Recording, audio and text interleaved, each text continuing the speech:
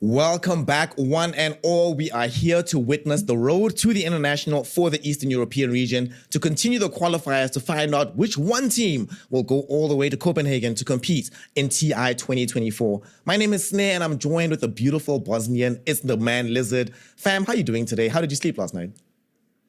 I slept well. I mixed up my schedule a little bit. I mixed up the time zones. It happens. I woke up literally 15 minutes ago, but overall, I'm well rested and I'm ready to watch some Eastern European Dota.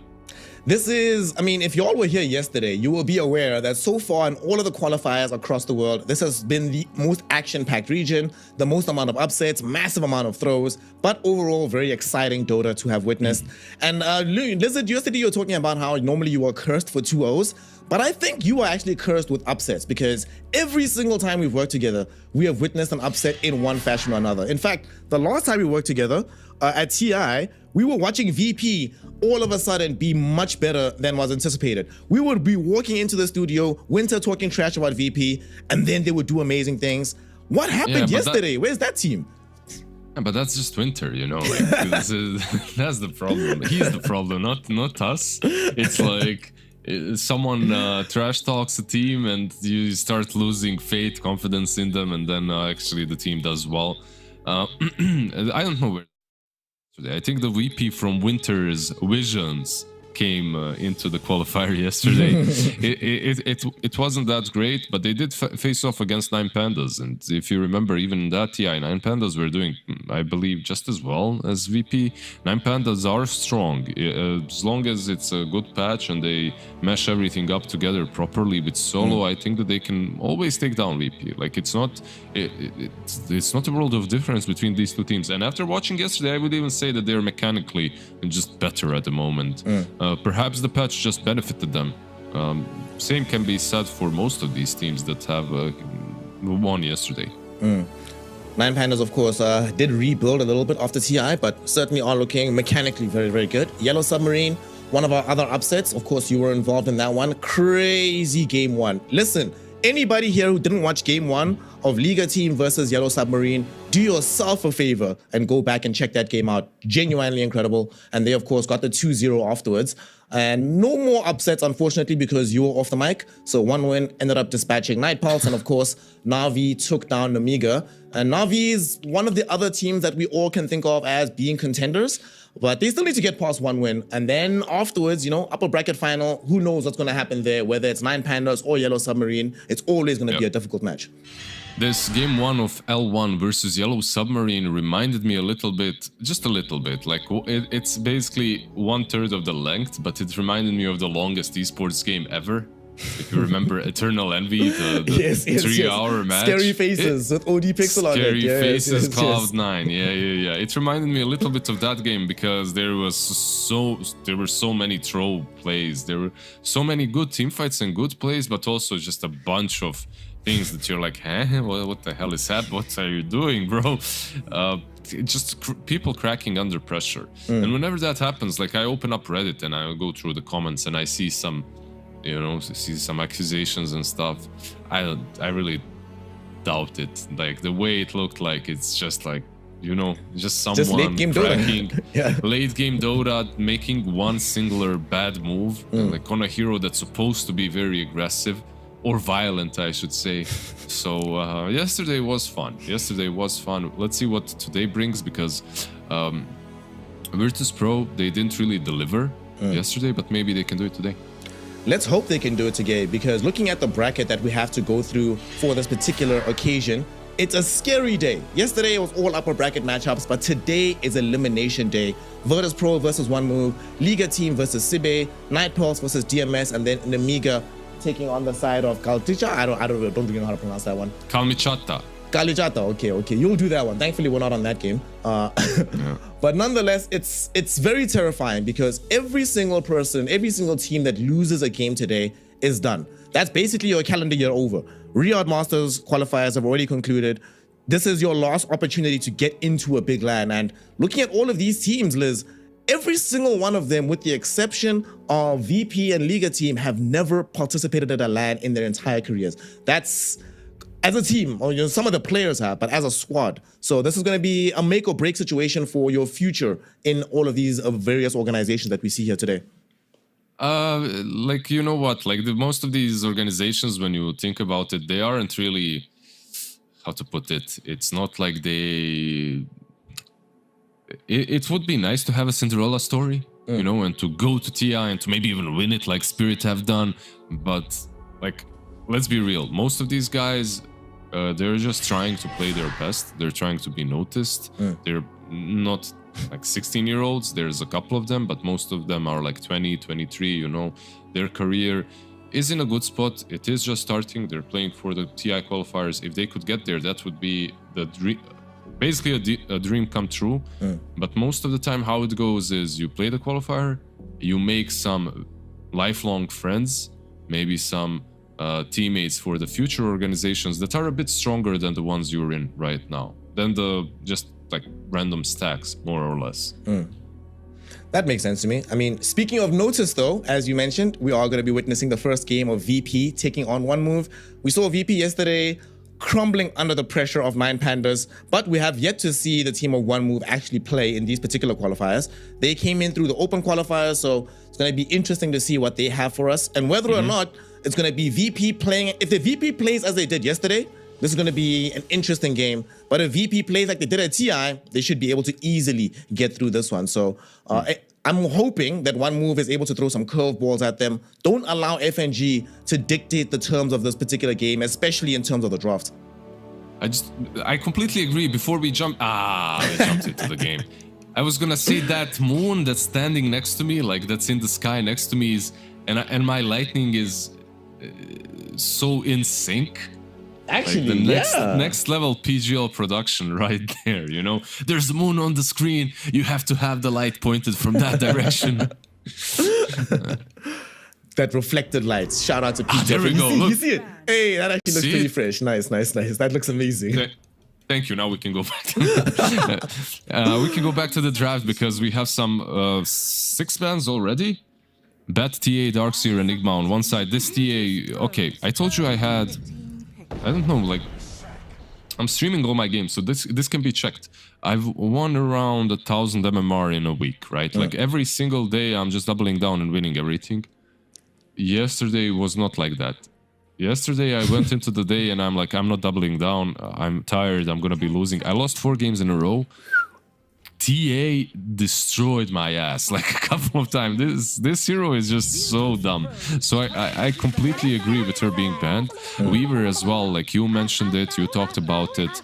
Clockwork with any of the facets actually. I think both are good. And the Witch Doctor with the damage on Voodoo Restoration is also kind of, you know, kind of hard to play against. So I respect these bans. I think they're really good. The only one that surprises me is the Enigma ban. All of the other ones, like, maybe Bat a little bit, but Bat has been a bit of a problem. But Enigma, I haven't necessarily seen that many, like, outstanding Enigmas. I've beaten a few Enigmas in my pubs, and I don't think I've seen that many good Enigmas in pro games. Are they doing the not the Greaves, the Boots of Bearing The and Boots of Vlad's Bearing. build? Yeah, that one. Vlad's, yeah. I mean, it's strong. Like, those Eidolons, it takes more to kill them. They're harder to deal with. They kill you in the black hole with the Boots of Bearing and Vlad's, and then you just play like a utility core.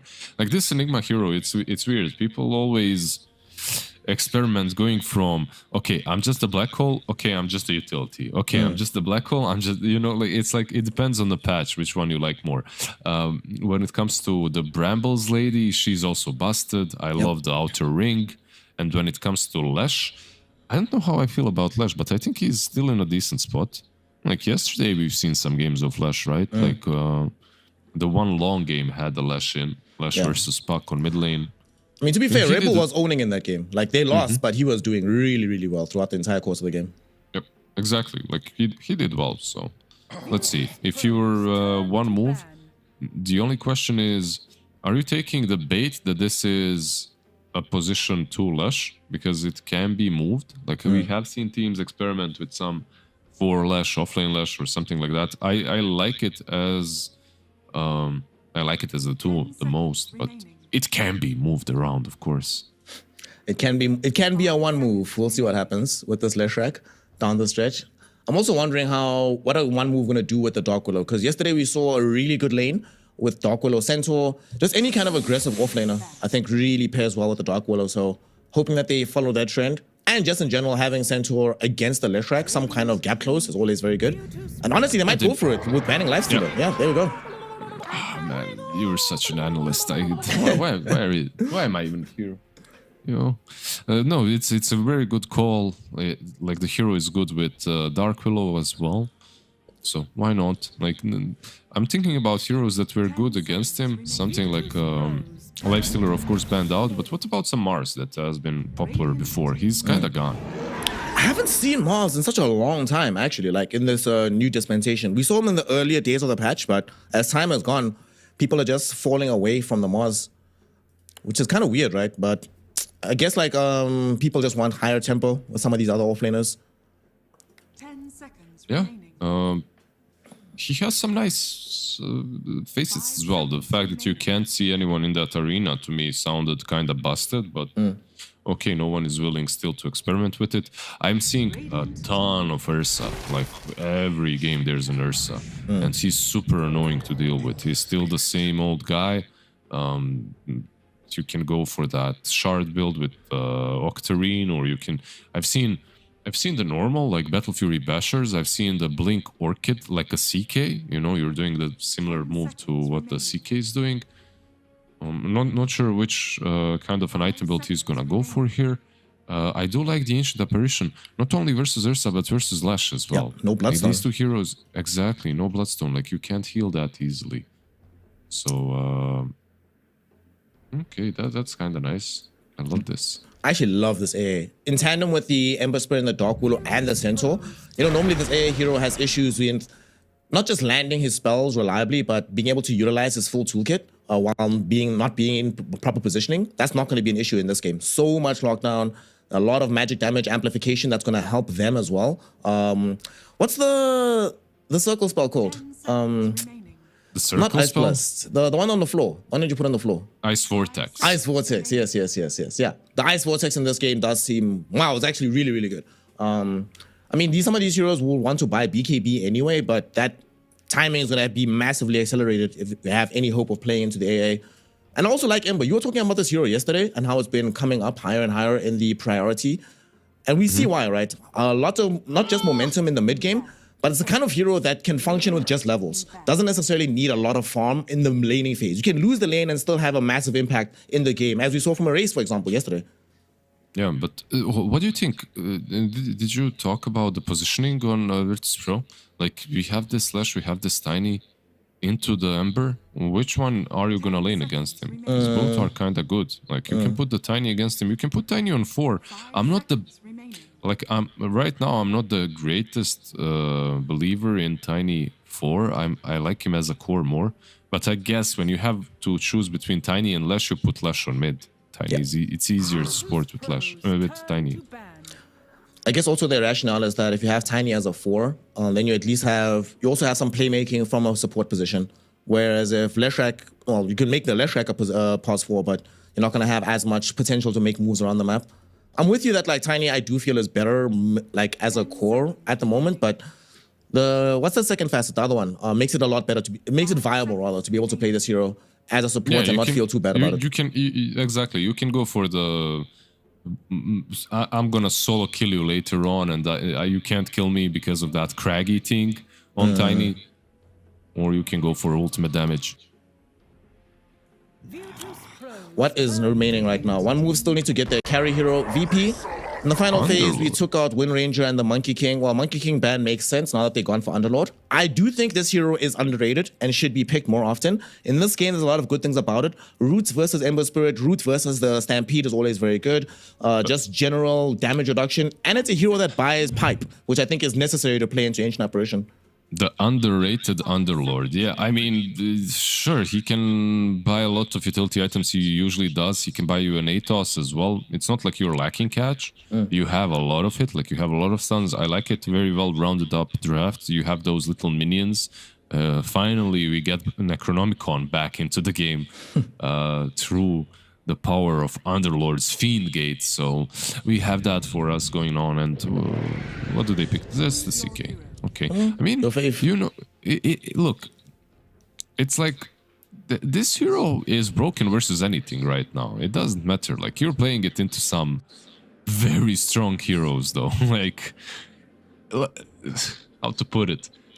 Sometimes it doesn't matter how strong the enemy team is or how good the heroes are against you if you're broken. It's like a Meepo back in the, I don't know, 2016 when they added the level 3 ulti for the first time. It's like you can pick Shaker, Viver and everything against you. It doesn't matter. You just roll out of control too early. I'm not sure if CK fits that broken category. He's not like S tier broken, but he is pretty broken. If you're willing to pick him into all of this, he's pretty broken. And you can itemize versus even an Ursa. Like, if you go Armored Orchid, like, you can hunt down the Ursa early on.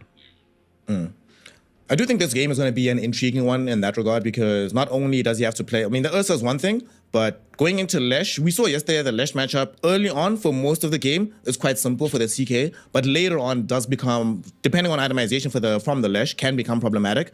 My main issue here is going to be Firestorm from Underlord. Like, the stronger these CK illusions get, the easier it's going to be for this Underlord to deal with them. And also, unfortunately, the Atrophy Aura does affect illusions, so that's a massive amount of damage reduction coming in from the Underlord. So if CK, basically today is going to be the showcase of how broken CK is. If CK can win this game, Liz, I don't know, dude. Then it has to be gate banned every single game. Like, no way, dude. It's a really good lane. Like, you have Ancient Apparition plus CK. Underlord, like, when you imagine Underlord, you imagine this unkillable slug. Honestly, I've played the matchup, and it doesn't feel that bad for CK. You just jump him and you kill him off. Like, most of my games, I feel like Underlord just feeds to him, but let's see. Of course, Virtus.pro, they also have a lot of on-paper good things against the CK late game, so I do believe that they should be favored here. Well, we're gonna find out what is the exact situation here in our first elimination game of the Eastern European qualifiers on the road to TI. This would be quite the upset if VP end up losing. However, Lizard is on the mic, so it's almost a guarantee. So put all your channel points on one move right now. Feels bad, man. Let's see if this smoke move pays off for them. So we saw, which team was it yesterday that made that massive big wraparound just to plant wards? I think they actually want to get kills here because they already have some vision out. But I think the positioning of VP will probably make that impossible. I don't think a kill is going to happen here. And let's see, maybe Squadix pops out a little bit. Nah. Squadix did all his feeding yesterday. I think FNG told him, dude, nah, bro. This can't happen, bro. 2 days in a row. Yeah.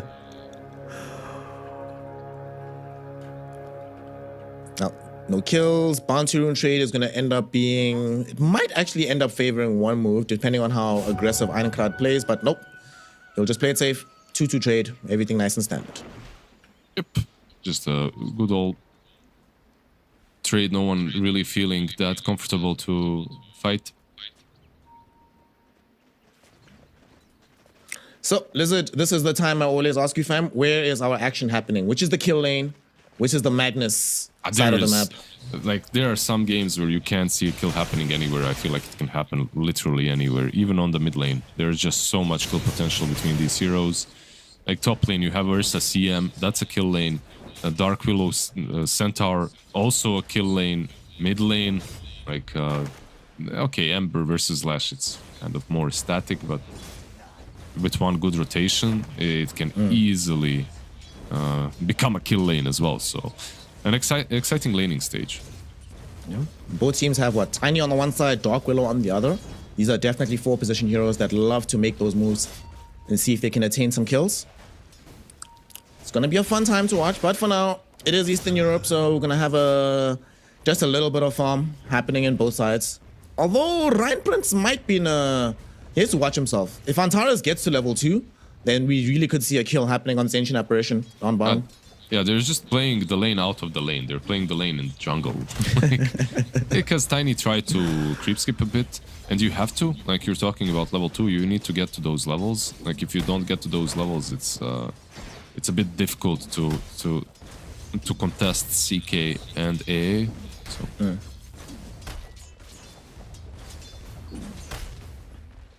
Why don't we see more of AA? I feel like there's so many heroes that rely on massive amounts of sustain throughout the game.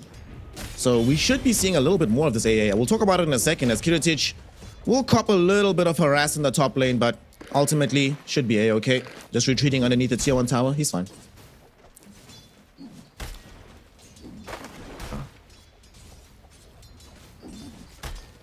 I'm like, what do you think about Rawhide, by the way? The permanently gaining 35 max health every 120 seconds on Centaur. Kinda chill. Wait, it was 40, wasn't it? Yeah. I think it was, yeah, it was. I think they nerfed it. Yeah, they nerfed it. I'm mixed about it. I don't think the hero really needed it. Like, of all the things like that Centaur needed to become better, more HP and more tankability didn't like register as high on the list. I don't know, but it's just, I guess it's just one of those things that they were doubling down on Centaur being tanky kind of situation. Yeah, like not only do you have that, you also have the horsepower. The horsepower dude is crazy. This one is a crazy one, honestly. Like, I'm actually more fine with the Rawhide than the horsepower. Horsepower, I definitely didn't think was needed. I mean, he already has an ultimate that gives him the movement speed. Why give him a tool that allows him to close you down without it? Like, this was not necessary. Yeah, I don't know. I like it. It's kind of a different approach, you know, to everything that we've got right now. But I think it's a bait. Like this Rawhide, I feel like it's a bait in most situations. But when you're playing versus someone like Ursa, you know, you need movement speed, but you have to trade the movement speed for actually being you know, like you have to trade the tankiness for the movement speed so you can get away from, I don't know, Ursa's, Monkey King, stuff like that. And you go 2 bracers and then you can actually have both. You can have one and the other. I mean, not 2 bracers, more. It's like you can buy as many. I've seen 3-4 bracers, blade mail. That's the build, and the blink, you know. 3 bracers, blade mail, blink, and then you can have some other slots as well to fit in. The best thing, you know what's crazy? It's like how much people get focused on these things when you're watching in Dota, like in pro games, but in pubs as well. Like, let me give you an example. I've seen a Centaur go 4 bracers top lane, Kiritich getting low, but let me continue my tandem. Yeah. Like 4 bracers into straight heart, you know, like just and you start thinking like, why are you doing that, man? Like, what, you're just getting movement speeds. Like, who cares? You're gonna have 40 more movement speed, you know? Or a Darkseer going full on strength because it's gonna give him more agi, you know? Like stuff like that. Baby. I played a game with a double heart Darkseer the one day. It was really funny. I mean, okay, cool, but you're a double heart Darkseer. You don't even need intelligence, man. Chill, Kiritich. He's fine, dude. But Antares is gonna try and at least make sure that they kill off this ancient apparition, and Kiritich will grab the first blood. A little bit too. Leading in onto Not Me. They should be able to get this kill. Toss coming back in 4 seconds. He goes into the Shadow Realm, but TP is not going to be happening. He is dead for sure. Roshan is going to come through. Just say hello to everybody that's here. They finally see him. He was trying to hide in that little dark spot, but unfortunately, everything in the dark is coming to light. They get the kill, and that's going to be a massive counter move happening in the top lane for VP. I was hoping that he'll try to. Try to maybe aggro that rush and play around that. But he didn't. Instead he just went full on, try to run. That was a harder move. But there's like a dark spot, like you said, at the entrance of the pit that you can juke from. Someone enters the same dot you exit. Where did he go? You know, like, I don't know if they fixed it. I think they have. Mid lane. Mid lane. Ankrat is dead. Ankrat is dead. Is he? He tried to go for the Slider Fist, but unfortunately the Avalanche will come in right as he comes out, and he will get taken away. Great move from Antares and FAG, immediately smoking from top into the mid lane. And I'm seeing these moves, Lizard, and the only question I have on my mind is, where the hell was this VP yesterday? Honestly, I think this is the same VP. I don't think they changed players. Oh, that, jokes aside, stupid jokes aside, I do think that their moves are very, how to put it, telegraphed. Like this move from VP, I think it could have been punished.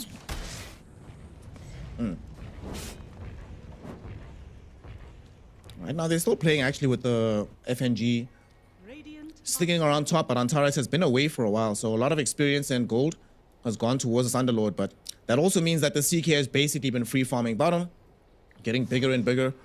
We're gonna see anything strange from Nesfear in his build. I see he's going for the armlet right now. It's normal. I think it's like armlet. You can go armlet orchid this game. You can go armlet blink orchid.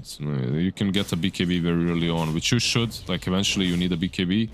But I would like to see the orchid. Like you're playing versus Ursa Lash, even the Underlord. It's like a very kill-centered build, but it's not bad by any means. Top lane, I think Not Me is about to get brought down. Inside the Bramble Maze, Antares made the movement to the top side of the map. He's attempting to TP out and will succeed in this. Antares made the move with the Avalanche a little bit too soon. So, nice escape there. Yeah, they are moving Ember top though. They haven't found anything yet, as now noticed. Will get taken down in the bottom lane. They finally punished the fact that Antares is not around to help him out. And Antares is trying to make a move onto Ironclad. Ironclad doesn't have a Remnant, Lizard. He's actually just gonna die. Yeah. Top lane as well, they dive the Centaur. As Ember, you have to be careful. You're playing versus Crystal Maiden. This Crystal Maiden hero is really damn good into any sort of a spirit. Like the Frostbite lasts for so long. Of course, you max it out. It's already level 3. It's gonna control you. And if you don't react fast, you will die. By the way, do you know if Crystal Maid plays Crystal Maiden? I'm sure he does. I think there was I think he cosplayed as CM once. I'm not sure, but I feel like he did. Mid lanes, Okay. yeah. I mean, AA, woof. That's gonna keep happening, unfortunately, to the Ancient Apparition in this game. You know, earlier we were talking about why don't we see AA all that often? That's probably one of the reasons, right? This hero is just so easy to kill at all stages of the game. Yeah, long gone are the days of Ancient Apparition. The thing about AA, this hero, he was very squishy, but he had one job. Sit in some lane, get experience, and then fire Frost Blast when your teams are about to... Ice Blast when your teams are about to fight, right?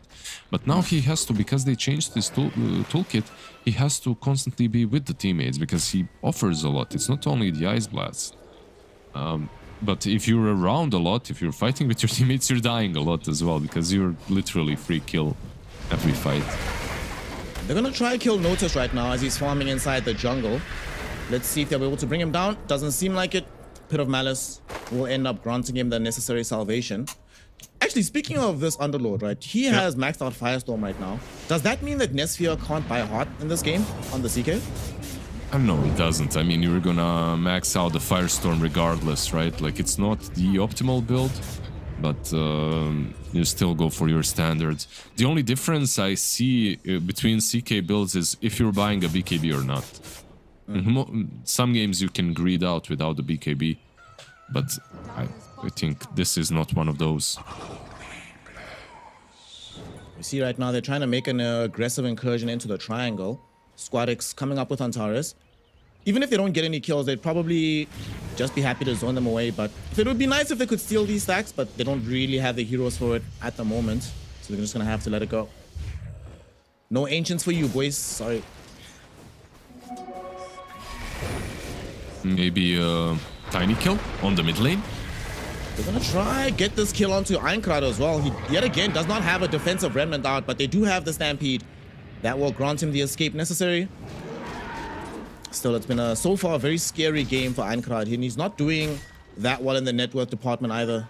Just behind the Underlord even right now.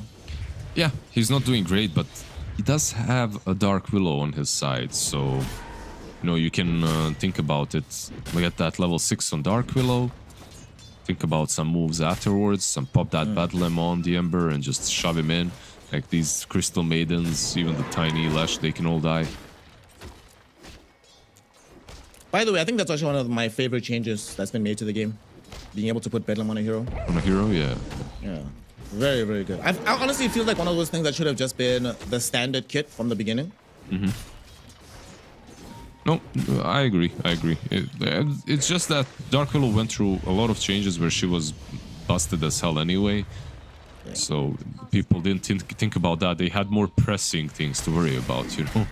It's Rushing their axes in their games. Exactly. Exactly. But to answer your previous question, the Orchid will be on CK. Like, he will be getting that Orchid. Like, we were playing an Ursa, you know, like you're playing Ursa, Life Stealers, these kind of heroes. You want to be able to silence them before that Enrage. Down bottom, looks like the CK is going to be in a little bit of danger. FNG and Antares took the twin gate to the side of the map, and they're going to try and go for him. They actually toss FNG forward. He throws out the ultimate with the freezing field, and that's going to be enough to grant them the kill. Poor Ryan Prince also made a move into the side of the map. He will get bailed out by the Stampede as the rest of one move filter in to try and at least punish somebody else except FNG, but they can't get the close down in time. This is, yeah, you get the one kill back on FNG, but losing Neff here does not feel good right now. Yeah, he's being a bit more aggro because his lane was good, and then he's just boss of the map, or feeling like the boss of the map. Meanwhile, he should probably just be doing the classic farm around the pool, right? Like where all the couriers are right now. Just go behind the tier 2, farm there, chill. There is no necessity to expose yourself, especially if your ulti is off cooldown, on cooldown that is. So Radiant's courier has been Checked up, bro. They're gonna try and actually get a punish finally. Coming in from one move. This is one of the bigger moves they've made on the map, but will they be able to get a kill? Antares actually comes top to try and assist Kiritich in bringing down the Centaur. SSSS is gone. The Ice Blast though connects onto Kiritich, able to bring him down, and the Bedlam damage will also secure the kill onto Antares. So although they lose Centaur, nonetheless a successful move overall for one move. yeah, like, is it though? Like you're rotating 4 heroes in, like 5 even, like all 5 heroes top, and you lose your offlaner to 2 heroes. I feel like in general this isn't good because a lot of map is being farmed by the enemy team, and it should have been clean. Like it should have been without the Centaur dying. That's the way I see it. But okay, they still do get a kill on Ursa. They slow him down a little bit, but unfortunately for them, they kill him after he has already completed the Battle Fury. So not gonna slow down that big impact item that just makes his farming speed so much faster. Yeah. Man, outside of the, you know, we were talking about how CK can match up decently into the Ursa. Outside of the CK though, this Ursa game looks amazing, dude. This is a fun and free Ursa game for the most part. The only thing you have to worry about is Ember remnanting away and Dark Willow going into the Shadow Realm. There's some Ice Blast problems as well, like from the Instant Apparition, he can be annoying, but Enrage is just strong versus anything, so... Yeah. What a spell, dude. Exactly, I mean, just the fact that you can also Earth Shock to Enrage, for me, is just mad. Yeah. Top lane, poor Ryan Prince. I think we know what's about to happen. Sauce fam. Rod of Atos procced out by the Underlord, and that's going to be a very easy kill. And they kill the courier that had the recipe for the Orchid. Okay, that feels good. That's always nice. Yeah, he's not gonna have it. Like, if you look at his gold... Oh, he doesn't have the cornucopia. Yeah, he doesn't have the cornucopia, so he needs like 1200 more. It's gonna be... Basically, he needs 2 more minutes to finish off the Orchid, so it's kind of okay. Not... It won't be delayed that much, at least. One thing that is worrying me, you know, we saw Notice, like you mentioned, he went for that Rod of Atos. They actually might be able to use it again middle, but not me. Caught out right now inside the Pit of Malice. He goes into the Shadow Realm. There's going to be the Avalanche and the kill coming in from Antares. And to make matters worse, that's also going to contribute gold towards Notice picking up his Pipe. I feel like Pipe is a big, big problem for one move to deal with in this game. And Roshan as well. Like, they don't really take Rosh that easily. Meanwhile, you have an Ursa on the other side. How do you really contest this? I miss the days of level 1 Ursa Roches, man. That was good times. That was fun times. Middle, not fun times for some of these heroes. Antares almost got killed off, but he will survive. Now his allies are streaming in to try and defend him. They have the Stampede though on the side of one move, so nobody's gonna die here. Maybe not anybody mid, but down bottom is gonna be the Ancient Apparition getting taken down solo by Noticed. What was he doing there, by the way? He's trying to ward, I guess. It's minute 16, the Wisdom Rune is long gone. So, just trying to set something up, maybe set up some wards. Gets caught, gets picked off, killed. And that's that extra gold that Underlord needs for the pipe. So. Yeah, pipe finish now. It's on the way. So a lot less damage available. The middle, if they end up getting some of these kills, we're also going to get closer to Squadix getting his full Kaya going.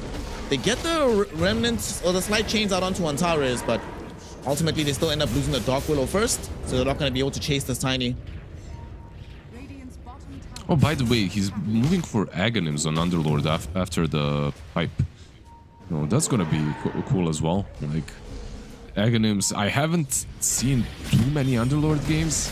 Oh no, top, Kiritich, oh no. Radiant's bottom Somewhere in his house, Winter is talking trash because he says Kiritich dies like this way too often. And unfortunately, it happens again. It's a sign of a good carry, you know, you have to feed a little bit on the enemy side of the map. That means that you're pushing the boundaries. Like, sometimes these feeds, I know we joke a lot about it, but sometimes when you feed on the enemy side of the map, it can be good for your team. You're just constantly going in their face. You'd rather have a 4 do that maybe, or a 5, but 4 or a 5 doesn't require as big of a response.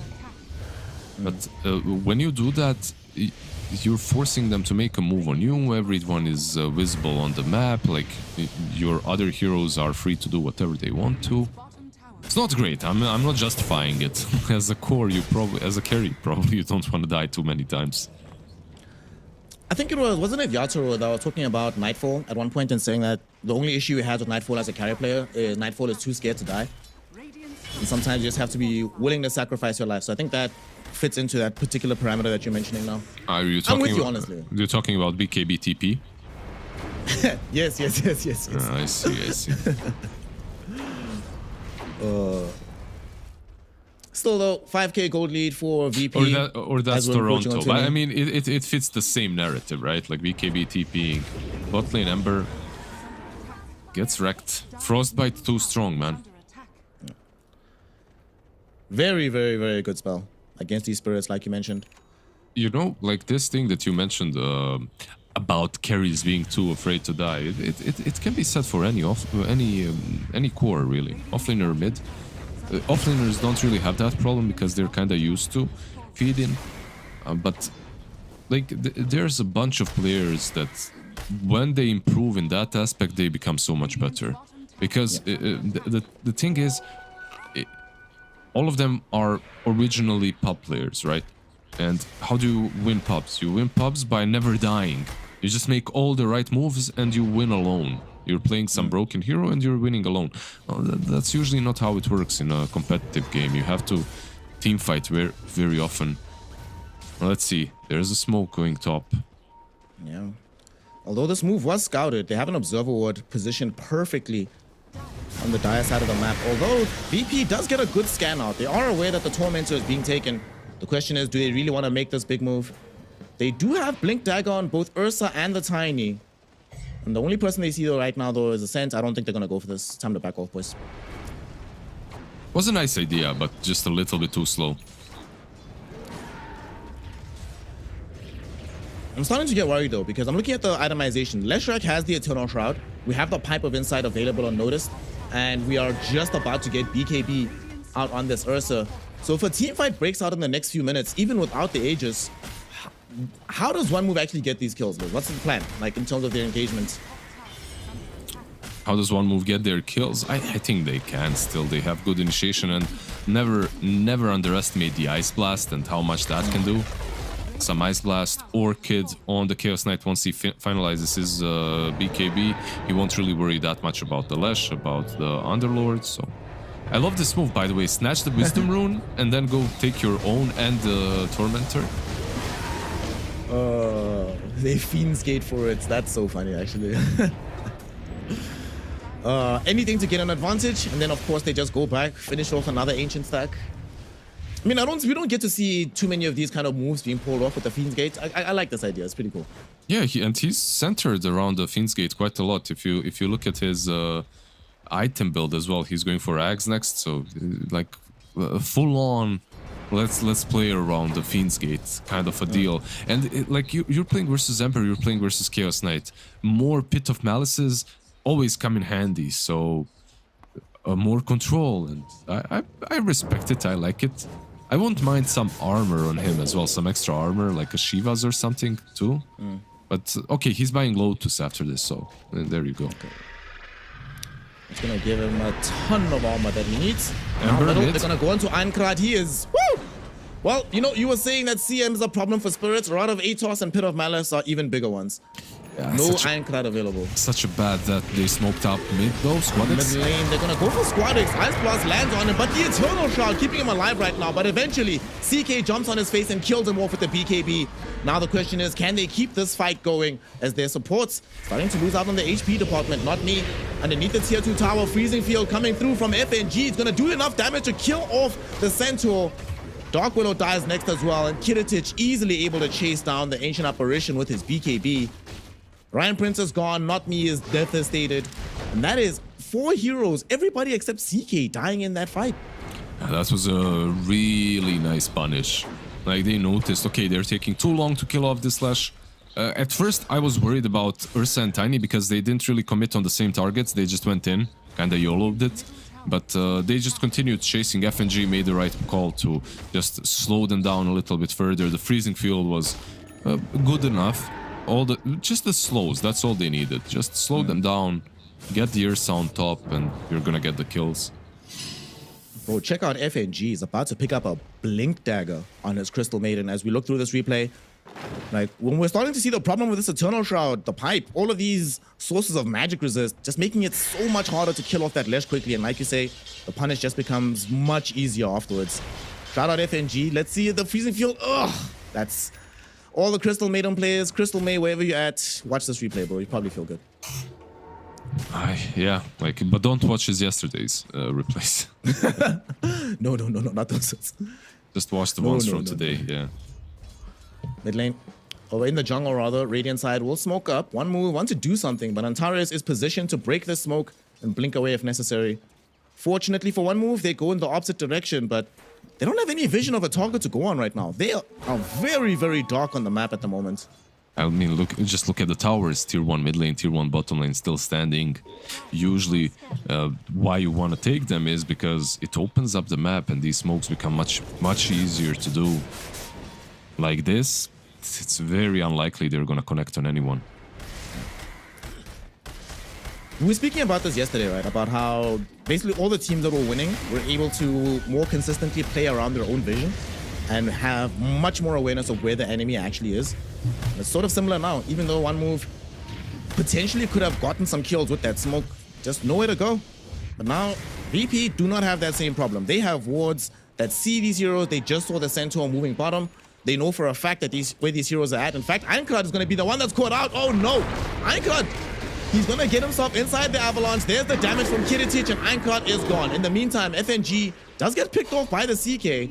So it's a 1-for-1 trade at the moment, but it's about to become 2 as they find the Ancient Apparition as well. Terrorize will not save him here. A couple of more right clicks from Kiritich is all it'll take. Squadix will claim the kill. And Antares jumping forward, looking for Nesfir. Unable to get the toss back though. So 2-for-1 trade in the end, and yet again, another death for this Ember Spirit. Yeah, I think they made 2 calls in that fight, because FNG just straight up went for the Chaos Knight and everyone else went for the Ember, so FNG is like, okay, I guess I'm dead now. Like, the Chaos Knight just quickly erases him. You can really see the power of the CK, and he's really not bothered using his ulti anymore. CK?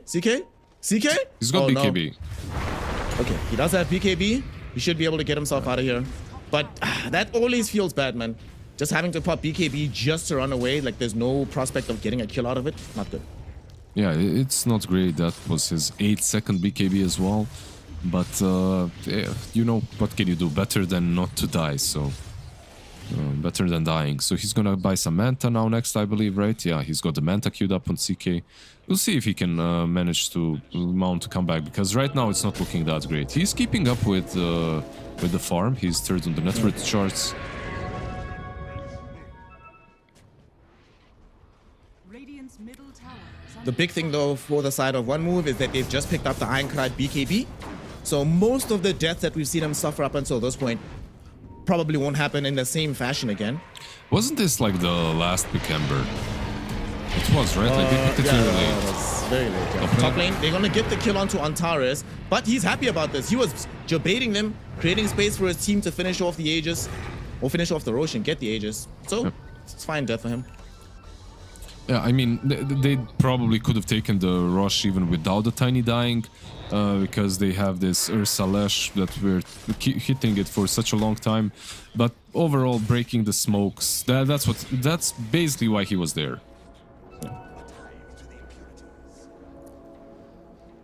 He drew the necessary attention. Kiritich now has an Aegis and a cheese, working towards his Abyssal Blade. And One Move now in that position where he has to wait out again. Radiant's middle Definitely don't want to be engaging directly into an Aegis. Dude, do they see Ankrat? They know where he's... Oh my god, they actually have vision. He does have a remnant though, but he might... Oh. Oh my god. He nearly died even though he had a safety remnant. Man, the damage from Kiritich right now is so scary. If that was me, I would get bashed like 5 times in a row and die. That's what the professional players know how to do better. You know, they don't get bashed. Radiant's middle tower is under attack. They do not get bashed. They know what's up.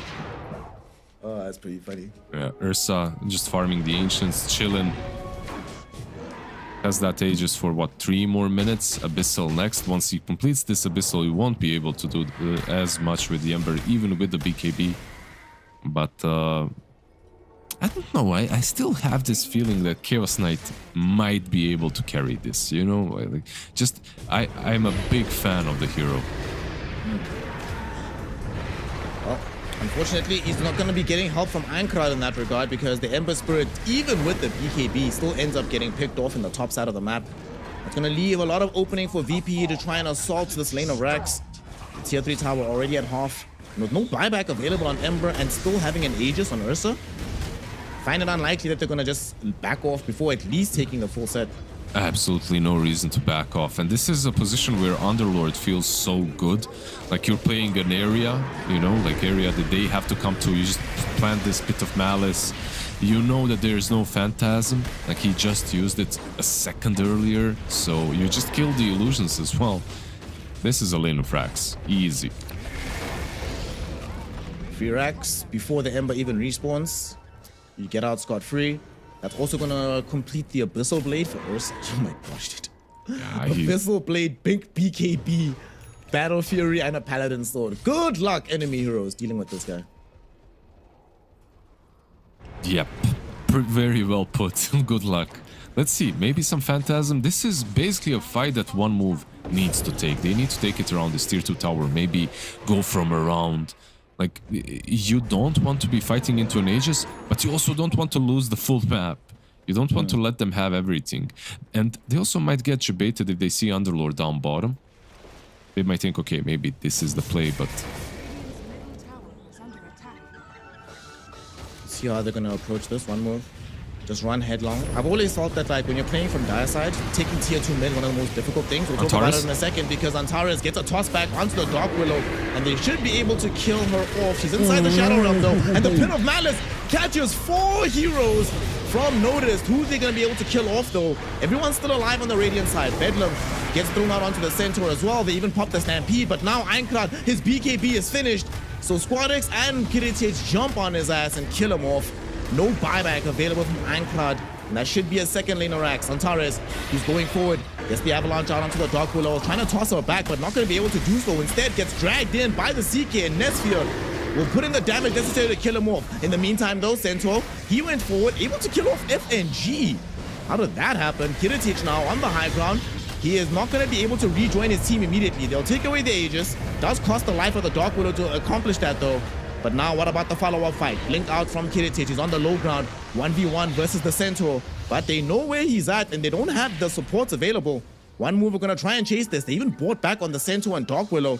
They need these kills, Liz, but they're not going to find them. I mean, they hold at least, right? Like, they hold. They don't lose the tier 3 tower. They manage to hold. They do lose some heroes, and they do force a couple of buybacks, but... like looking at this, for me, there is some hope at least for one move. Like you can see that they can mount a defense if nothing else. But there's one person that really needs to stop dying, and that's Einkrad. Like he's having a really rough game. Like this is basically 4 versus 5 90% of the time. Mate, top. He actually might die again. You might have cursed him. Lizard, what have you done? Lizard, what have you done? Okay, there's the BKB, but the Ursa was trying to come through. He's not there in time. Yeah. Woo! That was close. No, not gonna happen. Instead, what Ursa is gonna do is steal your Tormentor. So, another shard. Actually, never mind, I'm crazy. Another shard for Squadix. He didn't steal anyone's, he got his own. Now we have the Split Earth talent, or the Split Earth shard. It's gonna be very nice for Squadix. Are we down to 6 seconds already on the BKB fire card? Yeah, we are. It's a tough situation. And he died every time he used it, more or less, you know. It's even worse. Oh, I have this BKB to save myself. Never mind again. And Ursa, by the way, if you check him out, he has only a point booster left remaining, so he will have the Aghanims for the next fight. They might force it before, but probably easier just to wait for the Ags. They have the Lotus, of course, on notice. They've had it before. Like Clash finishing off. What is this? Just a Bloodstone, I suppose, but is he going for Bloodstone? Let me check the inventory of the courier. Yeah, he is. Okay, cool. Alright. Oh, we're gonna see right now a smoke coming out from one move. Unfortunately, the only person they find is FNG. Dude, no way! No way, bro. FNG! Woo! Breaking the smoke, making space, and ruining yet another move from the side of one move. Yeah, slaps them with some voice lines as well. Like, what can you do? This is the point, if I'm him at that exact moment, that's when I drop the question mark. Yeah, but it's so difficult, right? Like you have a ward that they haven't awarded, full duration dire ward in the Radiant high ground. This one on the left, so they didn't kill it. So there's a lot of vision from there. The lanes are constantly shoved in. Like, you can't even go out on a map because you know there's a Pit of Malice follow-up with the Aghanims of Fiend's Gate. So you can't even split push that easily. It's very difficult to leave without being noticed. Now they're gonna utilize said ward that you're talking about. As you said, it's still full duration. Antares was trying to find a catch onto Not Me. Not gonna be able to do so. Man, this ward is really problematic. They're actually all gonna mass TP bottom. They're gonna try and steal the Roshan. They're scouted. Okay. They pinged them out. Look at this. I don't know about this. They actually know that these heroes are now alone in the mid lane. They're going on to Einkrad. He does have the BKB, but yet again, he might die throughout the BKB. Once more, he's gone. They take down the Ancient Apparition as well, and Not Me will complement their deaths by falling to. The big cores were all down bottom, but they're not going to be able to accomplish anything. It looks like the beginning of the end here, Lizard. Nesphere is going to try and maybe make a small wrap play, but they've got 2 buybacks. Will they utilize them? Yes, they do. They're going on to Squadix as well as Kiritich. Kiritich, though, pops the enrage, and now they turn their attention onto Nesphere. He cannot survive this. Kiritich is too damn strong. Everybody's dead in the base, and this game is over. GG, well played is called. Virtus Pro take game 1 in this lower bracket matchup in the Eastern European qualifiers for TI. That one damned award, man, it scouted everything out. It like you couldn't smoke out of the base, and also this one last move that they made when they realized, okay, all our smokes are failing. Every time we go out, we get scouted. Let's at least try some TP on the shrine, you know, on the outpost.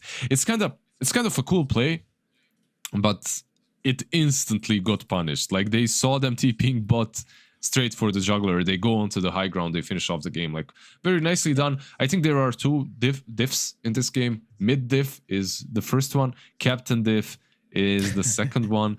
And these things aren't something that can be easily dealt with, you know. But I do believe that they can adjust the game a little bit for Einkrad.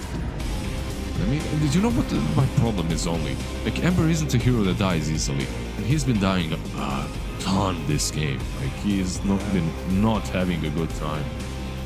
He had the most deaths in the game. 9 deaths on Ember Spirit, man. That is something you never want to see coming out of this hero, especially because like looking at the rest of the team, they couldn't really make that many moves without him. They needed Einkart to do a lot better, but unfortunately that's not the game that he ended up having. The worst part is, bro, when you buy Mage Slayer BKB and you're still dying every time they jump on you, that does not feel good as the Ember. You just go to the Ember right now in your boot camp, you tap him on the shoulder and you're like, don't worry, bro, we're in this together, but keep in mind that your death quota for this series is filled. Finished. It's finished. No more deaths. It's done. You're not allowed to die anymore. But we're in this together, you know. We're gonna win together, but no more deaths. Next game we're picking you like some DK or something, bro. Just please relax, don't die. That's all we need out of you. But you know, as much as yes, he did have a rough game, it required Virtus Pro to play well to put him in that rough position. FNG and Antares were constantly hunting him down. Kiritich, once he got his... I actually like how Kiritich played around the Ember. He basically never actually targeted Ember until he got his Abyssal Blade, Basher Abyssal. Yep. Only then he's like, well, let me just jump this guy because what's he gonna do? It's either he's forced out of the fight or we kill him. Both outcomes are very, very good for us. Good itemization from Kiritich. I will say though, like looking at this entire draft, everybody played well, I think, on the side of VP. But man, shout out to Noticed. Noticed played an exceptional game of Dota on this Underlord. Strong in the laning phase. He was so good in the lane list that Antares spent like 5-6 minutes. Most of the laning phase, Antares wasn't with him. He just left him. He's like, bro, you'll be fine. He's the one, he forces moves away from him. When moves come towards Noticed, he doesn't die. Only died once in this game. Itemized perfectly. Used very good Fiend's Gates. Always was able to trap the Ember Spirit and the CK inside of his Pit of Malices. So really, really, really good play coming out. You know, you said that there's mid diff and there's captain diff. I think there's off-lane diff as well, man. Noticed went above and beyond, I think, in this game. It's like the nature of the hero and how much he can do, of course, is definitely something that he played around with. Kiritich did well, died a couple of times, nothing crazy, but he'll be our standout player. And did quite all right with Ursa, you know, like has been in the correct position every time they needed to take down the Ember or anyone else, jumped them, killed them. He took those Roshans as well. Just did the Ursa work, you know, like honest work, nothing crazy. Blink, Battle Fury, Abyssal later on, all good. When it comes to Noticed, I feel like one thing that they could have done is they maybe stop responding to the moves that Antares was doing and just feed on Noticed, because this CK Ancient Apparition lane kills, definitely it kills the Underlord if you can bully him. But they tried responding a little bit too much with an AA, and Ancient Apparition just isn't a hero that responds. You sit in your lane, you farm it up, you get your level 6 and you kill the enemy offlaner 24/7. Something that maybe could have changed, but okay, maybe they can do it in the next game, because this first one, for them, it's best to forget all about it. I do believe that the Chaos Knight AA combo is still strong, and I do believe in it, and I feel like they could be able to win with it, but what they need to do is fix their mid. Like, they need to somehow give this guy a better matchup, or just a better suited hero. I'm not sure what to say. He died quite a few times. Yep.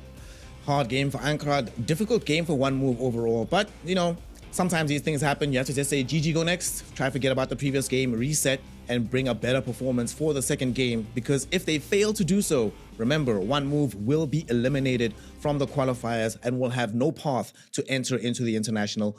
Right now, though, VP are on the come up. They are at least getting some revenge for yesterday, and we'll see if their positive form continues in the second game. So go get a glass of water, go get some sunlight for a little bit, and return in a couple minutes for game 2 of Virtus Pro versus One Move. The official headset of PGL tournaments. Now, with a wireless version. Experience unparalleled speed and reliability with the latest wireless technology, advanced hybrid ANC, and built-in EQ for your favorite game. Designed with elegance and durability, and extreme noise-canceling microphone. Always stay one step ahead with Aspire Wireless.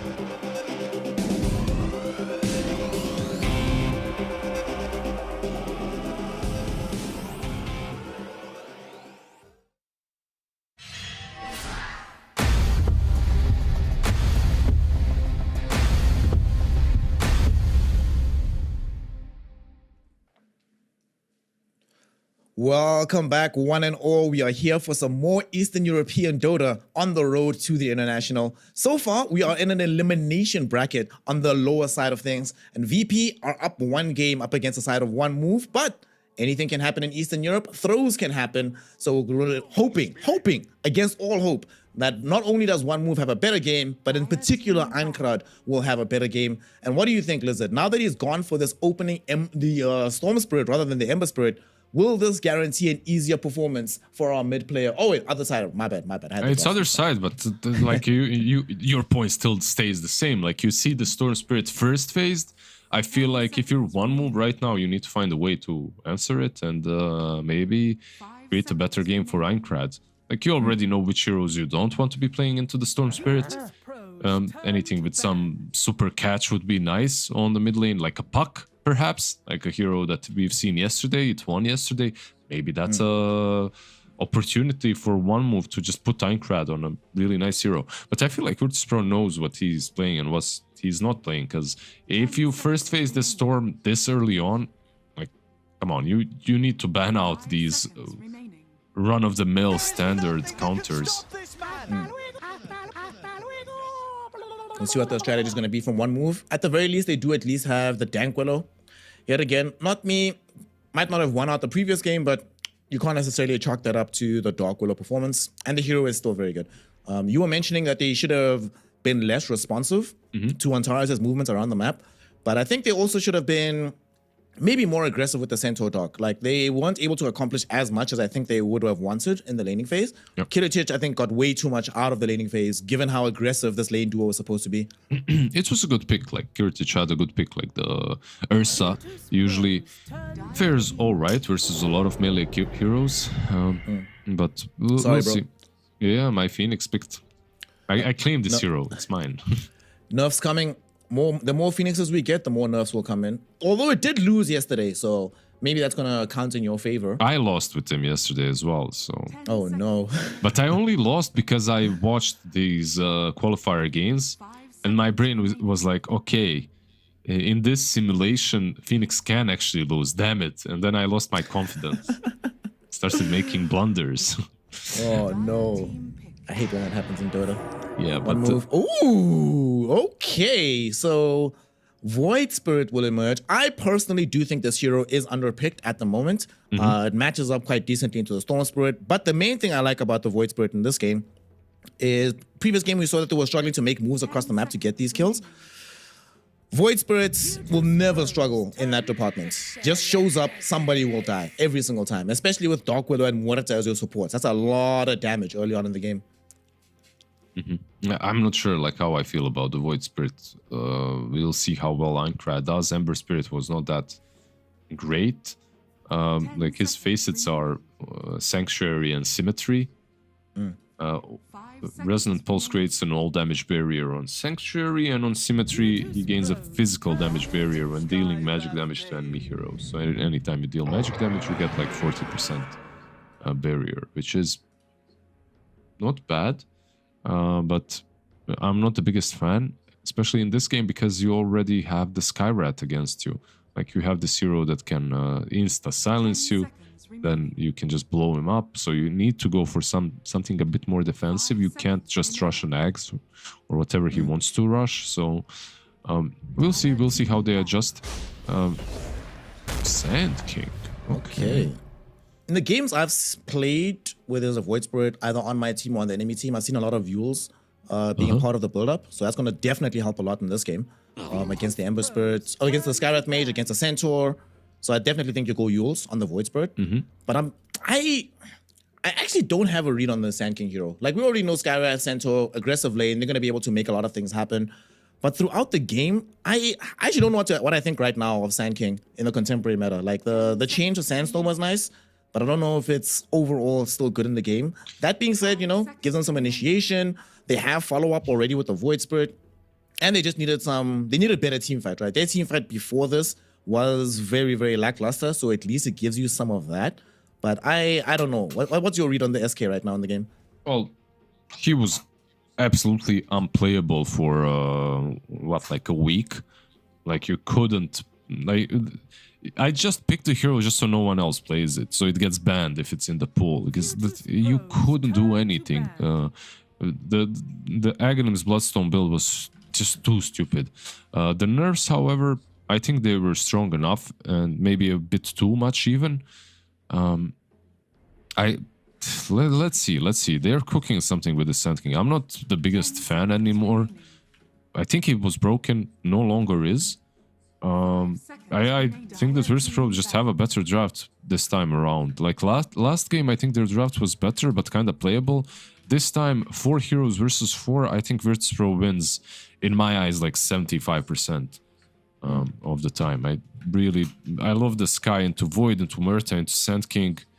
I love the Centaur here. Maybe Brambles are a problem, but besides that, you're gonna love your game. You didn't ban out Monkey King, but you have Phoenix Storm as well. So Centaur might suffer if they go Monkey King, but you have answers to the Monkey King throughout the game. Like, overall, I just love their 4 picks. The only thing that is lacking from their lineup right now is going to be some physical damage. They are quite lackluster in that regard. So you need somebody that's going to provide that damage. What's left in the pool? We have a Gyrocopter for Kiritich. He can play that. I don't think he's going to play Luna here. And they pick Lost though. So one move, they'll probably wait until they see the enemy carry and then pick from there. So we have to think about what Nesphere wants to play. Yep. Like you mentioned, the Monkey King is still available. The other counters are gone. How would you feel, fam of... why did they ban the Anti-Mage? I was thinking maybe they could pick it themselves. Because they have Sand King. Like, you have to ban AM. Basically, if you have Sand King and you let the AM go through, you're shooting yourself in the leg. It's like, you What cannot... I mean is, why didn't they pick AM? Because they pick first out of the phase, right? Yeah, they do. They could have, I guess. I'm not sure if they value the hero as much. Because, like, on your side, the hero is good. You're playing into something like a Storm, right? It's not that bad. The lane versus Centaur might be a bit rough.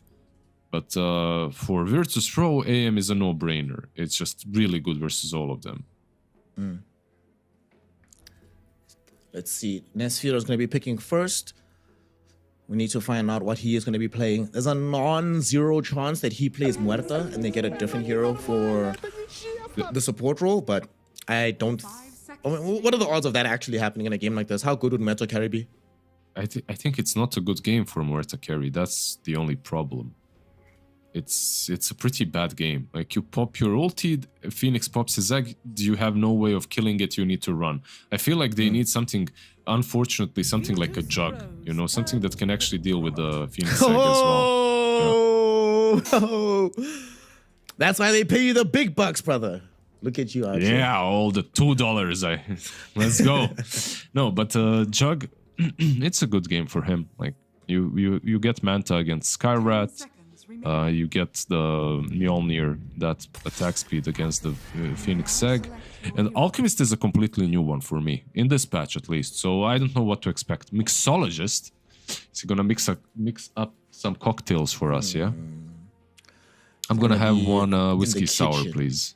Getting a mixologist, you know, better unstable concoction when you're inside Chemical Rage. I legitimately have not seen Alchemist like at all, basically. So come on, man, go seed money. Go seed money, 250. That's some venture capital money right there. Let's go. 250 gold for this Alchemist startup.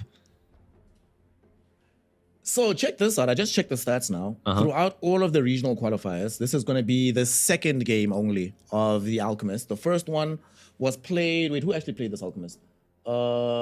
It was in South America, and it ended up losing. So the Alchemist so far hasn't necessarily had that much representation.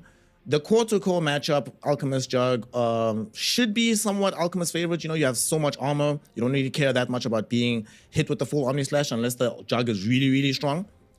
In the game state, though, I know you love the first opening 4 picks from VP. Does the Alchemist complement those picks and bring the draft together even better? I don't think so. I think, like, they just picked what was left. They picked the hero that was left in the pool that was kind of decent, so they went for it. I actually like the Jug pick a bit better here. I think it makes more sense for what One Move was trying to do. And I think that One Move have a draft that can play really damn fast, and they have everything that it takes to deal with what Virtus Pro are bringing to the table. The only question is, will they execute properly? Like, 4 heroes in, I heavily favored VP. 5 heroes in, I actually favor One Move, which is crazy to say. Crazy situation to happen, but these last 2 picks, I think, are better for One Move. But Kiritich, if I remember, like, he's this Alchemist player, so... he's gonna prove me wrong with his Alch, I'm sure. Let's see how the game is gonna unfold as we do get into it. Game 2, and unfortunately for One Move, Lizard is the 2-0 merchant, so does not necessarily bode well for them. But nonetheless, this draft, definitely think it gives them more opportunity to make plays on the map. But the main thing it's going to come down to is Ankrat. We need him to have a solid lane, which he should be able to accomplish versus Storm Spirit, right? Yeah. Like, I don't think the lane was that big of an issue in the last game, though. Like, the lane itself, he had a decent one. It's just that he fed afterwards, you know? That was the problem. That's, yeah, Mixologist. Basically, you can brew up faster. Your potions, you brew them up much faster when you're in Chemical Rage. It makes sense, right? Like, you put ice in that cocktail shaker, and you need to, like, shake the ice until it's gone. And if you're in your Chemical Rage, you can shake your arm faster. Even faster, exactly. Makes sense. Well, we're now getting started. We had a even bounty rune trade. Nothing's going to be weird in that regard. Where are the kill lanes this time around? I see quite a few, right? There's Sand King Muerta down bottom. They have Alchemist Phoenix as well, which can maybe go on the Muerta. They've got Jug, Dark Willow top, Skywrath Mage, Centaur. My god, this should be a lot of action in this game as well. Yeah, should be. Bot lane might be a bit more passive, like between the Phoenix and the Alchemist. It's not like a lane that, you know, straight up wins every engagement. So gotta be a bit more careful between FNG and Kiritich. Sand King is still strong in the laning stage, so have to put some respect on those two. And on top lane, of course, Antares, if he's out of position, he's just dead. He's just a dead chicken. You know, like Brambles plus Blade Fury, it's not a fun thing to play against. At the same time, he's just hitting the jug, and this is how you play this lane. You just keep him low so that he can't even approach you. Yep. Nesphia is not going to enjoy his time in the lane, but the only way to turn this around, maybe they get a couple of kills once he hits level 3. We'll see how things go for this Juggernaut. He also went for the Blade Fury talent, or the Blade Fury facet. I'm still struggling to like remember that they're called facets and not like just enhanced talent. Same, yeah. It's weird that some of them can be broken and some can't, by the way, as well. The nature of Dota, my friend. Yeah. It's like just completely. I guess it's not that random. It's just if it's bound to one of your passives, then it's breakable. If it's not, then it's not. Something like that. You know, if it's like bound to your third spell, whatever, like retaliate. If he had something bound to retaliate, it could be broken. Something like that, basically. If it's like Phoenix with his blinding. Actually, he went for the Sunray hotspot. He didn't go for the other talent. Wow, FNG, really? Okay. What's the read like between these two talents? Why do you go for one over the other? In all of my games so far, I've said that I'm gonna go for the Sunray talent facet a million times, and I never did. Because the other one just feels too damn good. But okay. Like sometimes when you have good control, like you can go for the Sunray talent, and I feel like it's unexplored. Like the Sunray talent might be actually the better one, even though the first one is broken. I imagine part of the rationale in this game was he sees the Juggernaut and he's like, look, if I just play normally as a Phoenix, it's going to be a much tougher game for me. And my main I think one of his roles is going to be just keeping Kiritich alive, making sure that when he gets jumped, he does not die. So being able to sit super far back with the Sunray, yeah, that might be able to make it easier. Maybe even go for that old school build with the Aether Lance, you know, stand super far back and just spam that Sunray. Plus, you know what, like Aether Lance, you can build into, yeah, nice try on the grenade. You can build into E-Blade now, right? So E-Blade versus Jug, also good. I don't think it's gonna happen, but some theory crafting here. I like how when I started laughing, you knew exactly what I was laughing at as top. Not much laughter coming out of Notice right now, but gets out the stomp, should be a-okay, destroys the healing ward as well. Still in a bit of an awkward spot, but doesn't have to worry about the Blade Fury, so he's fine. He's fine. Yeah, absolutely chill. He went for the triple bracer horsepower as well. 1300 HP, minute 4, nothing wrong with that. Basically doubling the HP of Jug at this point. Seems fair and balanced to me. I don't see any issue with this. I mean, the hero isn't solo winning games, at least, so he's very annoying to lane against, but they're doing a good job so far. Jug 19 lasted, losing a bit, but nothing crazy. Let's take a gander towards the mid lane right now. Ankrad versus Squadix. And I say a gander because, my god, this is going to be boring. They're just trading farm, man. Everything is fine. So, cool. The question is, you know, in the previous game we had heroes that could make easier rotations mid. We do have some of these heroes here. But what are the prospects? Which lane is likelier to leave their offlaner alone to try and assist mid? You can... Realistically, you can leave the Sand King and you can leave the Jug. So it's on Dire. I feel like Dire, it's first and foremost, it's easier to rotate for them, and also you probably want to kill off the Storm before 6. But it looks like Sky is here as well. Antares is also here. Turns out the answer to the question is both teams, because everyone. Everyone's like, go mid, boys. Sadly, they're not going to be able to accomplish their missions, and it looks like the level 6s for these mid laners will be achieved without either of them dying. Which then does mean that they have the potential to move elsewhere on the map and try to create havoc there. Squadix will get his 6 a bit earlier though, so Ankrad, are they gonna rotate? I feel like if your Storm hits 6 this early on, you still rotate in. Bottle Rune for the illusion gets picked up by Squadix. And everyone's just chilling with these supports mid. Does mean that some of the cores in the side lanes are just happily farming away. 6 minutes in, Liz, we still don't have a single kill in the game just yet. Yeah, I'm talking about kill lanes that we prophesized. Absolutely nothing happening.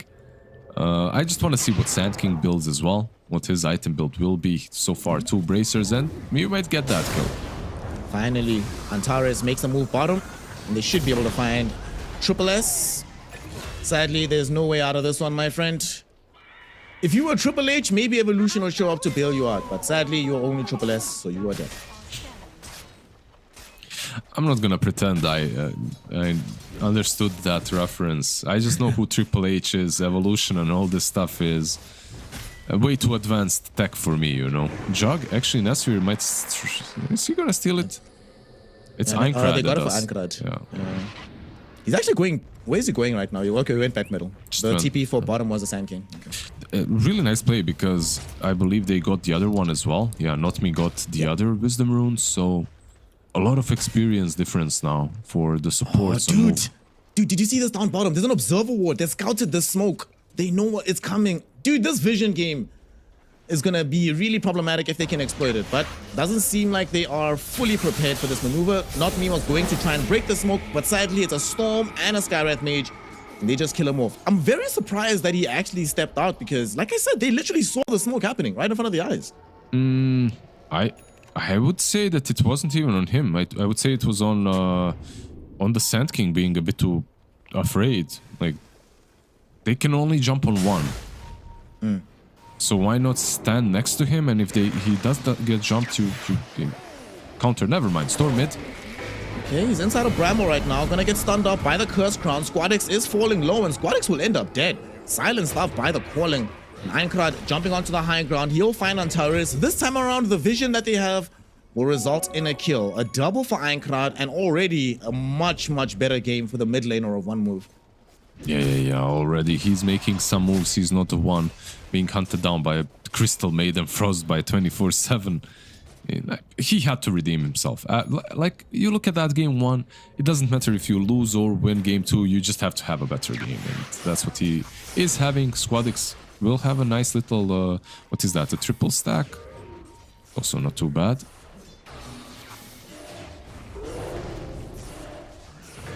It's 3 heroes in the mid lane for one move, and Einkrad is about to get his second charge back, but it's out of mana.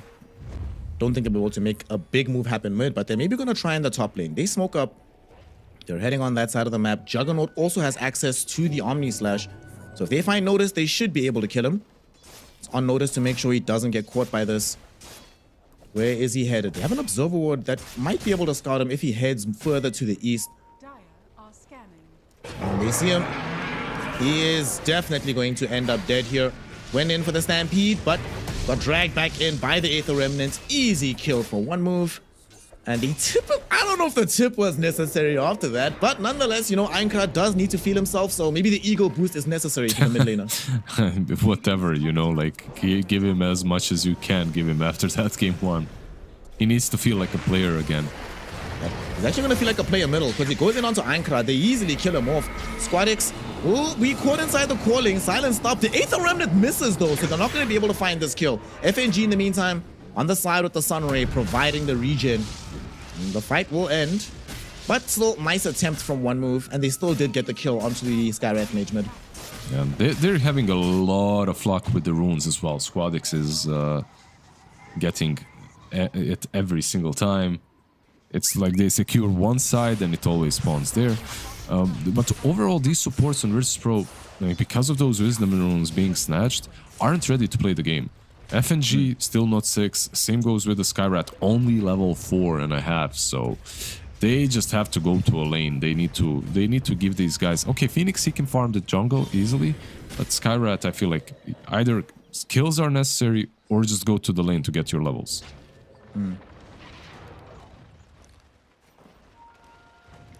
Still only 6 kills here as we encroach upon the 11-minute mark. How are our carries doing? Alchemist, just doing Alchemist things down bottom, nothing interesting. And Juggernaut also just doing Jug things. His Maelstrom, he just needs the Mithril Hammer to finish it. Javelin is en route. Yep, Kiritich just now when you talked about him, he just finished off his Sacred Relic and he's gonna have Radiance in basically one creep camp. So Radiance completed on Kiritich. He did free farm down bottom. Are they trying to go unnoticed again? They see him. They really want him. Bedlam thrown out onto the Void Spirit. It might have been a bit too soon though. He does actually get the vision out. The Bedlam actually scouted them. So he knows what's coming, but no more Stampede available. Dodges the Aether Remnant, but there's no way out of this one, buddy. Too many heroes around. Multiple methods of cancelling the TP, and another kill onto the Centaur. Mid lane. Trying to defend the tower here. I don't think they actually want to fight. I think they're just happy to clear out this creep wave. Yep. Zone them back on VP. And I mean, the difference, even in the early laning phase, not just regarding kills, but where the lanes are, is just night and day. They're actually going to jump on Aincrad, but there's no way they actually get this kill, right?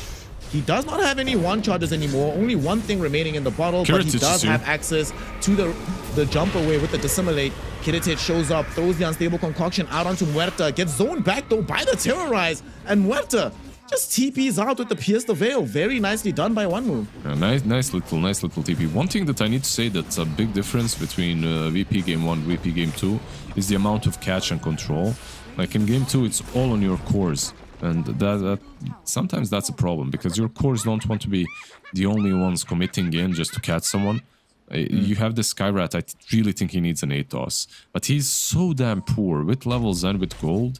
Antares isn't gonna have as much fun as he had in Game 1. And on the other side, you have Phoenix. Like, he can also buy Atos. Like, this hero can buy anything. But like, Phoenix, it truly doesn't matter what you buy. Just itemized for the game. But they do need catch. They need more of it. I mean, you were mentioning in the post game how well Antares did, not just to like make moves across the map in Game 1, but to drag one move with him, force them to respond. Yep. In this game, playing Skywrath Mage, I mean, you can just see how different the lanes are when one move doesn't feel that constant pressure to have to make those response moves. They still have most of their towers in a healthier position. They just lost the tier 1 mid, but you know, whatever. Yep. It's Much like better game overall. a much better game, but also mid lane, Squadex. There's a Mage Slayer. Is he actually gonna die here? There's Bedlam on top of this. Void Spirit, Aincrad trying to go for Squadex. Squadex, will he die to the Cursed Crown? No, he won't. He's fine. He is A-OK. They're not gonna jump him afterwards. Does that even deal damage? No, I thought like after he got stunned, they're gonna jump him. With Aincrad, but he Okay, didn't yeah, have, I see. I'm like, did something change? Is there like a facet or something? But yeah, okay. In any case, very unfortunate bot lane, however. Kiritich goes into his ultimate, but they should be able to bring him down. Epicenter from Triple S makes it very easy for them to kill off Kiritich, and they can pressure the tier 1 tower as well. Oh, Arcane. Nice deny. Very nicely done. Storm might be careful here. Yeah, they will pop up the Supernova from FNG, but I don't think they're going to be able to. Will they be able to destroy it? Yes, they will. They take it down. It's only level 1, and now they're reaching in for the Storm Spirit as well. Squadex will die. Aincrad, he's still going forward and forward and forward. Stampede will be popped up by the Centaur as he came in with this Blink Dagger, but it is not going to be enough to actually kill any of these one-move heroes. Not me, as well as Aincrad TP out. More kills happening mid, and the redemption arc for this Aincrad Void Spirit continues. It's such a sad Phoenix game. I mean, okay, the egg wasn't perfect. He could have fired a couple of extra fire spirits on other heroes. Is he gonna die? Yeah, he will. And then used it, but this is a problem. This centaur that just died is basically their main means of, oh my god, that's a fat stack. Forget everything I said. This guy's just about to finish off a BKB. Okay, let's see how much gold he gets out of this. He's at Oh, 600 look at the before the stack. smoke! Unless they kill him. Dude, this would be the best kill ever. They find him low and they get the kill. One move. Make the best possible move. They not just kill the alchemist, they take away his stacks as well, denying him that much needed progression. Wrap it up, boys. We're going game 3. Oh, that move was so good. That feels amazing, especially if you're the Sand King as well. You pop that Sandstorm, you get so much gold right there. You kill the Alchemist and all the Ancients and the Hard Camp. Ooh, that feels good, man. Damn. That, yeah. I wish you could, honestly, I just want to hear somebody laughing. I wish you could hear their voices right now. They must be ecstatic about that one. Good times are rolling for the one move lineup. And the thing about them right now, not just that they get that kill, that also put them in the gold lead position. And whenever you have a team gold lead against an Alchemist draft, like it says 2K, but it always feels like 5 or 6 in the state of the actual game. Yeah, the only thing, like, it's too early to discuss this, of course, but these two no stun supports are really hurting VP, at the moment at least. They need to find a way to deal with that. Maybe some, like we mentioned, Atos or something. What Antares is building, he's going for Solar Crest. Okay, all cards into the Alchemist, all the eggs in one basket. Well, 2, Alchemist and the Centaur, and hope for the best. But it's these stuns, another issue is these stuns are telegraphed. It's not like an instant stun. You know, like Concussion and the stun from Centaur, you can react to those. Yeah, and they have 2 heroes that have 0 cost point spells, right? Can Blade Fury out of it, you can Dissimulate out of it. Very problematic. Speaking of Dissimulate, we're about to have another kill in favor of Einkrad. Nesphere he top. heads bottom to pick off FNG. And Nesphere is also going to end up dead. Oh my gosh, they dropped a Mystic Flare on him with notice. They had That is a big kill. Yeah, they read where he's gonna be. They had good vision, so they just used this ward called Sentry Ward is not actually a Sentry Ward. It's an Observer Ward. So it scouted out Jug and long range silence. A good thing from Antares to max out Ancient Seal. If for nothing else, for the range, this is the best silence in the game. Ancient Seal, what a spell. Well, Death will set them back somewhat, but at least they bring in reinforcements top to keep the tier 1 tower alive. So still have as much map control, or trying to keep as much map control as humanly possible. They're actually making a move towards middle. Triple S has a Blink Dagger, but I don't think that the Storm Spirit is going to show himself that easily. I don't think they're going to find a kill like that. Man, they're so ready to fight. They're going to find someone. Like, they're this much mobility. It's very hard to... Looks like that someone is going to be Antares. As he gets jumped in the top lane, there's going to be Einkrad. Now that's the kill that they can find for themselves. Unstoppable. 606 after just dying. How many? 9 times in game 1? 9 times, Yeah, bro. this is... 9 times. This is much, much different. One thing that did come online for VP, though, that might change things a bit, is the BKB on Alchemist. So the next fights might be a little bit easier. You have also Orchid on Squadex. Meanwhile, on the other side, you still don't have a Manta on Void Spirit. You still don't have a Manta on Jug. So you should use this time perhaps to kill off these cores once or twice. Slow them down a bit. That being said, Einkrad is only 800 gold away from his Manta. So the window is closing very rapidly. And this Juggernaut just needs the recipe to get there. Also, for Einkrad, I just checked the previous game, right? He has 12 kill contributions here. That's 4 times as many as he achieved in game 1. Yeah. It's crazy, man. What a game. And in 20 minutes, you know, it's not like it's not even over yet. But we'll see, we'll see. There's still a lot of time. Maybe some comeback potential for the Virtus Pro squad, but this time around, they just have to outplay them in these team fights. That's the way you come back into it. Kiritich with his Blink Dagger, which is completed in like 200 gold, can jump together with the Storm with Descent, but bot lane...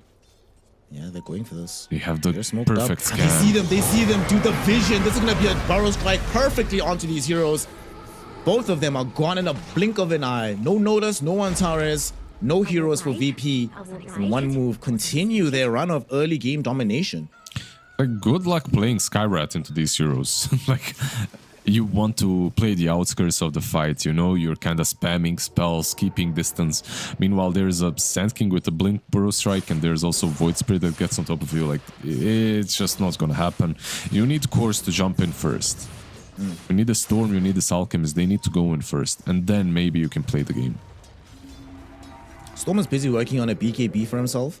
The Alchemist already has his own one. So I imagine once they find those that BKB timing, they have to try and make something happen on the map. What's Alchemist going for next? Just usual Alchemist stuff. AC coming. Whatever, nothing special.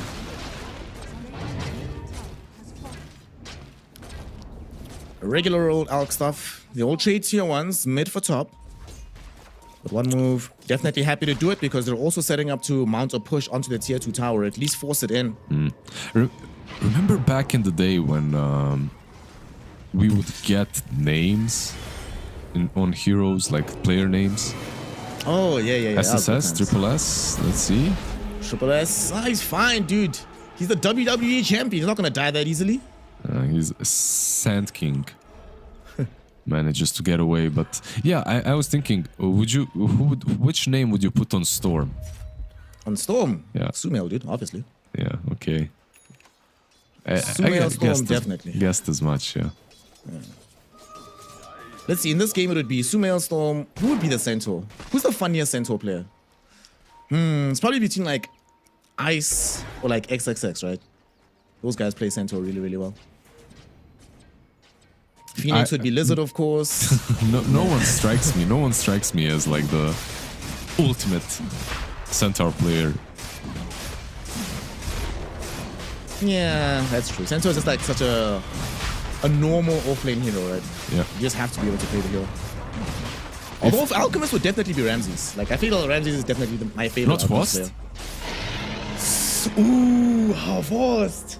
Okay, now you're taking me back to that amazing juke. TI3 game. Yeah. Was it game 1 Storm, or game 2? top lane, Squadex. Top lane. Sumail is about to die though because he's gonna get caught out by Triple S. The WWE champion shows up, they get the kill. And they also got the Roshan without suffering too much map pressure overall. Dude, one move is making all the moves here in game 2. Yeah, it's just so much easier for them to play this game right now. And it truly feels like Virtus.pro are just waiting that one extra item all the time. They're without a move, they can't do anything on the map. Your Phoenix is afraid to use his egg because of Jug. Your Skyrat is just afraid in general, you know, like can't leave the base. Your Storm Spirit is leaving the base, but he's dying, so... So you're saying this game is 1 move versus 0 move. I see. Yeah, pretty much.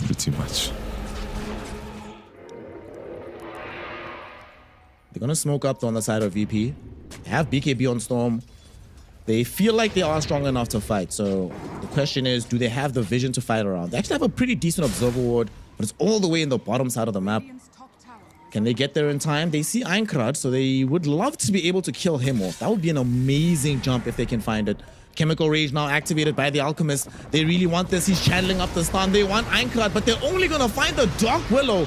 Not me will be very happy to die for this one, but he's still alive for now. Will eventually get brought down. Stampede going forward. They get onto the back line of the fight looking for the Muerta, but sadly, Storm Spirit, even with his BKB, already down to half HP. We see Kiritich though with his own BKB, channeling the stun, throwing it in on top of Not Me. They will find that kill, granting a double for this Alchemist.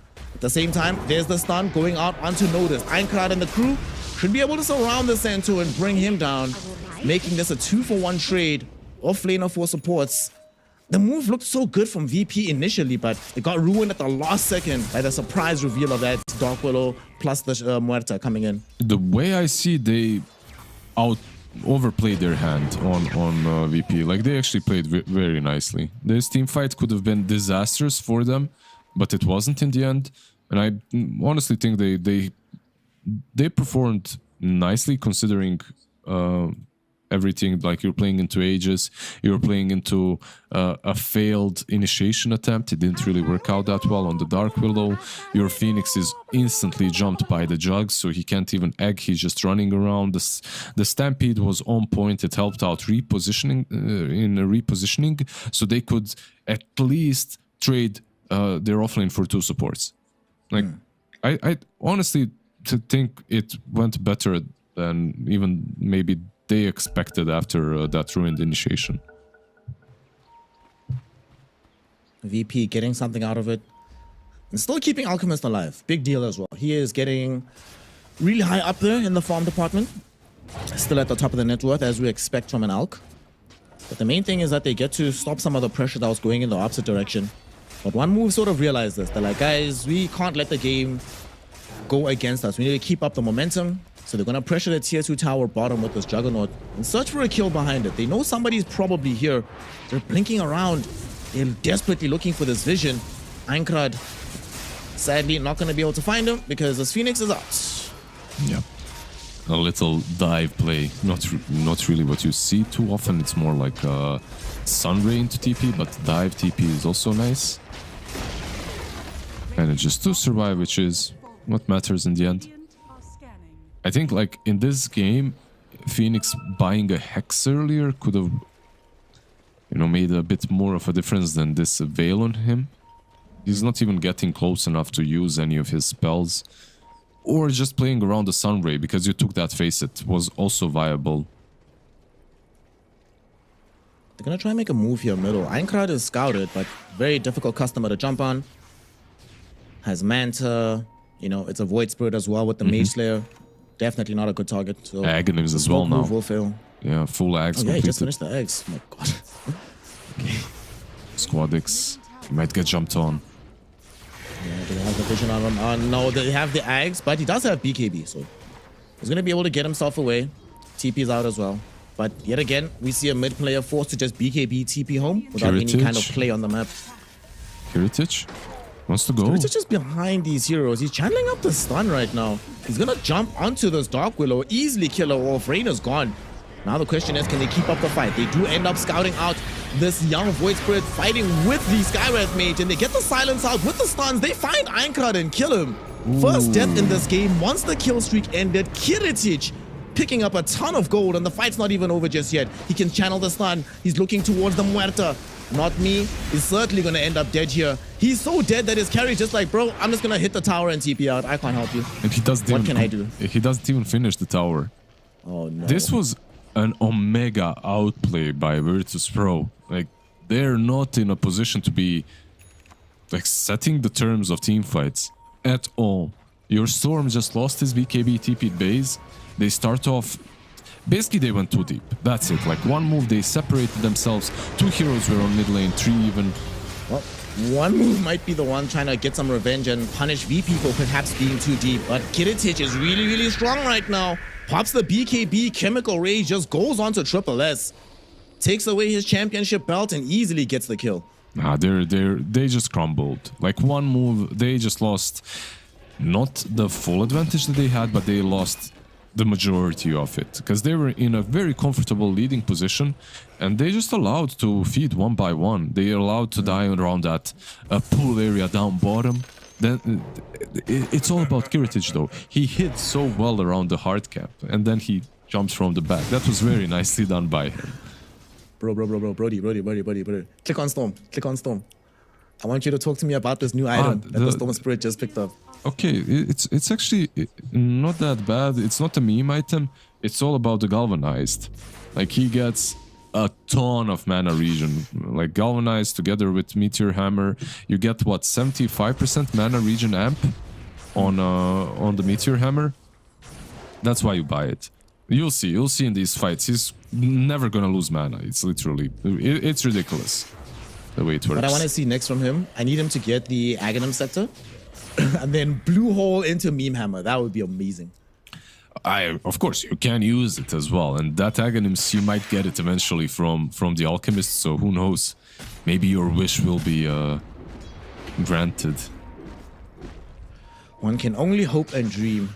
But VP right now, their hopes and dreams of continuing in this tournament, feeling very strong after the last couple of engagements. Whereas one move, staring down the barrel of elimination. They realize the spot that they're in, so they're gonna smoke up, try to make something happen on the map.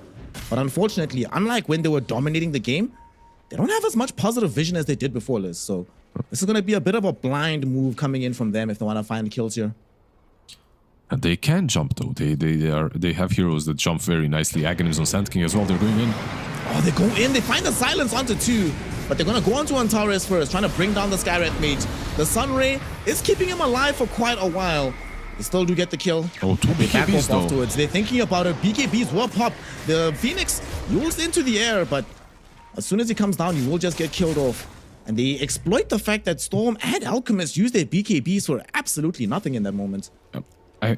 You could see that Virtus Pro, they were still waiting. Like, Skywrath, okay, he dies, but they're thinking about going in. They're thinking about making this move.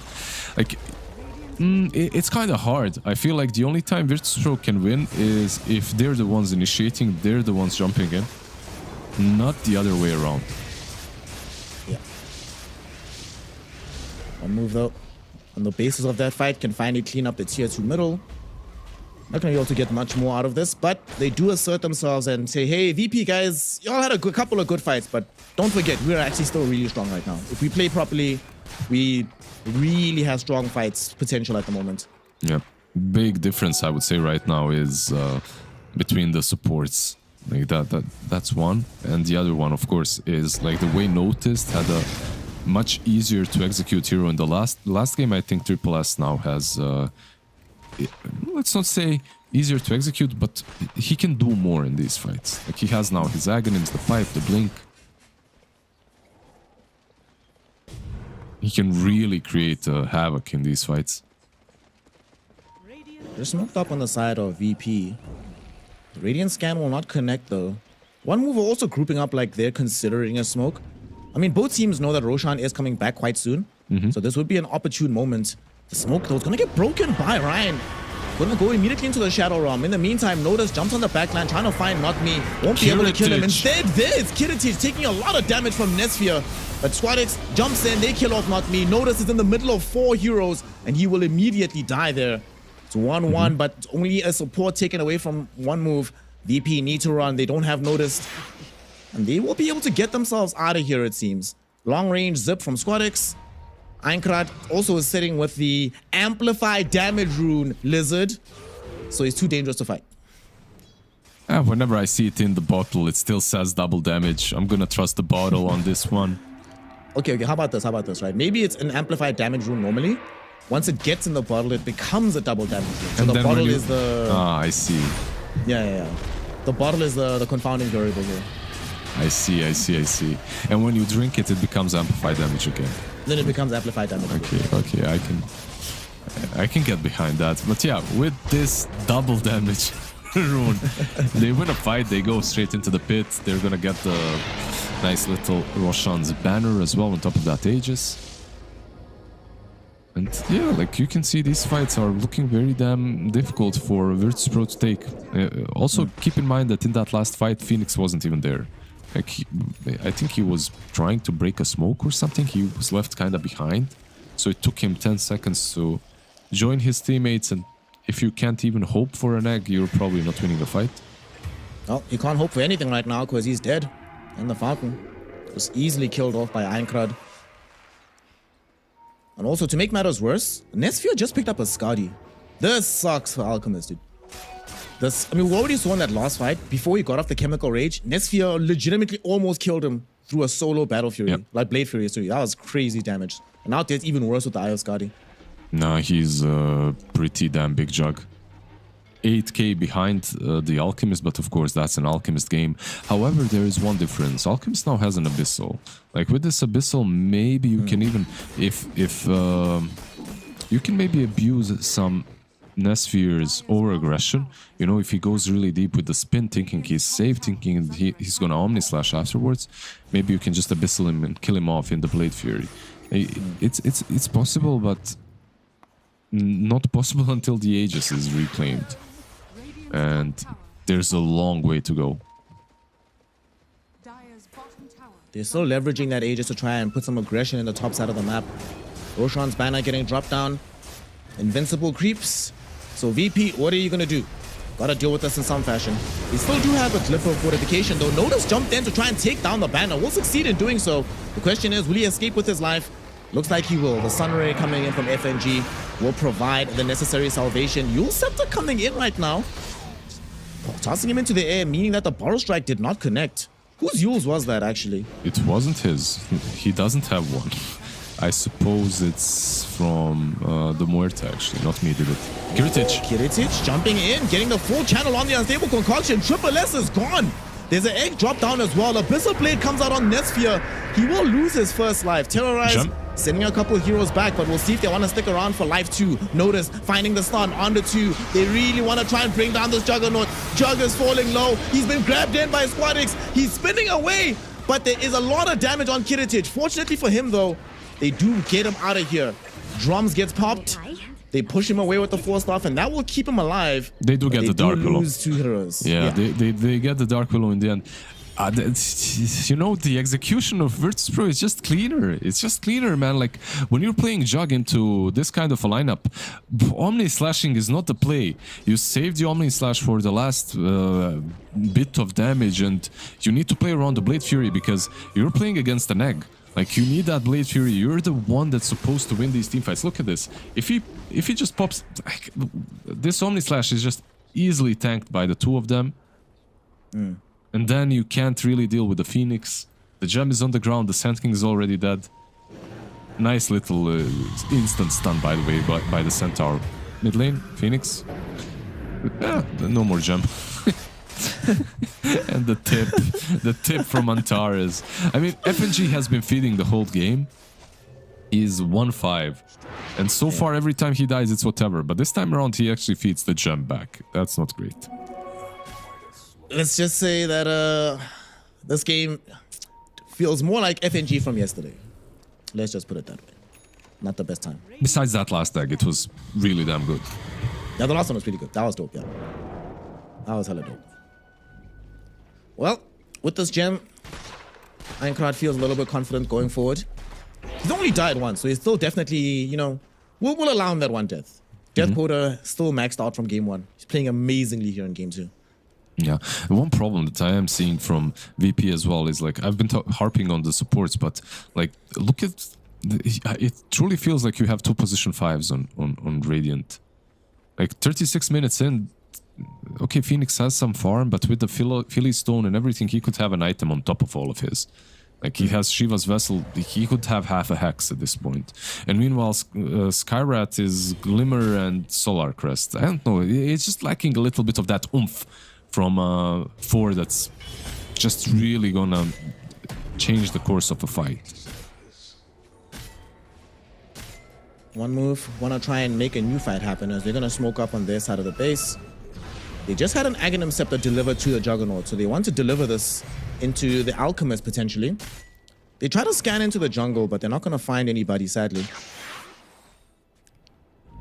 So the smoke will not actually accomplish anything, it seems, because VP are also like, where are all these guys? Let's just go back to base, boys. Play safe until we have better information. Ah, that's what you think. However, noticed, okay, he does that. He does that. Even the Lotus Sword popped on him, so very well aware that something's afoot. Yeah. They're going to smoke themselves on the side of VP. They still don't actually have that good vision. There's an Observer Ward in their jungle, but it's nighttime, so it's not going to actually see these one-move heroes, really. I think they just barely saw Not Me. Like, he just walked into vision range, so they know where they're at. They don't have an exact bead. Who's going to make the jump? Noticed and Squad X both ready to go forward. Ironclad. Noticed. Oh, no, they come across Ironclad. He gets out with the Dissimulate, though. Jumps to the low ground, so he's going to be safe. Nothing big also used, by the way. Manta, kind of big.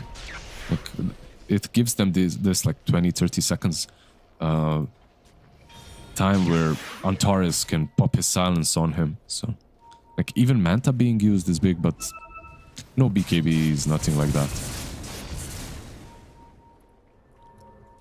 Game right now kind of hanging on a knife's edge. Not Me. Oh? Gets the Yules out, you know, had an Observer Ward on the high ground.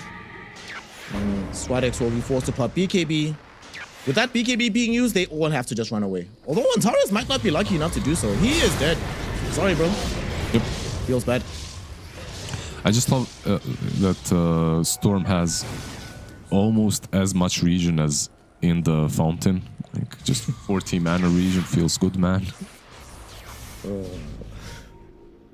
What the hell is this? 40 mana region. This is like, you know, those games where you have like some alchemist when he's sitting with Heart and in Chemical Rage and you just see his HP number. You're like, what is this region? Like, what's going on here? It's like 60 or 70 region. This is crazy. Mans is out here. Right now, though, one move I think are starting to consider the potential for the next Aegis as well. They didn't end up being able to use the last one very productively for their team, but they know it should be coming soon-ish. We'll see in 30 seconds what's going to be the actual spawn. Will it be a super short one like yesterday? How fast was yesterday one? Like 40 seconds or something?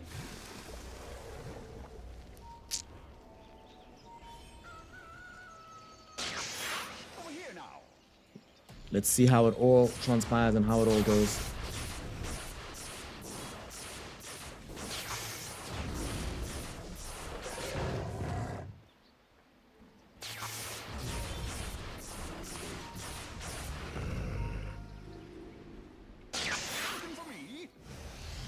What's coming next in terms of itemization? Let's see. So, getting a nullifier eventually from the alchemist, of course, with the swift blink. So that's fine. Squadix going for the bloodthorn. Tara is heading into some GG boots. Noticed. Wants a Yule scepter for himself. Okay, Are scanning. I like Yules. Yules make sense to me.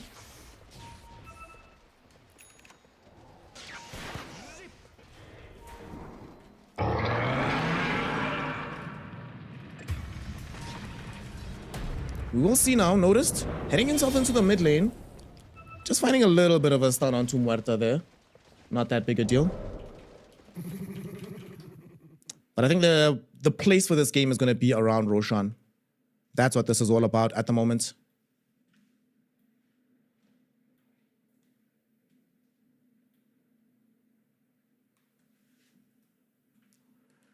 Twin Gates being taken to the... Not good. All right. There's a Roshan being taken at the moment, but we'll wait to come back because we're offline, baby. Low.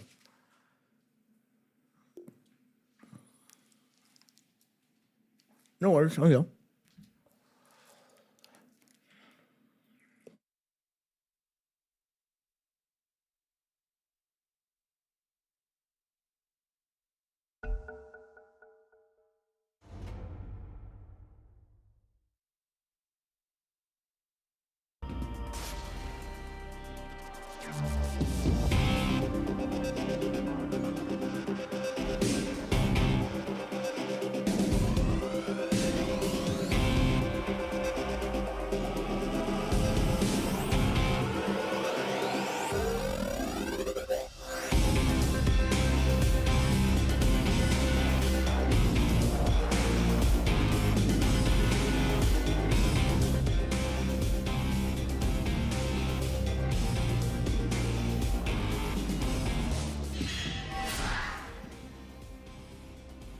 We are back, everybody.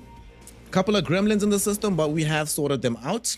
The question is, Big Admir, with this Aegis, can one move actually get a set of racks at last? They have to execute properly, you know. It's a big advantage that they just got. Like you got this Aegis. You also have an Aghanim Zone Jug.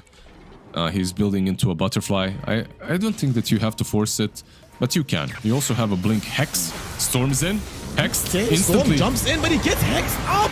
Storm is in danger. Squadix though does get off the BKB and survives, and they kill off Muerta whilst Kiritich is able to easily chomp down the Dark Willow. Aincrad, he's on the high ground. He's been bashed up. He's gonna get called back in. He's gonna get killed. 3 heroes taken away, and now Squadix is not done. He reaches forward, finds Netsphere, and not only do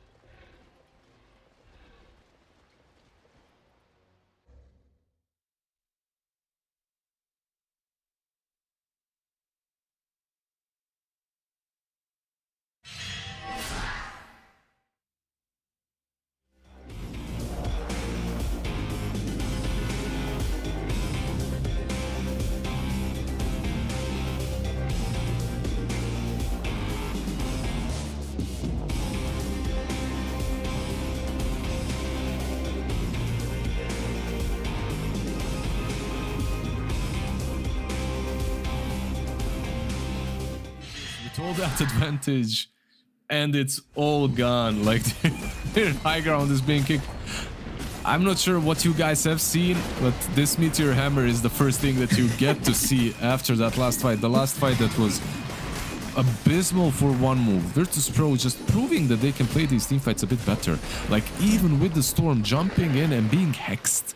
Like he jumps in, he's hexed. Like that's basically your go time. You should be able to follow up with the Sand King stun and then you kill him. I'm not sure what happened there that just made it that's just made one move unable to do so. They are just not stacking their stuns well enough to kill off the Storm. Okay, he has Lotus on him. I still think you commit. You commit the stun, you commit the Jug, just right-clicking him, you kill him off. And at this point, I'm thinking maybe the Jug needed some sort of a bash. Like looking, I don't think that's the problem though. I just think they're executing a bit better on VP. Yeah, just being outplayed. SquadX jumped onto the high ground, just squabbling with this Ironclad Void Spirit, and Void Spirit's actually dead. He's gone. Kiritich got on top of him. 90 seconds in the grave, does not have buyback. This is a problem because, you know, Sand King, yeah, he can jump in, but he can't get out. If he goes in, could very easily find himself getting killed off. The Meteor Hammer from SquadX is what ends up securing the tier 3 tower. Hashtag calculated itemization, man. Yeah, they have another tier 2 to finish off on the bottom lane. 22k advantage now. Yeah, every single thing that was kind of missing on that side is now there. Like you get still no hexes on their side, but they have an Abyssal with the Swift Blade on Alchemist. They have a Refresher now on Phoenix, like he's Omega rich. They're not gonna go for tier 2 instead. They are eyeing up another fight maybe around top. The balance of this game has changed completely, and indeed they are eyeing it up. FNG sitting with the Ninja gear, hoping to try get in. Kiritich is also going to wait in the wings, ready and happy to just jump in with the Chemical Rage and the Unstable Concoction. But for now, their priority is going to be the buildings, take down the range racks. Still about 20 seconds left before the Void Spirit returns, so there's no way to stop them from taking the racks. Nice little death shot into a bramble. But this is just not gonna happen. You can't fight this. They're just gonna back out. Nice fight by Virtus.pro. Well, no fight. Nicely taken, two sides that is. And now you can, you know, play around this area. Maybe ward up the triangle, take down the tier 2. The only question is, will one move instantly go and try to contest this? And they will smoke up. They have a BKB on Sand King. This is the last hurrah, Liz. This fight goes south. I do not see any viable path into this game for one move. Get the dead shot to get quite a bit of decent vision. Triple S is coming in, looking for the stun up, but notice, gets onto the Muerta first. There will be the stun going out onto the Phoenix. Supernova does come out. Juggernaut immediately gets set on destroying that and will succeed. Throws out the Omni Slash as well, but Kiritich doing so much damage onto the Sand King. The Sand King is gone. Ironclad coming in to render assistance, but he just gets chopped to bits by this Alchemist. Kiritich doing his best impression of her voice, but now he doesn't have his BKB anymore, so Nesphere is going to try and bring him down. He can't do it though, because SquadX is there. The Vortex makes sure there is no kill. That's a triple for the Juggernaut. He's forced to buy back. They're going on to Ironclad. If he dies here, it's a dieback, so he's forced to retreat from this fight. So far, so good. Omni Slash though, coming in from Nesphere. He gets on top of Kiritich and kills him. Almost Alchemist able to buyback. bring down this egg as well. Alchemist buying back to try and return into this fight as Ironclad is playing on the edges around SquadX. But now Kiritich is back. They get the Abyssal Blade stun onto the Juggernaut. He is gone. 2 SquadX? minutes, no buyback. SquadX, will he die here? Yes, he will, but he buys back instantly to try and come and end this game. And they're still chasing Ironclad. He's been silenced up. The Psymath Mage has the vision. Here's SquadX with the buyback. Ironclad is in this little crevice, but he should end up dead. Doing his best to dissimulate to and fro, but he gets caught out. No more places to hide, no more places to go. Game. No more opportunities to win. They call GG, well played, and one move end up throwing their advantage, and Virtus.pro come back to make it a 2-0 sweep and to progress on their road to the International. Virtus.pro, this second game, I'm not sure just how happy you are going to be with the way you perform, but you will be happy with the victory because honestly, one move had this one. This was on one move to win or lose. Ironclad 6-0-6 at some point was dominating. These supports were moving all over the place. Sand King as well was doing so much. You had the answer to every single thing that they were throwing at you, and you have an item advantage. Like you had these hexes, you had Jug that was really damn hard to deal with and was too big. Same goes for the Void Spirit. He had the Aghanim before, most defensive items on the other side. I really think this game was all down to execution, and Virtus.pro, they just executed better. They realized who they needed to jump first. It was the supports. Storm would literally just zip past everyone, just kill off the support, same with Alchemist. And one move, even though they were like they were playing on the enemy side of the map, they were always responding to these fights. They were never really the ones that go in. But this fight here, that they lost with the Aegis, this fight was basically where it all started kind of turning. Yeah. MVP of that fight for sure has to be Kiritich, like coming in from the back line, picking off that the Dark Willow first and foremost. They just played, like you said, just outplayed them. I think also one of the things that we really have to give props to VP for is their ability to just keep Squad X alive no matter how reckless the jump looked initially. There were a lot of reckless jumps. I'm like, dude, this guy is dead for sure, but they managed to bail him out time after time after time. It turns out also that this Meteor Hammer was not a meme. You are not joking with me. No, it's not a meme. Yeah. Pretty good. Well, this Meteor Hammer is a build. Like it's picked up very often right now. You get basically, it depends on your galvanized, but of course, like if you have 5 mana region for galvanized, you get what 70-80% more from the Meteor. I think 70%. It's it's a lot of extra mana region on top of everything else that you have. Of course, like if you have some Orchid giving you some mana region as well. So overall, yeah, really nicely done by Virtus Pro. The start was rough, but they managed to pull their pants up and just play out these team fights properly against one move. Like the jumps were on point. I still feel like some things were missing in this draft, but what the teams that will play versus Virtus Pro in the future maybe do is ban out the Storm, or at least make sure that they have a really good way of dealing with it. Yeah, I mean, this was our first overall pick in the draft, Storm Spirit, so they definitely had opportunity to try and respond to this on the side of one move. Unfortunately, their responses turned out not to be sufficient. And, shout out to Kiritich for playing really well in this particular game. I think he really shined on this Alchemist. His positioning, I think, was the best part about him playing this hero. Sadly, though, we do have to say goodbye. As many people are winning on the squad, there are also losers on the side of one move. So, you know what I feel bad for, right? I mean, somebody has to lose eventually. Somebody has to be eliminated. I just feel bad for Eincrad that game 1 was the game 1 that he had. If game 2 was similar to game 1, even if they lost, I think he would walk away with no regrets, right? I did my best. We just got outplayed. I think there's gonna be a little part of one move that in the back of their minds is like, guys, firstly, we could have done better in game 1, but we shouldn't have lost game 2 to begin with. There's definitely a lot of teachable and learning moments for the squad, despite the fact that they're no longer in the tournament. Even though you said you're sad for him for game 1, I'm happy for him for game 2. Like, he did prove himself. He came back.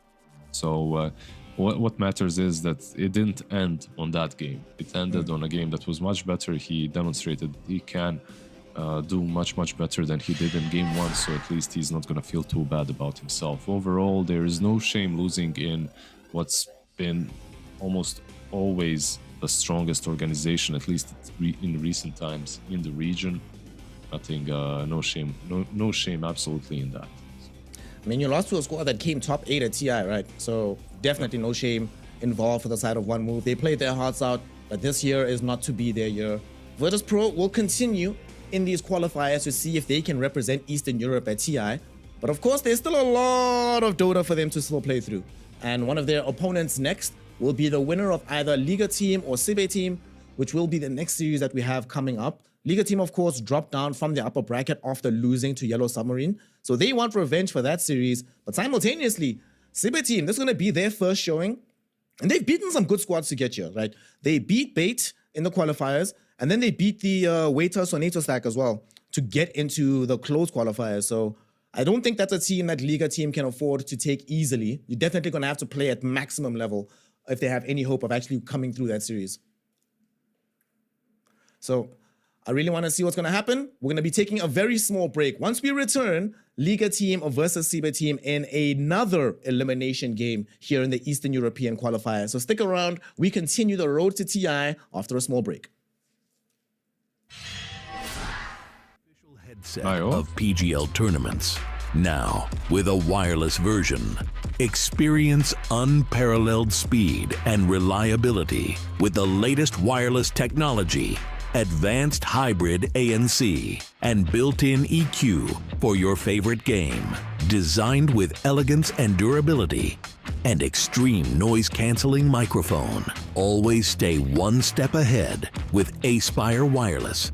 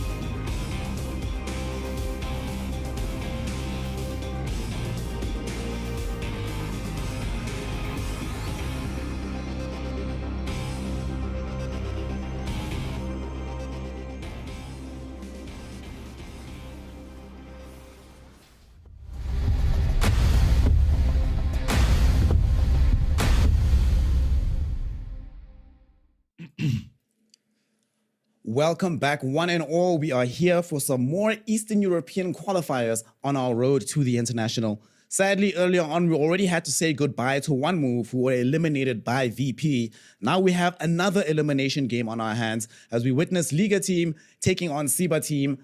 This one is going to be just fun to watch for everybody, right? I don't think anybody really, realistically, Liz, had either of these squads in their expectations of a team that's going to finish at the end as a champion of the region. But nonetheless, these two teams will definitely prove to be a spoiler for somebody else in the line. So it's going to be interesting to see how this game plays out. Yeah, it's gonna be very interesting. I'm sorry, I just opened one of the guys' mini profiles and I'm like, okay, that's the worst one I've seen yet. You know, there is Which one? the Zenica guy. Okay, let me see. No one else opened that. I mean, in any case, it's gonna be an interesting one. We've seen Liga yesterday. We've seen how fun their games can be when they're winning, when they're losing. They can really make things entertaining for all of us. There's of course IX Mike, Liquid IX Mike on Liga team as well. On the other side, by the way, you see the guy you opened. Why I opened his profile is because Zenica is a city in Bosnia. Oh, okay, I didn't know this. And he wrote it exactly how you would write it here. It's not on Cyrillic as well. And it's like a famous city here because there's a jail there, you know. It's like whoever mentioned that. So maybe he's in some sort of an MMR jail or something. We'll see. Probably just a random name for him. But in any case, gonna be an interesting one. I do believe that these teams are equally matched. So me and you, we might see our first game 3 here. Might. Ooh, I don't know, Lizard. You are the 2-0 merchant, so I'm not gonna have anything and say, I want to see the games play out first. I'm not going to put anything on the line until I see how they match up in particular. I think one of the cool things about these teams, Shiba team, is a lot of them are relative unknowns, right? In the sense that they haven't had a big pedigree, haven't played for many of the teams within Eastern Europe. And I think it generally means it's a good thing to have as many young players coming in. Like Eastern Europe as a region, even though we have like established teams like your Bet Booms, like your Team Spirits, the actual age of this region, Lizard, is really, really low. Like, talk to me about this. Why are so many kids in Eastern Europe on the come up in the scene? Because Dota is very popular in Eastern Europe. In the Balkans and Eastern Europe, Dota is played quite a lot. And there's a lot of fresh upcoming talent. I think that SCA, Eastern Europe, and South America, these 3 regions are basically the future of Dota. I feel like we're going to see a lot more teams, a lot more talent coming in the next couple of years from these 3 regions, and I expect them to be dominating the world very soon. If they're not dominating it already, like look at Team Spirit, right? Like they already are, but yeah, we'll see. We'll see if any of these players that we're watching in the current qualifier might be your top tier 1 players in a couple of years. Satanic, definitely one of those, but maybe some of these other players that aren't really known. Like if you look at CBay team, you go through their list of players, maybe one of them has a Wikipedia page. You know, they just never played any tournaments, never played in any big teams. So not really sure what you can expect from them, but sometimes that's the best because they can surprise you very positively. The only player I really know from CBay team is Sohi. He used to play for a team called HF a couple of years back, and I did some work for HF, like random tournaments that they did. And I'd watch this guy and be like, he's not bad, he's pretty decent. We'll see if that necessarily translates into a bigger competition, right? Because there are a lot of players that can be very good when the stakes are low, but find a little bit of difficulty leveling up when the stakes are this high. So I'm hoping for their sake that he is that kind of player that, like, as soon as it's real, he grinds down, gets his head in focus, and is able to carry his team to victory from the 5 position. For Liga, though, I think they're also in an interesting position because they played yesterday. They ended up losing. So maybe Siba will take lessons away from what Yellow Submarine did and try to emulate that against Liga and beat them in the same way. Maybe, but it's kind of hard to emulate what Yellow Submarine was doing because most of what they were doing literally came down to execution, and that's not something that is recreatable. Like you can recreate the draft, you can recreate the ideas of the game, like how you move early on, but you can't recreate the way you execute team fights later on in the game. That's something that just has to naturally come to you. That's something that comes after a lot of games, after Some of these players, I'm telling you, are probably still in a position in which a team fight starts and they're like, oh shit, team fight, TI qualifiers, oh. They are, you know, it's like, and it's normal. It's normal. It's normal to be emotional when you're playing your first couple of tournaments. That is definitely true. We'll see if they can get a handle on their emotions and deliver us good gameplay as we are now into the draft. Liga team will be playing on the Radiant side. They have first pick, and then CB team, of course, playing on the Dire side with second pick. And we get the Dogs here. It's been banned out quite a lot for the most part in these qualifiers. It finally does get through. What was banned out instead of it? No TA, obviously, no Witch Doctor, no Storm, no Shadow Fiend, and then no Dazzle, Clock, or Weaver. I'll be astonished if we see Weaver today. So maybe Dogs here is the new first overall pick, and then Dark Willow will probably be on the other side. Yep, exactly. Yeah, Dark Willow, Darkseer. Good call. Yeah, like Dark Willow and Darkseer were played yesterday, and it's a pretty good combo. Like you have that Dark Realm together with Shadow Realm together with the Iron Shell. The lane itself is really damn strong. You get the Brambles with the Vacuum, with the wall. It can be damned hard to play against. You need BKBs immediately. So, yeah, let's see. Once you pick the Darkseer, you have to ban out a couple of heroes, at least in... Before you'd have to ban them out, we'll see what they decide to ban out, what they feel is the biggest issue for them, but like maybe some anti-mage back in the day was really good. Right now with the Naganims on Darkseer, it can be a bit better for the Darkseer, but it's still solid.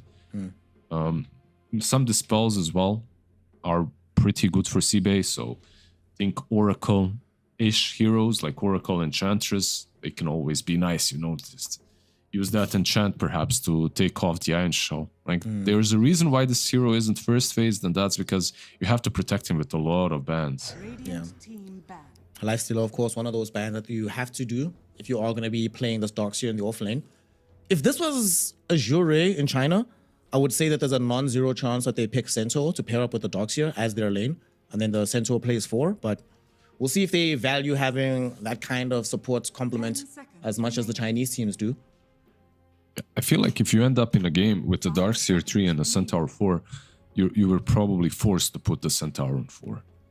You know, just move him away from because the lane matchup was maybe bad. But maybe there is something, like you said, we've seen even Darkseer on 1. So yeah. Shout out Ulu, and he won the game too. Exactly. So maybe with soloed, by the way, he soloed that game. Yeah, of course. Yeah. 1v9. Let's go. Yeah. So we'll see what their real approach is. They didn't ban out any of these spells, which is peculiar to me, because if you're CBA right now, look, Enchantress is a good pick. It's a strong hero. I really like her, and they go with the Beast first.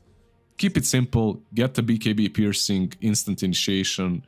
Like Beast, just if he's strong, like if he's just the numbers, if the numbers are strong on his spells, he's always gonna have the place in the meta. This man pushes, this man has burst damage, this man lanes well, and this man also takes towers, and he has BKB piercing stun. So it's only gonna be our 5th Beastmaster of the qualifiers, our 2nd here in Eastern Europe.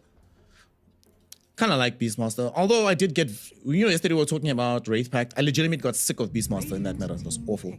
I hated seeing this hero. But I do not hate seeing, oh my god, I love seeing this hero. Warlock, baby. Let us go. Let's have some fun. It's been picked 3 times, 2 out of 3 wins. In this particular game, it gives the team fight potential. Fatal bonds with a big vacuum wall, the chaotic offering dropping on top of them. It's just going to be fun to see. You're a really big fan of Lovecraft, aren't you? Yeah. I can see it. I mean, to be fair, I'm a black man, so Lovecraft's not a big fan of me, but yes, love the work.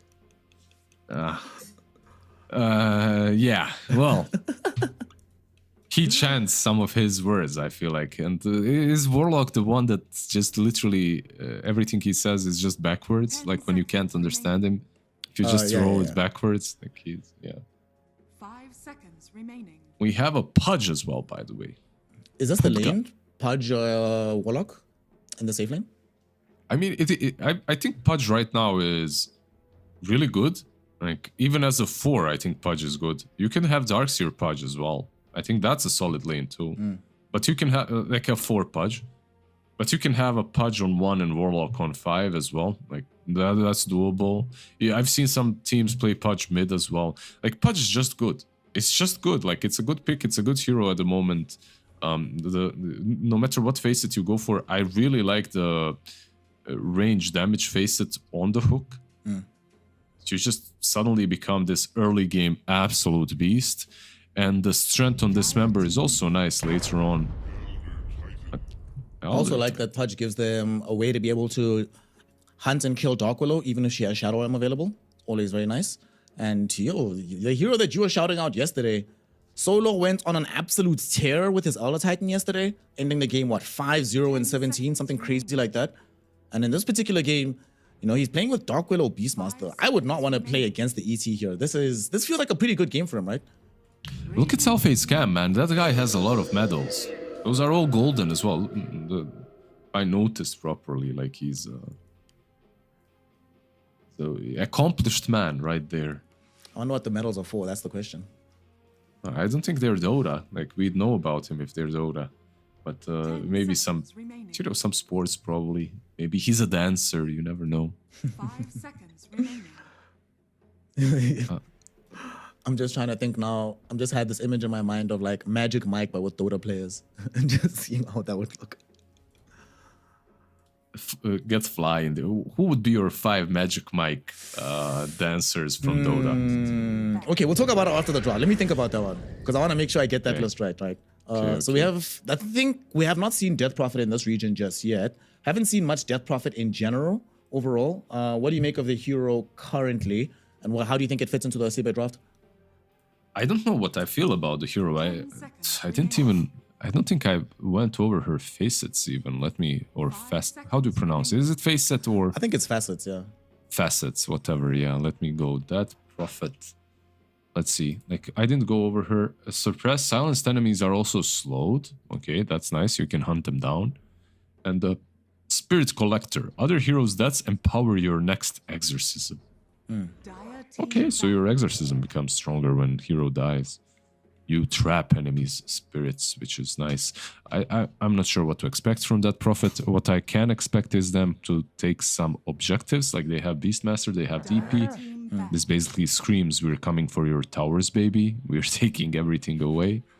On the other side, Pudge will not be a position 1, it will be the Chaos Knight, so Pudge will be some 4 or maybe even a mid, but I feel like 99% a 4.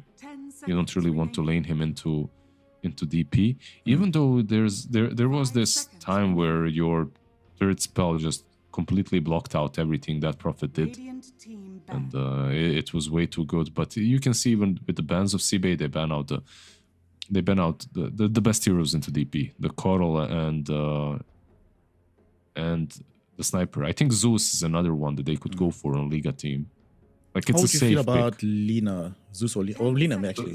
Lina would be maybe even better. Yeah, I really like the Lina. 5 seconds remaining. I like the Lina maybe even more. I'm not sure. I'm kind of between Lina and Zeus. I like both, but maybe 70% Lina, 30% Zeus. Okay. Liga team will be the ones picking out of the face, so they'll demonstrate to us what they want first. And Siba teams still need a carry to go into the safe lane. So I wonder, what is our boy Self-Hate going to end up playing here with his medals? Trolls gone. We'll have no Lifestealer, have no Troll. Don't think they want to be picking Monkey King. Some kind of hero that could fight into the Chaos Knight would be nice. They actually banned the Monkey. Okay. I'm kind of surprised by that.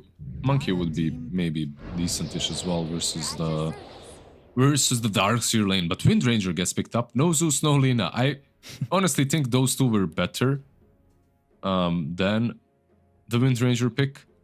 The silence messes you up. The brambles mess you up. Like, Wind Ranger is also solid. Don't get me wrong. You get Wind Run to play around, but so one thing that I wanted to say is, like, Lina and Zeus do suffer against the Spectre. It's always in my mind. I didn't really believe they're gonna pick it. Look at Zenith and his flashy keyboard, man. That's some next level production value coming from him. Hey, bro, this is the first Spectre that we've had. in all of the qualifiers so far. I am not sure what to make of this hero at the moment. I've always loved playing Spectre.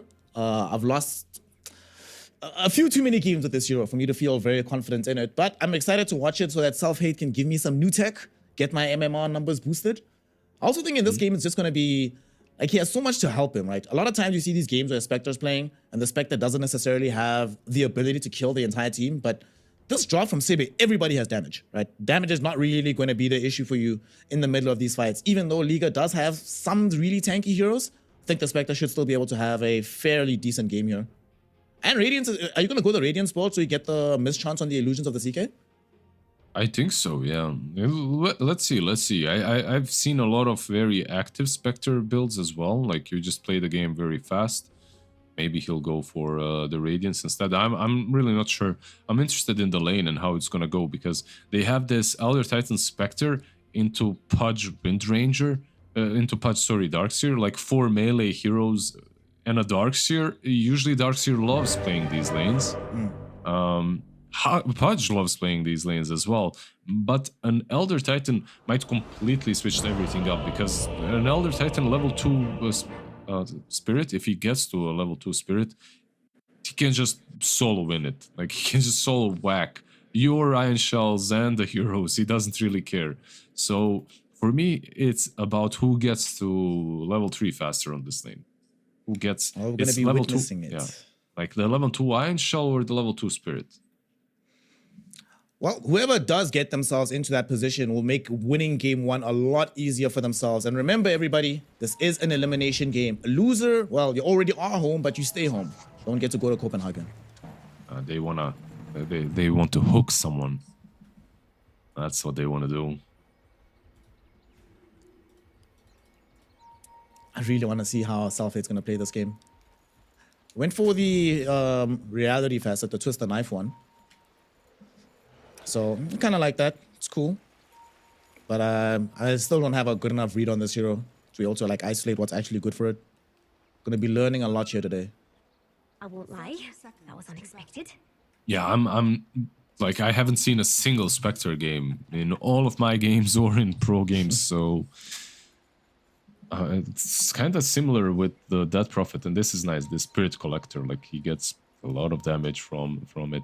Everything else more or less has been seen. Nothing really, nothing new. It's just the Spectre and the Death Prophet. Yeah. What did Pudge Game go is for? about to get underway. Player's hook, of course. Gets the hook out. They actually hook Self-Hate, but he does have the Spectral Dagger. Getting up the hill, they won't be able to catch up to him and kill him. While this was happening, though, the Bounty Rune trade ended up going overwhelmingly in favor of Sibe. 3 for 1 in the end. That's the Pudge game, you know? Like, everything is about the hooks. Like, you start forgetting everything else in the game and you're just focusing on the hooks. And sometimes you lose bounty runes because of that. Because you're just waiting, you're not really assaulting the rune, right? Like, you're just waiting for the hook to happen instead. Oh, things are now kicking off in these Dude, lanes. top lane, 1J, he might just die here. He's dead, he's dead. He's actually gonna die, dude. Zoe! Shout out to the Elder Titan, baby. This is what you were talking about. These 4 melee heroes, you got the Spirit through. Didn't need level 2 Astral, just level 1 was good enough. Nah, it's dumb. It's dumb how this works. Especially on a Pudge who's got... how much armor? 2 armor? Like, you just get wrecked by an Elder Titan. While that was happening, though, Baby managed to actually take down Self-Hate 1v1, so... Although this can work out, you know, so he can put that harass onto 1J. Spectre definitely cannot stand 1v1 against the dogs here.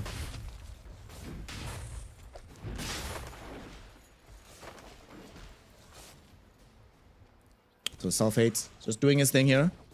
Looking towards middle, Wind Ranger versus the Death Prophet. Not anticipating too much to happen on that side of things. Let me teach you how to pronounce that nickname, by the way. That prophet is Riaf. Riaf. Riaf. Like a dog. Ruff. Yeah. Oh, Ruff. Okay. Ruff. So, Ruff just doing his thing. They're just trading evenly in middle.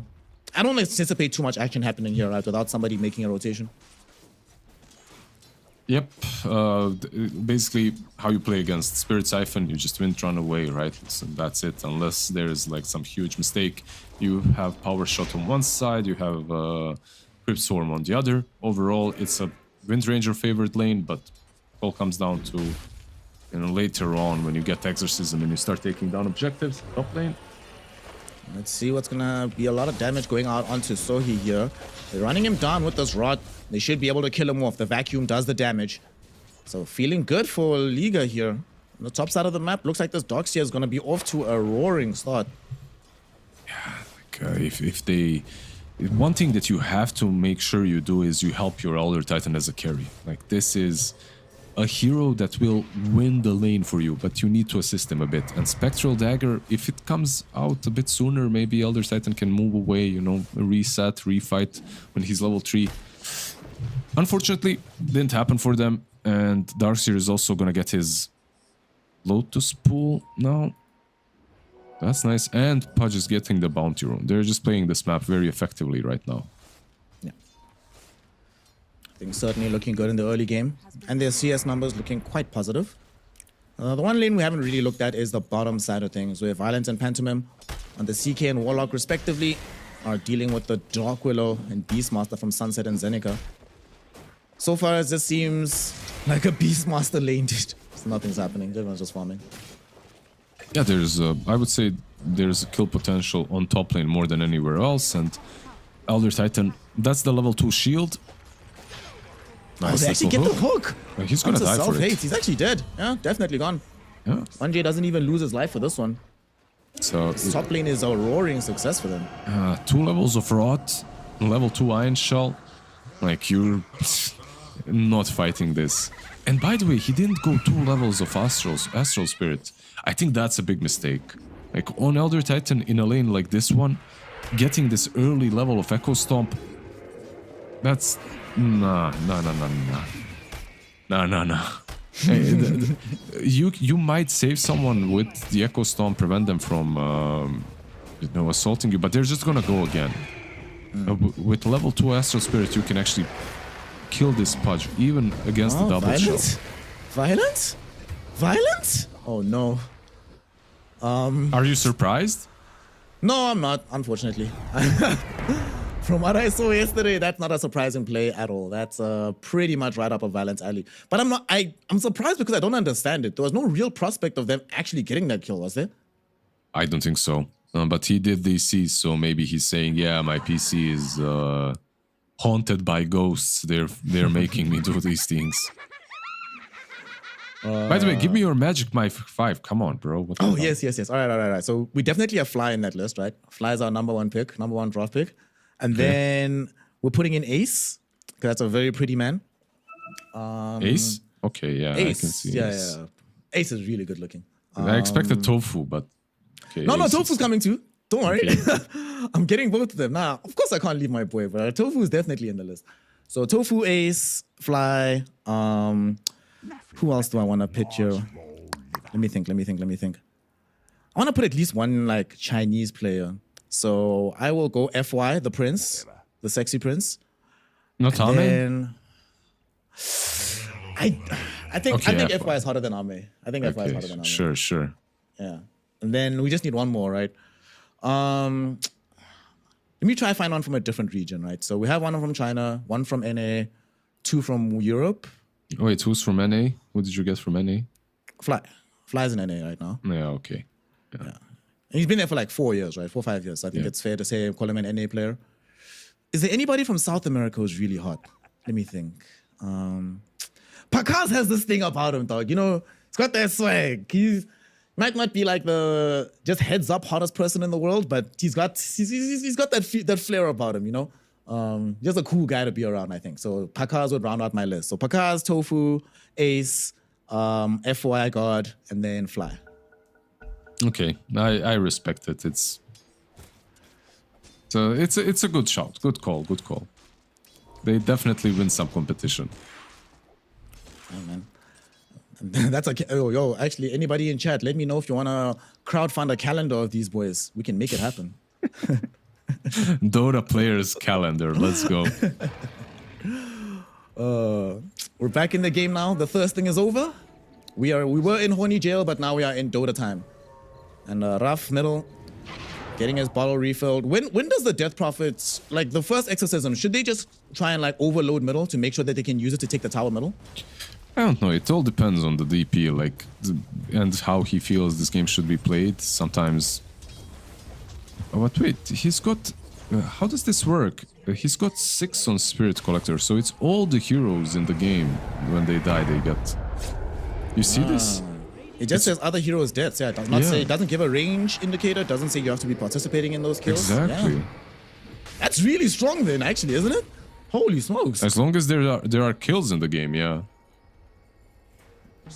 Okay. Let's see how much damage it beefs up as bottom. Violent is going onto Zeneca whilst they're chasing 1J.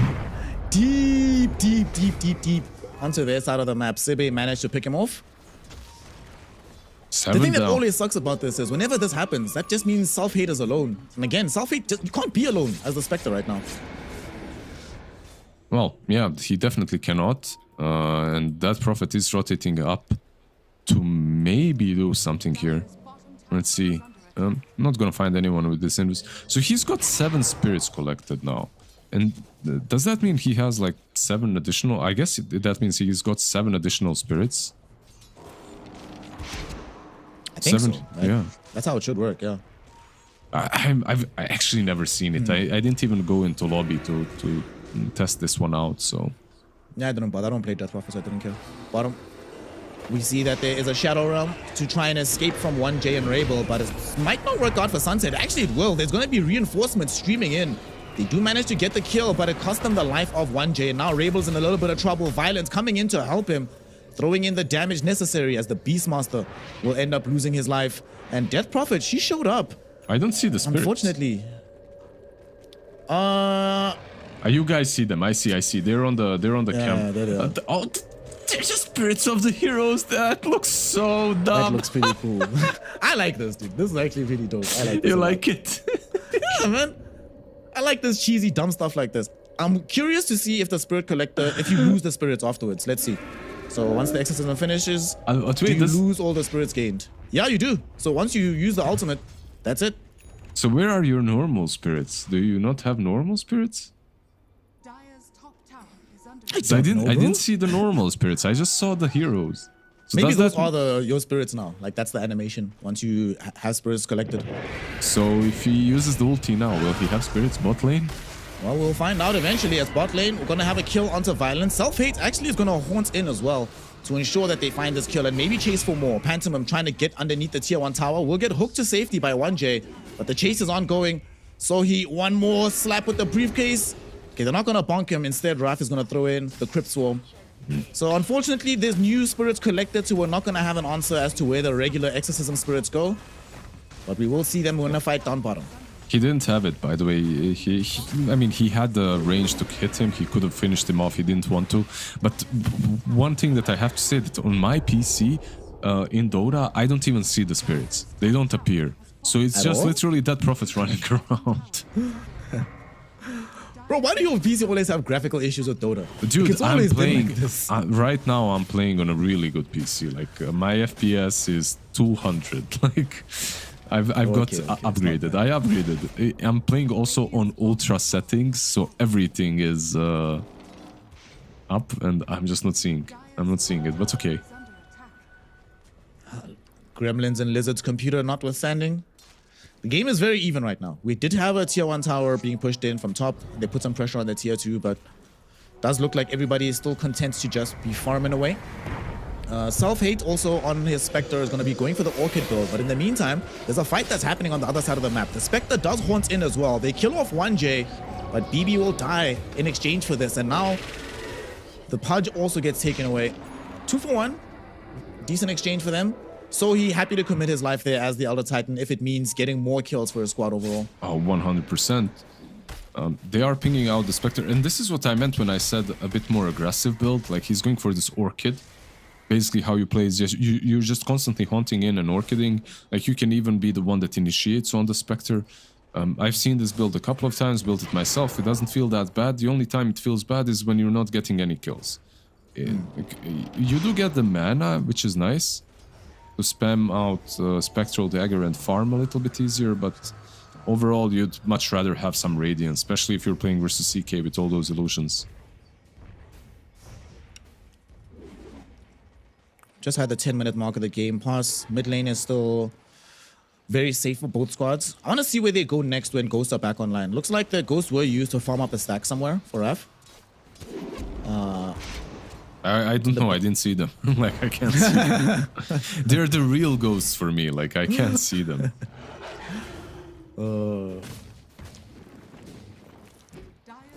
Rebel will just do some Wind Ranger things, focus fire the tier 1 tower middle.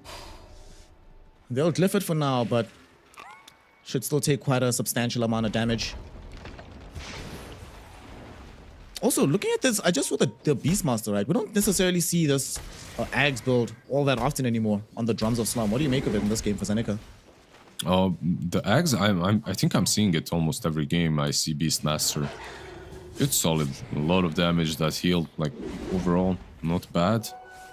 I don't even know what else you buy if you don't go for that. Do you buy utility like Lads, Boots of Bearing, or... Yeah, the few games I've seen with Beastmaster have been more util. Yeah. I don't know, I think you go for Ags and then you can buy anything you want afterwards. Okay. But you go for Ags first. In my opinion, at least. Well, it looks like the CB lineup is thinking about making that move towards middle. They're positioned, but they don't want to make the jump just yet. They have Ghost at the ready in 1 second. We'll see what they decide to do here. But it looks like the counter move might happen from Liga, as they're going to smoke. Gonna try and stop this from happening. See if they can get a pick off or two. Yeah, let's see. Pudge. As that dismembers. Oh, that's a miss. Oh. Well, you said the game often becomes about hooks. That hook did not connect. The shackle shot will, though. Raf is held in position, but they get zoned back by not wanting to commit all the way in for that fight. And the other Titan is again. Missed again by 1J. Not going to be able to connect onto the Dark Willow. It's Pudge gameplay, you know? Like, sometimes the hooks just don't connect and have to deal with it. It's nothing strange. So which lineup do you think is benefiting more from this more static type of gameplay?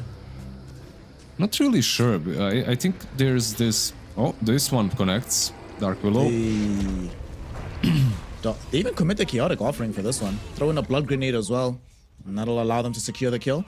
I guess Pantomime wasn't really doing anything else with this Golem, so might as well use it for that kill. And he can farm with it, of course, afterwards. I think it benefits the Spectre a little bit to recover and get that Orchid, and then after she gets the Orchid, then you can start making moves on Dire. But the Dire's problem is their heroes just don't do moves. They don't do anything. They're literally just this blob of heroes. Like 5 heroes that just want to go together and take objectives. You can do some smoke actions, but you don't have a blink on Beast, so he's not going to be initiating. You're waiting for him to buy Ags. And maybe Spectre can start things off with Haunt and Orchid, but besides that, it's really hard for them to initiate. Top lane, they do that. They initiate. Try to get themselves onto this Darkseer, coming in with the Haunt as well. And that's going to be Raph securing the kill. And okay, there's the normal ghosts and the additional spirits. I see them now. I see them all. Yeah, I see the ghosts as well now. I didn't see them before. By the way, he could have mech'd, and Pudge was ready with a hook if he mechs. I'm not sure why he didn't. He had like half a second to mech there. Saving it for the next fight, though. They should actually do that with like all items should have that BKB type thing where they become less effective the more you use them. Just The fifth. your 10th use of something that it doesn't work anymore. Yeah, Jug's swords should be, they get dull. Hook middle onto Raph, and they do manage to find that kill. There's a Bedlam going out from Sunset, trying to bring down 1J. Will succeed in this endeavor, but definitely dies in the process. And CK pulling back Zeneca, able to get that kill. It's a double for Violent, and it looks like it might be a triple. Well, nope. Rabel decides he wants a double as well. Yep. Turning this into a 4-for-2 affair. Very nicely done by Liga team. I'm kind of surprised that Sibe came back for that re-engage after the Death Prophet got hooked. They had Haunt and Orchid. Maybe they could have went in and helped out with Spectre as well. Decided not to. Instead, just played off of the 4v5. Nice little play by L1. Like, Liga super happy with this fight. And Orchid on Spectre will be matched by an Orchid on Chaos Knight now. He's gonna have one of his own as well. So even more ways to initiate if you're Liga. By the way, speaking of your items getting, you know, like bad after usage, Chaos Knight hitting someone with his axe, it gets dull. I mean, that doesn't work. His axe is dull already, but like jugs. And you have to replenish the swords, you know, you have to send them in for repair. So this is a long-winded way to bring back repair kit. As in the top lane, they jump onto 1J, should be able to find this kill without too much difficulty. They even drop the wall to try and play around this, and the Chaotic Offering goes out as well onto the Dark Willow. Okay, so support for support, both teams committing ultimates to ensure that these kills occur. A repair kit? Man, like, I forgot all about that item. Exorcism? Regular Ghost coming in right now, trying to make the counterplay with the Pudge Spirit following them, but not gonna find anything from this. This is a lot of commitment from Sibe, and they might actually re-engage. Violent, look at him. He's on the top side of the map. He's coming in with the CK illusions, thinking about going deeper, but I think they need a Pudge hook first, and Pudge, unfortunately, not available. So both teams will commit ultimates and get nothing out of it at the end. Well, maybe Rosh. Like, you have your ulti used by that Prophet. You know that she cannot contest you any longer. And Phantasm is around. You have a lot of Iron Shells as well. Straight into the pit. Elder Titan isn't really close to scout it. Like, usually this is one of the best heroes to delay Rosh. He's trying to, but he's still kind of far. First Aegis of the game will go in the direction of Liga. Give the Aegis towards Rabel, who also just finished his BKB on the Wind Ranger. So they could try and make some moves and big plays on the map.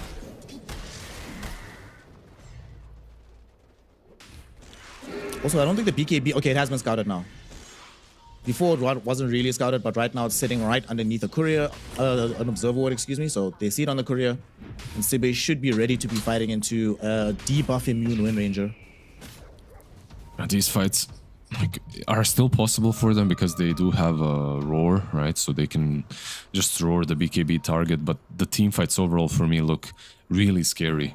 Like L1, the vacuum wall, the golems, the fatal bonds. Like, I know the other side also has potential in team fights, but nowhere near the potential that L1 have got. Do have a 3-hero smoke coming through from Liga. They're rotating to the top side of the map. They want to get this pincer maneuver. And they have a very good observer ward, scouting these 3 heroes out. They know they don't have reinforcements either. Beastmaster, the first one out. Shackle Shot latches him onto one of his boars. He is going to die very, very quickly here. But he does get help from Self-Hate, who's at least going to put in some damage, but definitely not enough. In the meantime, they TP out with the Dark Willow as Sohi dies too violent. And that's 2 heroes killed off. This observer ward paying a lot of dividends here in the top lane.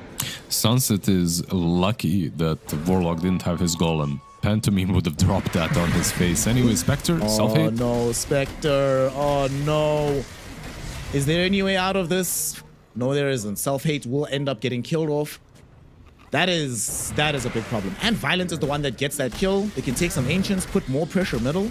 This game is starting to look very, very difficult, Liz. Pudge being around as well, getting now 10 strength off of his flesh heap. Feels good, man. Not too shabby. But yeah, overall, looking at these 2 cores, like 1v1, Spectre and CK, CK to me just looks in a much better space right now. Much better, just hero overall. CK is also about to finish off the Manta style very, very shortly. So things looking good for Liga. They need to make sure that they don't end up losing Rabel. Doesn't have that many allies around him immediately, but does get hooked into safety. Everything's fine on the high ground. Yeah, meanwhile, like you mentioned, CK finishing off his Manta in the jungle, chilling.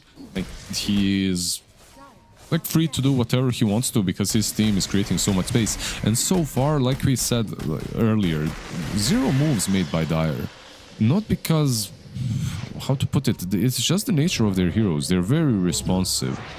This is some late game lineup. Basically, you're waiting for Spectre to be ultimately online and become the strongest hero. So he got scanned down bottom. Got perfectly connected onto. Should be a kill. I think they want to give it to Violent if they can. And indeed, he will grab it. Mega kill streak for the CK. With his Manta streaming in right now, so they start keeping the pace going. They're getting stronger and stronger and stronger. Loving what they're doing on the side of Liga right now. Well, they're the only ones doing anything on the map, so they're gonna get a lot of kills this way. Spectre, yeah, she's dropping kind of low to this ancient stack, but with one power shot and she's dead. One random power shot. Oh, okay. The power shot's been used. Okay. Self-hate will be fine. Just getting away. They're gonna steal the Tormentor though. So no Tormi for you on the side of Cibe. They're gonna try and actually fight them in this area. They smoked up on 4. The path of initiation is difficult though. We still don't have a Blink Dagger out on this Beastmaster. So they're gonna have to go for the long wrap. But unfortunately, by the time they get there, Liga already having dipped. They're gone. Yeah, they didn't want to take this fight. 1J will pay the price for that, seems like. Should be able to easily kill him off. They let his courier go though. I think they wanted to maybe see if they could catch somebody else on the retreat. I'm actually kind of surprised they didn't want to take that fight because they still had 1 minute on the Aegis. Like with that 1 minute on the Aegis, I feel like you could have taken the fight, but okay, they move back, they take another Tormentor. So 2 Tormentors for them, Wisdom Rune as well. It's a lot of benefits, like especially now that Pudge has gotten it. You can use that Dismember on one of your allies, save someone. If it, let's say someone gets roared, you can now save them with Dismember and play the fight off of that. But you will not have the Aegis saving anyone, as it has been just reclaimed. Rabel finished off the Gleipnir, but lost the Aegis. Yeah. Gonna start building into an Aghanim Scepter for herself now. While this is happening as well, down bottom, Zeneca is very, very close. Not very close, but making a lot of inroads towards having his Blink Dagger. And that's finally going to give Cibe opportunities. Because even in that fight they try to take in this bottom tier 2, if they had the Blink, they wouldn't have had to make that massive wrap. Could have been a lot easier for them to force the fight. But the fight is coming towards them. They don't have to force it. Because here's the smoke from Liga. And they come across 3 heroes on the low ground. Gleipnir onto all of them. Walls surrounding them all with their chaotic offering. 2 are gone in the blink of an eye. And the Dark Willow's gonna follow them shortly. Very easy for them. And now Violent also finds Raph. The Death Prophet stuck around Liz. And now she's dead. They were waiting for something, but I'm not sure what. Like, they were waiting for something for quite a long time. But they are just not out farming these heroes. They needed this Blink Dagger on Beastmaster before the Crimson Guard, unfortunately. I get the Crimson Guard, kinda, like you're playing into a lot of damage from Chaos Knight, from Wind Ranger. It does help out, but you couldn't afford it. It's a luxury item that you just couldn't afford. You needed to start making some plays. You're 17k behind at this point. I expect her, she might come online eventually, but she'll be way too far behind. Yeah. I mean, here's a good illustration of how bad things are for their initiation. They know exactly where this Wind Ranger was, but they couldn't jump her. They were forced to commit the haunts, but the hook saved her, and now they should be able to get out. Vacuum puts Sohi on the high ground. Gets Cliff CZ'd. Feels bad, man. And they're thinking about just hooking him back just to force a kill. Hook misses the Dark Willow though. And they come in with Wrath, throwing in the ultimate with the Exorcism. Violent is on the eastern side of the fight. He gets eaten up with the Primal Roar, but not enough damage to actually threaten him. Just blows up the Death Prophet. Now turning his attention to the Dark Willow. She is gonna die for sure. 1J just hooking for fun right now. Doesn't need them to get kills. It's a double for Violent. More heroes dead from Cibe, and I gotta be honest, Lizard, I'm thinking we're close to the GG being called. I think so as well. This is looking just way too simple, way too easy. These items that came from Cibe just aren't it. Like, Hook on the Beastmaster, he's caught as well. Well, looks like we're not getting a Blink Dagger this game, my friend. Yep. Beastmaster gets taken out. No way to defend the top lane Arax no more. And Cure Death Prophet as well went for the Aghanim's after the Yules. I really think she needed some more armor at least. Like, this CK hero needs to be respected. At the moment, this guy is just damn broken. Even with armor, by the way, you're dying anyway, but at least it's gonna take a little bit longer. So maybe some terrorize can be used on top of that. Or an echo stomp or something might save you a bit longer. But you need that armor. You know how you know that Liga team is way too far ahead right now? The fact that they can be pushing 2 lanes at once without actually realistic prospect of dying is insane to me. Yep. You take the top lane quite easily. Middle's been peppered away, so Valens will come finish it off. And Without an Aegis as well, by the way, keep that in mind. Dude! Oh my god, this Valens about to kill Raph just with the illusions? He didn't think it was gonna happen, so he actually let him go. But in the meantime, we do have another hook going out onto Zeneca. He gets killed off, and that's the GG. Painful game for the Sibe lineup. They end up losing the first game, and Liga keeping their tournament hopes alive 1 game at a time right now. Yeah, he didn't orchid him. He didn't do anything. He just sent the illusions and the Dead Prophet died. So that kind of paints the best picture of how strong Chaos Knight is at the moment. Like, there's a reason why this hero is first phased. I'm surprised he's not banned more often, even in games in which he's playing versus some Lash Underlord kind of a thing. If the teams are the same, by the way, if the teams are like evenly matched, I feel like Chaos Knight comes out on top. I truly believe this hero is the best carry at the moment. So what you're basically saying to me is that Falcons are going to win every tournament that they're in, also, unless you ban CK. In this game, though, as much work as CK put in, I really want to highlight 1J. Yes, he missed quite a few hooks in the game, but the ones he didn't really messed things up for Sebe. For me, the beginning of the end is this hook we see now, where he brings in the Death Prophet. Sebe decides to fight, and that fight did not go well for them. And also, you were mentioning at the time why didn't Spectre Horns in. I just saw the ultimate was off cooldown, was on cooldown, sorry. So she wasn't actually able to join the fight. Not that it would have made much of a difference given just how strong Violence was throughout the earlier portions of this game. Yeah, he was just just a stronger Spectre. The idea of what they wanted to do with Spectre is this Orchid, and then they start the fights off, and then they fight off of that. The biggest problem was not really the carry-to-carry matchup, even though I think the game was lost in that aspect too. I think the problem was you had absolutely no ways of making any plays. Like, you just couldn't move on the map. Like, your heroes basically make moves only when they wrap around and smoke, or if you just head first go into towers. Dota isn't played that way right now. Like, you need to have some sort of initiation. On the other side, you had Windrunner running in, you had this hook to play in, even the Darkseer could just go in, vacuum wall, whatever, you know? Like, you needed something similar on CB. It was a little bit too telegraphed what they... the draft isn't that bad, I think the itemization made it. Like, the draft itself, okay, it has some issues, but the itemization was a bigger problem. Yeah, there's a universe out there where they do actually get the Blink Dagger early on Zeneca, and then all of a sudden their fight prowess massively spikes, but he ends the game not even being able to pick up the item. Just becomes way too easy for Liga. And like you say, like, it's not just that they couldn't make any plays, they couldn't even do anything on the map to force Liga to respond to them. There was never a moment where it felt like Liga was out of control in terms of their movements around the map. Just made Dota too easy for them. I feel like this hero DP first needs to go. Like, don't pick it in the game 2. And definitely don't pick it in tandem with the Spectre or the Beast. I feel like there's just too many things that don't work in this Tri-Core. Like, let's say you have some Spirit.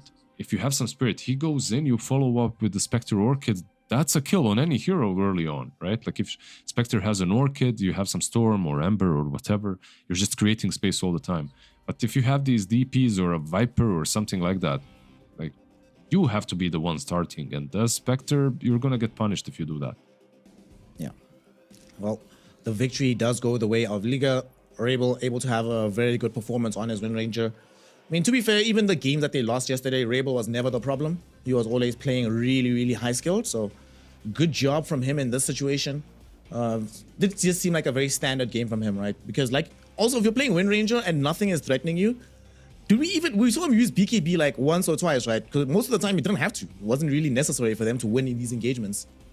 Yeah, he didn't have to. Like, they didn't really feel that threatened on any of these heroes, right? Like, there was no damage. And I just have to test, like, I'm gonna go and test the Death Prophet as well.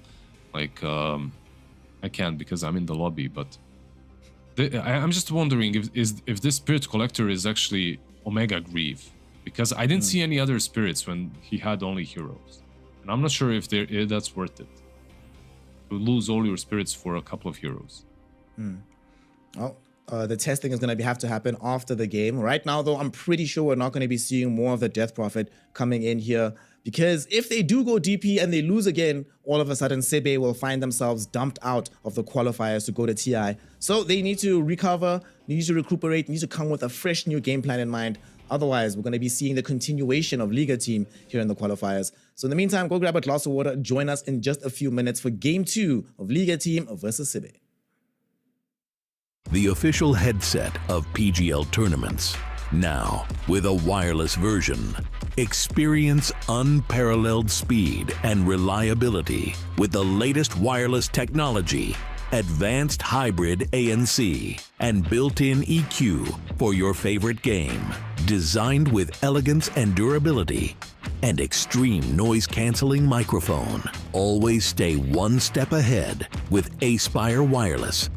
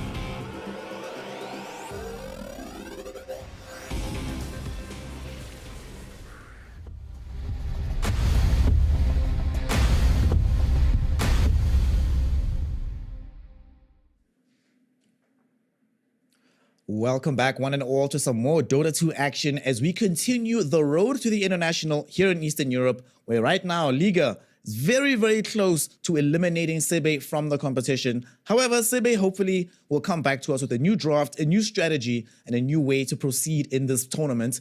And of course, to join me, myself, Snare, the boy, the most based Balkan of all time, it's Lizard. What's happening, fam? How you doing? The based Balkan. Okay. Something new to hear from you every single time we stream together, but I'm doing fine. I've been watching some Eastern European Dota, playing a lot of Dota these days as well, and looking forward to this second match in which CBA team honestly needs to step it up big time. Like first and foremost in the draft, and second most in the way they're playing, because I'm not sure. Like looking at the game one, there was a clear outdraft problem. I just want to see Sibe playing on a more even grounds, like on a draft that I at least feel is much closer. I feel like that's something that could change things, but, and that's a big but, Liga team does seem stronger. Like in general, they just seem like a stronger team. The way they're moving on the map, what they're doing, because Sibe, they still could have played that last game. It was playable. It wasn't like this complete absolute outdraft. It was more like 70-30, so you still have a shot, but let's see. If they have a draft victory, I think they can win versus Liga team, but it is an uphill battle. Made even more complicated by the Shadow Fiend finally making its way through the first phase of bans, normally removed by the second pick team in the first phase.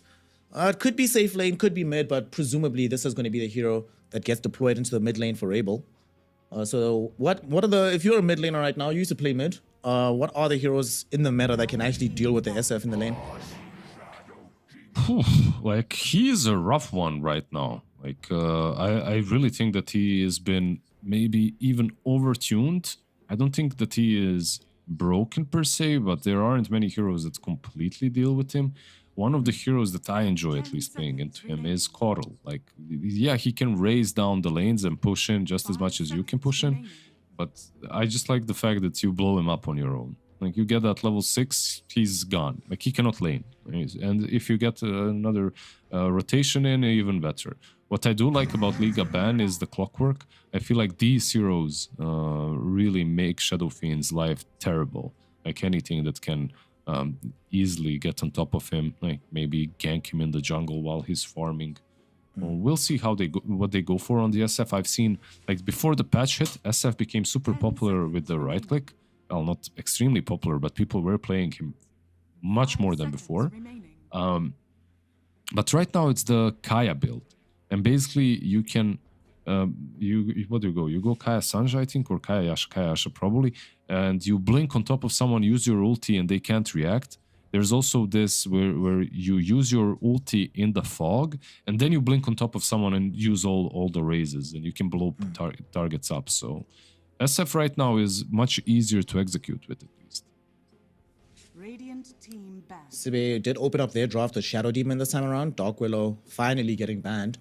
I mean, this is one thing I do like about the Shadow Demon that they were definitely lacking in the previous game. Having any kind of save, always very, very useful. Hell, if you're lucky enough, you can like stop somebody from getting blown up by the Requiem channel from the Shadow Fiend. And it's just in general the ultimate from Shadow Fiend, Shadow Demon rather. Man, Purge is always just good. Like, there's never a bad time to have an ultimate like that in the game. Yeah, it's never, like you said, never bad. It's also good to get the Shadow Fiend illusions. It's good to just demon on demon. That's why they picked it. They opened up with demons now. Now these guys opened up with what's a brewmaster? Animal? A furry? Now these guys have to get a furry, like a hoodwink or something. A furry draft, that's what I would love to see. Or a drunk. It's like Uno, you know, we pick a drunk, you need to pick a drunk. You need to go Tusk or something. Okay, there's some fire in Brewmaster. Yeah, I was about to say, Cinder Brew, you know, you got some fire coming out, it's fine. Okay, this is Rock. You now have to go Rock. What? There's no other Rock. Is there? Yes, there is. You can pick Primal Beast and then get the Rock throw, yeah. Or a tree ant. He's holding a tree. Ah, okay, I see. 10 seconds remaining. Or an One thing elemental. also- Some other elemental, you know, Tiny's rock. Like, you can go water, you can go Get Ember Spirit then? Yeah, there you go. I mean, they do need some jump from the mid lane. Ah, We definitely saw how rough it was. 1J is living life. That's the pose right there. You know, put your legs on the table. He's chilling, man. He's having himself a good old time right now. Yeah. Meanwhile, Pantomime is like, okay, what do I draft here? And 1J is like, bruh, pick me Pudge. I got this. It's fine. Let me relax. The life when you're not the drafter of the team makes life a lot easier for these first opening 5-6 minutes. One thing I also do like about the Brewmaster pick from Sibe is no matter what, we saw in the previous game they were struggling to like take fights and do stuff. Now they can do stuff. You have Brewmaster. Brewmaster is like, if you can't do stuff on the map with this Brewmaster hero, then I don't know, man. And I guess it's also greater incentivized to get the items that will force him to be in the fight rather than hanging out on the outskirts. And another fire hero. Nice. Good job. Fire and ice. You know why this is picked, by the way? Like it's kind of interesting. So his hits count as 2, so it's kind of a counter to Phoenix Egg. Ah, I see. He hits twice. Well, it's not that bad. It's not like the best counter to it, but it's decent. And you have Ice Bat as well versus Shadow Fiend. You have Ice Bat follow up with the Shadow Demon. My issue again is for Sibe is like you have this Brew. He can be the one starting things off, I guess, but it's still hard. It's still hard for them to start fights. And also, you probably won't pick CK into Brew. They are strong illusions, but still, you probably don't want to pick them into Brew, Jakiro. This Lina, we didn't get to see it in the previous game. This time around, though, Liga did ban out the Wind Ranger. So we have some magical burst damage as well. There's some setup from the Shadow Demon for stuns from both Jakiro and the Lina. It does feel like Shadow Demon's going to have a lot to do in this game for Sunset. Doesn't feel like it's going to be an easy game for him whatsoever. Needs to watch his positioning in particular. And yes, for sure, his positioning will be hard because you have this Phoenix who's free to just jump on top of you, give info for Tiny, and then Tiny follows up. But okay, the Lina pick is creating all sorts of problems for the SF, for the Phoenix. For the Enigma, I would say as well. Like this Enigma with Boots of Bearing and Lads, I wouldn't be too afraid of it if I'm Lina, you know. And you have Jakiro as well. You have Saze versus Black Hole with Disruption. Like you have a hero that can kill the Enigma while she's black holing as well, like from long range. That's the Lina, of course. 5 seconds Like remaining. overall, honestly, like Liga, they have some nice things, but I don't think they're out drafting anyone this time around. I'm with you on that one. This does feel like a much more playable game for the Sibe lineup as things look at the moment. So they have lost pick. They're going to need a carry, and then Liga probably need a carry hero as well for Violent. Unless Violent plays a Shadow Fiend, but I don't think that's likely. What are the good carries still available? I mean, they have... they can't pick like anything that gives away very strong illusions. So that means Lina's out of the pool. Don't know, Luna probably not going to play DK's safe lane either. Man, Reaver would have been nice, but it's already gone. Feels bad. What are you talking about? I mean, both of them need carries, right? Like, unless they put SF on safe lane. I'm talking about Liga, because they have to pick first, right? Yeah.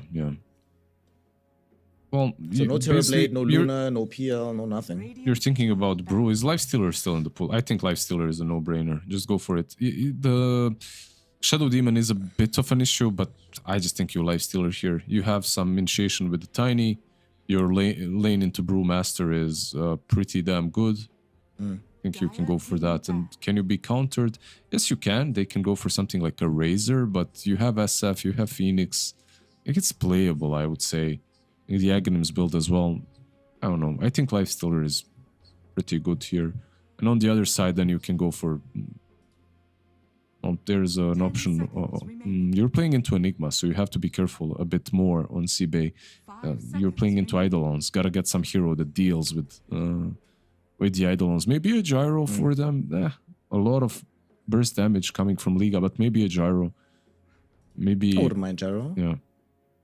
I want someone that buys BKB. Either BKB buyer or Lifestealer has Rage. But that does sound very, very good to me. Yeah, go Gyro. I think go Gyro. For Liga, though... Wait, can Liga steal Gyro from them? Team pick. They actually could. it's not like the worst gyro game to play into on the side of Shibe. Once you get BKB, Lina is, I mean, honestly, the good shout. Like it's still good for them. I'm afraid a bit about the Lina burst, but okay, it's good. And now if you're Sibe, what are your options? Like Morphling is still in the pool. It's okay-ish, I guess. Lifestealer though for Sibe now, it's a good hero, but versus Enigma it's not that great. But you'd get another hero to hit the egg, and you have Jakiro with dual breath versus Eidolon, so maybe you can just count on that. I don't know. Sven as well is in the pool if you really want to go all in on Eidolons. But Sven stands ready. Is there a so in China, Team Turtle, the Somna squad, was playing with Chalice, Safe Lane, and Yang.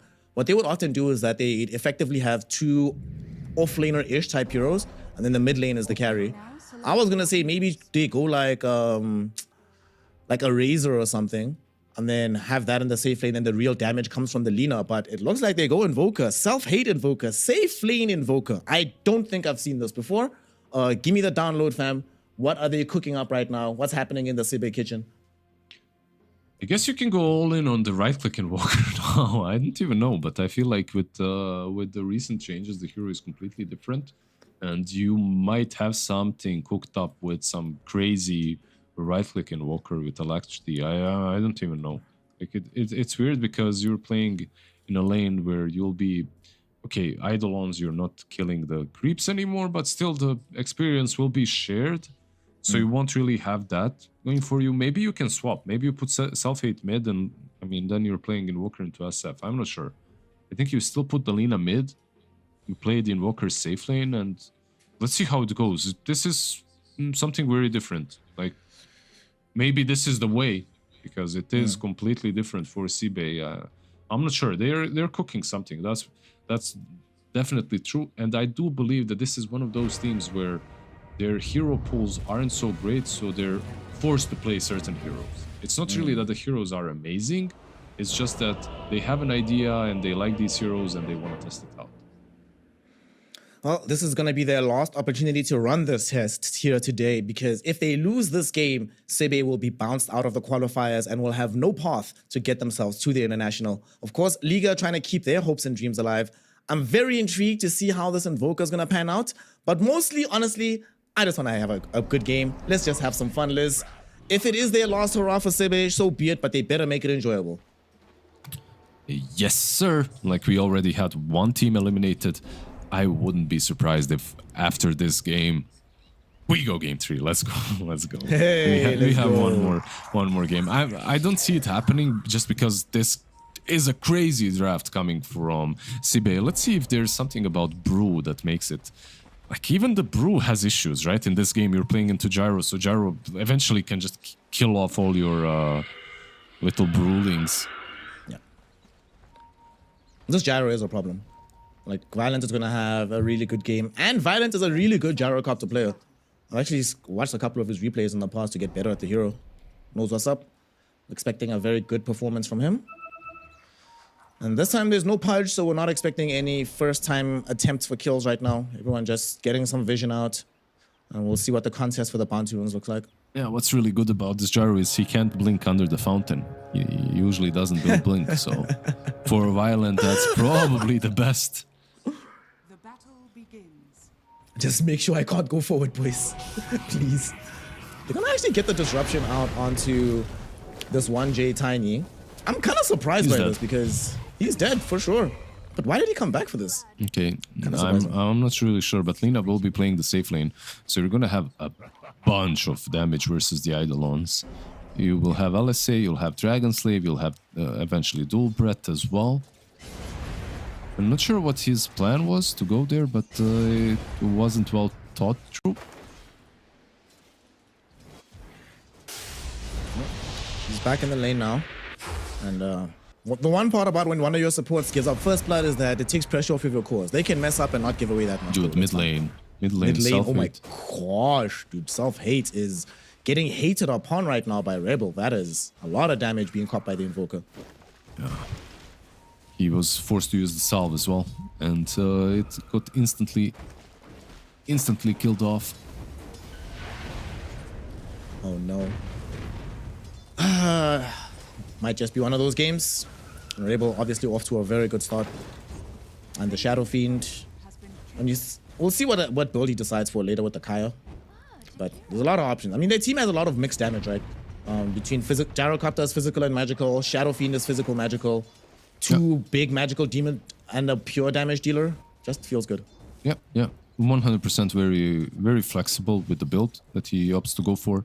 I do think that they need someone to create space for the gyro and maybe play a bit more actively, and because of that I'd like more of this new age blink dagger with magic damage build, you know. I wouldn't like to see some full-on right click, but if they decide to have more late game potential, you can maybe go for the right click as well.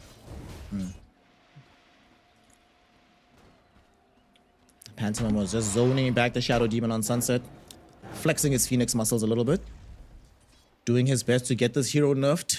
Sorry, Liz. Yeah, he understands. He's not like FNG. He understands. He went for the Dying Light.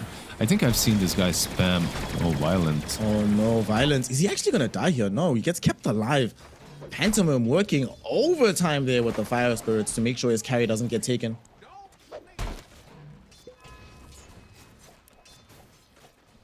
Shout out to Pantomime. Yeah. He might go for this Shadow Demon. He's got Dive and Fire Spirits in 2 seconds, so gotta be careful as an SD how you position yourself now.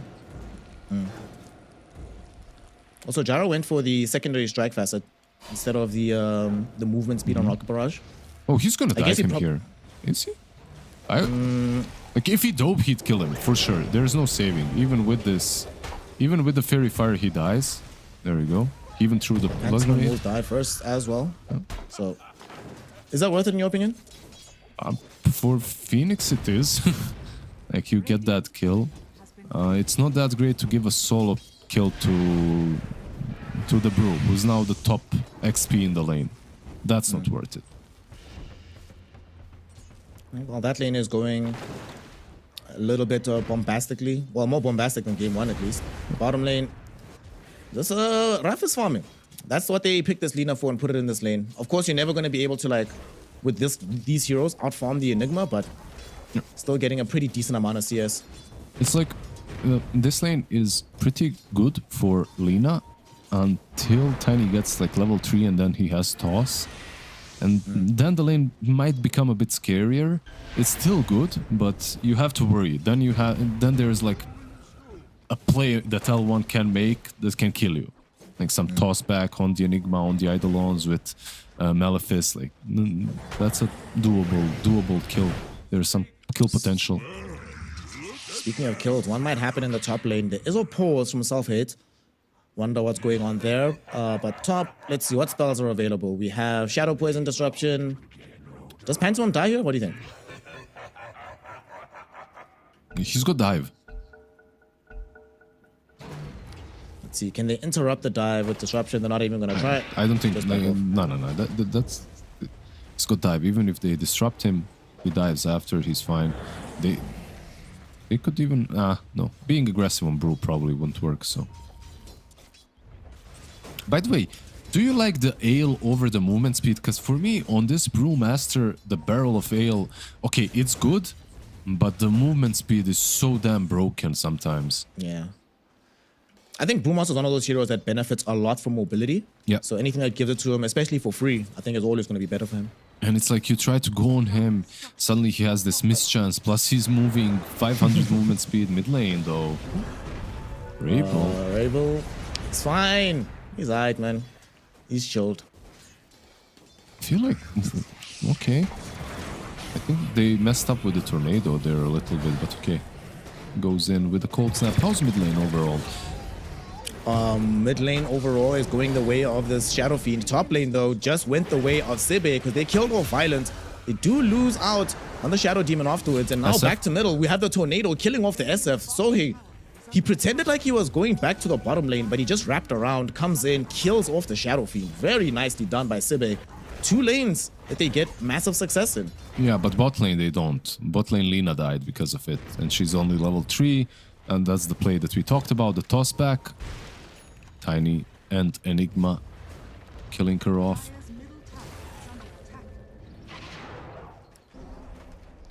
What build are you gonna go for here, honestly? Now looks like we're waiting for that old school turret build. Some Mjolnir, not some Gleipnir, BKB, Daedalus later. Most of the time, what I do see right now is some Aetherlance, maybe an E-Blade into Hex. You still deal right-click damage, but you have a lot of potential. Look at 1J tossing forward Rebel to ensure they find the kill onto Sohi. The attempted deny will not succeed from him. That was funny. Man, 1J is such a fun player to watch. Even yesterday, remember his Weaver yesterday? That was so hilarious to watch. I really like this guy. Okay, this Phoenix might die. There's Cold Snap, right? Yeah. Now he can't die.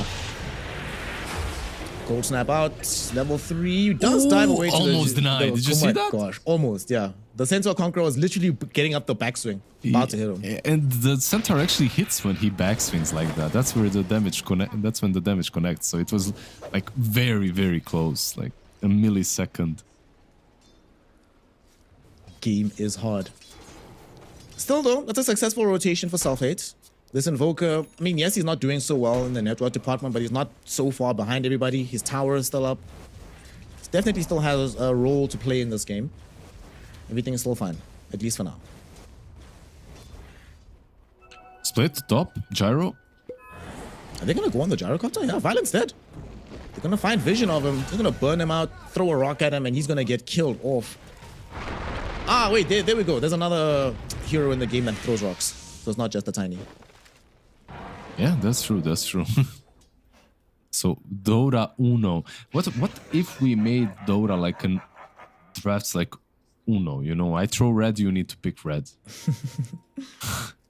That would be very interesting. They should at least make it a mode, like a game mode to do that.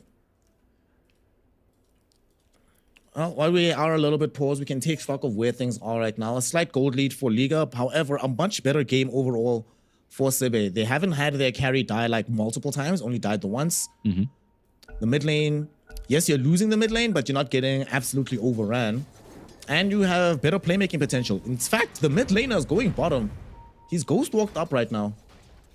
Will they be able to find a kill? 1J will get caught dewarding, will certainly die. Cold Snap with the urn. This is going to be a very fast kill. Going the way of the leader. Yeah, used a lot of resources, of course, on these three heroes to kill him off, but definitely worth it. You also got the urn charges now on Invoker, so the kill potential is even higher. Maybe on this top lane, because Sunset is already setting up. Nicely done by Rebel, not going in for it. Like, if he goes for that, he's dead for sure. Yeah. Game sense will save him in this instance. And, 1J. He's gonna just go in with the avalanche. That's a very 1J play, but he's got support coming in. Violence on the back line, looking to try and make sure that they kill off some of these Radiant heroes. They've already lost the Tiny. Sunset's trying to escape with the TP away. He'll succeed, but it doesn't look like so he will.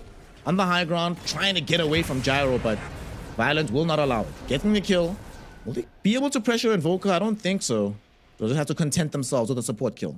Yeah, they can't really go on Invo. Everyone else, though, like, still a solid play by Sibe, I would say, because Gyro was forced to rotate. Like, Gyro is there, they only get the Jakiro. Like, all things said and done, you lost the Tiny, it was 1-for-1. And you rotated 4 heroes in. Not too bad for Sibe. A much better performance than in game 1. Top lane, they might decide to go onto Violent. He caught the ultimate from Sunset. They throw down the cooldown. Secondary strikes will be there. Zeneca will not die from this.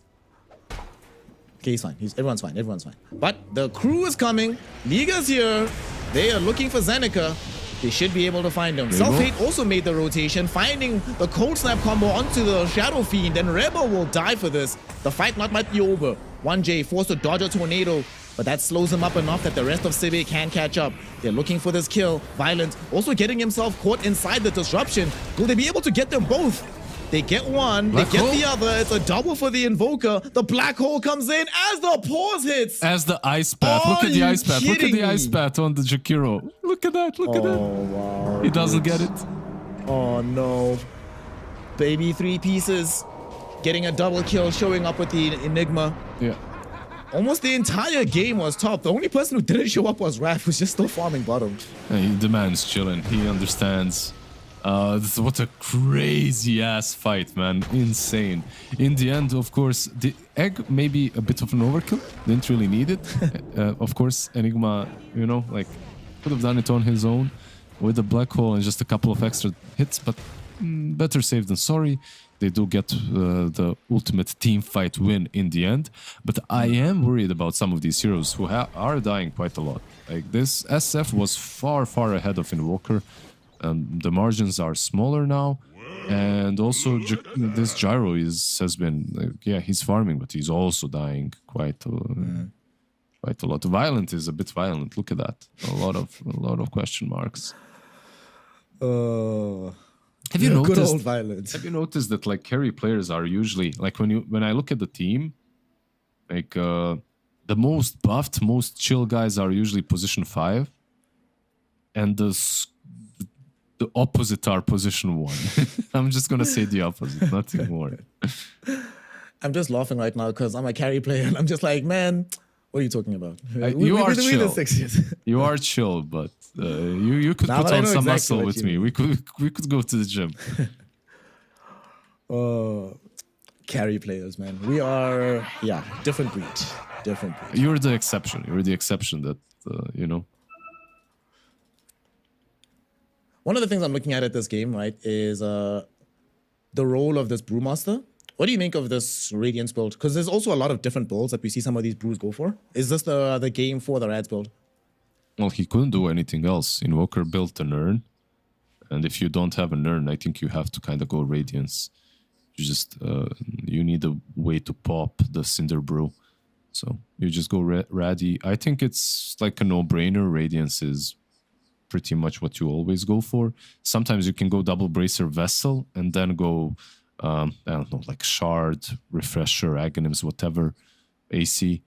Maybe sometimes Manta as well because of some silences. But yeah, this game is pretty straightforward for me if you're a brew. Like Radiance is the item to go for. It'll also be more burn damage for the team. Everybody but Shadow Demon has something that burns you out. That's kind of funny. CBA's got the heat in their draft. Yeah, that's true actually, right? Wool Brett, Lina, full toolkit, Invoker, Sunstrike, Brewmaster with the Fire Panda as well. Yeah, that's right. And it looks like our Shadow Fiend Rebel has made the decision that he's gonna go Kayayasha. Yep. Oh wait, no, he just changed his mind. He's going pipe. No way, he's actually. he's Did he not keep going- this pipe? No way, dude. This Yeah, isn't no way. envy. It's not going pipe. Eternal envy. That What would a be the lad. most eternal envy thing ever. Like SF, and suddenly there's a pipe on him. Even though, like, a long time ago, there was a patch in which SF was buying Greaves, like Greaves pipe. Yeah. Where you'd like rush mech every game. Yeah, exactly. Like, mech mid, no matter what you're playing. Man, Dota's been through a lot, dog, honestly. When I think through some of these patches. Also, think of things that have happened in the past that don't happen anymore. What have you, from what you've seen of this Invoker, does he have a role in the contemporary meta?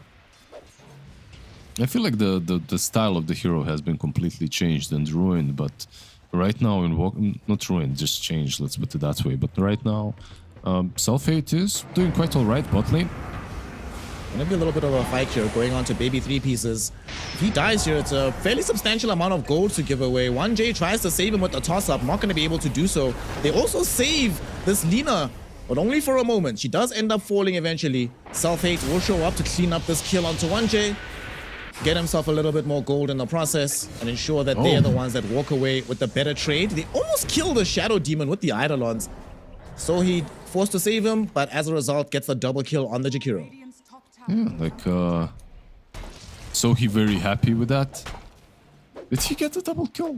Yeah, he did. He got 1J and he got the courier of 1J and he also got No, he got baby 3 pieces. He also got the baby 3 pieces, okay. Are we calling him that? His baby 3 pieces for life now. That's it. Yeah. I'm gonna call him that. It's done. It's done. It's comfort. I mean, even though you lost your 4 and offlane, I think you're happy with it if you're like you did kill the enemy carry, so it's kind of okay of a trade, slowing down the Lina's farm. She does now have the Maelstrom, so she'll be able to just dip in the jungle, farm a lot more effectively. Self-hate? In the meantime, top self-hate. It's come across this Phoenix, but not going for him just yet. Speaking Allowing him of to live. Mac, by the way, very interesting build on the Phoenix. He's the one that bought it. Like, he went for Mac. Okay. I was thinking a little bit about this facet of his Dying Light in region, mid lane, Seth. That should be fine. Tornado, Sunset. Well, I mean, it's okay. Fine, bro. If they fully commit, if they fully committed, I think they could have killed him. But Invoker went back, then Jakiro went in. Phoenix, Pentiment? He just goes in with no regard for his own life, and his life might be forfeit. Are they letting him go? Wait, what? They let him go? What happened? There he's dead. Oh, okay, never mind. They didn't Okay, let him go. okay. Relax, relax. They counted it to the last dot. So cool guys don't look at explosions. I can. My bad, guys. I wasn't familiar with your game. I think they were just afraid of something. Not sure what, but maybe the egg. But yeah, that liquid fire, that was so close. He could have lived very easily. Yeah. I'm not sure what he was doing to dive there as well. He was alone. It's not like there's someone that's very low, you know? Like if there's some hero with 10%, 15% HP, you can finish them off, but there was... he was seeing ghosts. I'm telling you, it was some Dire's middle tower is under attack. paranormal A lot activity. of ghosts today. Lots and lots of ghosts today. Violent moves bottom through the twin gate. They were trying to gank him while he was farming the jungle, but little does he know that he walked right underneath an observer ward, so they know exactly where he's at, and they know that he's alone too. So they should be able to catch him if they find the right approach. But Violent moves away just at the right minute. Dude, if he stays like 5 more seconds, he's dead right now. Yep. Moves away, gets to waste their time instead. He finished off the wave, right? Like the moment he finishes off the wave, he goes back, maybe farm the triangle, maybe farm mid. So they were a little bit late on Sibei. And their time isn't really running out, but this Enigma is also getting closer and closer to the Blink Dagger. No BKB yet though, so just the Blink Dagger with the Black Hole shouldn't be too difficult to counter. Speaking of BKBs, look at the Shadow Fiend. He's had a change of heart, not going for the Yasha Kaya, instead sticking to getting BKB after his Yasha. Phantom on top will get right clicked down by this Lina. She turrets him away. Okay, cool. Nice free kill for her. Yeah, both of these teams aren't doing anything on the map though. It's just these small little pick-offs, small little skirmishes. Liga waiting for their carry and safe laner. And also they have a very greedy offlane, so they can't do stuff. Self-hate is loving life because he's the only one that can actually make stuff happen. And 1J, Making stuff happen right now onto 1J. We drop a macro pyre for this kill as well. Tornado should have enough damage to kill him once he comes down. Indeed it does. Okay. yeah, I feel like L1, they're suffering from the same thing that Sibei were suffering in game number 1. Their draft is way too slow right now. They need this Tiny to have a blink, and he's died a couple of times. He's died 6 times. Like, with the Tiny having a little bit of a better game, everything is different. Like, he has this blink, suddenly you have plays, but without the blink on him, just not a lot that they can do. Fortunately for him, he's not that far away, but he He's might be TPing put into even Brew. further away because he TP'd into Brewmaster. Oh no. Say it ain't so, please. 1J about to get himself hard punished, killed off, and that's going to be an even further delay on the Blink Dagger. 7 deaths, yeah. This one was completely on him. He just TP'd into foreign land. He didn't even see if they had no vision, so... Sometimes it was a bit sacrificial. This time around, it was just a mistake.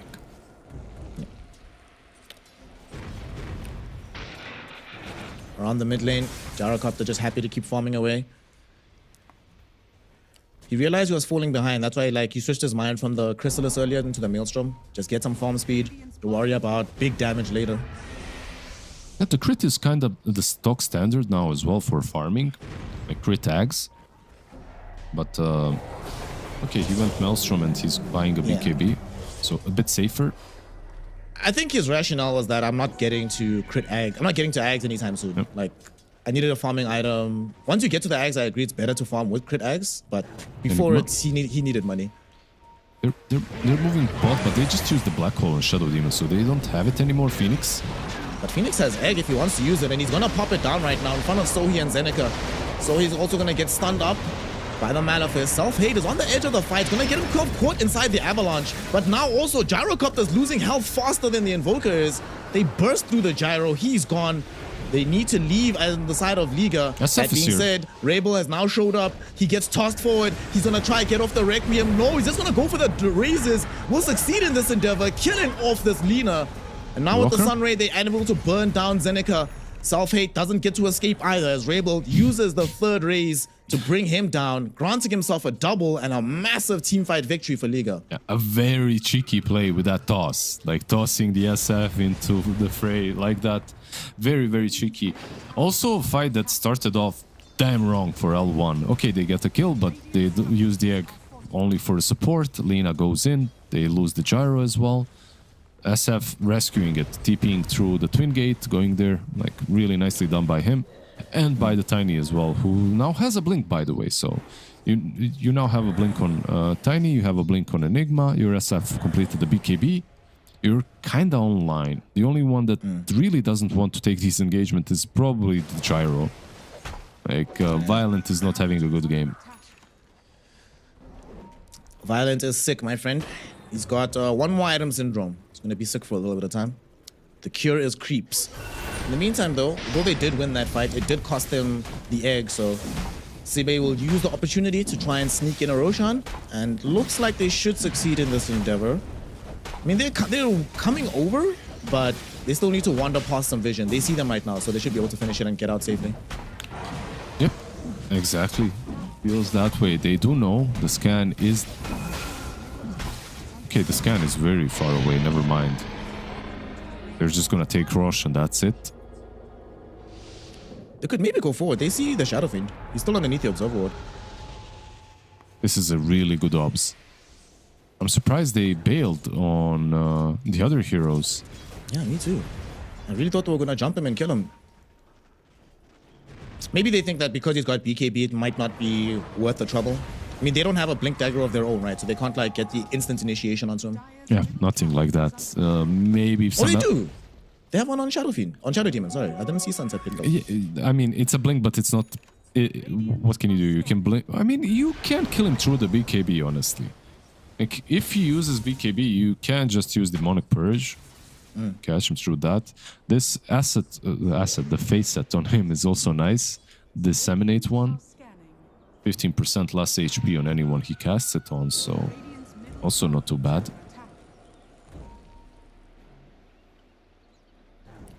"20 minutes into the game right now, and we pretty much have parity in terms of the farm.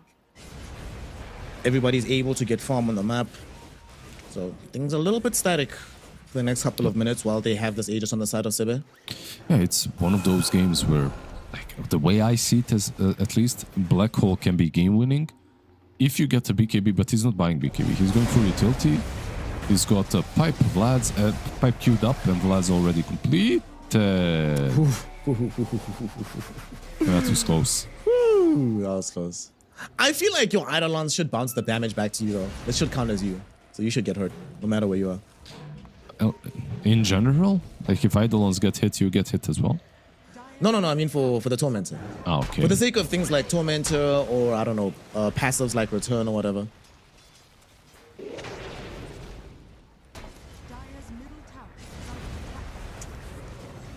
Nonetheless, they just get the free Aghanim shard. They pick up their Wisdom Rune on Rabel. And top lane, Shadow Demon has caught out 1J. Can he solo kill him here? He's gonna try for it. 1J does have Blink in a moment. Oh, gets cancelled out once more. And it looks like he is indeed gonna get himself soloed. He's playing Ring Around the Roses. Yeah, making this an entertaining chase. He's actually running out of mana on the Shadow Demon. So he's gonna need help to finish off this kill. And that help will be provided by Raph, who just throws in the Gleipnir, picking off 1J. Also, exactly when he started TPing, so he doesn't have that TP once he resurrects. He's gonna have to run to his teammates. But you know, like they get to position 4, they still have the Aegis, they are in a comfortable position anyway on Radiant, so maybe not the only thing that you should take with this Aegis. Perhaps they can force another objective, but they're not in any big rush. Invoker, who started off with a Vessel, is the lowest net worth core at the moment. Like, he had a rough lane, but his rotations were good. However, he did buy Midas in the end, so that Midas will help him. Just needs a little bit of time to keep scaling with that Midas. Yep. They are walking underneath an Observer Ward, so I think Enigma should know. They even smoke under it. What's been happening in this series with everyone smoking under wards, man? Yeah, they're just not rewarding that much on their side, and they're not following where the enemy is playing, so they end up smoking like that. Dire, however, does not do the same mistake. Dire's actually coming. They want to fight this. They have BKB on Violent. They jump in directly onto the Lina. They will pick her off, hopefully, but she still has an Aegis ready to go. And then here we go. Requiem gets thrown out by Rebel. They really want to take away this Lina's life, and they do. Life 1 gone.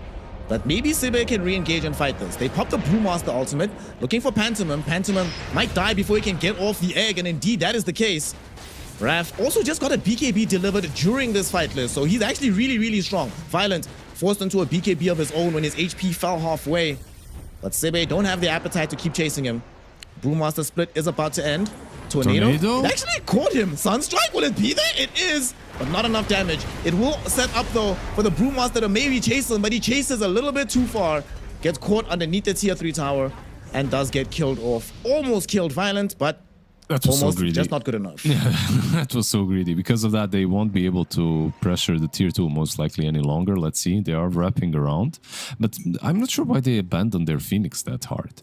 Like, that same Phoenix has 2 sets of boots, by the way. You don't abandon a Phoenix with 1 set of boots, but 2 sets of boots you never abandon. Like, he's got Greaves, you know? Like, if they give him any sort of support, like, he can pop the egg, they can maybe black hole the Lina, they can fight off of that. But they were very timid in that fight, considering how eager they were to start it and kill off the Lina.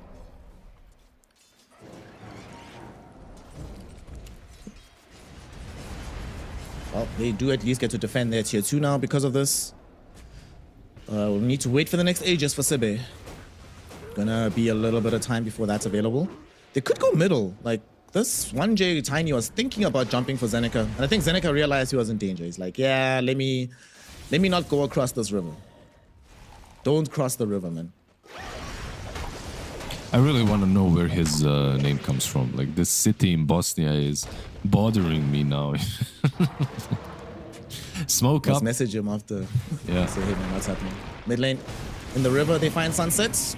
We'll delay proceedings for a little bit, but he knows his life is forfeit. The question is, will they just let them get out of here? They're going in with the Lina, putting in damage onto the Tiny, but Guardian Greaves gets popped, healing him back up. The Brewmaster also splits to the north, but the egg... Oh no, the egg is bad. So is the black hole. What is happening? Liga!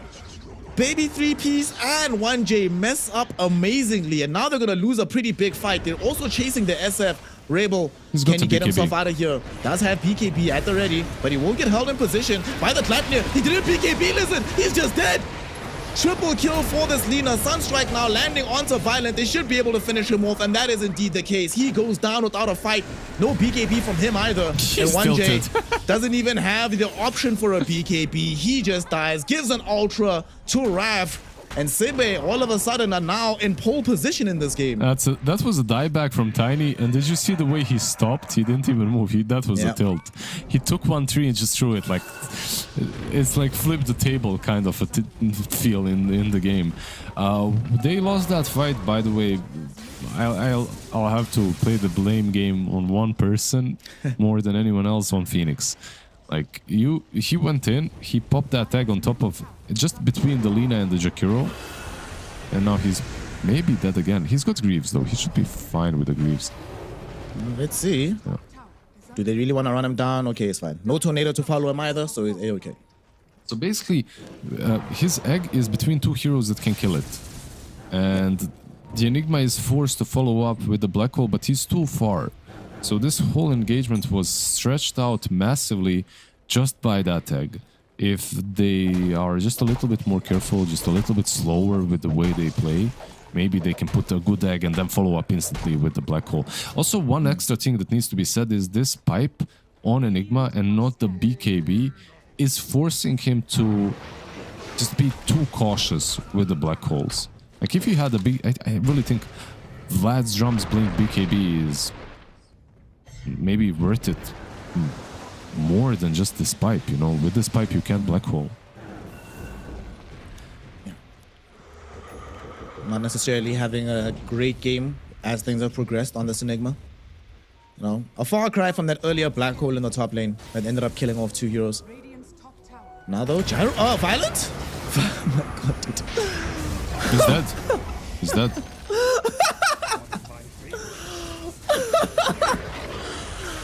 I don't even know, man. I don't know about that one. Yeah. I don't know about that one, bro. He likes playing behind enemy lines a little bit, gets punished for it. The BKB as well. It's like, remember you talked about this matchup a bit in the draft. Lina loves playing into Gyro. It's like just a lot of burst. Enigma. Enigma's down bottom though. We'll be able to get a catch onto Self-Hate, who stole the Wisdom Rune. He's trying to get out of here with the BKB. It looks like he'll succeed in this endeavor. Yeah. Brew has travels. Lina has travels as well, so you gotta be careful every time you're making these moves. Lina has Daedalus now, fully completed by the way. She is in turret mode, my friend. She is in full turret mode. And she got her Daedalus before the Gyrocopter even got his Aghanim Scepter. So the difference in their damage output in these fights is going to be astronomical. In fact, even look at the difference in their net worth. She's 8k ahead of him right now. Yeah, and it just wasn't a good game for Violent from the get-go. Hasn't been farming well, hasn't been fighting well. All these fights went kind of wrong for him. He has 6 deaths and 2 kills. The game is certainly hard for the Gyrocopter player. It's about to get harder because in 35 seconds, Orochi will respawn. I'm wondering if they're going to try and take the chance of it. Because it'll only be around for like, what, 30 seconds? That should be enough time for them to kill it, right? Like, Raph does a lot of damage on this Lina. Yeah, I think so. I think it's very difficult to contest it at this point even. Like, you need a BKB on Enigma. Like, if you're L1, I feel like just dodge every fight until you have BKB on Enigma. You're just not gonna win them. Oh, bottom. They see Gyrocopter. They might decide to just harass him a little bit. Where is Lina? If Lina was here, he'd actually be dead. He's forced to BKB TP out. I mean, we have actually not seen the Gyrocopter able to use BKB and stand and deliver in a fight, right? It's almost always been used so far for him to just get out of dodge. Top lane, unfortunately, I don't think Baby 3 Pieces is going to have that luxury. He does not have a BKB of his own. So you're going to get eviscerated by Raph. But they might find some revenge. They might spin back for the homie. They get a beautiful avalanche. The disruption will mean that the Requiem doesn't connect on the Lina, but doesn't matter in the end. They still kill him off. There's no split, Tornado will be thrown out though onto 1J. 1J is taking quite a bit of damage here. He will end up dead. With the Supernova quite far away from them, they won't be able to get there and destroy it.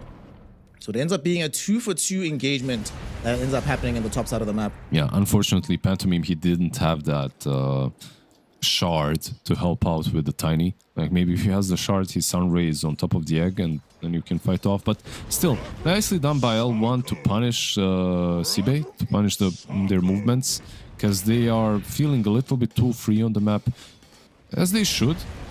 They're owning, but this SF is becoming like a true pub SF. I'm gonna win the game on my own. And this is literally the build that I see in all of my games. It's the Blink with Yasha and Kaya, BKB Axe. And then you can use your ulti even from the fog and then jump in there to use your Shadow Rays. Because Kaya now gives 25% cast speed bonus. You can actually raise much faster. Alright, we'll see if he's going to utilize that power down bottom. He's linked up with the crew. They smoke up with the Enigma and the Tiny behind them, so they definitely are looking for this fight. It's 4v5 at the moment, but Lina will respawn and she can TP to the outpost. They have Arcane Rune on SF. This could be massive. Okay, Lina just came in. SF going forward. Ooh, nice little blink away from Sunset. He will avoid getting caught by the Tiny. Brewmaster split now comes in from Zeneca. will put their pressure onto 1J, killing him off. Tornado from Self-Hate actually scouts Rebel. They don't have the Gleipnir available for another 10 seconds though, so they can't hold him in position. Does get the blink away. In the meantime, Violence tossed up into the air by the Cyclone. And now they actually do get back onto Rebel, pushing him into the fray. Lina right there to dish in the damage. Rebel's gonna die.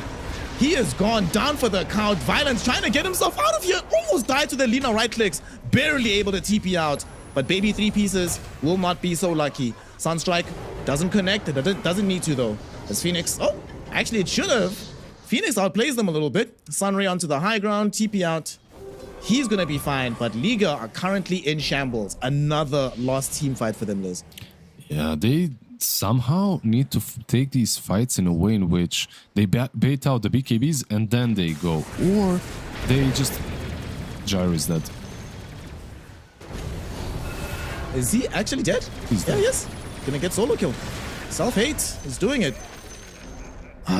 Even with the Paladin sword. Yeah, oh no. They tip Self-Hate because he missed every single spell he could. But he still gets the kill, so that's what matters. Yeah, like they're just running them over. You need to find a way to fight when they don't have BKBs, and it's almost impossible. Yeah.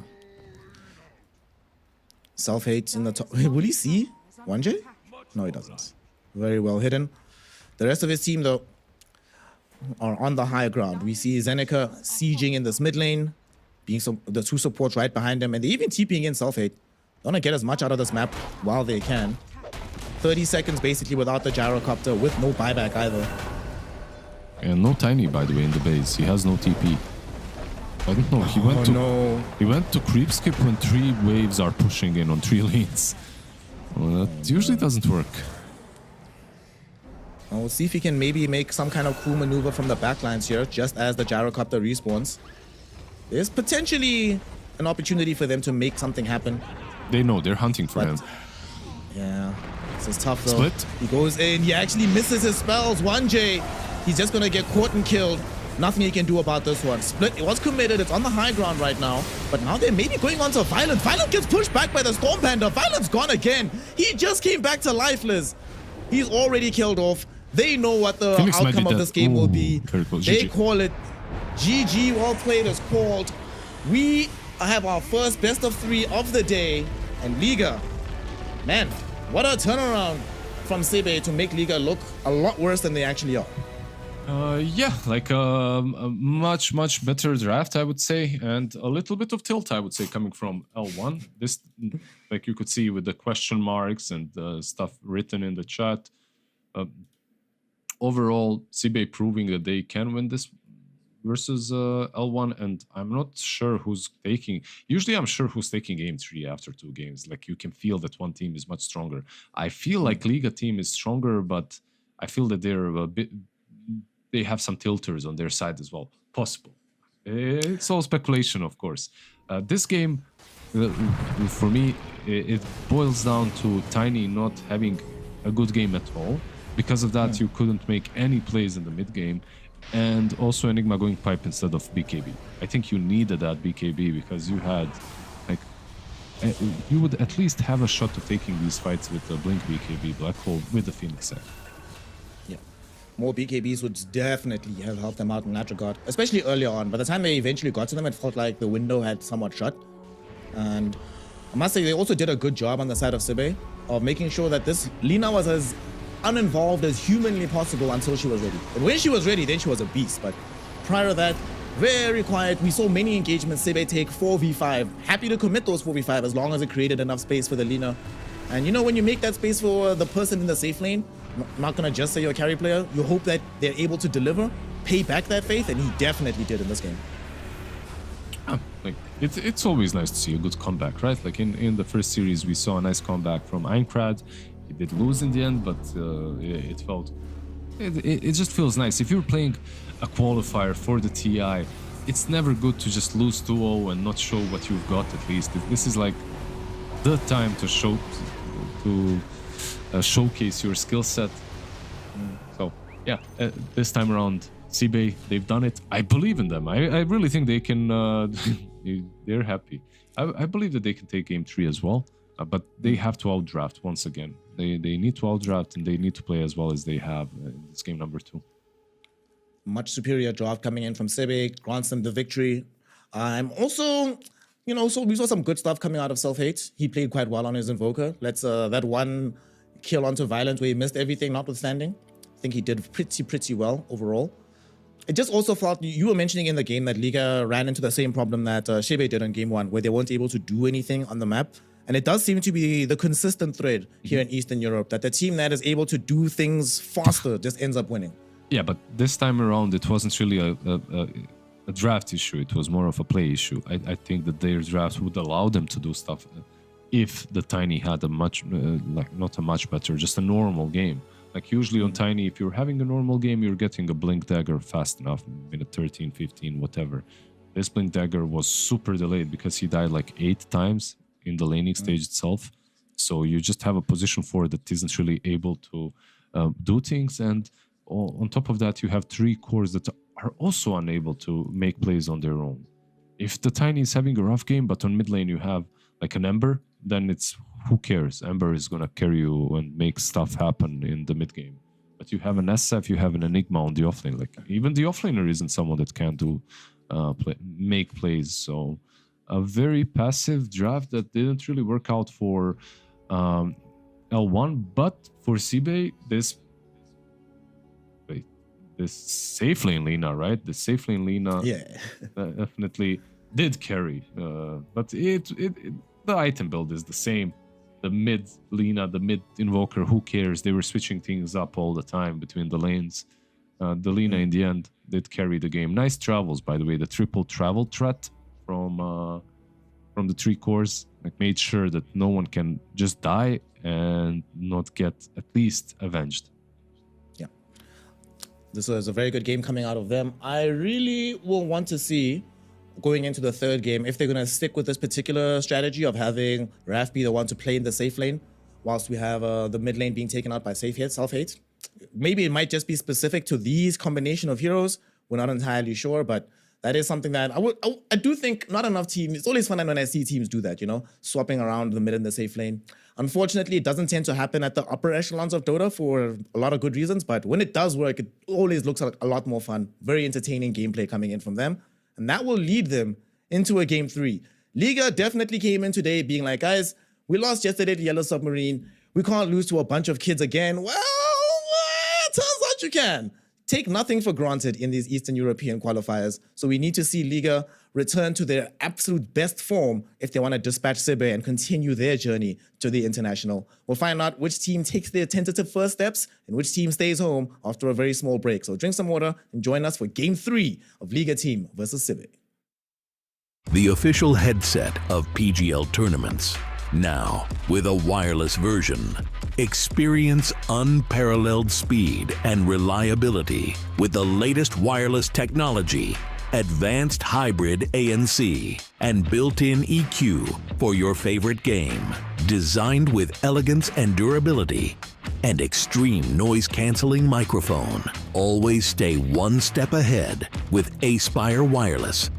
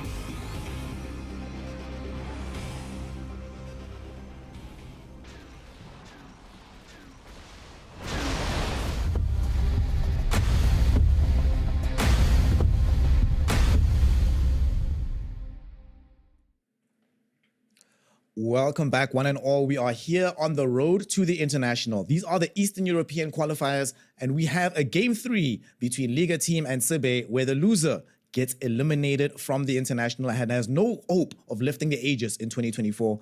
For this third game, both teams will have to bring their A game. Liga need not to tilt. Sibe need to draft amazingly. And my friend Luscious Lizard, which of these two outcomes do you think is most likely in game 3? I think that anything is possible here. I feel like maybe L1 were the stronger ones coming into the series.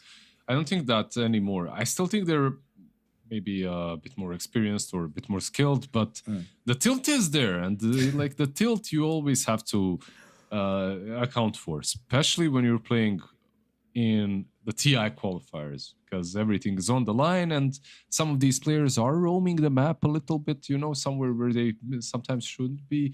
And their draft in that last game wasn't really unplayable. They lost to some really crazy picks. I know that Lina is popular at the moment. Invoker, however, not necessarily the top tier hero right now, even though that might change. Who knows? We're still very early in the patch. I'm just looking forward to this next game, seeing what they cook up for the drafts, because we might even see some cheese, right? Like it is, after all, it is like the one game that decides it all. So if you have some tinker players, maybe this is the time to pull it out. I mean, it's also one of those things where so far in the series, Sibe has not drafted like anybody else, right? It's been very clear that they have their own read on the game, their own perspective on how they want to play Dota. So that might also be what's throwing Liga for a loop, right? When you are the quote-unquote better team, the team that's expected to win, you have set routines. You're expecting a very familiar kind of draw from the opponent, and when they just do whatever, right? They don't really have they're just playing the Dota that they find excitable and fun, and that can sometimes make it difficult if you had a preset notion of how they're going to play in mind. Suddenly it's upended, and it might take you a little bit longer to adjust than you would otherwise have if you were playing a team that's on your strength level. No, for sure, that can sometimes throw you, like you said, throw you off course. Because, okay, you're playing this drafting game. I ban out these 4 heroes. They're gonna ban out these 3. I know which one I'm gonna pick because they're most likely gonna ban out those because I have first phase, right? Like I have some idea that Dark Willow is completely busted right now, and I want a first phaser. So if they let it go through, I'll take her. If they don't, I'll pick some TA or Weaver. What if everything goes through, you know? What if they just have a completely different read on the game? Sometimes that can actually work out for the team that's a bit more out there with picks, a bit out of the meta. But most of the time, what it means is that they are giving away too many meta heroes. Yeah. Too many meta heroes, and, like that usually does not work. Well, meta heroes are definitely going to be in vogue in this particular game. I want to see if... I'm not sure if we'll get a Shadow Fiend again. A lot of these games, we see Shadow Fiend being banned by one of the teams in the first phase. So we don't actually often get to see him go through. And I think it's probably going to help Sibe out a lot that they let it go through and beat it. And it's like, all right, cool. That's something that now you have to consider banning, where what if we have a really good SF player? Just makes life a little bit more complicated in that regard in drafting terms, at the very least, for Liga. I wonder if they're going to go back for SF still. I don't think Rabel played that badly. I think I'm with you that like the issues mostly stemmed from the offlane, but I also wouldn't be mad to see him play like a Storm and Ember, him being the one to drive his team forward and control the tempo of the game. No, I would say that Rabel was the one shining star of his team. You know, like he is the one that played well. I think that everyone else kind of dropped the ball. Like Gyro had no farm, Phoenix eggs were awkward, itemization as well. On the offlane, your Enigma going for pipe instead of BKB, Tiny dying too many times. Like everything that can go wrong went wrong. It was just DSF like chilling there, having all the farm, crushing his lane, being like, guys, who do I play with? Can you step it up a bit? So it was definitely rough for him. Also very rough for the man on camera right now. Violent certainly did not enjoy his time as Gyrocopter. And Liga will still stick with the idea of the Shadow Fiend. They feel that was not the problem. We'll see if their read on the situation is correct. And Sibe also like, hey man, Zeneca, you might not be in Bosnian jail, but put the enemy team into very, very uneffectful carry deal. That made no sense. I don't know what I was saying there. I get it. I get it. You know, they might not be in the Bosnian jail. Put them in your own jail. Pick some Mars. There you go. That's where you were There going. we go. The arena, or the astral imprisonment jail. 1J, man. Like, you're on camera, bro. But I literally have the same pose most of the time when I'm not streaming. It's like the arm goes underneath the legs into the keyboard. Just comfortable. In any case, comfort pick SF, comfort pick Brewmaster. They are going back for those two. I think SF did all right. I think Brewmaster kind of versus the SF is nice because you can have the split and you don't really care about the raises or the ulti. And they go with the Rubik as their second pick. Okay, very nice. The Grand Magus has popped up. So far, we don't know what's available for him to be stealing, but this is presumably going to be their 3 and 4 lane. Might make it a little bit easier for Liga in this particular phase to find their carry and then decide on their offlane later. But which support do we want to see first from Liga? 2 losses for Pantomime on the Phoenix. I'm not sure I want to see him on that hero again. I wouldn't mind. I wouldn't mind seeing a Phoenix. I wouldn't mind seeing a Tiny as well. Like these kind of guys. Like if you're playing into a Brew, some silence is always nice. So Disruptor and Skyrat are in the pool. Like maybe an option. Disruptor into Rubik might be a bit dangerous, but these kind of heroes usually come in handy. Lifestealer is still left in the pool. When it comes to carries, you don't care about the Rubik. You don't care about the Brew, but they go with an Ogre. By the way, this is my second most played hero right now. Like Ogre. I really think he's busted. I really think there's... What is it about him that makes it busted? Honestly, I just think his like item timings are good because of Midas, and his numbers overall is just overtuned. I feel like his numbers are really nice. Like everything that he does. And keep in mind, I'm playing him not with learning curve. I'm playing him with that other facet. Sorry. So I'm playing him with that. Like I'm playing him with the percentage. What is it like? It's very low, and I know it's a bad one, but I like it. Meanwhile, but with learning curve, he's even stronger. I would say, at least in the laning stage. So there is something to it. I think that Ignite as well deals way too much damage early on. It's like it lasts forever. Like, have you been hit by Ignite recently? I haven't actually come across an Ogre in a while, if I'm honest. Yeah. You're the one igniting only, but he's like, yeah, he just burns you down. 50% HP gone. Good luck blinking when you have Ignite on you for 20 seconds. Well, fortunately, Sibe so far don't have any. Well, Rubik might buy a blink, but Brewmaster, Jakiro, Invoker unlikely to do so. We sometimes see this from teams, right? If it ain't broke, don't fix it. And they don't feel like Liga has addressed their previous draft enough. So they're pretty much just going to play the same way. They just need another turret then for the safe lane to be played up by a ref. Yeah, what did they have instead of Rubik last game? Shadow Demon, right? Shadow Demon may be a bit better when it comes to saves. But you can have a similar thing with Rubik when it comes to like the... What's it called? The shard. Like you can lift, yeah. You can lift one of your allies out. So also the interesting Void Spirit. So is this safe lane SF now? Or is this offlane Void Spirit or something like that? What's going to happen? Either or. I mean, I have seen a couple of safe lane SFs that go back into the just pure right-clicking style of play. I feel like so that could be an option. Yeah, he owned Invoker though. Why would you move that? Like, he really crushed him in the mid lane. Just repeat the same matchup. But maybe they feel that they want Rabel, like I was talking about like before the game started, they want him to be the one dictating the terms of the game. Yeah. Being like, guys, here's where we're going to play. Because playing around the off lane or playing around safe lane hasn't necessarily worked out for us in game one. Didn't even work out yesterday. They played a lot better that game where they had the Leshrac. And even though he was playing Leshrac, he was the one often being the first one into the fight as Rebel. No, that's 100% true. Like, they needed something like that on that mid lane. So, yeah, okay, let's see. With an SF, I think being safe lane and Void Spirit being a bit more active one, I think that's very doable. So now what do we need next? We need Sibe. They still need their turret hero. They need their turrets to play, and then remaining. on the other side, Liga team, they need what? An offlaner? Somebody else that can also have some degree of presence. Something like Mars would have been nice, actually. Yeah, they banned it out. They banned out the Mars in the end. Yeah, like it all depends on who goes where. Is the Void Spirit mid? Maybe some. I know it's completely out there, but this team has already proven that they can do things differently. So maybe some Void Spirit on offlane is in their hero pool as well. Radiant team. Let's see. Ember Spirit was the one that was banned away. I'm kind of surprised that they didn't decide to ban the Lina. But maybe they think that because they have Void Spirit, Hoodwink, they can get on top of her and kill her so quickly that you won't be able to just stand and deliver out her damage.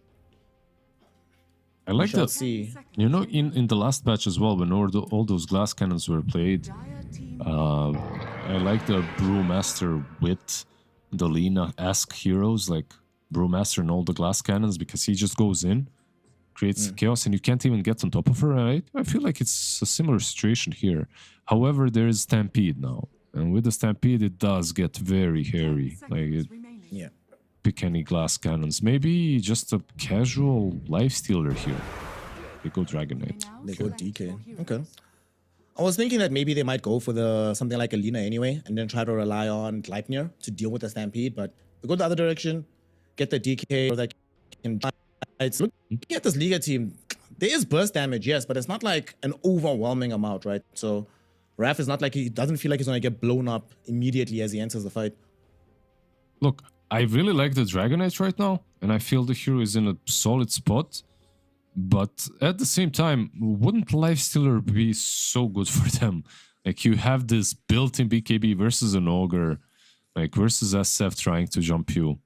You don't have anything to initiate with, well, like if you're a Lifestealer, I guess. And with DK, maybe you get that Blink Dagger. You can actually play the game a little bit faster. You have someone to take down towers, so you have some positives from it as well.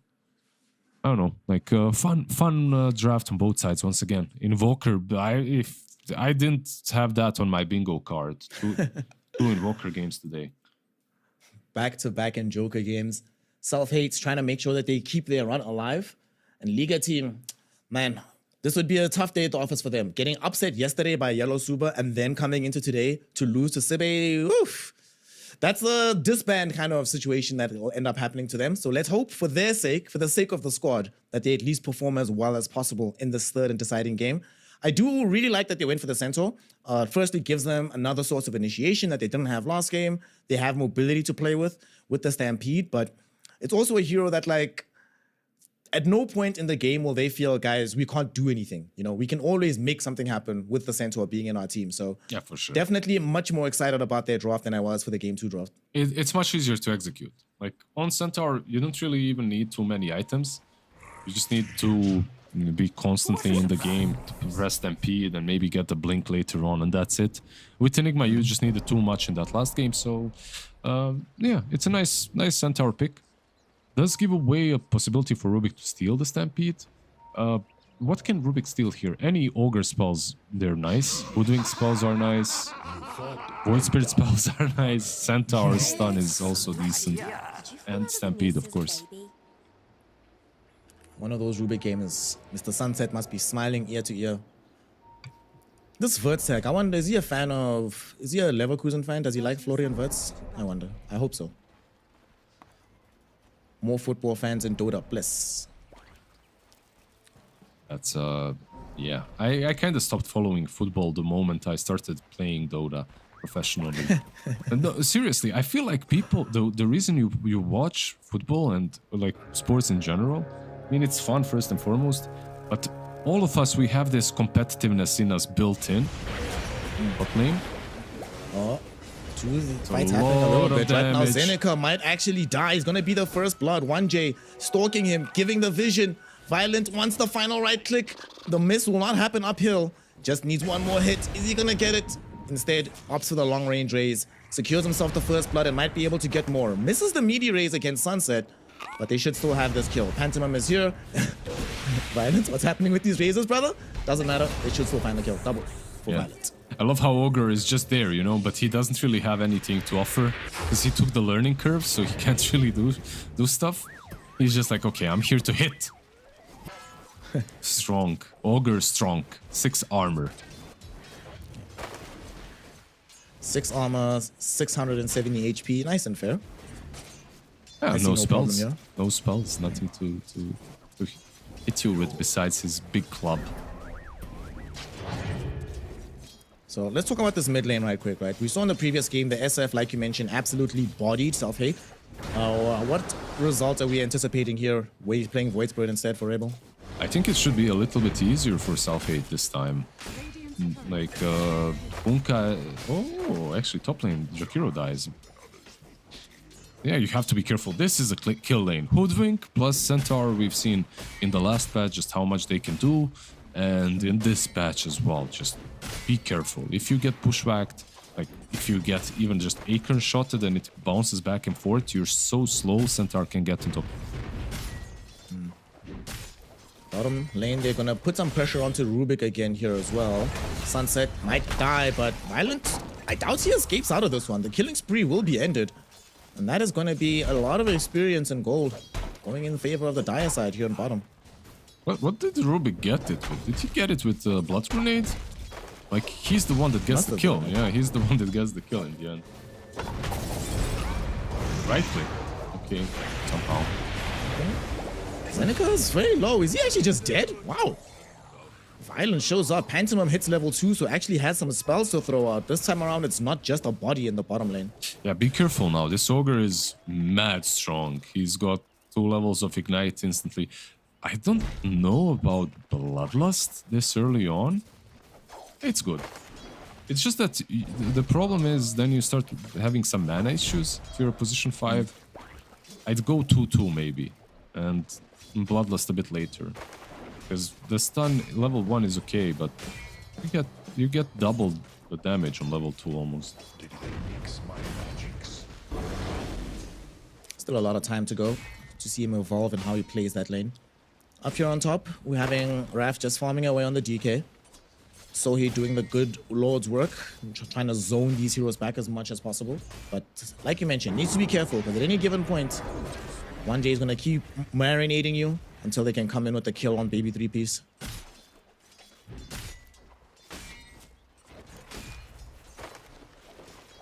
I don't know how you lane bot anymore as well. If you're Brew and Rubik, you have to be extremely careful. But yeah, like Ogre already having mana issues is a problem. Like, he casts his spells and then he can't really do anything, gotta go back. That's why I didn't like the Bloodlust. How's this mid lane going? So far, so good. Like, Invoker having a much better time, even winning a little bit when it comes to... After this wave, at least, he'll be in front with the CS. Since the game is going so much better for Self-Hate, does he still have to pivot back for the Midas after the laning phase? No, it completely depends on what kind of an item build he goes for. Is he gonna go for Earn this time? Top lane. Guess who it is? It's Sohi. We knew this was gonna happen eventually. He's certainly gonna be in a big load of trouble, but they might kill 1J first. But 1J dies afterwards. So Raph able to collect some solo experience there. That was kinda nice because of Breathe Fire, right? Like, a lot of damage was removed. Bottom lane, Sunset actually is gonna eat all the razors and die. They couldn't kill off Violent. He fell so low. Pantomime, will he be able to run down Zeneca? No, he will not. No mana. Nothing he can do there. No mangoes, no clarities, no nothing. Yeah, very sad. They had a mango on SF. If he passes it over, maybe. Didn't really think about that though.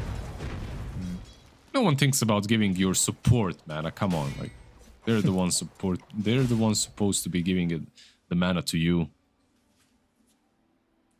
If the opponents want mana, they must pick themselves up by their bootstraps and go do that thing. So I'll have a little bit of a Discord pause. Since Violent is playing safe lane with the SF, the build should be different than the mid lane, right? Is he gonna be the one to build up like a turret as well, similar to the Lina's build game 1? I think so, yeah. I think this game you need to have at least one. Look, Void Spirit as well can have some good right-click damage, but I really think it's on SF to go for that build.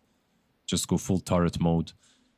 Which is a shame, because this hero right now does so much when he goes for magic damage. You saw it, like in last game wasn't even really it wasn't the best demonstration of how much SF can do, because it was a really hard game for him. Unpause is happening. We're getting back to the game. So 5 minutes in, four kills have happened, or 2 kills have happened. Bottom 7 for the Radiant side. I'm kind of wondering as well, where does Rabel go once he hits level 6? Or levels? Does he go at level 6 or level 7 this game? I think minute 6 rune, and if it's a nice rune, you'll go. You can start making some rotations. Anything is possible, like bot lane. I think there's skill potential. Top lane, there's skill potential. If you want to slow down the Brewmaster a little bit, like, that's doable. I think top lane is probably much easier to go for, especially if there's some Dragon Knight with the form trying to bully the Centaur out. Actually gonna come middle with the Hoodwink, so it looks like they're waiting for the level 6. Oh man, he's 1 creep short of hitting 6. He just hits it. Invoker doesn't have 6 just yet, so he's absolutely gonna die middle. He does get assistance though. The Rubik is here. You sure so he's Invoker, gonna die? yes, he's gonna die. Yeah, he's definitely dead. No way he doesn't die, but his allies are almost certainly gonna clean up after him. 1J falling lower and lower, and he's eventually gonna end up ticking out. So still very well done by Sebe. They end up with the more experience on the Invoker than vice versa. Yeah, that was a lot of lifesteal, by the way. A lot of quas and a lot of lifesteal that he didn't expect. Of course, he didn't expect it because no one is playing Invoker. And no one knows just how much. Like, you don't have the feeling on how much he has this flat lifesteal off of quas. It's kind of weird. Like, just don't expect it, basically. Usually, Dota is a game of feelings. It's like, you kind of have an idea. Okay, if I go on this guy, I'm level 6 Void Spirit, he's 100% dead, but nope.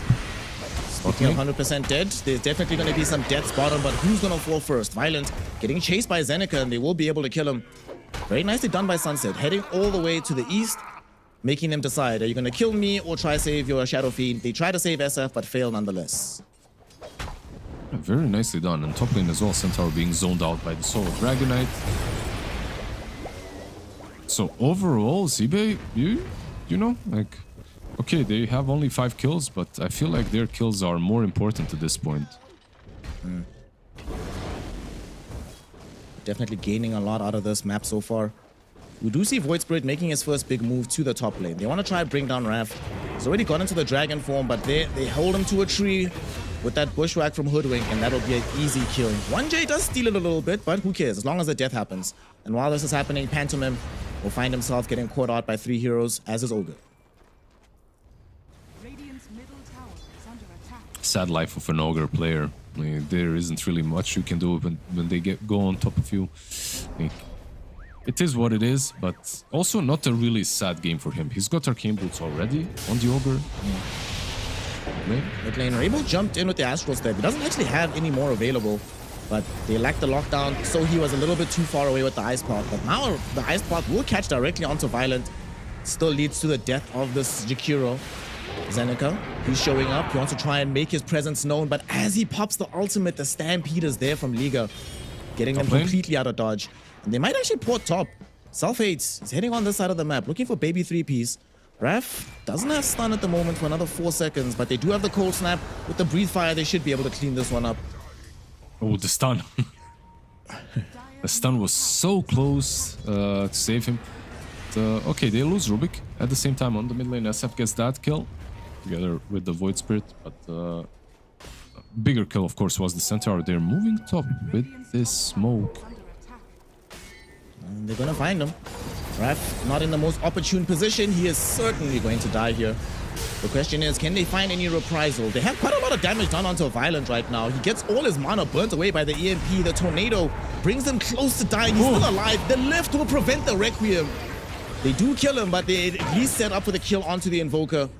And with the huge sharpshooter hit from 1J, they kill off Sunset as well. Look who came to try and help out. It's Sohi in the river, but he's definitely getting sent to the fountain. 1J with the double kill there.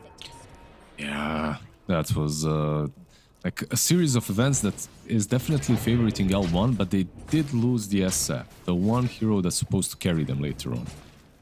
But it's all good. I mean, they do get the Dragonite, so the trades are definitely favored for them. Off lane. Trying to make this move, but there's an observer ward on the steps leading onto the high ground. So they saw this coming, but they're still choosing to pursue this fight. Zeneca doesn't have his ultimate. And Self-Hate just puts in the damage, the EMP burn. They got the Spirit Vessel out, but the Stampede will be there. And now the jump in from Violent. He's going to go directly back in with the fray. Rabel setting him up. That's going to allow Violent to right-click them through. 2 heroes dead bottom. And again, Lizard, I point you to this observer ward. They saw this coming, and they still stuck around. Yeah, they saw it coming, and they stuck around after using all their spells and missing. Like, they used Tornado, they missed. They used the Barrel, they missed. And they still go in. Like, one first things that you really... I don't know, when you're playing competitively, you miss 2 spells, you're going back, man. There's no point. Like, you will be punished 100%, and they're trying to punish DK top. I'm gonna try for it now. They have a lot of people around him. Raph is all by his lonesome. Nobody's TPing in to help you, my friend. They just easily pick him off. Oh, like his cosmetic. Yeah, he's a... Yeah. So now we just need a Grey Warden to ride him. Down bottom. Looks like they're gonna just try and ride Pantomim's life out. He's caught inside the macro pyre, but he does have assistance. 1J came in from behind to kill off the Jakiro. Feels like that's perfectly acceptable for them. They get a kill, they force out the ultimate from the Brewmaster. Self-Hate though is gonna try and make it a bit better. He comes in. Will he be able to find this kill? Has 1 charge on his urn. I'm not gonna go for it. Just gonna let the Hoodwink escape. Yeah, Hoodwink with the wand, with Raindrop. Let's see now though. She's a bit further away from the tower. Still a very difficult kill to go for. Yeah, she just is too evasive. Scurries through the trees, can't follow. Has ulti as well to reposition herself. Lane. Top lane. Gonna have baby 3 pieces. About to be split into 3 pieces. They surround him.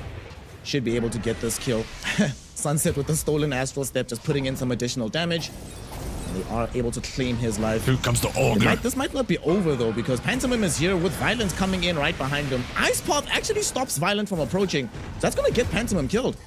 Dude, that Ice Path, I'm not sure he knew how good it was, but in retrospect, he's gonna be so happy about that angle. I mean, it's also a little bit on Ogre, right? He just ran the hell in. If this is some SF that has a blink, then he follows up, sure, you can run in like that, you can bait, but he's just running with the Dragonlance. He's not gonna help you that much. The SF in question, I'd actually get killed off here because they're smoked up with the Invoker and Jakiro. Self-Hate is coming up onto the triangle. This is some full Divide Dota. One move after another non-stop. Carry joining some Ogre running down. Same thing on the bottom lane. They're smoked up. Yep. Zeneca... They don't see him just yet, but with the Observer Ward planted, now they will. Sharpshooter hit will come out. Do they have the damage to kill him before he ults? They're gonna attempt to do so. Do they have it? Oh, he doesn't actually have the ult. Okay, he's dead. It's fine. Where did he use the ult? He used it previously when they had a fight, right? Like, it's a really long cooldown, 140. God, it's a really, really long cooldown. It's a very long cooldown. Yep. Well, with him being dead, that's just going to mean more Diviners because they're already setting up for more kills in the top lane. They don't have a Brewmaster, but they do have the Invoker and the Jakiro eating up onto Pantomim, taking away all his mana and killing him off. Sohi now on a killing spree with his Jakiro. Okay, this Ogre needs to chill and finish off his Midas. Like, go to the jungle or something, you know? Just go away. Get that Midas completed. Then you can feed. It doesn't matter. As long as the Midas is gaining charges, you don't care that you feed. But first, you need to get there.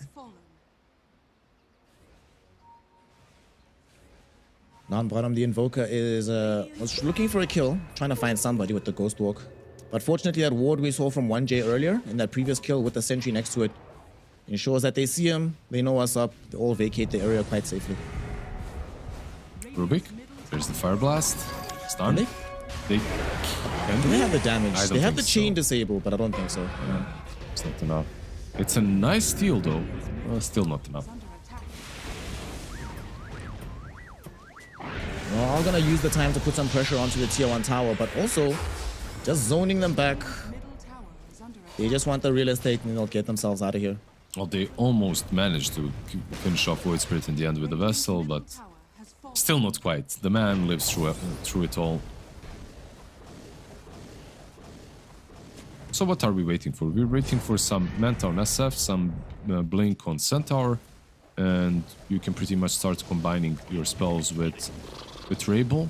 Because so far, it's okay, 20 kills on L1, but then no, I feel like CB are the ones that are making all the plays on the map. It's definitely looking good for Sibe right now. Lots of space for the DK to still farm inside his own triangle, leading into getting that SNY BKB. The Invoker, you know, like you mentioned, didn't get demolished in the mid lane. Still gonna go for that Midas though afterwards. Yeah, you want those levels, if nothing else. You know, I think it's all this Midas Walker has always been a thing. Maybe not on Quaspex. Usually you just go Vessel, but okay. The games and the times are changing. There's still so much new. You know, you were mentioning earlier about how much Dota is based off of feel. Bro, I cannot tell you the amount of times I've died in this new patch just for like having muscle memory of what's supposed to happen. Then you jump the hero and you're like, wait a second. What the hell is going on? Why are they so damn tanky? Yeah, for sure, for sure. Sniper, for me, is one of those. Like, you jump the sniper, you feel, in the last patch at least, you feel like, okay, I'm gonna finish him off in 3 seconds, and you're just never killing him. Oh, playing I'm gonna try to finish off this Jakiro in 3 seconds. Does drop down the macro pyre, and Self-Hate is gonna come in. They're actually gonna keep him alive. It's Pantomim that's all of a sudden in danger here. Raph is also making his presence known. The Tornado cancels out the TP, and they do manage to kill him. In the meantime, though, Rabel was solo killing the Brewmaster, but Violent definitely needed help here. Help he will not get as he dies. Gone into the wind. Sibe get another amazing pick up top. Yeah, it's just Sunset. Like this Rubik stole, if you remember mid lane, he stole Astral Step. Definitely a spell you shouldn't give away. Or maybe kill him if he steals it. He's gonna, let's see what he can do here. He stole the Aether and then threw it back onto this Void Spirit. Rabel was held in place by his own spell, and now the reinforcements are here. They're looking for the kill. Haven't found it just yet because Baby 3 Pieces is there to bring down the Jakiro. Rabel has a haste rune proc, so he's gonna be able to run himself away. The question is, will Baby 3 Pieces be that lucky? There's no Stampede available. Good Blink in one. Oh my gosh. Cold Snap from the Invoker. Cancels out the Blink.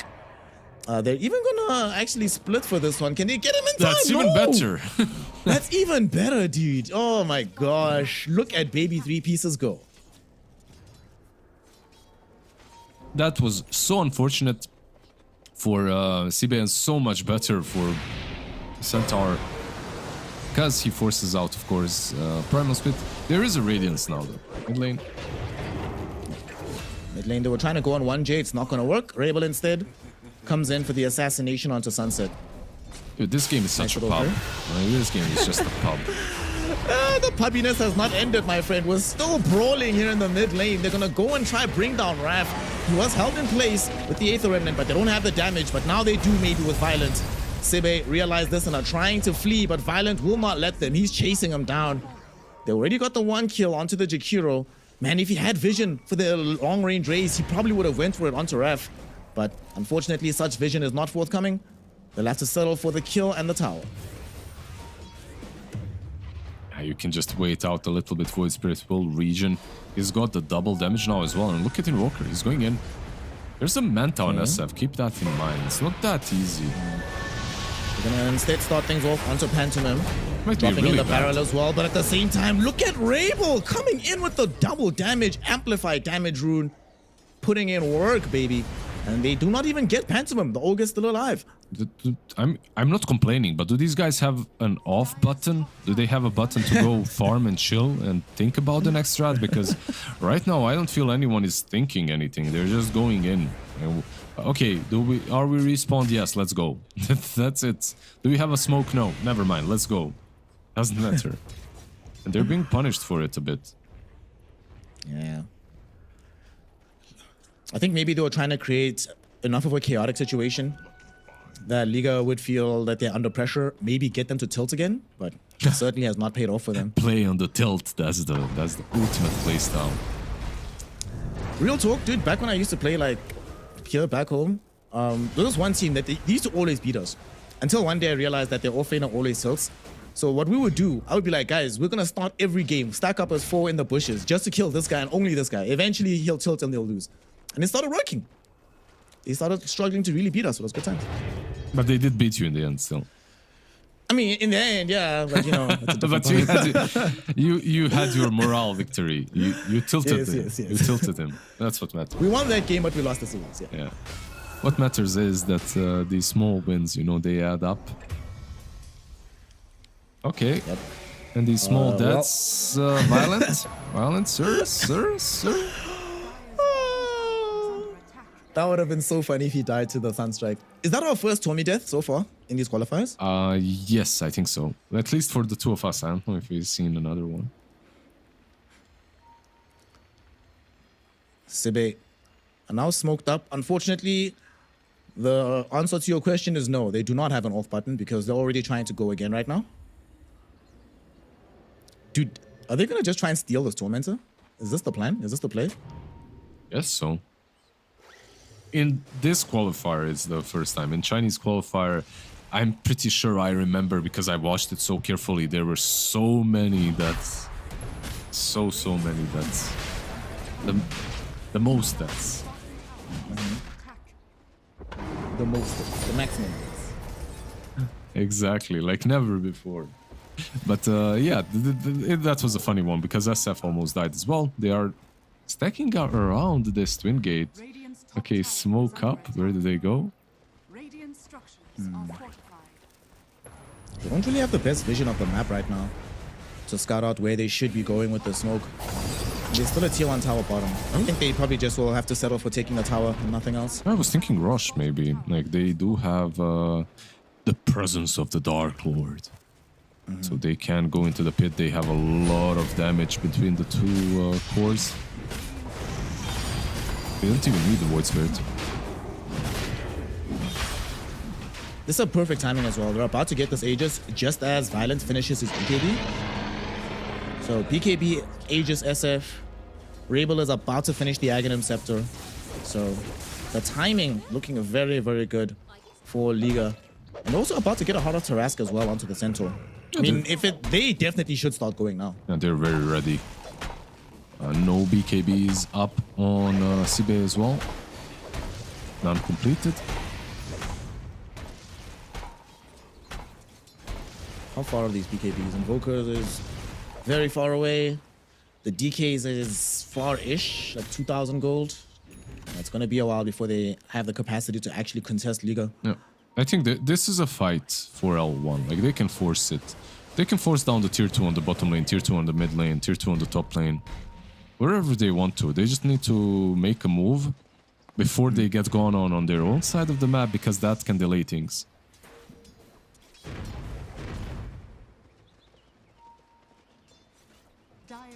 Just had the full pipe being picked up by the Centaur. They're playing with just the Centaur and the Hoodwink. Going on to Sohi here. He's been dusted up. So he should end up dead. Aether Remnant doesn't connect on top of him, but there's almost no hope of saving his life. SF now. So, mid lane. Like these kind of plays always worry me because you get the Jakiro, but now your SF is alone on mid lane. Of course, he's got Manta BKB. He's probably not gonna die. But if CB were a little bit faster, maybe they could have punished him. Unfortunately, they just don't have a mobility item on Dragonite, so like, a lift alone from the Rubik is not gonna cut it, and this Rubik also doesn't have a blink, so they're definitely missing ways of playing Dota, unfortunately. do you think DK, even though he is safe lane, should he have gone for a blink? I don't know, but this build of his is... Look, it can be the right one, it's just not something I've seen. Like, all my DKs are going the poison one, the poison facet. But he's building into a full-on carry. VKB, Dragonlance, AC. This man wants to right-click. Still needs a little bit more time to farm up to be in that position to right-click adequately. And we'll see how much time League 1 affords them at the moment, because Liga looking towards that tier 2 tower. Creep wave already nearby, so they have a lot of real estate in the northwestern part of the map. Radiant's bottom tower is under attack. Dire's middle tower is They even smoke up. Did they see Zeneca? Dire's middle tower. They didn't see They him have a before, ward. but they should be able to see him now. Yeah, he's gonna die, I think. Yeah, they have this ward, right? Like this little observer from 1J. So they might be able to catch him. He's got travels, though. He's really speedy. They pinged out Raph, so they thinking that they want to go for him instead. They're a bit of two minds here. So they might end up losing out on both of these kills. Although the scan connects perfectly onto Raph, they know where he's at. They're gonna jump him, Liz. He's got no way out. His BKB is not at the ready. And this is gonna delay that BKB even further. 1J on a mega kill streak and another death on the DK. It's gonna delay it, and this should be the Tormentor and the last standing tier 2 tower. That's 12k advantage. With this first Aegis usage, that's very solid. I think you should be very happy if you're L1 fanboy right now. Do they go for the Tormentor? I don't see why not. Yeah, there are.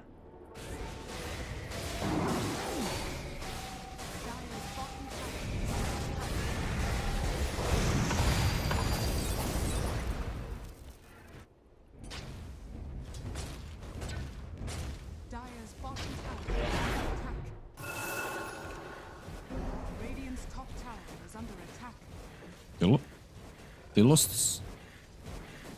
They lost so much damage doing that when Rabel TP'd out. I was worried that Ogre or SF might die a bit, but SF too strong right now. Has that crit as well on top of the Dragonlance to work with. Double damage, Void Spirit or Amplify damage. I'm sorry. It says Room Bottle double damage in his inventory, so I'm gonna go with that. Anyway, they're complete bosses of this map right now. The high ground push might not be the easiest, but yeah.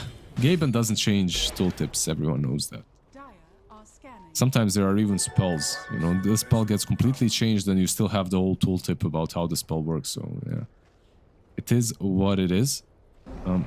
The high ground push might be difficult. Like, even with the Void Spirit jumping in, like, the defense from Rubik and Jakiro, this high ground isn't going to be simple. They need to get some pickoffs first. Zenica, the Bosnian jail city, is caught, but he does have ulti. It's get out of jail free card, basically, so he can get away. Oh, they're actually hunting down all the... They're gonna kill them all. Like, he's dead. Let's go to Shard at least, so he can turn back into his primal form, but he just dies. And this is a perfect pickoff, by the way. Oh, look at SF. Okay, he cancels the TP. He would be the only one TPing there, so better not. Radiant's middle tower is under attack. No, damn, bro. Why are you stealing my job? I'm back. We're here. Welcome back. Yeah, baby. We are here. We are watching the game. Lightning, is that a Lightning on the hood ring? Yes, it is. It's going to be thrown onto the Rubik. Rubik is falling low, but they're putting more pressure out back onto 1J. 1J might die. The tornado, will it provide the damage? No, it won't. Rubik dies first. They can't pick him off. Now Raph with his own BKB trying to at least bring down Baby 3-piece, but he's going to fail in this endeavor. He's going to get chased down. He's definitely going to get killed off. 4 heroes gone again. Is there much hope left for Sibe with a 20k net worth deficit at 28 minutes? I think you're the problem, man. The moment you came back, they lost this ultra fight. And the high ground push was difficult, but they decided to fight on the low ground and also fight without the Brewmaster or his ulti. Right now, it doesn't look like there's a chance. There's still a BKB on SF. At least this next fight, you are not winning. SF pops the BKB probably if they go on him, and that's it. Your Ogre has full Greaves now, and he's level 16, living life. Mid lane of Rax will get taken away quite easily. Violent putting in the right click damage. He's also about to get his Daedalus, not too far from now. Just needs the Demon Edge, 1,000 gold away. So the damage he's dishing out is going to get even more severe. Yeah, and he's not the only one dishing out damage. It's like this Gleipnir that you mentioned on Hoodwink. The Void Spirit is maxed out. Aghanim's Kaya Sanj. Like, he's having a really good game too. They might force this. They just might force it. Maybe 3 pieces waiting for the target to jump on. They don't want to go on Zeneca first. Prefer somebody else to be the one, but they're also content to just let it go. Roche is up. So go and wait, is Roche up? No, my timer's just broken. Roche comes up in 17 seconds potentially. Yeah, it's still not there. Of course, you don't have to. Like, you took one side, you don't have to risk the game by doing something prematurely. They smoked out the base, but they were scouted by an observer ward that's placed on the high ground by Liga. So they know that this is happening. How will Sibe enter into this engagement? They don't have a Blink Dagger on the DK. They only have Blink on Rubik. I love what Sibe did. Just moving to this cliff, warding it up and hiding around it. I think this is exactly how you should be playing. So that's really nice, but Zenitsa, he's moving away. It's mid. Let's get off the ultimate though. They're not going to put their potential damage onto BB3 pieces. Do they have enough to kill him first? They don't actually have enough, and Violence put up the BKB, turned around and put the damage into Sibe instead. They bring down the Jakiro first, but he's going forward. He wants Raph, he wants the big core targets. They managed to take out the DK. Invoker doing his best to escape, but there's almost no way out of this one. He gets the Ghost Walk. Do they have any way to vision him out? They have a gem on the Centaur, and he has Blink in a moment. So he's going to be chasing forward no matter what. And they get him. That's an Invoker gone. 50 seconds. No buyback. And in the meantime, look where Rabel is. He is just zoning back the rest of Sibe, forcing Sunset to have no approach options and just forcing the tower by himself. Yeah, this man has a one-track mind, so he's just going straight in for the juggler, for the towers. He's going for the Raxes, for the objectives.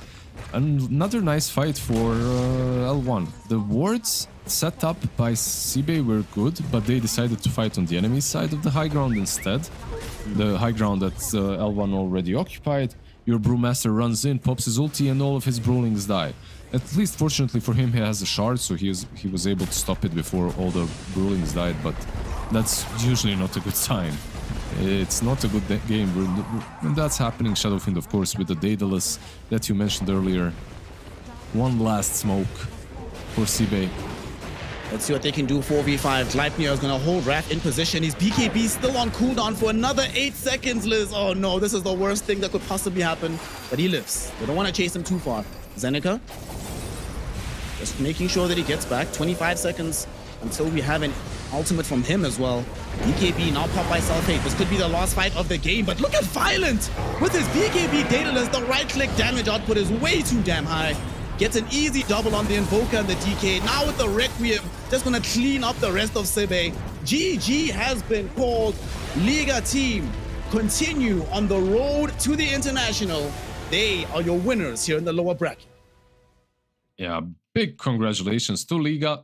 They managed to, they keep the dream alive for the TI, at least TI qualifier. Unfortunate for Sibe. I think that in game number 2 and game number 3, they did show signs of life. Game number 1 was kind of rough, but Liga team just proving to be a bit better. Like you could see it here once again. I was afraid for them and that tilt situation, if they're going to tilt or not, but they didn't.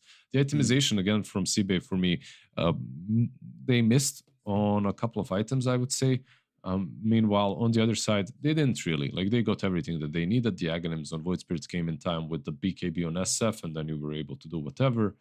Midas Augur, clap. Love it. He had Hex in the end, by the way. Yeah. He had Greaves Midas Hex. This hero is just feels good playing Augur right now. The Augur managing to make things happen with his team. Overall, though, just a lot cleaner performance from Liga. Better map movements. Nobody was getting picked off as much. I think that's the big thing relative to game number 2. Where game 2, everything just got so delayed. This time around, it was Sibe that was delayed in pretty much every item that they wanted. Also, these last couple of engagements, they kept finding Pantomime and Baby 3 pieces. It feels like for a draft like Sibe's, that's probably the worst heroes to always encounter first in the engagements. Yeah, for sure. No, not the one you want to run into. I have to also talk a little bit about the DK's build, just way too passive. I feel like if you maybe have some Blink Manta earlier, you would be able to at least do something on the map, create space, fight together with your Invoker, and then you combine these 3 cores that are really strong in the mid game and you play off that. But like this, you're kind of waiting for this ultra late game timing on DK, where yeah, you can get LXT, and they did do that. Like you have a BKB LXT dragon form hitting you, but this SF literally doesn't care. He destroys you with the right clicks. So maybe they misjudged the carry to carry matchup and what their true timings were. Whenever I've seen Skeeter in particular play the safe lane DK, he normally goes like Blink Manta Axe with BKB at some point. So I think I definitely would have preferred that. Yeah, that was also the last patch, so it's kind of hard to, you know, like compare. Dragonite is a bit different, but I still think the Blink is core. The other items maybe are not, but the Blink is definitely core. Yeah. Sibe unable to make much happen in this game. Nice little inverted scorelines happening at the top. But Liga certainly back to their best. Feeling good about this win. Definitely Violent had his redemption arc here. Game 2, definitely not it, but Game 3, he definitely showed up on the Shadow Fiend. Itemized properly, I think, for the state of the game. But I think the thing that they did best in this game relative to Game 2 on Liga team is, you sort of mentioned it, right? That all of their timings not just hit at the same time, but they did things with them. It wasn't just, okay, we get this item, we're going to farm a bit of the map. It's like, okay, guys, we are strong enough to fight, let's go fight. And I think that probably came from the switch that they made to put Rainbow on a hero that forces things to happen. He's like, guys, we are going in. We're going to go take this fight, whether you like it or not. 100%. Like, this hero is completely different from these mid laners that we had in the previous 2 games, like a DP or something. Like with the Void Spirit, you can actually start things. You can actually go in. You can actually be followed up by a Centaur. When you have what they had in Enigma. That SF mid. Enigma, SF, Violet of Flame, Gyro. Yeah, Gyro. Yeah. Like these 3 cores that just don't do anything in the game. They need their supports to start everything. Later on, they might be stronger, but early, they're very weak. So I'm also very happy that they got a true playmaker on the mid lane. Off lane was also very active, and these 2 supports, you can't get more active than this. Like Hoodwing Ogre, they're all about just going in and killing. So that's why the score was 41-14 in the end. They just wanted to fight 24/7. It looked like a pub at some point, and a pub that was really favoriting their draft. You know, like one draft had. It's not an ogre pun, just no brains. Just go full in and do all the damage. No brain gameplay ended up being successful for the side of Liga team, and they will continue on the road to the international. Feels bad for Cive, but somebody has to win and somebody has to lose. Of course, that does bring us to the end of this series, but not to the end of the Dota day, as we still have 2 more elimination games to bring you. We will not be on the mic for those ones. Instead, we have our British bosses who will take over for us in just a few minutes. But from us, thanks for joining us for these last couple of hours. Hope you all stay hydrated, get some sleep, go take a quick break outside, and then join us with the British for some more Dota 2 action on the road to the international. The official headset of PGL tournaments. Now, with a wireless version. Experience unparalleled speed and reliability with the latest wireless technology, advanced hybrid ANC, and built-in EQ for your favorite game. Designed with elegance and durability, and extreme noise-canceling microphone. Always stay one step ahead with Aspire Wireless.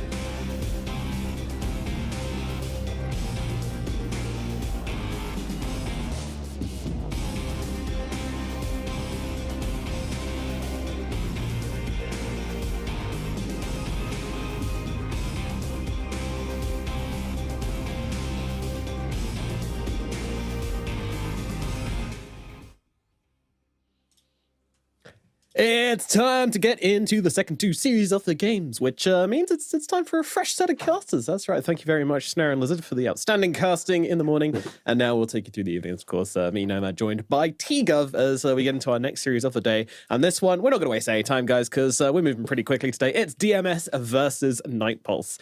We saw Night Pulse yesterday. You guys know who they are, but DMS might be a new name. So, T-Gov, you want to take us through his open qualifier team very quickly? Sure. I mean, it's you got the Huck on the team who did some coaching for PSG Quest.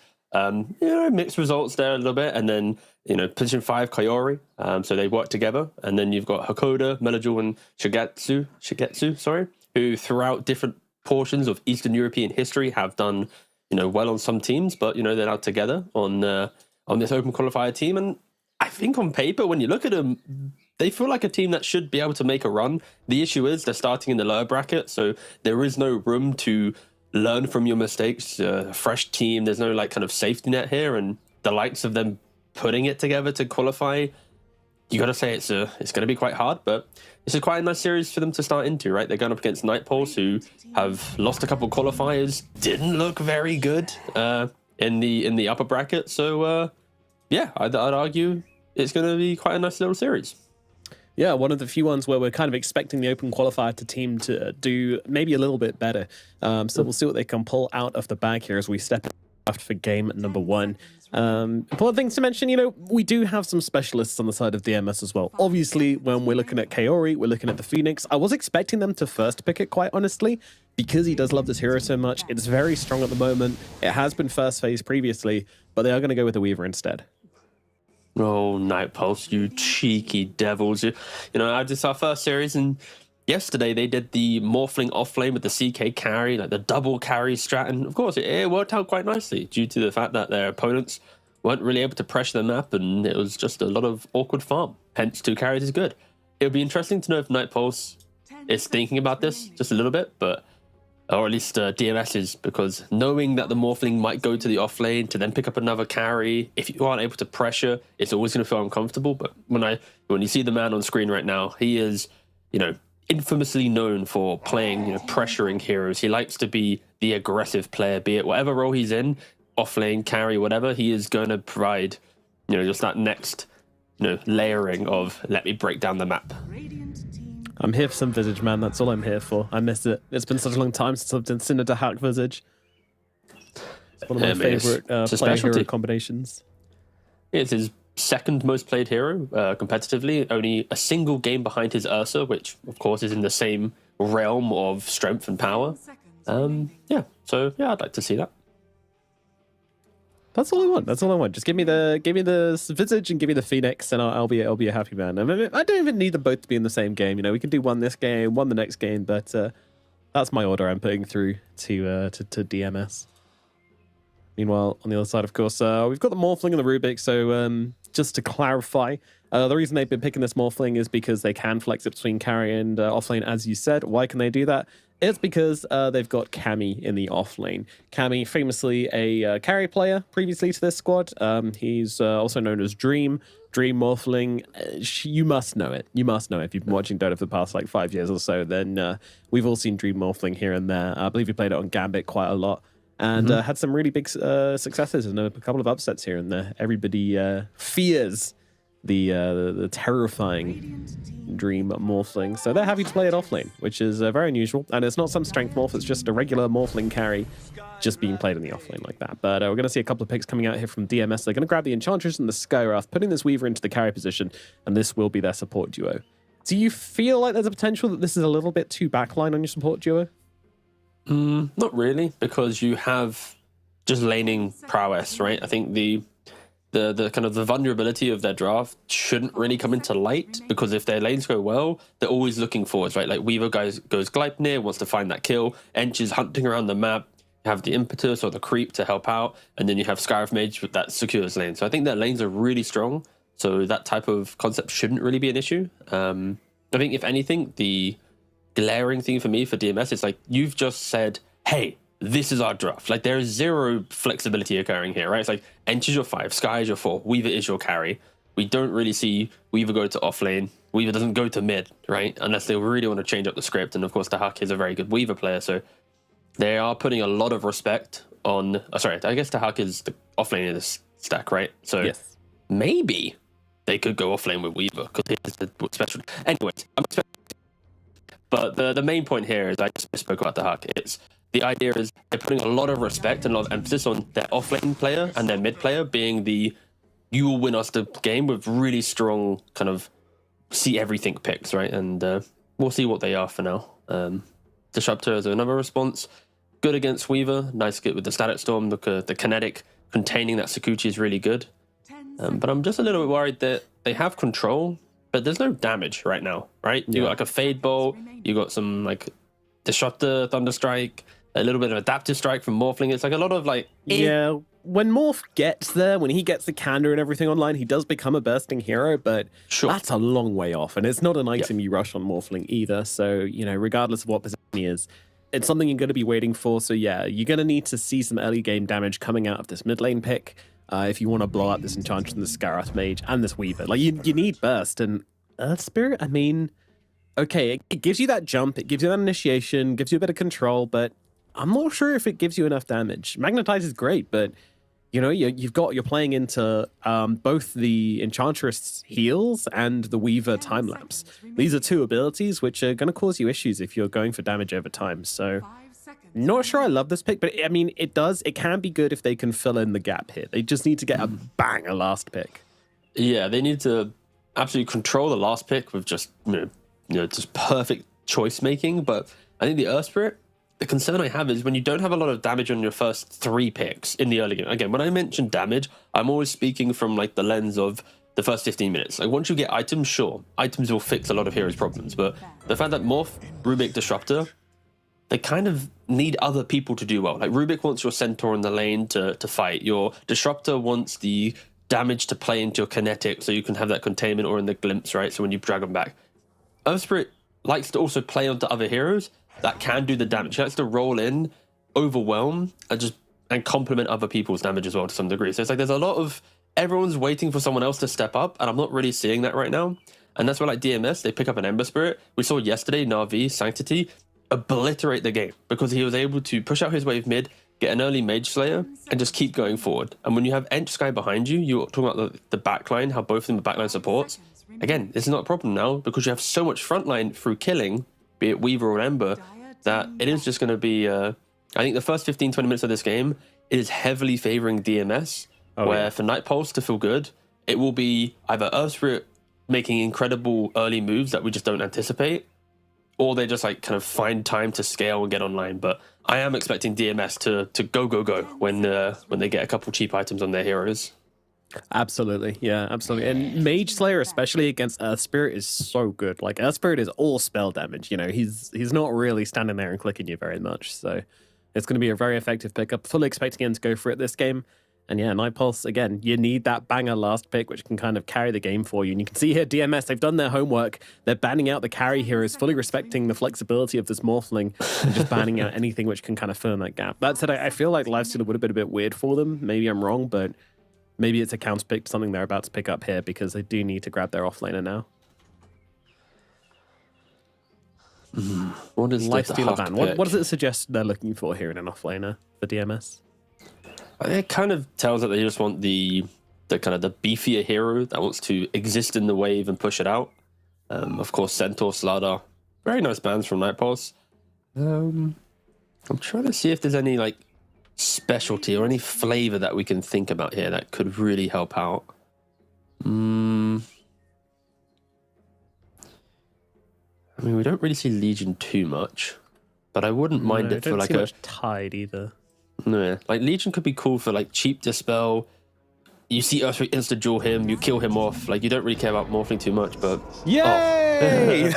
Let's go. Sure. I mean, why am I getting carried away? I'm trying to go for like they want that like kind of extra little bit of science, but it is the Huck, and this will, I believe, using Dodo buff at least, this will now make him tied for the most played hero for Ursa and Visible now after this game will both be on 71 games. Again, that's using Dodo buff. It obviously takes into account some other games to varying qualities, but still very impressive to think that it is now up there for his most played heroes. Yep. Unless he doesn't play it, that'd be good memes. Yeah, switches up. No, it will be the Visage the Hack. And yeah, I mean, this hero's got some weird changes.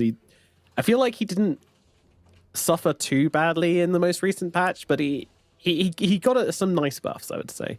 Getting the Gravekeeper's Cloak from as an innate ability is obviously pretty cool. It just means you can start really, really strong. Your level 1 is kind of monstrous, which is something he did used to struggle on a bit.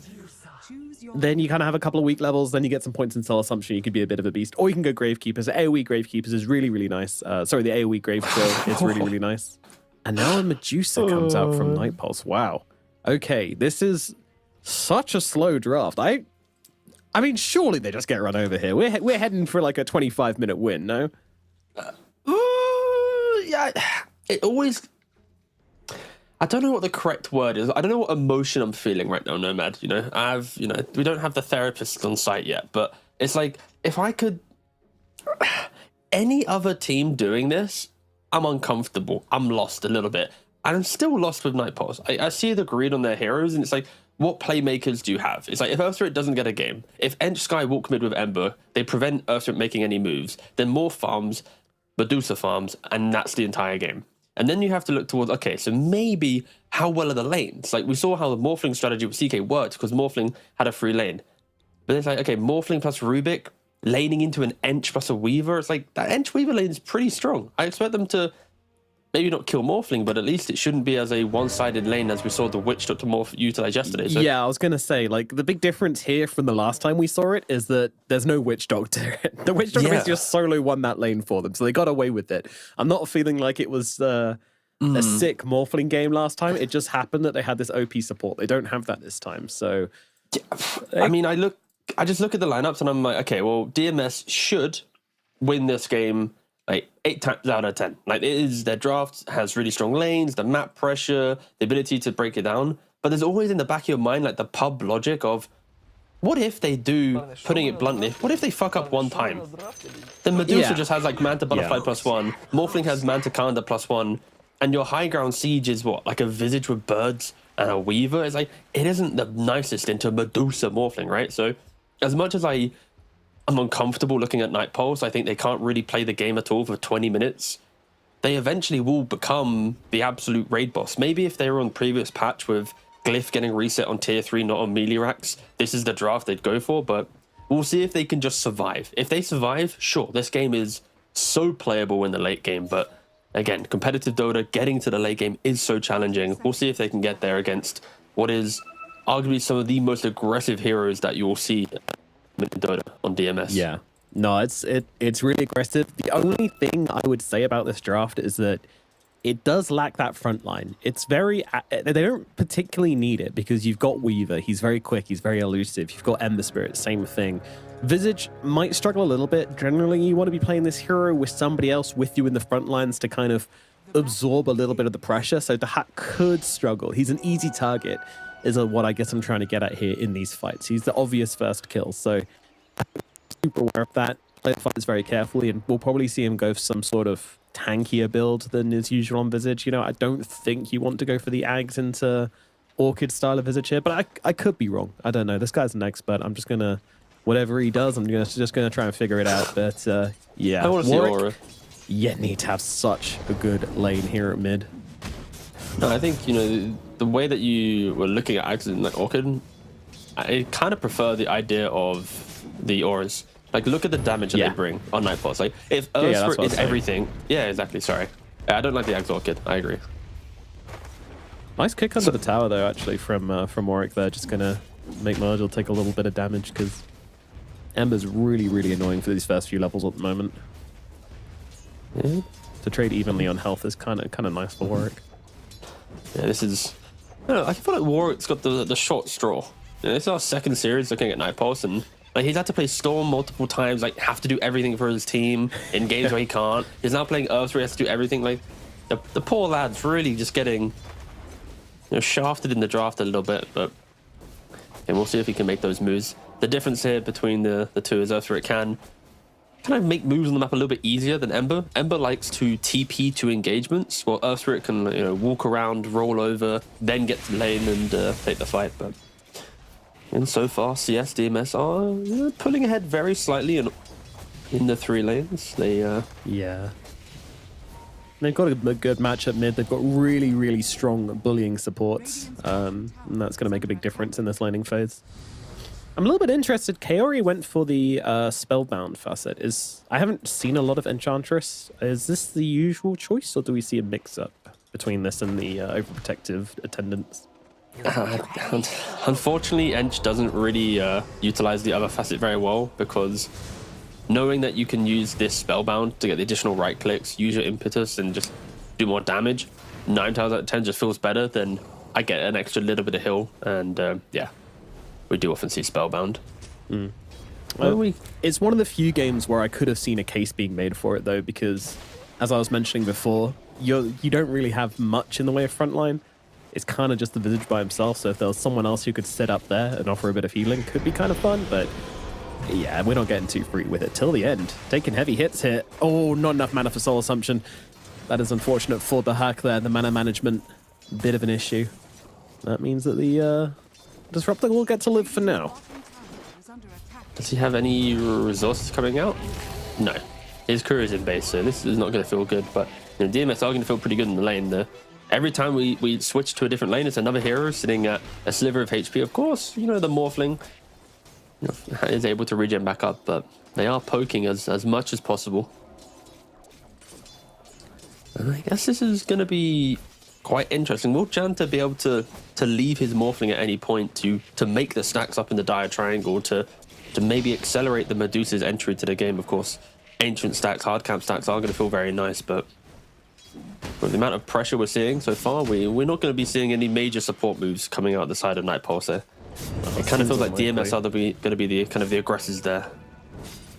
Yeah, and you can see like how little of a threat they're posing in this offlane, which is allowing the Weaver to aggressively Shikuchi at them. And he doesn't care if he gets lifted up and thrown back afterwards. Like, there's just not the damage to ever punish him.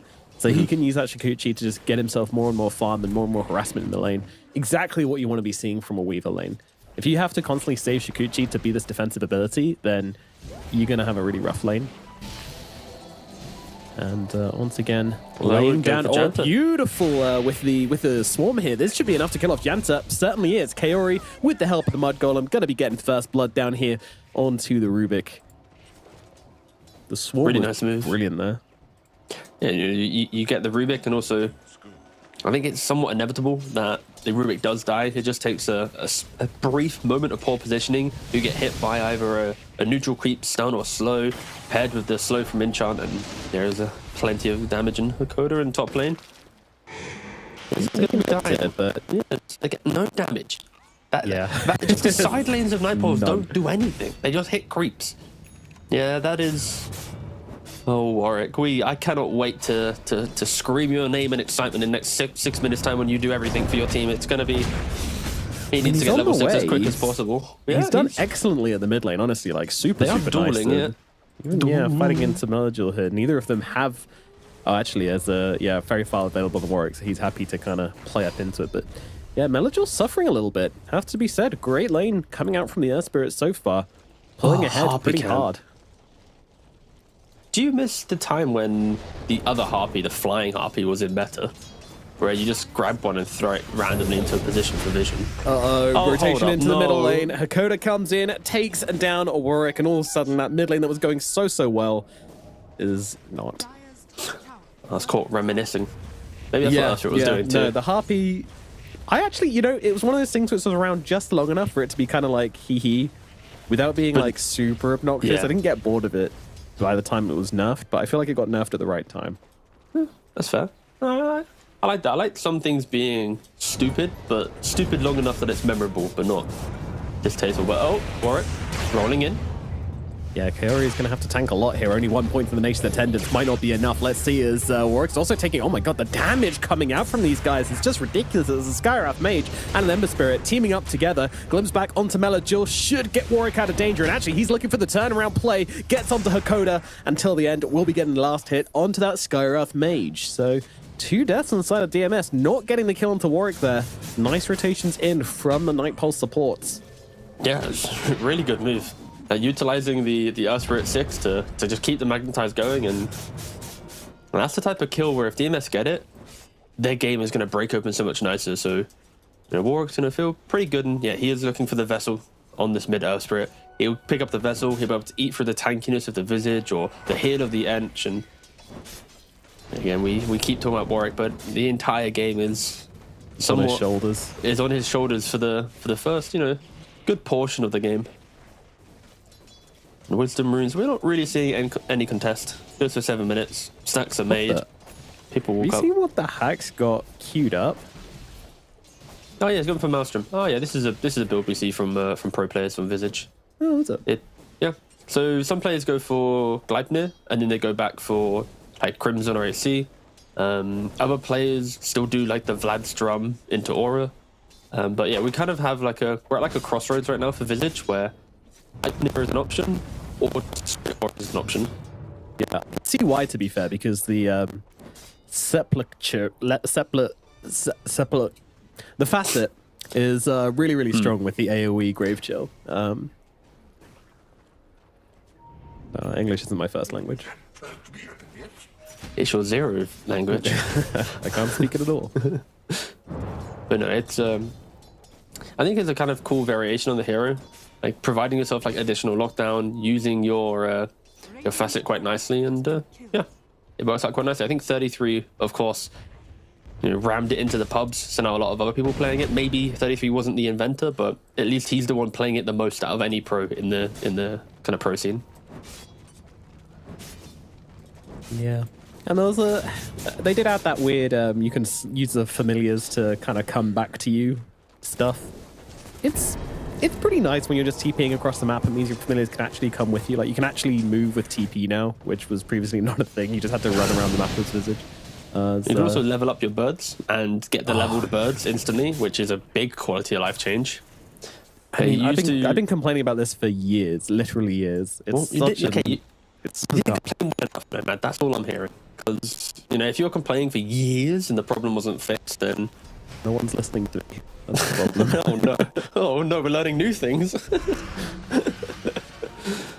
But we have entered quite a quiet portion of the game, right? Like when we emphasize how much aggression DMS can bring, to only have 2 kills, I think it is because they are waiting for that first item to really get themselves into the game, right? It's like the Ember, get some levels, and now at least I expect them to want to make a move. You got 6 on the village, the Ember's now top, Ench is here as well. You've got 4 heroes on DMS to hit down this tower, and I would be surprised if Night Pulse did contend this stack. I mean, this is just a dead tower. Sorry. Yeah, not stack, sorry, I meant tower. Yeah. I saw them farming stacks and got all excited. Yeah, that one's gone. I imagine they just try to move in and do the same thing into the mid tower, but Night Pulse are going to try and make a move in response. Here we go, roll in, gonna move forward onto Kaori. The glimpse back a little bit out of sync here, but that's okay. Kaori, not the healthiest little fawn you've ever seen. The hack is coming across, trying to help out, trying to do something, but there's really nothing to be done here. They'll just have to back themselves away. They were still kind of looking with Menadjul. They just need to get some levels on both teams, really, for their supports, right? And at this minute, the fact that Hakoda hasn't got level 6 on Sky, there's no simple slight chain from Ember into Mystic Flare. Like, that combo just doesn't exist yet. And he's been trying to sit mid, he's been trying to get something, but yeah, I think teams feel a little bit awkward at the moment. Like, they haven't really been able to create these chaotic moments. And, you know, Cammy in the bot lane, this Morphling, he is just really hitting his creeps. And yeah, DMS, they move from top to mid. They are making the natural progression on the map. And at what point will Night Pulse contest? Earth Spirit in skirmishes feels good, but fighting into 5, it might be uncomfortable if the setup isn't perfect. Oh, Tahak is going to lose a bird during this at the very least, so a little bit of the tower pushing potential starting to fall away, but nice moves in from Shigetsu. Another excellent swarm coming out. That's going to allow them to chase back Night Pulse and certainly get this tower. It is so obnoxious. When you're playing in open like terrain with vision from DMS, you've got Soul Assumption spam, Sleight of Fist spam, you've got Concussive Shot, a neutral creep from the Ench running around hitting you as well. Like, there is so much non-committal damage that for Night Pulse, if you are out of position, if you are, you know, in a position of vulnerability, you're gonna have half HP and probably no one to fight him. We saw that pretty much demonstrated perfectly mid lane. Yeah. Now, Poke is so good with Visage with Soul Assumption, because obviously every time any hero takes more than 100 damage, you gain a charge. Scyther Fist does more than 100 damage to a hero, so you're going to be gaining those charges like crazy. Except onto Medusa, which is a kind of annoying one.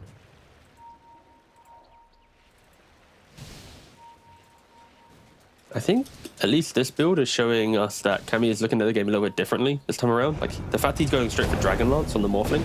But we are seeing a little bit of aggression mid as Warwick tries to get it. Cammy?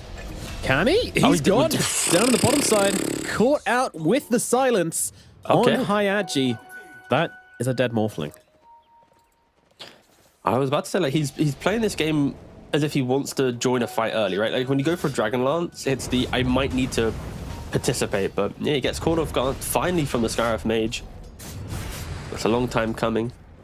He's been pretty much just playing bot lane for free for maybe 12 minutes. Real concerns there.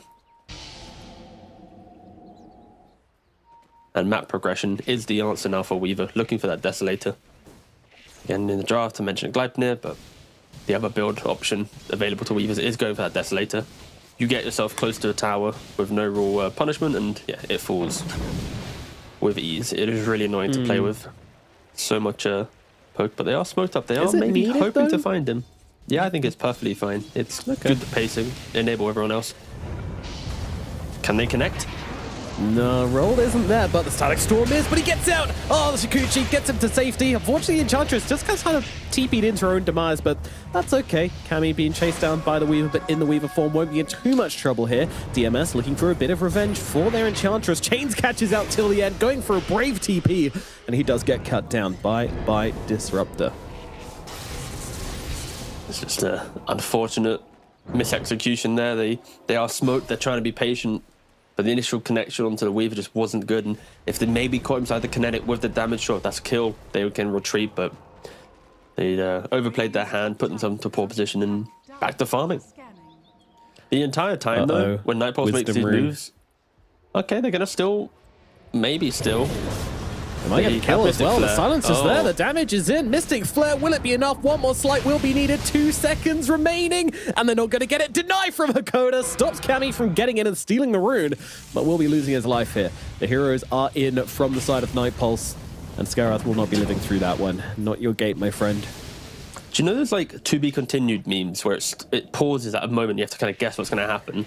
I think that's exactly what, like, when you have a Mystic Flare on the Earth Spirit with the Ember there as well, like, to be continued, do you really think seconds later, Earth Spirit lives, the Wisdom Room gets denied, not taken?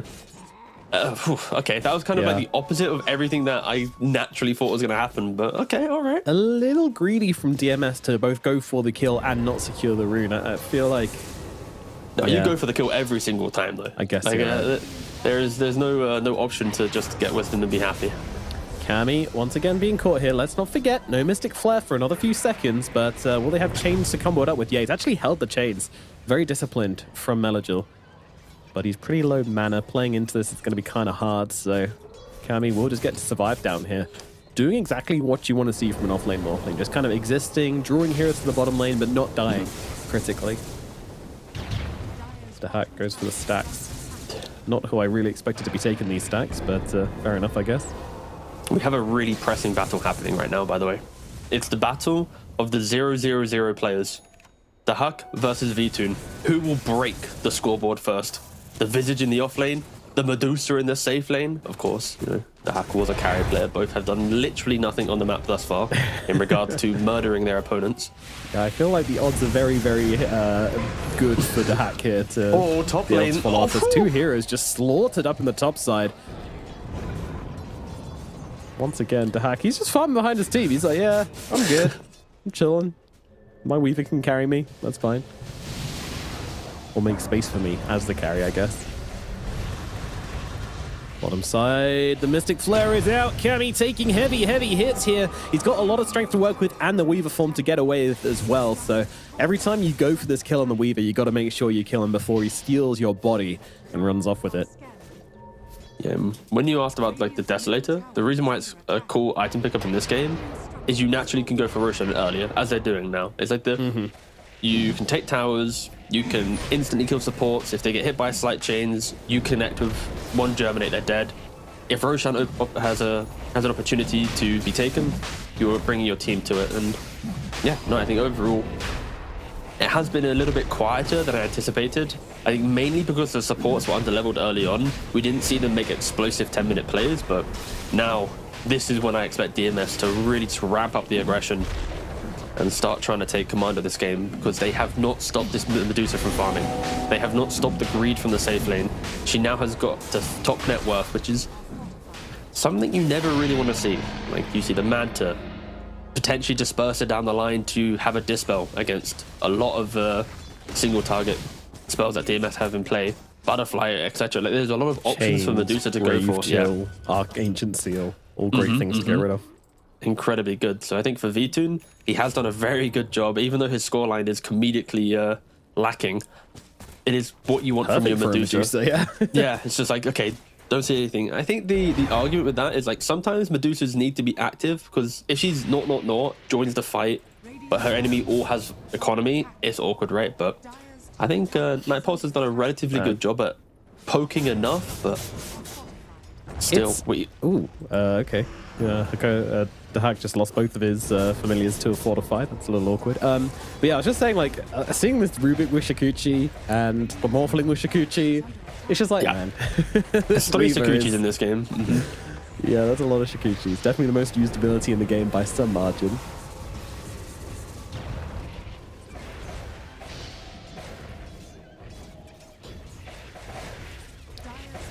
Yeah, top towers are certainly going to fall here. Do they scoop across the map and try and get out their other lanes? I believe they should.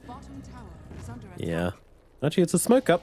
So one of them goes to counter push, the rest of them go look for a kill. But unfortunately, Jabs is just being annoying on the front lines. Now that he's got the Shikuchi on Rubik, he can just farm very, very far up. Though Shigutsu's going to see them both try to just immediately block the Disruptor, but he is going to get ultied for it. That's going to be his Aegis gone, for sure. And the Medusa's in the middle of this as well. It's a little bit of an awkward fight to try and take here. Dahak is going to lose a bird without the resummon available as well, so his own damage maybe a little bit lacking, and he might just lose the both of the birds here. Yeah, there's a diffuser coming in onto it, so a birdless Visage. That's pretty rough at the Hack, right? He lost the top bird to the towers. He loses the birds again to mid lane. The big Aegis timing was to try and... I think Weaver thought he did more damage than he actually did, right? Like, the way that he jumps to Disruptor there, that's kind of like the bold carry move of, you're dead already on my screen, I'm going next. But the fact that he doesn't get the kill, Static Storm gets dropped, it's incredibly uncomfortable, and probably not how they wanted to use their first Aegis. And somehow the Hack and Vtoon are still, of course, not on the scoreboard. Yeah, they chillin'. They chillin'. Warwick has not got any charges on the Spirit Vessel as the Rubik, who does get caught out at last. Oh, is Mendril actually going to go for Radiance? Oh, yeah, the Ember Spirit's opting to potentially go for a Radiance, which we just do not see on this hero. Again, it's like after Mage Slayer, it's pretty tried and tested that you just go for like Maelstrom, Gleipnir, BKB Ags, etc. But he's opting for the Radiance. Naturally, he does get quite close to hero, so Mischance could be kind of cool. I feel like this is an option that someone on his team might go, hey, we need this, and he might change down the line, but he is holding a lot of gold, and it might be a pickup. Against Medusa, she doesn't like to buy BKB, so just getting on top of her, constantly applying Mischance, preventing Split Shot from being as potent. I mean, I'm not opposed to it. It's interesting for sure. We'll see if he does commit to it. I mean, looks like he's pretty committed. I agree that it's not something I'm expecting, and maybe not something I'm loving, but hey, cook, brother, and see what you can do.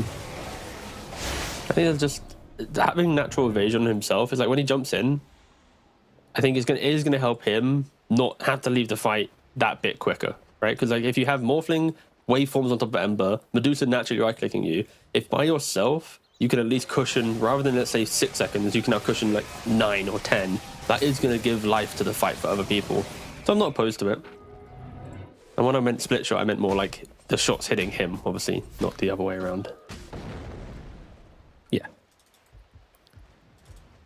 So again, he's going to go for it. He bought the relic. Slowing down, pumping the brakes a little bit. Yeah, man. I don't know, man. I really feel like the other talent might have been better on Kaori this game. I'm saying it. I feel like No. I'm sorry. You're going Dude, down look at this such build. He's got 4 points nature attendant, no points impetus, a mech. Yep. Like, No, I mean, I I just want to like, see it. It must be really bad if you're not taking it in this circumstance, right? It's like you take more than 250 damage, you get a single wisp for 4 seconds, up to 4. It's like, yes, it's cool, but would you not just rather, when you eventually do get your impetus, have the ability to just right click? It's so much nicer. And the cast range more as well for his enchant. Enchant's too important to not want to increase your cast range on it. I'm sorry. So as much as you're excited, cast range and attack range is always going to be better than an underbuffed heal. I just want to see if anybody decides to take it at any point in the next few months. I mean, if they When don't they get do, buffed, we then I'm can- happy about that. I actually can't wait though. Imagine if that happened and it's like the best thing that ever happened, and you're like, oh, well, actually, back Okay, in my day, I was calling for this. I don't like bringing up. I feel like we've been doing it a lot recently, but I have played with it. It does feel quite good in certain circumstances. Like the healing's ridiculous. Sure. I think Anyway. if the enemy has a lot of damage over time, there's a world for it. But again, no fault. He's got the attendants available though, so not gonna take that. Yeah, they're gonna have to use a lot for this. We'll still die. so tanky. He mechs as well. I'm just saying, dude. There I'm you go. just saying.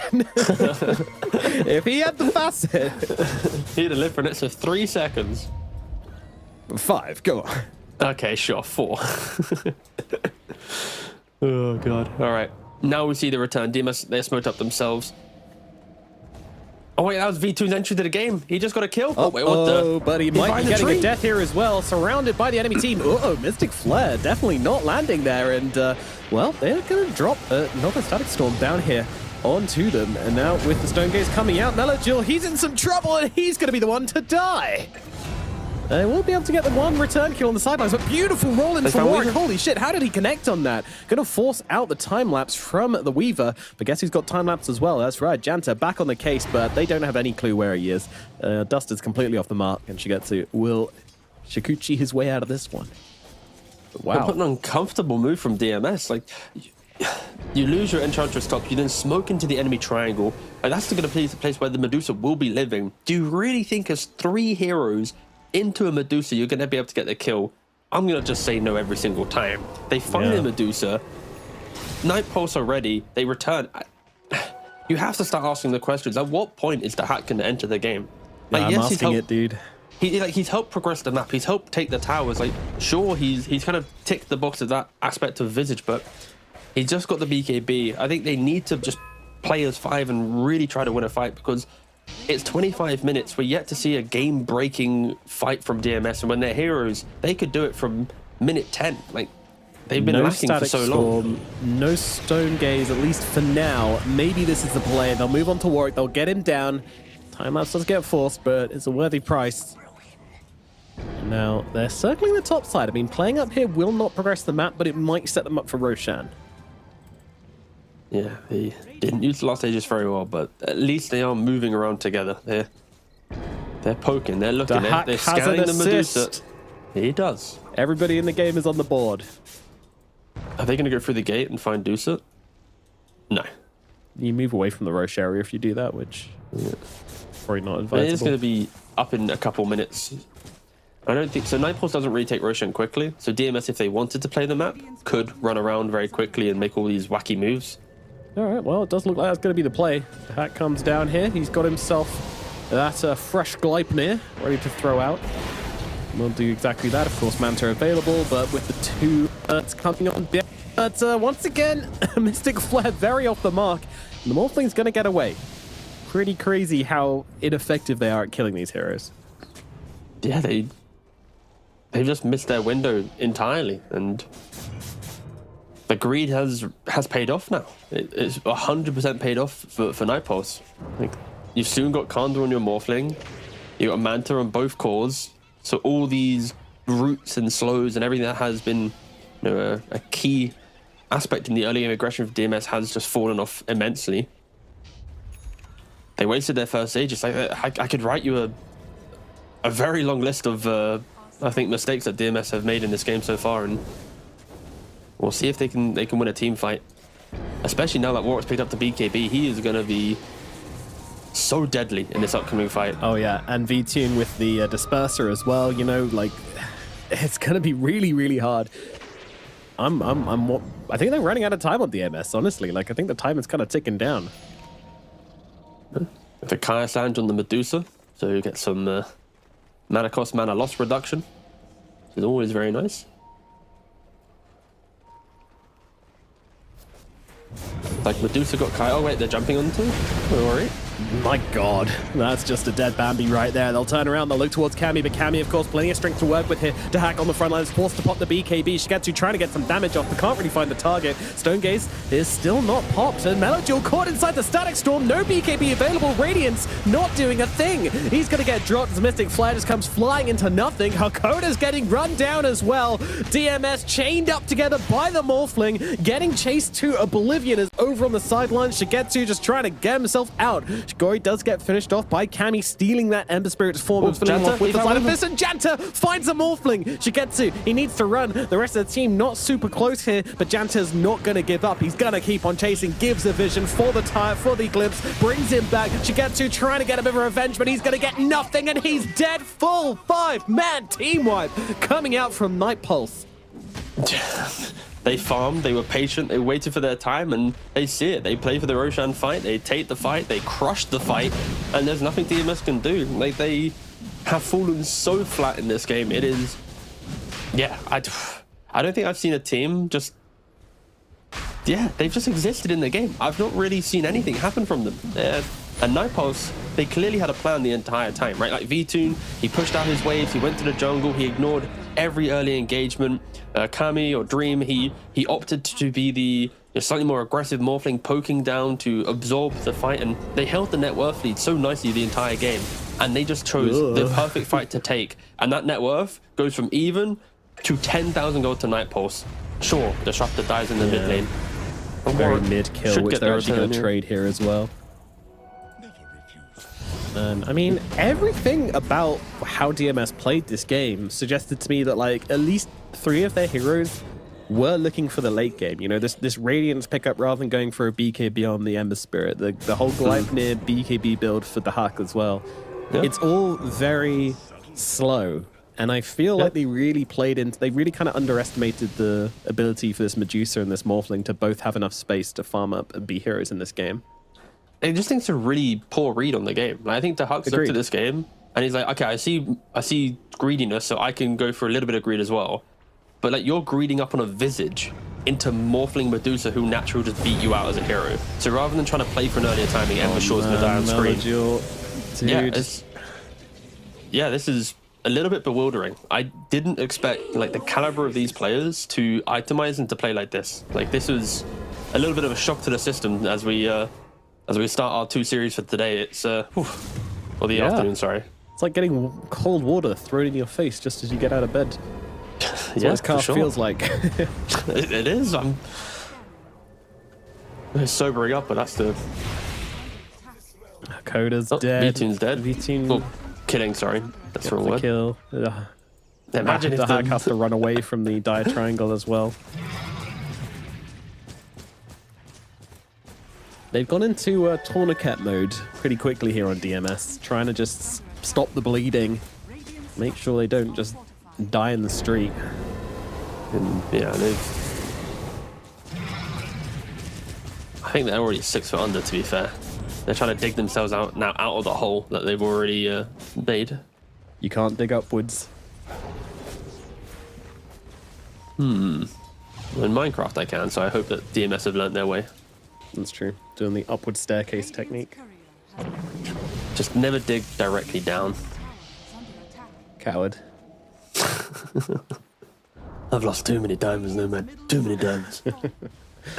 Cammy up to the high ground. This is so nice as well. Like, imagine playing this Morphling. You make it to 30 minutes with only a singular death.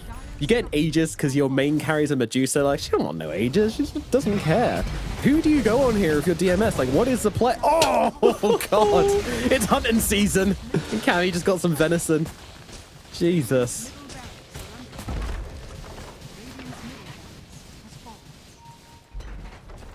Oh, hit the rock. Had the BKB. Oh, Weaver, Jesus Christ. Just look at the base though. I mean, what's that to say? The base is disappearing. DMS are just splitting the map. There's an Aegis still for 1:40. BKB on Ember, but you're 2 racks down. You certainly are.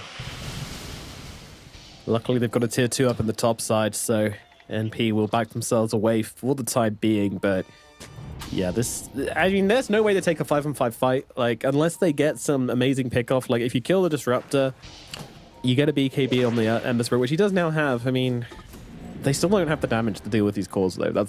That's just the overwhelming issue here.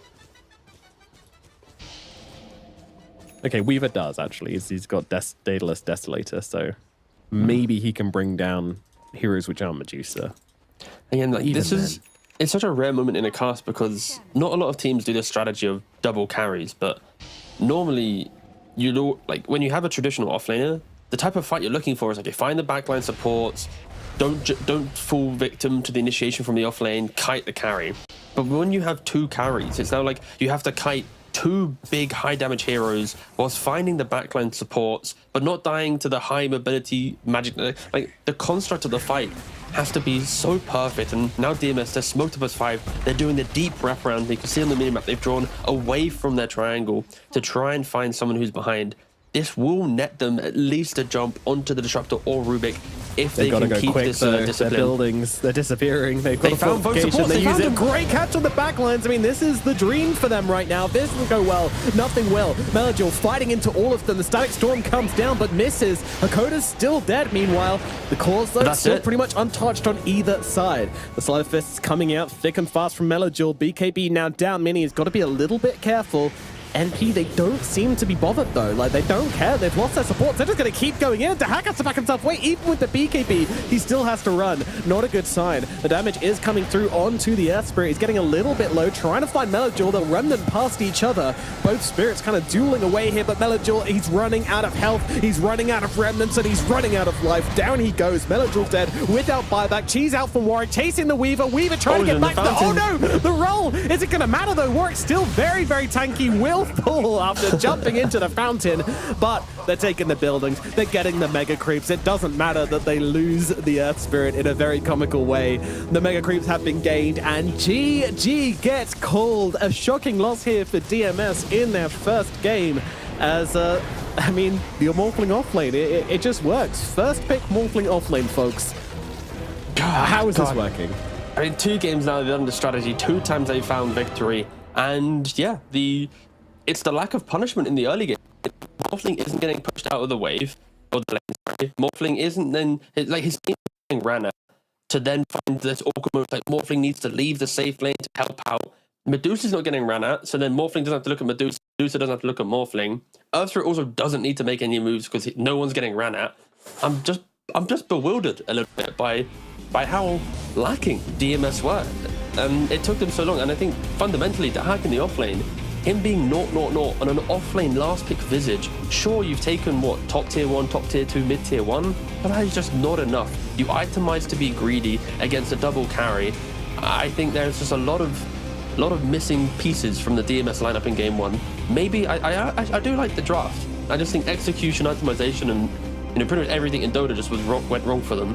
And Night Pulse, they had the greed, no punishment. They're gonna win the game. Like, there's no way Morphling and Medusa do not win this game if they get to like 3-4 items each. It's just the way Dota works, unfortunately. So yeah, DMS, they've left me with a lot of doubt going into game 2. We'll see if they can find some improvements. I mean, this is just crazy. Like, everything in this game is just not what I was expecting. The Weaver did great, okay? Like, the Shigetsu, he was playing active, he was playing up, like, he was trying to get things done. I feel like, for me, the issue was where he can't progress his own game because, A, his offlaner's not really playing. His mid laner goes for Radiant rather than BKB, which also affects their ability to play aggressive. You don't have that Clockwork or Tusk or something support hero which can kind of go in and help you make plays, and it becomes very awkward very quickly. And yeah, the teeth just kind of fell out one by one for one of them never grew in. The Visage tooth never grew in for DMS, but the rest of the teeth just kind of fell out, and yeah. But does it not confuse you, Nomad, a little bit? Like when you see that moment in mid lane where like the Visage is hitting the tower, they slight spam, they concussive shot, they throw out the edge creep, like they do all this stuff and they take the tier 1 tower for free. Like surely in that moment, post laning phase, and you see the Medusa morphling, and then you take this tower for free, like surely there's something within DMS replicate this again. Break the map further, and it's like the fact that after that tower they didn't get that kind of desire to keep pushing forward. And again, like I don't think nowadays, at least, you don't play the game from like minute 10 to minute 20 where you get every tower, take racks and win the game. Like you don't push that anymore. But like the fact that they didn't take that single moment of we are so strong and capitalize on it, it does cause a lot of concern. Like again, when I look at the players' names, like the quality that you have individually, I would have expected someone to step up and go, guys, this is now our game to take over. Like, look how easy this was to move. But alas, it didn't happen.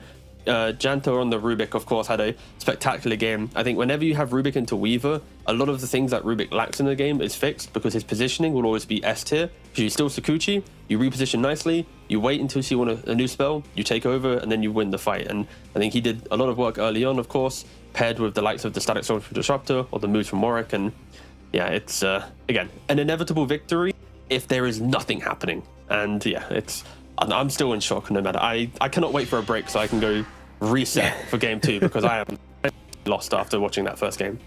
Yeah, that was wild. Not at all what we were expecting. I think everybody needs to hit the reset buttons. That's exactly what we're gonna do. Game number 2 coming up just around the corner, guys. We're gonna throw it to a break, after which we shall be back with a second matchup here. Can DMS pull something together? Do they go for the greedy draft? Do they ban the Morphling? I don't know, but hopefully we're gonna find out very shortly.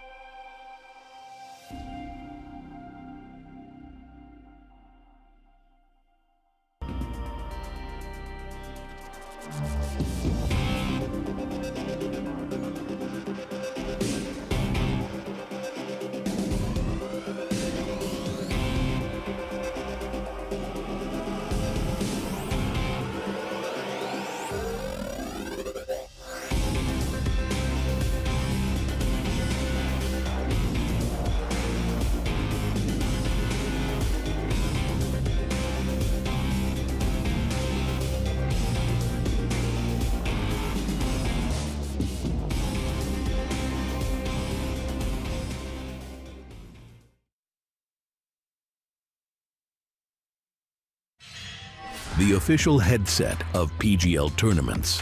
Now, with a wireless version, experience unparalleled speed and reliability with the latest wireless technology, advanced hybrid ANC, and built-in EQ for your favorite game. Designed with elegance and durability, and extreme noise-canceling microphone. Always stay one step ahead with Aspire Wireless. Hello and welcome back as we get into game number 2 here. Can DMS fix their issues from game number 1, or will Nightpulse pull out the bag again with another double carry lineup? Surely they can't get away from it, or get away with it twice, right? Honestly, at this point, I think they can. I think they can get away with it every single time if teams aren't going to respect it. And like the other thing as well, it's like, how do you in the moment really understand how to deal with it, right? And I think, of course, early game map pressure, breaking down the lane is good, but killing it in lane, like, is there a carry that lanes into Morphling and pushes out the Morphling as a carry? Like, Sven won't push him out, Naga won't push him out, Gyrocopter won't push him out. I mean, if Weaver can't do it, then who Weaver can, can't right? push him out. Like, Ursa could, maybe. It's like, when you think about the carry versus carry matchup for laning, Morphling kind of does well in most of them, right? Yeah. So there is a world in which that is the logic for Nightpulse, which is like, well, if they don't ban Morphling, we pick it. 80-90% of matchups will get through lane. And as long as we just don't lose the 10 to 25 minute mark of the game, we will outscale them, which is exactly what happened here. And DMS, they go for the ban. They do not want to have to think about it. You know, there are some solutions, I'm sure, but in the moment in the series, when they are one game away from elimination, not being able to continue their lower bracket journey towards the international, yeah, just ban it out. Don't try and find solutions. Just get rid of it. But Nightpulse, because of this ban, will get their hands on the Clockwork, which was taken out last game. So you've always got that melee initiator now on your team. Always nice to have from the support position. I mean, this is one of my favorite picks. Like, between this and Witch Doctor, these are my favorite first phase heroes, I reckon. Yeah, so good. Bouncing people around in the cogs, beating people up. Very, very strong. Weaver, also going to be the next pickup here for DMS. You know, I think it was fine last game, honestly. Like, he farmed, he did his job. Yeah, well, again, like, Weaver just needs the correct heroes to push him forward, right? And like, he took the early Roshan, he got the Aegis, he blundered it, and the game went stagnant, right? So, yeah, I think Weaver's perfectly fine in carry and support. You just need to make sure you respect its weaknesses, because it clearly has some. But with the Clockwork, your enjoyment of the hero, I just like the fact that when you're talking about like the bouncing around, it's less about like the damage and stuff. I just really like the fact that mana drain is now more of an aspect of the hero, because you can manipulate your cogs. Like before, like when you hit a person with one cog, you're like, oh wow, look at me, I burnt a little drop of mana. But now, if you put 3 points in it pre-6, you're really impacting the laning phase. Like, you're really able to just kind of like a supporting style anti-mage, right? It's like, oh, well, you only have one spell now, not 3 or 4. And that is such a cool little addition to the hero that was very overlooked, I think, throughout the Clockwork's time. Yeah, definitely. I mean, it was hard to really get usage out of it previously. You know, getting 2 bounces was very, very unlikely previously. Now it's pretty easy to get 3, 4 bounces inside one cogs, which is obviously going to buff it up a lot. So yeah, I can see why we're seeing more Clockwork, and I'm very happy for it.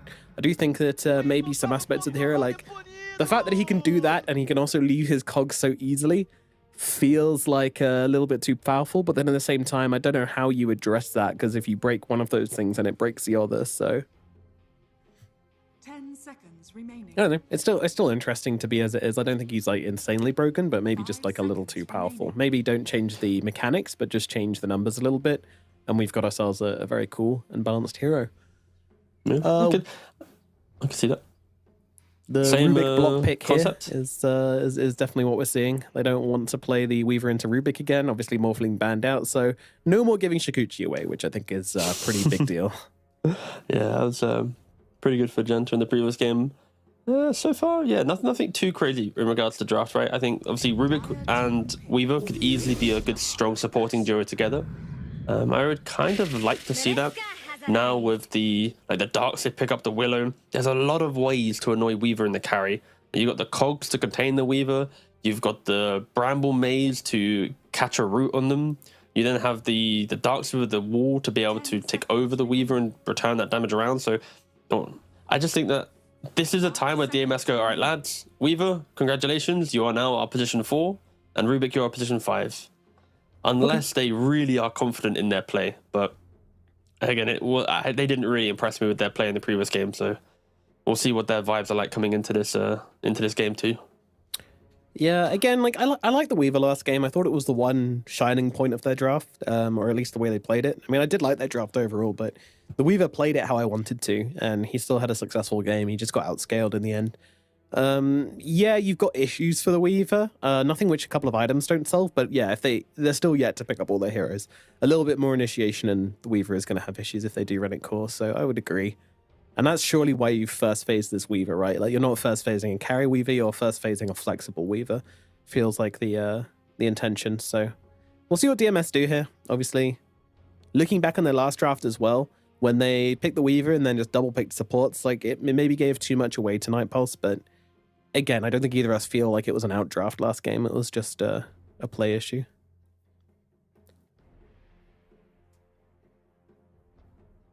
Next pickup for DMS, looking for probably your offlaner here.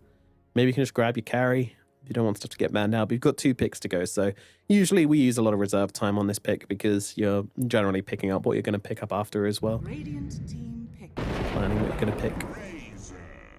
Go Razor.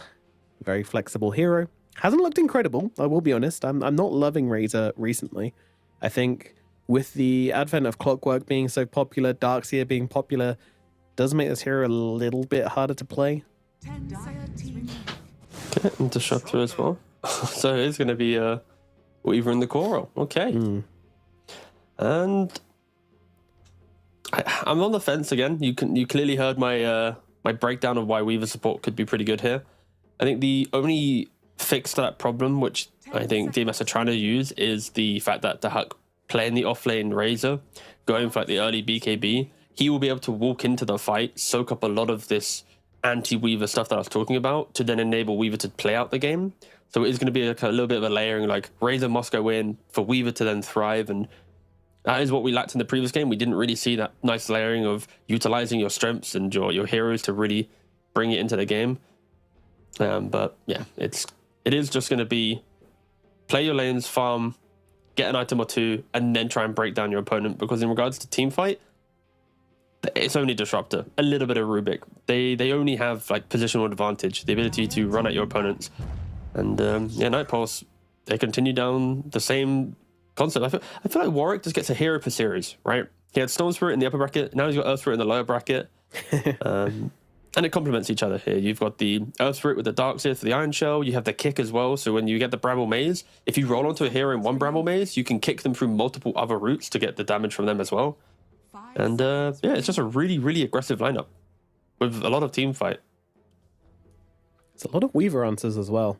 I think they're really going to get punished for putting this Weaver as carry, but you know, if he has a good game, he can get the Dragon Lance early. That allows you to play through like the early mid. Then you get your BKB at reasonable timing because you participate in some fights. Like, there's a world in which the Weaver pick still works. It just feels a little difficult and a little forced from DMS as well.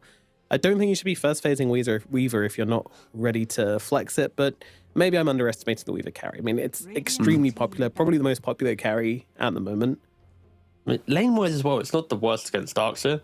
If you have a little bit of... If you get like level advantage and you can run down, but it also goes both ways, where a Weaver to try and go aggressive on a Darkseer, if you ever fail into the Clockwork, you get cogsed and you die. If you Sakuchi in and get hit by a Bramble Maze with Sentry, you die. So it's a very delicate lane where if you just look at Darkseer, it's good. When you look at the supports with the Darkseer, it's very volatile and it's not as cookie cutter. But we are going to see some bans come out here now. Naga Siren for DMS. So DMS... Again, I think they just need...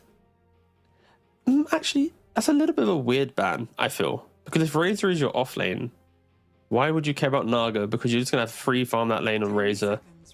And then Naga's going to have to play catch up and you kill everyone else. So I think this ban, if Razor goes to off lane, I don't like this Naga ban. I think it's a bad ban. Fair enough. Do you potentially run the Razor mid against Earth Spirit then? that could be what DMS potentially is doing. But they do have ultimate last pick in the draft, so they'll be able to decide where the Razor goes at the very end. And I feel that is the main flex available for them. But for Night Pulse, they do need their carry. They do need the V-Tune hero. Of course, CK was banned out, which was the 10 seconds remaining. most important hero so far of V-Tune's recent games, at least. The ones I've enjoyed watching him play the most. What else has he been playing? He's been playing some Slark. Don't want to see that. He's been playing Medusa. That's been banned. Don't want to see Tiny, banned, Ursa, banned. We're going down the list here, folks. No, I could see Windrunner carry probably getting picked up by Night Pulse. It can play into the Razor lane if it goes there. You have Windrun. If you ever see Weaver, you have the same kind of ability to move around the fight to follow him down. Yeah, I think Windrunner is probably a pretty good pick for Night Pulse. Is there a world in which a Pudge carry works for them? Radiant team. Potentially. Luna. Luna. To be fair, mate, I don't think I've seen a single game of Luna in a really long time. Yeah, she kind of just got nerfed, honestly. Like, the glaze changes were kind of brutal. I mean, obviously you can go back with facets, but any of these hero which just got something they already did as a facet, obviously just got power crept out of the meta. So I do feel like Luna is one of those. Still playable, of course. Still has some nice aspects which she can play around now, but yeah, it'd be interesting to see how it plays. I mean, fundamentally, it just brings the draft together, right? It's you push out your lane, you can go Hurricane Pike to deal with the range shenanigans, and hold up. We got a 7.36B. Valve had an absolute hatred for this hero nerfed Sand He got King. strung up, man. He got strung up, and it's going to be mid? Okay. But to be fair, I think we've already entertained Razor offlane a lot of times, and I think I do prefer it going to offlane, but Melodul going for the mid Sand King,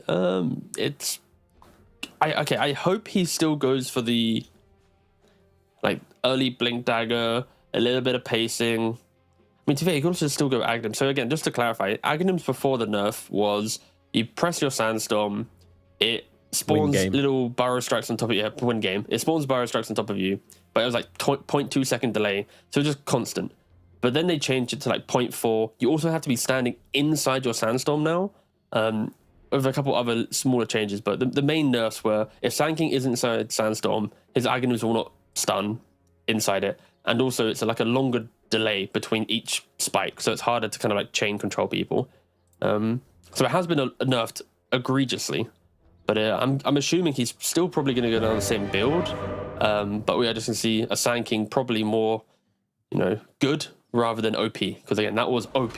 That's rare we get to say that a hero is actually OP. I think we throw around that phrase very easily in Dota without the real justification of it. But Sand King was OP in 7.36. That's it. That's agreed. Done. Statement. Yeah, I don't think you're going to get many arguments there. Yeah. I could argue it, but I'm not going to, because that sounds like a waste of time. I want to talk about the game we've got coming up right now, so let's get into it, of course. This time, there is no double carry. There is no kind of big shenanigans coming up for the side of Night Pulse. In fact, DMS could be accused of being the shenanigans of this lane, of this game at least. I think this Sand King does do something for them, which a lot of other picks wouldn't. It gives them a mid laner who can kind of get that AoE stun initiation, which you do want to see with both the Razor and the Weaver. They needed something like this to play around, and I'm not sure many heroes could have done it. It needed to be something a little bit weird. So, yeah, I'll see how it goes. I'm holding judgment here. I'm holding judgment on this Luna pick as well. She went for the Luna Orbit facet. So basically, it's just the old Moonglaves. You're going to see a very similar Luna as to the one you saw in the last patch, basically, pre-number patch.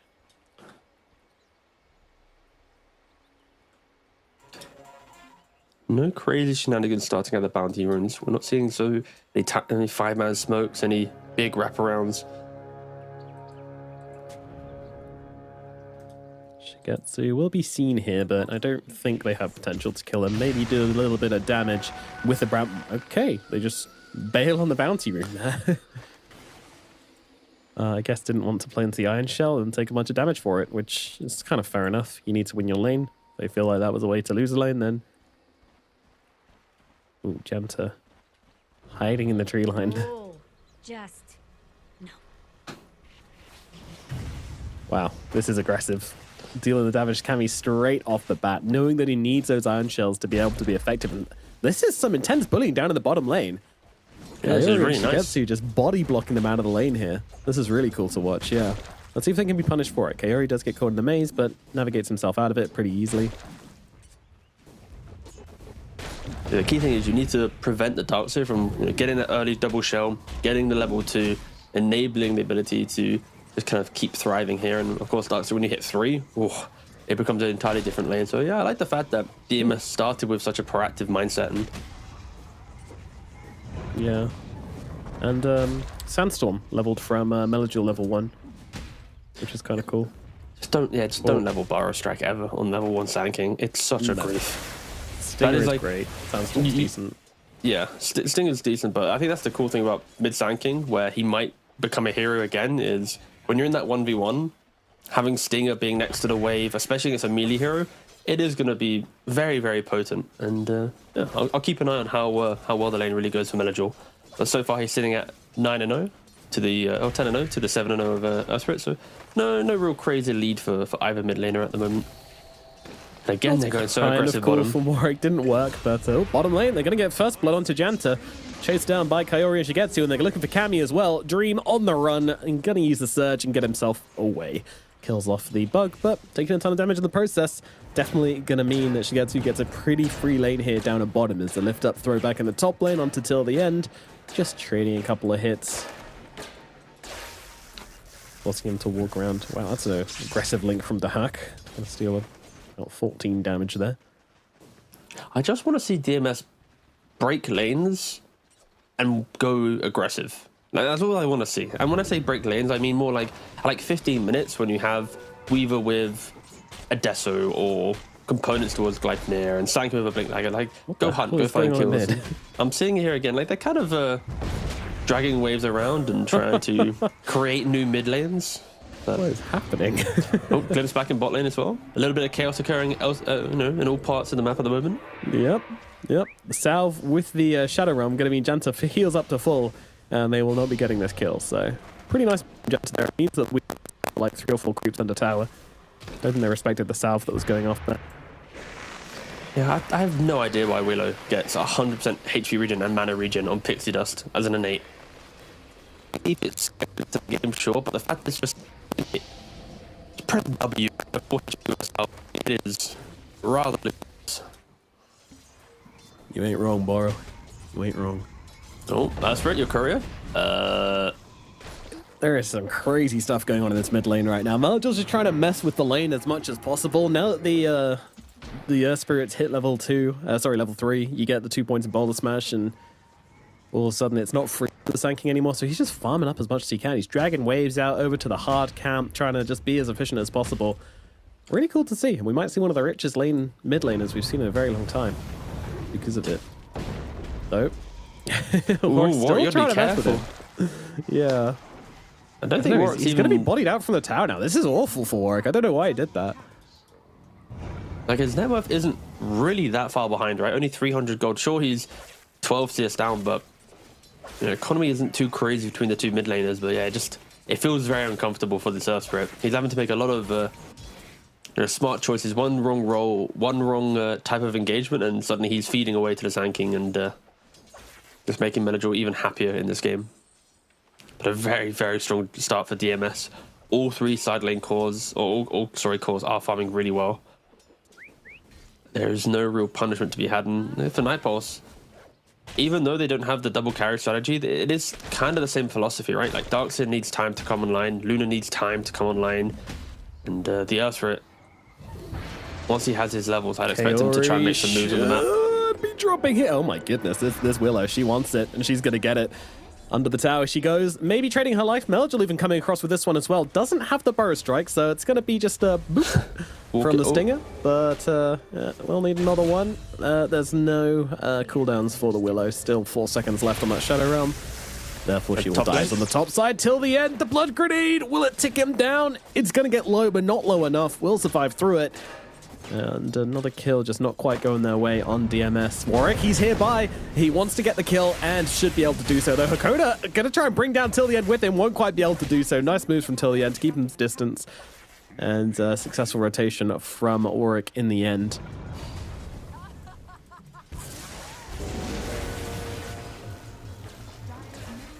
DMS, poking across the map, they're doing many more moves than they did in that previous game, and kind of what you want to see. Your manager isn't really showing us what he's going to be doing on the Sand King yet. He's got 4 points in Sandstorm, 3 points in Stinger, nothing in his quick buy to at least teach us his perspective of the hero at the moment. Again, I would be surprised if he didn't go for a blink. When you're mid lane, you naturally want to be a bit more of a playmaker, but that will always be the world in which Aghanims will be slowly calling your name. V-Tune being chased here. Glimpse is available. Hero surrounding him. Link available. V-Tune getting run down under the tower. They need their Earth Spirit here, and he's just not coming. Therefore, they will be losing the Luna. Warwick looking for the return trade down at bottom. It's a tricky kill onto the Weaver, though. Much harder than killing a Luna, so they're waiting just to see if Shigetsu's gonna use a Shikuchi here. Not going to. They'll go regardless. Shikuchi comes out, and Shigetsu gets away. Unless we can get some very nice stone placements here, and yeah, not going to happen, so... Nice moves from DMS, recognizing their carry can be left alone as Melodule moves up to the top lane. They want this tower, and they're going to get it. Till the end goes down as well. Chaos Crown not going to save him. 15 seconds dead on the clockwork as the tower continues to get pummeled up here, and Melodule just continues to farm up. Look at this man's net worth. He is going absolutely crazy on this Sand King. No, he's absolutely owning this game. This last pick Sand King, this is what you want a last pick to do, right? He's destroyed mid lane. He's running around the map. He's got his phase boots. He is now going for the Aghanims, which, yes, it's been nerfed, but it's still very good. If you can keep yourself within the Sandstorm, you get like a Shroud, a Bloodstone, the Blink, all this type of stuff. You just become so unkillable in the moment. But again, he's now a good hero, not an OP hero. It's a crazy concept. The Melodule is having a absolutely standout game at the moment. Absolutely. I love the skip in the ulti as well. This is a bait you should never fall into as Sand King. Unfortunately, Epicenter, it's just kind of rubbish, so...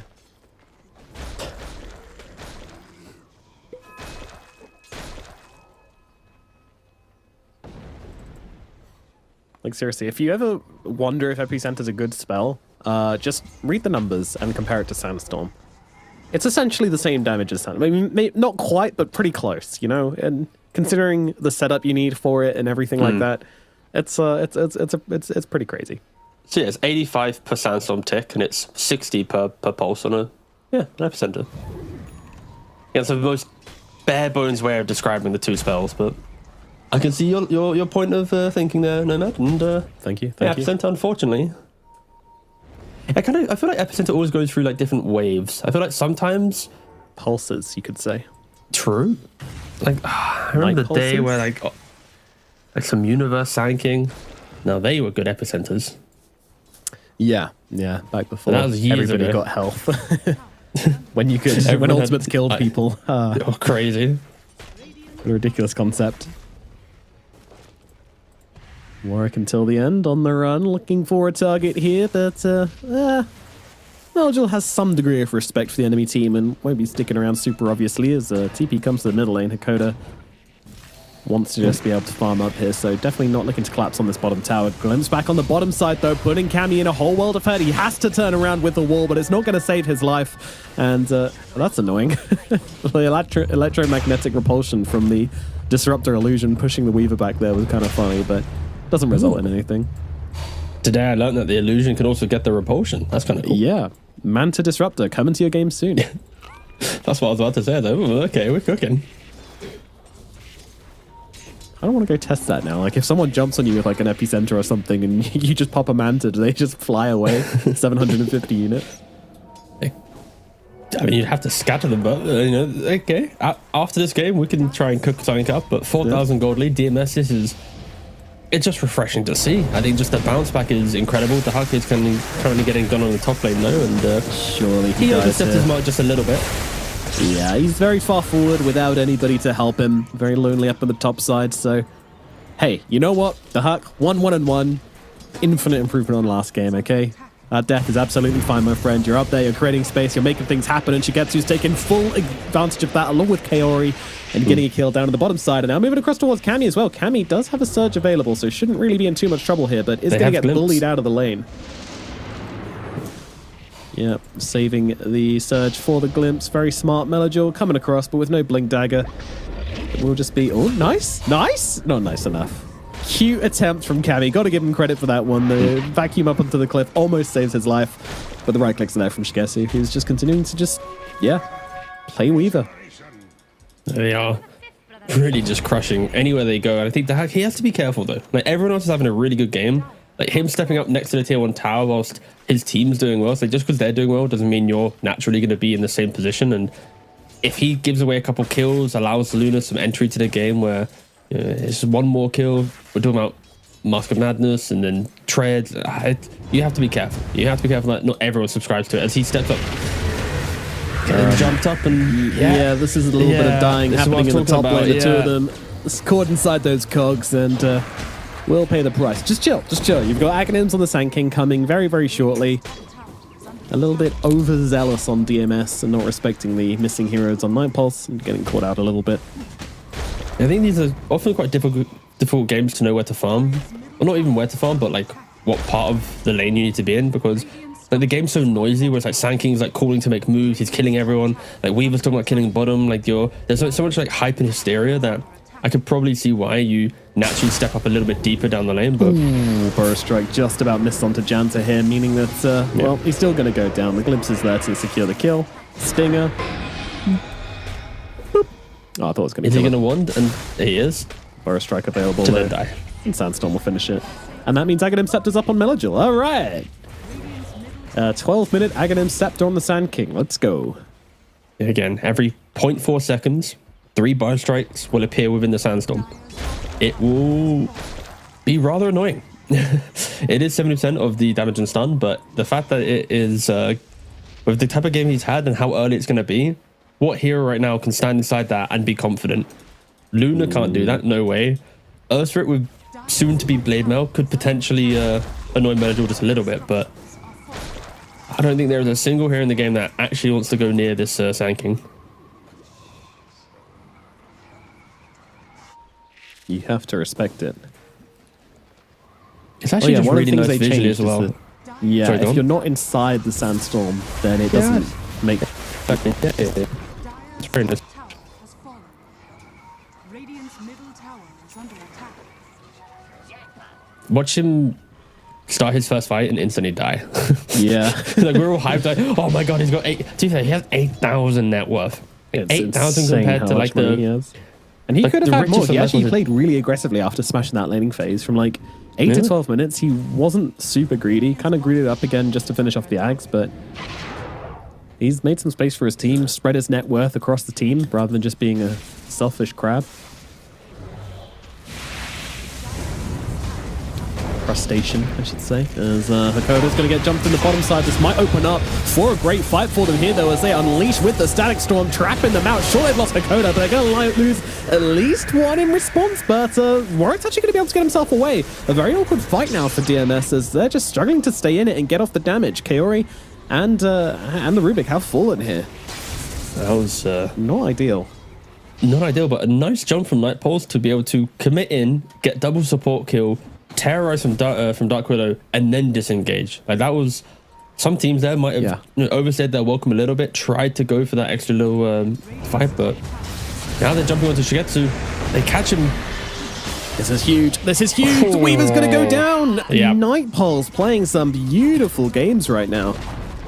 That is, just a really nice pickoff, and Shigetsu just overstaying his welcome once again. Like, they just hit the fight bottom. They don't really TP out. They just walk back, and then he walks down the lane to fight. Like, just not a lot of respect going towards Warwick on his Earth Spirit. He is now 007 in the game right now. Literally, no, his score is 007. And he has just found so many good pickoffs for his team. And when he gets his Blade Mail, it's going to hurt them even more. Like, it's not going to be killing Sand King, but it's at least going to be giving him a little bit of like, hey, don't go near me, Razor type gameplay, which is they don't really have like the anti Razor answer at the moment. So that's where we'll be able to do it. Melajor. Yeah, they're trying to stop him kind of here. It's very awkward because the sandstorm's just not there. He needs to have the recast ready, and he didn't. And for this, he might actually die. He's still caught inside the cogs. Static Storm's coming down as well. Melajor trying to survive, but it's just not going to work. He dies. The big Sand King raid boss just looking like a little lobster to throw in a boiling pot. And now, Warwick gets Glares back into everybody right now, but he's going to get himself away again. Hakoda's actually the one in trouble instead. He's going to fall. Kaori also dying on the backline. Shigetsu coming around the side with the hack to get a couple of return kills, but Nightpulse playing so nicely from behind. It's actually turning the game in their favor. John Warwick is playing so well. You know, Sliver HP disengages, he then gets glimpsed back, he is able to then still get out again, and that there was the nerf to Sand King, right? Yes. Beforehand, when you Burrow Strike, the Sandstorm would instantly spawn on top of you. If he spawns on top, the fight's probably different. But because that doesn't happen, you have to awkwardly watch this, like, the winds are blowing towards him. It like eventually gets so there. Slow. It's just like, oh, please. So it's like you have to be very disciplined when you play Sand King now. It's probably why people like this. rush to pick it. Yeah. This is better. Holding the Sandstorm. Unfortunately, the Boulder Smash is there, which saves the Earthspirit's life. Also, he had a shield rune, so is going to be okay. But you have to hold the Sandstorm for after you jump in. You can't just let it follow you into battle. I think that was the big mistake made from Melajor there, which he won't be making again. But I love to see the poking that Nightpulse are doing. It's a lot of, you know, positioning testing for DMS. It's like at any minute, if Earthspirit jumps, it's like, do you waste the TP to fight them? Do you really want to fight them? And the entire time they are preventing them from really, you know, getting too carried away. Like this Sand King, yes, he's got a 2,000 net worth lead, but Luna and Darkseid are still farming. They're keeping the game at least at a, you know, a net worth, you know, position. We'll see what happens here. They are smoked up. Limps back onto Cammy. It's a good kill, and they are likely going to be able to hold. They haven't finished the job here, and a beautiful Terrorize along with the Static Storm coming on down, making it a very awkward fight for both teams, and they're holding their ground, but with the Luna coming in around the side, the hack is eventually... He lives? No, he dies. Okay, final tech kills him off, and they'll lose till the end. Warwick and Janta in response here, so 3-for-1 trade. That one's going to feel very good indeed for DMS. You've got to respect the Static Storm, just a response to the Terrorize, making it very hard for them to follow up on those cogs from the Clockwork. It all started with the fact they nearly killed Darkseid, but he then disengaged and turns it around, and I think both teams are going to be a little bit nervous going into this mid game. At any minute, either team has the ability to be explosive, to get the kills, and it really isn't like who has the numbers here first. Like in this fight, Nightpulse, the Luna just wasn't ready to really assist with what was happening, right? Because they were kind of reacting to the Darkseid getting jumped, and they have since de-warded the ward that was used by DMS to set up that engagement. So I think this is it's quite a fun little game we got here. Like both teams are really just... They're like one fight away from being confident enough to keep fighting, right? That's kind of like the theme of Dota at the moment. Is like once you get one good fight, it spirals into multiple fights that slowly choke out your opponent. And both teams are trying to get there, but they've not really able to find the perfect one yet. And Darkseid's career, nope. Does it die? Ooh. No, it doesn't. It survives. Lives so we're looking at the really important stuff. No, it dies. It's dead. That was taking the mickey a little bit there, Cammy.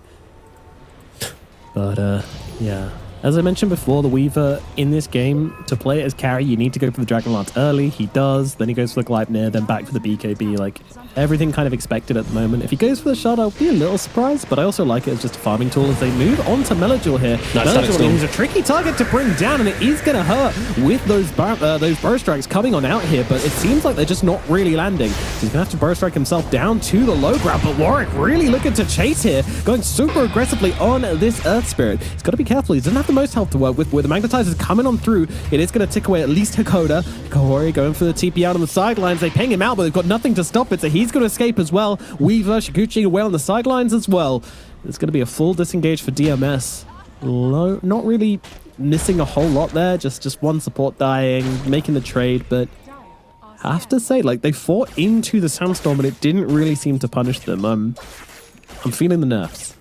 I mean, Disruptor hits a beautiful Static Storm to prevent the further aggression onto Sand King. And then the Earth Spirit, he hits a Magnetize, gets onto Sand King, wasn't able to refresh it as Sand King disengaged quite nicely. And like, if maybe one Vessel Charge plus another round of the Magnetize, Sand King would have died. But Melador, he has the Blink Dagger now, so he can set up if needed. So every fight slowly builds like an extra little bit of a gold lead to DMS, but I don't really feel it in regards to how the fights are going. They are Gosh, I guess. very, very even. just poking at 5 heroes, casual Weaver things. I feel like Shigetsu's a very, very aggressive carry player. In the 2 games that we got to see him, he doesn't shy away from trying to go for a little bit of a cheeky play, and Darkseid getting jumped in mid. Oh, not landing with the Burrow Strikes, but you've got the glimpse to make sure the kill happens regardless, so nice usage of the Epicenter, along with the Sandstorm and the Ags. It will put an end to the Darkseer, which makes the team fights very, very difficult. Might secure them this tower, though they don't really have the push to really commit to it, so top side. Here it's just going to be a roll away for Warwick. Dahak just kind of scaring him away, and we haven't really mentioned Dahak's name once, I don't think, in this game, other than to say that he's been playing it, which was nice to see. Yeah, he upset me in game 1, so I just didn't want to talk about it in game 2. Yeah, you're in our bad books. You don't get any exposure this game, Dahak. But he's got the BKB, soon to be shard, so he'll be able to play that sweet old simple game of walk into the middle of the fight, press a link on Luna, and that's his job done. B-Tune trying to quietly farm up his BKB. He doesn't really want to join in the fights. Like, he's joined in just enough fights, but yeah, it's like, what, he wants BKB, then he wants Kanda. If the item after, which will maybe be like the game-winning item, yeah, Clockwork, he oversteps his mark. Being spat on by Shigetsu a little bit there, just them constant Geminates ticking away at him. Very, very annoying, hard to deal with. Pretty far down the lane though, so you kind of expect that sort of thing to happen and just accepting it. But yeah, DMS have started to kind of get their things together, get their ducks in order. And things starting to look a little bit more convincing for them in this game too. 7k gold advantage, really playing nicely around the Sand King. The Weaver's been able to catch up as well. Sure, Luna's a bit of an issue, but nobody else really is. Earth Spirit can play from behind a bit. He's not terrifying though.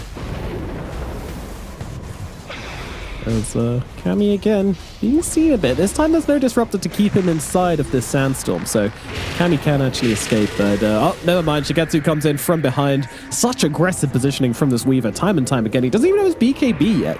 He's playing like he's got BKB link into the Satanic. He's an absolute madman.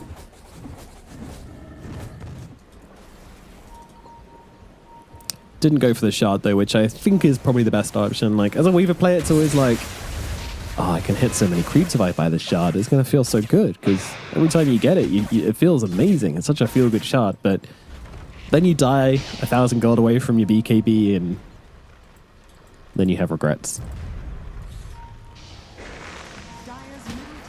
Of course, they just want some BKBs at this point. They are trying to just dodge this aggression where possible. And like, Upstrait also looking for one. It's a little bit uncomfortable for them. They're not really looking to fight, and maybe DMS want to look at Roshan soon. Grab themselves up an Aegis, really try and ensure the fact that they can crush that next fight. Don't allow for V-Tune and the lads to sit up around the pit. And Warwick, he's going to see multiple TPs here. Yeah, I'm not sure he wants to be seeing this though, as he is pretty far forward and no BKB yet available for him. Doesn't even get off the blade mail, just gets killed. Well, what a strange death. Oh, I've been waiting to see this for so long. Look what Rubik stole. It's Moonblade's Rubik. Go farm Hakoda, go hit some creeps. Oh, he's going to the top side. He wants a creep wave. No, to click them. Oh, it doesn't. Please. I mean, he's got a Fade Bolt, okay. I just want to see what it looks like. No, there's only one creep here. What the hell? Oh no, we're doing this thing again where we want to watch a single spell get used. Oh no. Yeah, Roshan's being taken. That's boring. You see Roshan every game. Come on, click him. Click him. He clicked him. No, he's not clicking them. He's activated it though. Oh, he's activated it. Yeah, sure. I mean, is that what you wanted? No, I want to see the clicks. I want to see him firing out moonglaves. Oh, I see. Sorry. Bouncing right clicks. Are they I see. glaives? Are they little Rubik right clicks? These are the things I want to know. Are they invisible? Have they just not coded it? Thank God we're not going to find out. We are. Well, I'm going to watch. You guys can do it. I mean, there's this boring Nice. stuff happening. Tormentors, Roshans. Who cares? Okay, item timing. So we've got the BKB complete on Luna. Not yet on the Earth Spirit, but that is hopefully going to be... Thank you. Oh, Shigetsu. Oh, there's a big fight going on. Yeah, it's going to be a death for maybe till the end. I mean, Shigetsu's really looking for it with its fresh, tasty BKB hot out of the oven as they go into this one. But they might see an opportunity with the BKB getting low, but Benadryl coming around the backline, just trying to disrupt Cammy as much as possible. Cammy is getting good damage up, but Shigetsu with the Aegis doesn't really care. Will use the time lapse here just to keep himself in a good situation as till the end coming in from the dead. But the Force Staff out of the cogs. Yeah, the Bramble's going to catch him, but they don't have the follow-up. They don't have the chase. And Janza inside the Shadow Realm going to back himself away. Not living through this one, I don't think. The Burrow Strike from the side gives him the vision for the glimpse, doing what he must. And Kaori will get the kill. Earthspirit desperately needs a BKB to be able to fight this. Desperately stole needs a it. new spell. Dire's bottom tower That's the big breakdown after the game. Oh, God. No, they just can't do anything. It's a little bit worrying for them, right? Like, they've tried to farm up, but Night Pulse they just don't have the damage right now on them. Like, this Luna still needs, 2 items to feel good. Yeah. The Darkseid went for double auras, so there's no, maybe like Aghanims or anything like that. Of course, that's not really what we see, at least at the moment, for Darkseids. But yeah, they are drastically lacking that something. When you compare that to DMS, they are just constantly fighting. I think Melodor, of course, leading the charge in pretty much every engagement. Dahak, his itemization in this game has been so much better. Like the Sand Shasha, the BKB, he's itemized to be the key hero to just walk in and to start the fight as well. It's Very, much more active. Very active. The thing with VTune is that, like, he also needs his teammates to have some items as well. Like, it sucks playing Luna when your other cores are this poor. Like, you either want to be like a full 5k above the enemy cores, and then you can play Luna as like the 1v5 hero, or you need to have people backing you up in the fights. Like, it's really hard to play from an even footing, even if you are a bit ahead of the Weaver, which you know isn't, but he was before the last fight. You saw how it works. You know, you just get targeted, you just get bullied out. If your cores just die, like corn under a combine harvester, it's very difficult for you to actually play the fight. So, or getting jumped on a little bit here. Shigetsu does take a ton of damage due to that blade mail and is being slowed down a little bit. Very, very nice hookshot there from till the end, stunning the Weaver whilst also getting himself out of danger. Does put Shigetsu into the weird position where he wants to back himself away, but of course, with the Aegis, we'll see no slowdown in tempo here from DMS. Likely they're going to head for this top tower, but smoke up from MP. This could be cool. Roll forward. But finding the catch. What a target. Melodor kicked back, but he's just going to come straight back to his high ground. Trying to play it carefully. BKB's out from work, though. He's staying on the Sanking beautifully, but Sanking with the Eternal Shroud, it's not going to be enough. Beaching cut through him, and now looks well, but the backline's getting absolutely beaten down right now. Warwick will eventually fall. We're having to time lapse away from the Luna. Doesn't want to stand there and go toe for toe with VTune. Have to be said, it's an all-right fight from NP, considering they're playing into the Aegis. This is going to slow down the tempo of DMS, allow them to play probably until the next Aegis at the very least. The Sanking, the fact to start that fight, they jump the Sanking. He soaks up so much time. He goes through the Magnetize, the Terrorize, multiple right clicks, even the Vac Wall, like everything used to try and kill off the Sanking. In the DMS, they poke around. The Razor's able to lock onto the Earth Spirit. He can't then disengage from the fight, and they have to be careful. It does just give his Aegis for a Tormentor, which... Wait, how long was left on the Aegis? I didn't catch. It was about just under a minute. Ah, okay. Not the worst. I mean, it was deliberate anyways. He was clearly not trying to live, so... Fair enough. Yeah, I mean, Eternal Shroud's a hell of an item, right? Keeps him alive through all of that magic damage from the Earth Spirit. Lets him keep fighting. Here's Cloak of Flames as well, just to kind of further provide him the tankiness, so yeah, all good. Yep. I'm off the strange opinion that I actually don't mind Eternal Shroud as an item. I don't know if I can cast a view anymore, Nomad. But, like, we're just so used to BKB being, like, you know, the only answer to magic damage and disables in Dota. Eternal Shroud is a bit of an alternative to that. Like, It is. I'd like it maybe in a world where you can't buy BKB and Eternal Shroud together. I think that would be kind of interesting, but we have a bit of a fight taking place as Shigetsu getting beaten down. Don't forget, no Aegis, time lapse available. Does get it off just in time, and now beautiful 4-man Gleipnir holds back NP and forces them to reset. Do they want to go on this, though? They've just managed to get the time-lapse and the BKB from the Weaver. They've seen that he doesn't have an Aegis. Really good opportunity to try and catch him off guard here. DMS slowly trying to retreat. I also really like how DMS are retreating from this. They're staying together, slowly moving back, not leaving anybody behind. And actually, they're going for the smoke up. They have an amplified damage on the Razor. They can get to find anyone, though. They are quite nicely positioned as well on Dire. Clockwork is the only one that's a little bit isolated. Yeah, he won't But mind Destruction's dying not to in pop the position for the smoke, glimpse. honestly. They're looking for now the he illusions. is. They see the illusions in the lane. That's who they're after. They see the Clockwork, they'll accept it. But actually, the turnaround here with it. Weaver, he needs help. He needs help, but he's not going to find it. He's dead. Chanta brings him down despite the lift. It wasn't enough. And now Agoda needs to get himself away. V-Tune, he's running for him right now. The right click's coming through onto Dahak. In comes Warwick to finish the job. They're going to get the Razor as well. Double kill for the Earth Spirit. All 3 cores from the side of DMS lying dead on the ground. Throw Hakoda onto that pile as well. What a fight from Night Pulse. How did that go so well, T? I mean, they chased the Clockwork. They eventually got on top of him. He got the cogs off. And then there was like a frantic usage of multiple 4-stars onto the Weaver, throwing him out of the cogs, into the cogs. He just wanted to press time-lapse, but he just get dragged around the fight, for all his own team's items. And I mean, I didn't really catch the exact moment if he was casting time-lapse or not, but yeah, everything happened in a way that Weaver just insta-died. And of course, Dark Willow is so key in these fights to terrorize the control that she can apply. I mean, DMS, they use so much to try and find a Clockwork that they all just bundle up and group up. They go to a choke point against Luna, Earth Spirit, Darkseid, Willow. Like, these are choke point, champions. They're the ones that crush any fight at the steps, and DMS just didn't respect it. They just, conga lined themselves into despair. Their net worth's just gone. That was... But you could argue, that is easily the worst fight they could have ever taken. Like, with the game that they had, the control they had in the game... That was an absolute disaster. That was chaotic as well.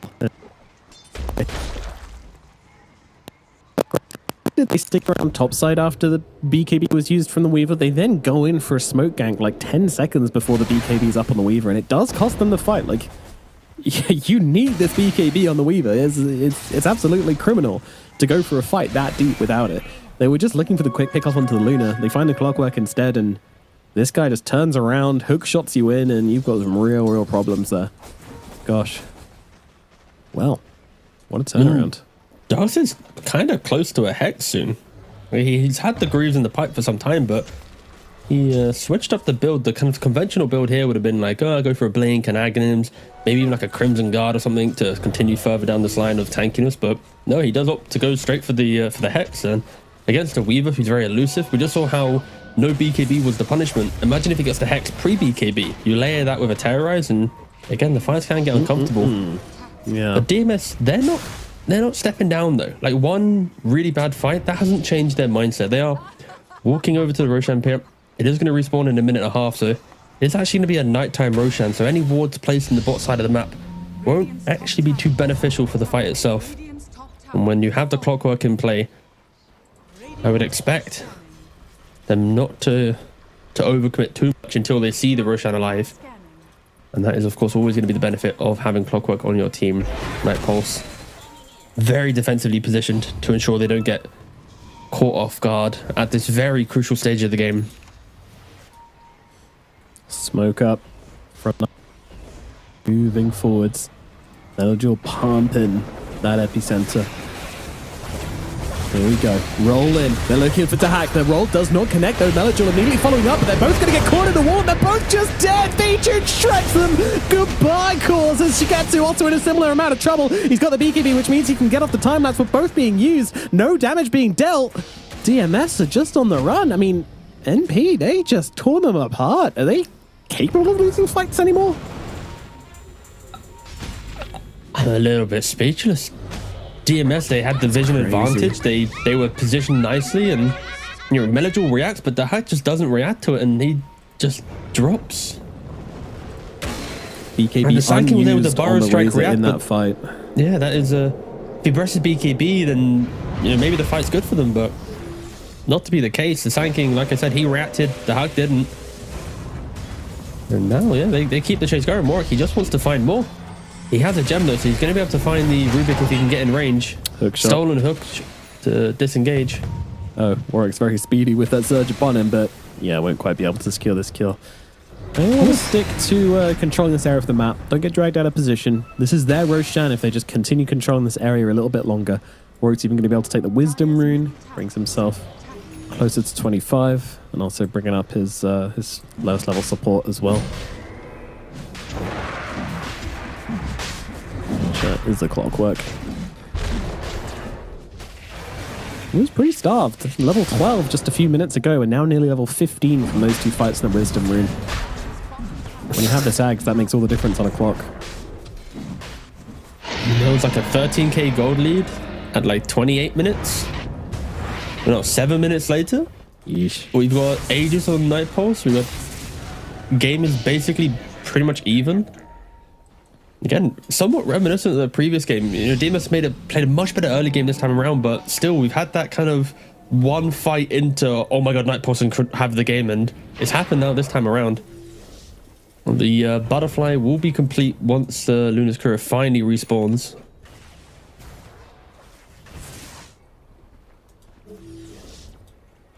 Any other massive items really come out of play? Well, she was on the Earth Spirit. And that's about it so far. Of course, we already mentioned the Dark Side having the Hex, so yeah, there's plenty of items for them to utilize in the upcoming fights, and the items from DMS have stagnated. The Dark, he was relatively close to Satanic now for like the last 5 minutes, but never really putting together the creeps for it. And Disruptor though, Kari, he is going to be completing the Aghanims now. If he buys out, he'll have no buyback, but he will have Aghanims. He's had the Philly Stone for the entire time, so he has cooked himself into a comeback moment for himself. If he can find that Static Storm, prevent any items getting used. Kind of feels like they do need something like that to win a fight now, because Vtoon he's not backing down from a fight now. Kind of funny, Luna's Courier just delivered 2 Claymores to her. One for the Satanic, which is coming later, one for the Butterfly. Looked a little silly. God, wait, she just completed Butterfly and... Oh my god! Yeah. Jesus. Usually with Luna, it's a choice. Usually you're going to go like, ooh, do I want the Butterfly? Do I want the Satanic? Vtoon's like, yeah, I'll get both. Alright, to be fair though, it's pretty obvious she doesn't have buyback. Alright, Yeah, that's true. at least one positive. Hakoda trying to escape it again, the gem. It's... Oh, blink. Ooh, okay. Roll. Okay. Oh. Ah. Alright. Nice. Hakoda breaking some ankles, but... And I feel as soon as Vtoon shows on the next wave, which actually he showed mid-wave, so anyone on DMS clicks on Vtoon, there's going to be that awkward pit in their stomach. They are this game. If they lose this game, they're eliminated from the qualifiers. They don't have any other chance of getting to TI. And they see the Butterfly Satanic complete 38 minutes with Aegis in play for 2.5 more minutes as well. Like, whew. Wowie. Vtoon, he had a little smile on his face. Like, he knows how strong he is. He hits the tier 2. They want to get themselves into a position where they can hit the tier 3. He looks determined. He really does. Locked in. Okay. Oh, Kayori has the perfect build to get his team back into the game. He has the ninja gear. He completed the Aghanims. Like, if he can find the Static Storm, every fight that DMS has faltered in, he can fix every single problem if he can find the hero. Aegis, when it expires in 2 minutes, that's when I expect DMS to use this perfectly. And when I say perfectly, I mean just, just get the Earth Spirit BKB or the Luna maybe, but Shigetsu trying to skip waves, having to BKB just to keep buying time. No That is all shot. they're trying to do. Ooh. I'm sure that was on cooldown. Surely. Risky though. Really, really risky. Like, he had no idea about that on the Weaver, so. Nightpulse, they're so desperate to get a wave to the tier 3s. They don't want to deal with this whole rat shenanigans of skipping every wave. Like, if they can just get to the base, force the fight with this Aegis, Yeah. They'll be extremely happy. Honestly, forcing Weaver TP is a big part of that, because now he can't get out on map and go and push waves because he won't have a TP to get back for the defense. So, And Sankey just completed BKB. There's so many big items in this fight. yeah, from both teams. I mean, it's going to look different. I'll tell you that much. It's not going to be just the hack dying without popping BKB again. This time he's got the Satanic. I hope I don't eat my words. Geez, that's a lot of damage. The hack. No, he gets off the BKB. There we go. Nice. As the fight breaks down, they do get the sword. So this is a disruptor with the Dax Scepter, and he's just going to die. Doesn't get off the Static Storm. Oh no, this is a huge blunder here for the side of DMS to keep themselves in this game. It's tough. They have used resources for that, but 30 seconds left on his Aegis. Vichun still happy to play up on the front line. Dahak's got to be careful. Doesn't have the BKB, only the Satanic available. Jansen jumps in, pops the yours, sets up with the Curse Crown as well. Full stuff away to get the hack back to safety. Melojul, he's going in. He's looking for it right now. Aegis still available on the Luna, though. It's a strange time to jump, and he is going to pay the price. Melojul getting beaten left, right, and center, trying to get out the cog. The cog! It's not going to be enough to bring him down. Melojul gets away somehow. He escapes with his life, but yeah, they're just not bothered this time. Night Pulse, everybody full, healthy, ready to roll. I mean, they don't have the Aegis any longer. It might take a little bit of the wind out of their sails, but the first barracks off the game does get taken by Night Pulse. And it was all because they got the Disruptor, right? Like, as the Aegis was soon to its end, they killed the Disruptor. They have all that confidence. They're not afraid of that potential fight, and they smoke up again. Night Pulse, they understand how strong they are. They need to catch somebody with the Disruptor. I think it needs to be a DMS starting the fights. The initiation is too clean from Night Pulse. You've got the Air Spirit, you've got the Clockwork. The ability to find and punish the backlines is too strong. And Kaori can't be standing next to visible heroes inside the cover of his Ninja Gear either. A lot of conditions here for DMS for a fight to go well for them, but again, if they do get off a good Static Storm, then it will mean absolutely everything. They found the Weaver. They have found the Weaver. He's just dead. BKB not available. Time lapse not available. That is a huge blunder for Jigetsu and might just have put them in 90 seconds. No Weaver. I don't know if they can actually survive through this. Night Pulse, what is the play? Go for the end, go for the Megas, or just wait for Roshan. Those are their options. Surely they try and get some more racks here. You don't want to allow DMS any room to breathe. When you pick up a Weaver in this capacity, yeah, you remind them.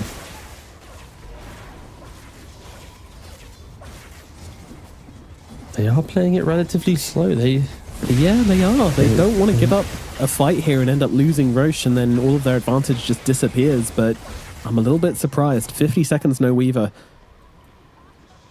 I guess without BKB on Warwick and no Aegis on Luna, it's just a little too scary. That's the thing. Without the Weaver, I do feel like V2 might just live, even through a Disruptor ulti. Could be wrong about that, but let's see.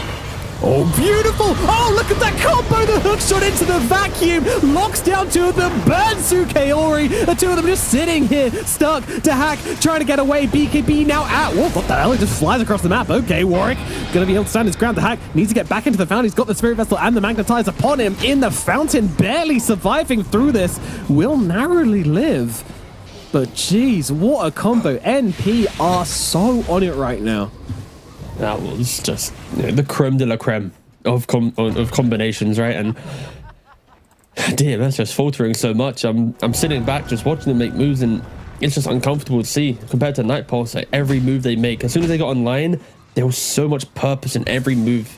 Like the combinations, the Darkseer with the Hex, and then pick off the Weaver multiple times, the vacuums into the hook shots, the V-Tune having the confidence. We are going to see it here. The slow motion, the walk up into... It's so good, and this is what I expect to see from teams in the TI qualifiers, and they are doing everything in their power to make this a 2-0 to continue their journey in the lower bracket. They take the mid racks, they reset, they're waiting for Roshan to respawn. It isn't respawning in 3 seconds time, so they can take it in the bot, get another Aegis, walk it down the lane, and most likely get their mega creeps. DMS, we've hyped up the Aghanims on Disruptor, we've hyped up the ability for a comeback. Should they even be in a position of having to come back? No, they faulted themselves. They put themselves in their own position.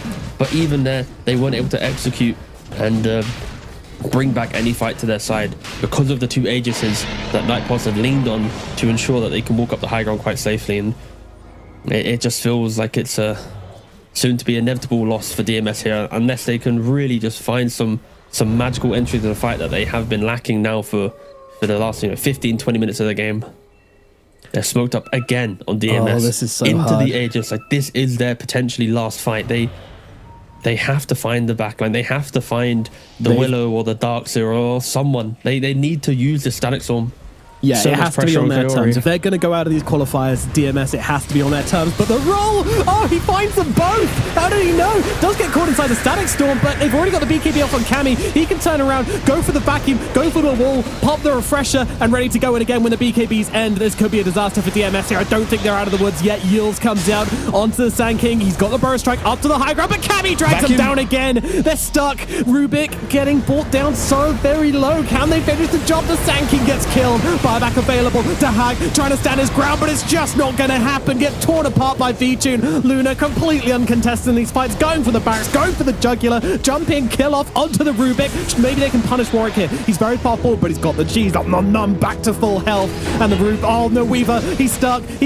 No time lapse available, no BKB either. Trying to get himself away from this. He will go down. Buyback available, in with the Gleipnir, trying to punish Cammy. Cammy very low, running himself away from this one as well. They're gonna lose Warwick at the very least. Tries to save himself, getting into the fountain, a little bit carried away, but V-Tune still absolutely fine. Aegis in hand, Satanic available as well, BKB in backpack. You're not stopping this. The game is surely over, DMS. What can you do? 14 seconds on the Static Storm.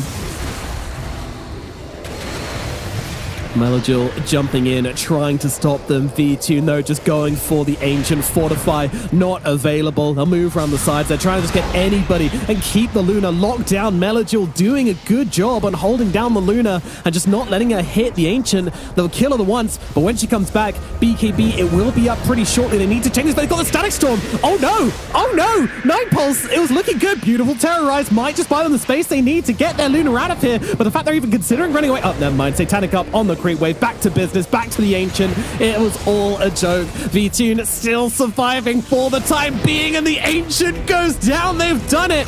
Nightpulse, they 2-0 the open qualifier hopefuls. DMS are gone, T-Gov. Yeah, and DMS filled with players that, well known, well respected in the Western European, Eastern European scene, but not to be the case today. Nightpulse, they showed us some really just methodical Dota of when they want to come online, when they want to break their opponents. You would have to argue it was, kind of like two comeback games to some degree. Game one, they needed a little bit of time to then break their opponent. Game two, they were down by 13k gold. That was more of the comeback than I lean on, but impressive nevertheless to do against these types of players. But I think for DMS, they are going to be kicking themselves a lot. I think they could have played a lot better. Like, when I look at the names on this roster, I expected so much more, but this is TI. This is the TI qualifiers. It would be easy to harp on that, but they're eliminated. They already know that they didn't perform at their best. So let's move away from that. But yeah, for Nightpulse, the low bracket journey begins. They've got a long journey ahead if they are to qualify. But again, I think the series at least was very impressive, and I think V-Tune was a standout player for myself. Yeah, as well. V-Tune just very, very consistent. Warwick, keeping himself nice and healthy. Warwick, great stuff on the Asper. Playing from that kind of sacrificial position where he was happy to just give his life for the cause in the early game, build the space. Maybe the Clockwork for me. Honestly, like super nice plays. Yeah, he was getting the catches every single time. Dream in the late game following up as well, but he had a bit of a rough start. But yeah, dude, I don't know. This was a glorious game to watch though. Like, both teams playing pretty damn well. Obviously DMS making a few more mistakes, and Nightpulse being good enough to punish that, being like on the ball enough to find the opportunity was pretty huge. Like, the mistakes you're mentioning on game 2 was like so minimal, especially compared to game 1, which was, we won't talk about game 1 anymore, but DMS in game number 2, they just made like the small mistakes, like here, just like here. Yeah, this was the beginning at the end for them. They jump onto the Clockwork, but then Warwick's in position to then turn it around. They have the BKBs to then run down their opponent. Like, it's like for Melajor here, like he's in a position where he can't utilize his epicenter. The Weaver can't use his time lapse. He doesn't have the BKB. Like you're 13k up. Roshan's gonna spawn in a minute and a half, but you're opting to make this like super overly in your face play where if you get the kills, congratulations, you killed a position 5. If you don't get the kills, you might be losing 3-4 heroes and the entire map state. And it's like, is that really a risk you want to take? And unfortunately for DMS, they took that risk. It bit them in the ass and they did get eliminated. So yeah, I think for Nightpulse at least, I think they just need to work on getting games to a position where they don't have to find like the big play to come back into it. But I do love when Warwick gets to play these active heroes. Like yesterday when he played Stormspirit, he was shut down a little bit and then came back to life a little in some of the games. But this Earth Spirit, he was constantly making moves, even if they weren't netting the best results. It's like you're still whittling down your opponent, and yeah, it was really cool to see. So yeah, V2 on the carry, both games are incredible. Warwick on the Earth Spirit, just high pacing, making plays. I mean, the itemization from Cameo as well to go for the Hex is like third item. Other Darkseer players would have gone for like a Blink or something else, but him identifying the need for the Hex, it's yeah, I feel like you could probably state a case for every Nightpulse player having a moment in this game. The Terrorizers from the Willow, the hookshot combination with the, I don't know, like every single player had a real standout moment for Nightpulse in this second game. And for DMS, it's like, you can't really say that too much. So again, it's really impressive for Nightpulse. Their next lower bracket round will be, again, a little step up, an extra little challenge as they go deeper, but and it's the round 1 of the lower bracket. It's the fun stage. It is indeed, yeah. Playing with the threat of elimination looming over you is always going to be a little bit stressful, but it can also forge the strongest warriors, T. Is that going to be what Nightpulse turns into? I mean, certainly still in a kind of not likely to qualify stage at the moment, but if they keep on improving at this rate, if they keep on finding these kinds of wins and find that momentum, that morale shift, which could put them into the mindset to make it all the way, then who knows what can happen? Who knows? But right now, they should just be happy. They played an awesome series. They did really good.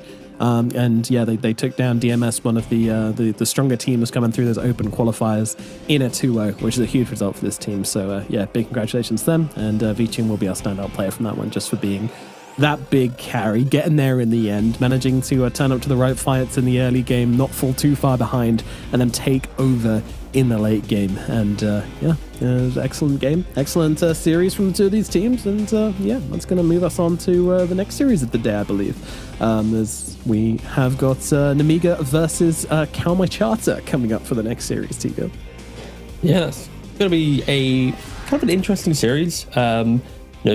Putting my little honest hat on, I don't think either of these teams are qualifying for TI. So it is going to be quite a little scrap between two teams that have, I guess, underperformed in the region. Namiga specifically, they also had some of their best players poached from them at the start of the year. And then Kalmachata, they've had we're aware of, but again, these are two teams that they're going to have a scrap, they're going to have a fight, and maybe they can impress us a little bit, but I think they got a lot of work to do to put together that miracle run. But I think this is quite a healthy start for both of these teams because they are kind of playing up against equals. It's not as if we were looking at like Kalmachata versus a Na'Vi or a VP or a 1-win, right? So I think this is probably the best start for these type of teams in the low bracket, and depending on how well they do, I might change my judgment a little bit. But yeah, it's unlikely that they are to do it, but if we'll see how the series goes. We will indeed, yeah. We'll wait for that one to take place. But yeah, that's going to do it for the first series of the day. Or our first series of the day will be Nightpulse moving forwards, and DMS eliminated from the TI qualifiers. So no TI for Shigetsu, Melajul, Dahak, Hakoda, and Kayori. So we'll move on to the next series of the day. Namiga Gaming versus Kalmachata coming up in about 10 minutes' time. So stick around for that one, and we'll see you quite soon. Tournaments. Now, with a wireless version, experience unparalleled speed and reliability with the latest wireless technology, advanced hybrid ANC, and built-in EQ for your favorite game. Designed with elegance and durability, and extreme noise-canceling microphone. Always stay one step ahead with Aspire Wireless.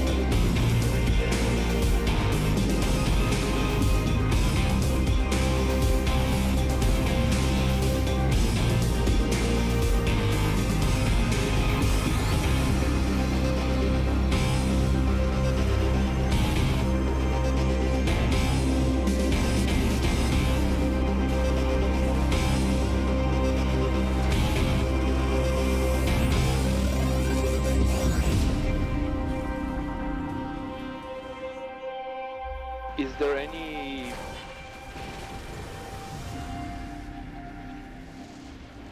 similar map? Yeah.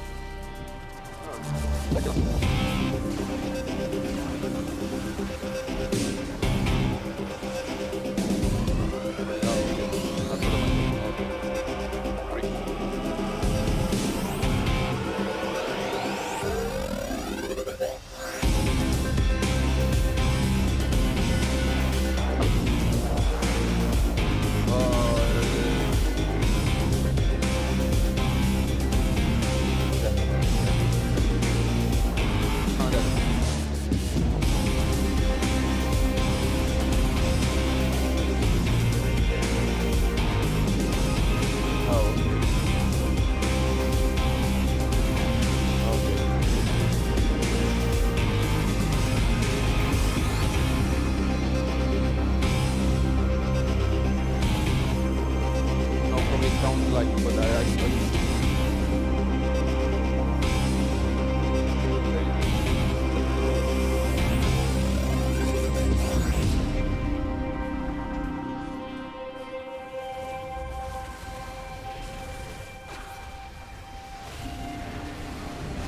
I'm not sure about that. If I, yeah.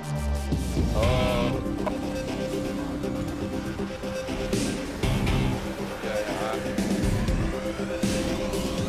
For me, it sounded like with the player what a bad way to say it.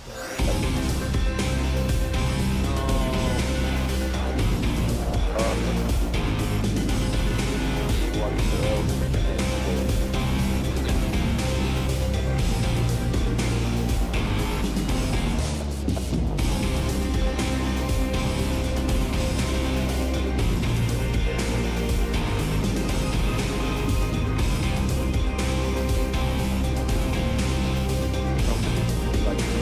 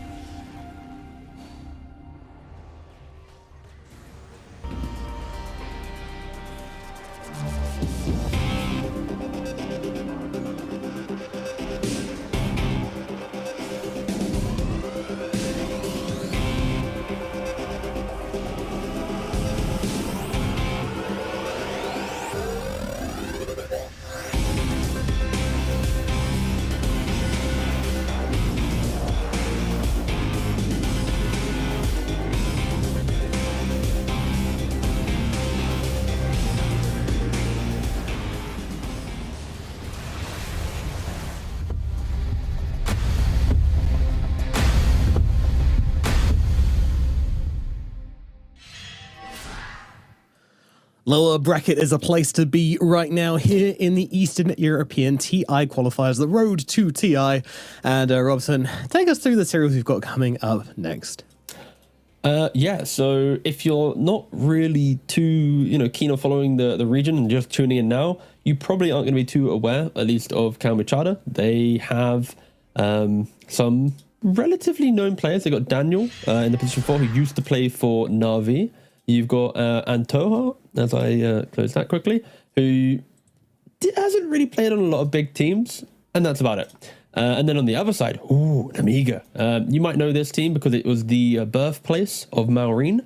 They've got Mixer, who played on some Western European teams, and Nicky Cool, who's got a cool name, and B, he also played on Na'Vi for a little bit. So again, it's like this is kind of like the culmination of two teams of players that had chances in good teams, didn't really take it to the top levels, and now have kind of accepted their fate in kind of the tier 2, tier 3 teams within the region, unfortunately. And Nicky Cool very, very nearly wins the avatar battle in the lobby, by the way. He's got Samuel L. Jackson in Pulp Fiction as his avatar, which is pretty cool. Got to give him that. But unfortunately, someone on Kamachata, I don't know their in-game name at the moment because we can only see nicknames right now, but they have a what I can only describe as a maybe depressed hamster or cat, I'm not too sure, in a clown costume, holding a balloon, but it's like an oil painting. So obviously that wins. Nothing's going to beat that. So yeah, shout out whoever that is. I'll give them the real shout out when the game starts. But yeah, they're the winner of the avatar battle. But yeah, no, I mean, this is going to be a good game for watching for high potential players because obviously, as I mentioned with Namiga before, you got Mixer, who's like a pretty newish player, only started playing competitive in the last 3 years. I mean, almost everyone on this team has only really started playing competitively in the last few years, kind of rising with the DPC and finding, a little bit of success there, but not really, getting to the high ranks. But yeah, going to be fun to see what they can pile out the bag. And Kamachata, as you mentioned, a lot of unknowns here. So some low experienced players as well. So yeah, this is just going to be a fun one to watch, see what ideas they bring to the table. Do we get anything particularly unique, or do we get to see some players really make a name for themselves? That's what I'm looking out for, because this is a kind of series where you could potentially see one guy just taking over, becoming the star, and then everyone's mentioning your name, for the rest of the qualifiers, and you're going to feel pretty good about yourself. So we do have a draft coming up very shortly, so we'll jump into that one whenever possible. And yeah, have to mention as well, obviously some comfort picks. Mixer, very similar to the Hack in terms of what he plays. So the Visage is going to be the first phase ban. Yeah, it's I'm intrigued to know what the type of draft they're going to bring here. Of course, Namiga, they did play the upper bracket series to get here. They played against Na'Vi, and why I'm a little bit empty coming into this is like Namiga just didn't look like a very good team against Na'Vi. It was such a one-sided series, and when there's only one slot coming into this qualifier, like there's no room to make mistakes, and like all the work and prep you do, I think Namiga having the upper bracket, having that lifeline will be so vital for them, because like in like game 1, it was a pretty struggle. They had like a Kotl mid that got destroyed by Ember, an Underlord who didn't really do anything, and then in game 2, it was like a 23-minute, the quickest victory so far for Na'Vi in the entire Eastern European qualifiers. I don't think there's been a game quicker than 23 minutes at all. So yeah, it's going to be quite a learning curve for Namiga. But again, we'll see where they can go. It's going to be quite a nice little bounce back if they are to win the series. Radiant team back. Indeed. All right, we're going to start things off with the Gyrocopter and the Darkseer. So Gyrocopter was a particular favorite yesterday across many of the teams. Yesterday in their series versus Na'Vi, they did get to play it in the first game, but not in the second. So yeah, we'll see what they do decide to do with it. But I think Gyro's probably been one of the most contested heroes, or maybe one of the most kind of highest pick heroes in the in this region at least. I feel like we've seen a lot of Gyro. It's all round quite a strong hero. Like Na'Vi utilized the damage facet to go a bit more aggressive. We've seen Namiga go for the movement facet on the carry to just get in and out of the fights. He's going for like drums. He's getting S and Y, like a lot of kind of tankier items to make sure he's present. So I'm liking the fact that people are trying to think of Gyrocopter differently based on what facet you go for, not just being the I farm Falcon and then an Axe and then a Crystallis and then another item and you just keep farming and then eventually you win the game. So I like the fact that we are seeing some variation. Can we go to Antohar's camera? I want to see what he's... Is that a lovely flower in his hair or... Yeah, he's got some bats behind him. Yeah, it's pretty good. Very cool. And, well, you can see the RGB from one of the other players as well, just radiating from the bottom of the camera. That's kind of funny, but we'll be looking at Retsu here instead. But any weird bands getting through? Anything we really expecting to see picked up? Not really. Witch Doctor, TA, and Clockwork, my big three, all banned out. Will are getting taken out as well. There you go. Look at this. It's like the Aurora Borealis in this room. Sheesh. But this time of year? 10 seconds remaining. I can't tell if that's an effect or he's just got like a keyboard which is just like blasting him with LEDs and he's like, yes, this is peak gaming. Team pick. Radiant. This probably is peak gaming, to be fair. Hope so. Oh, snap. Ooh. It took me a second. I was like, oh, Snapfire. Then I remembered, like, wait, I've not seen a Snapfire in like the facet level of Snapfire. Of course, you've got Ricochet, but you know, the whole glancing aspect due to your, you know, yes. Yeah. Yay, there it is. And so I really like full beautiful. ball. Okay, what's your preference between the two facets for Snapfire? Okay, so on support, I prefer full ball, definitely. I think it's way stronger. And I don't think you can play this hero as a core anymore because you can't last hit, because 25% of your last hits are just not going to do enough damage. And then it puts the creep in deny range for the enemy team. So it's a very grief poor core pick in my experience. I mean, if your opponent's really bad at last hitting, then you can still get away with it. But yeah, the Ricochet is an awful change for any Snapfire core players. So yeah, full ball every time for me. I think there's probably going to be a world where Ricochet has some really cool depth to it, but I've played a couple games on the full ball, and just to help understand what it does, your scatter blast, rather than being like a wide cone and being quite narrow, it's a lot longer and very, very narrow. And the bonus damage is actually at the tip of it rather than close. So you can pretty much play on like a kind of like a sniping style of play, where from a distance, you're just hitting these full damage scatter blasts without having to cookie in first. Of course, the issue here is now, because it's narrower, it's harder to hit. But when you do connect on them, it's so much damage. You get bonus damage as well. Yeah, it's crazy. It's really cool. So I really like the full ball aspect, but we'll see which one they go for. And Kamachata, they're going for the absolute classic combination of Spirit Breaker Darkseer. Spirit Breaker, high HP, high movement, loves utilizing all the tools of Darkseer to get in and out of the fight. And I'm intrigued to know if Namika can just, if they want, they can easily still put Gyrocopter carry here. Like, yes, Darkseer into Gyrocopter down the line can be a little bit annoying, because any range carry into Darkseer is a bit of a pickle to play into. But Gyrocopter, flat cannon to deal with the Iron Shell. Wow, that is such an aggressive opening 3 picks. My God.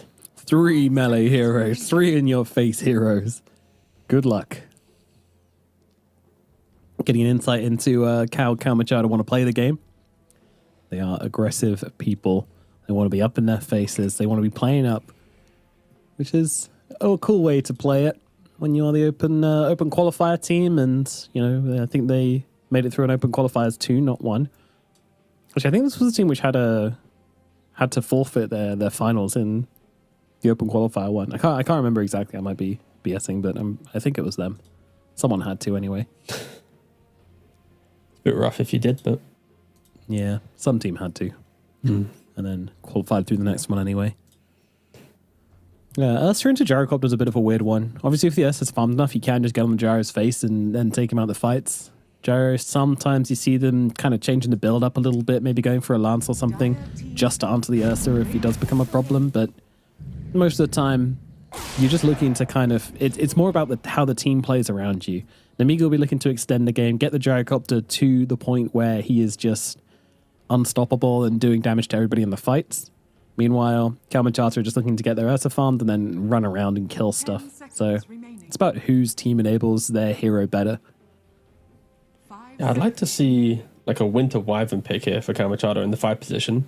I think that would really tie down the draft. Like having Cold Embrace to help the Ursa through laning phase against any poke that is in play. You then have the Winter's Curse to layer with the Vacuum from Darkseer. You've got the BKB Piercing Cancel to deal with the Enigma. I think that is something to consider. I think that would have been an absolutely insanely cool pick for them, but They haven't gone for it yet. They do go for the Ember. Just another hero to utilize Darkseer. Wow, this is... Whew. This is like the scariest lineup. Like, at 17 minutes, they are menaces to the map. Like, you can get, Battle for You and Ursa by 12, 13. You can get Blink by around 15, 16. You pair that with, like, Mage Slayer, Ember, a mech or something on Darkseer. That is a recipe for go, go, go. And I think Namiga right now, they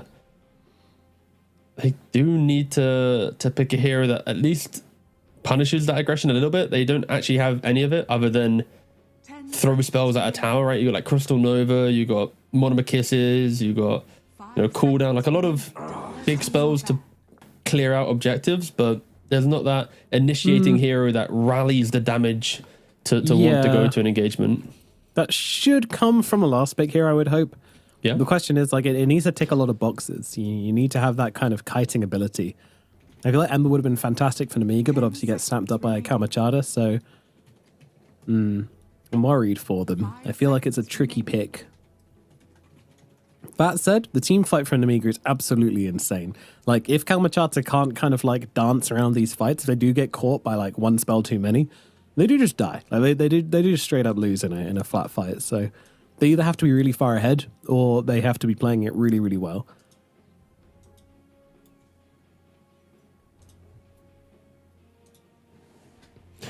Okay, They can make mistakes if they're not careful. You don't want to get black holed. You don't want to dive too deep and then face all of these ultimates coming at you under tower or something like that. That's going to hurt. Okay. So they go for the double anti-Enigma offlane pairing. Both Chen and Enigma can take over Eidolons and send them back to fight the other Eidolon. So I think this is a big tell that Enigma probably is the 3 position. Also, there was no real...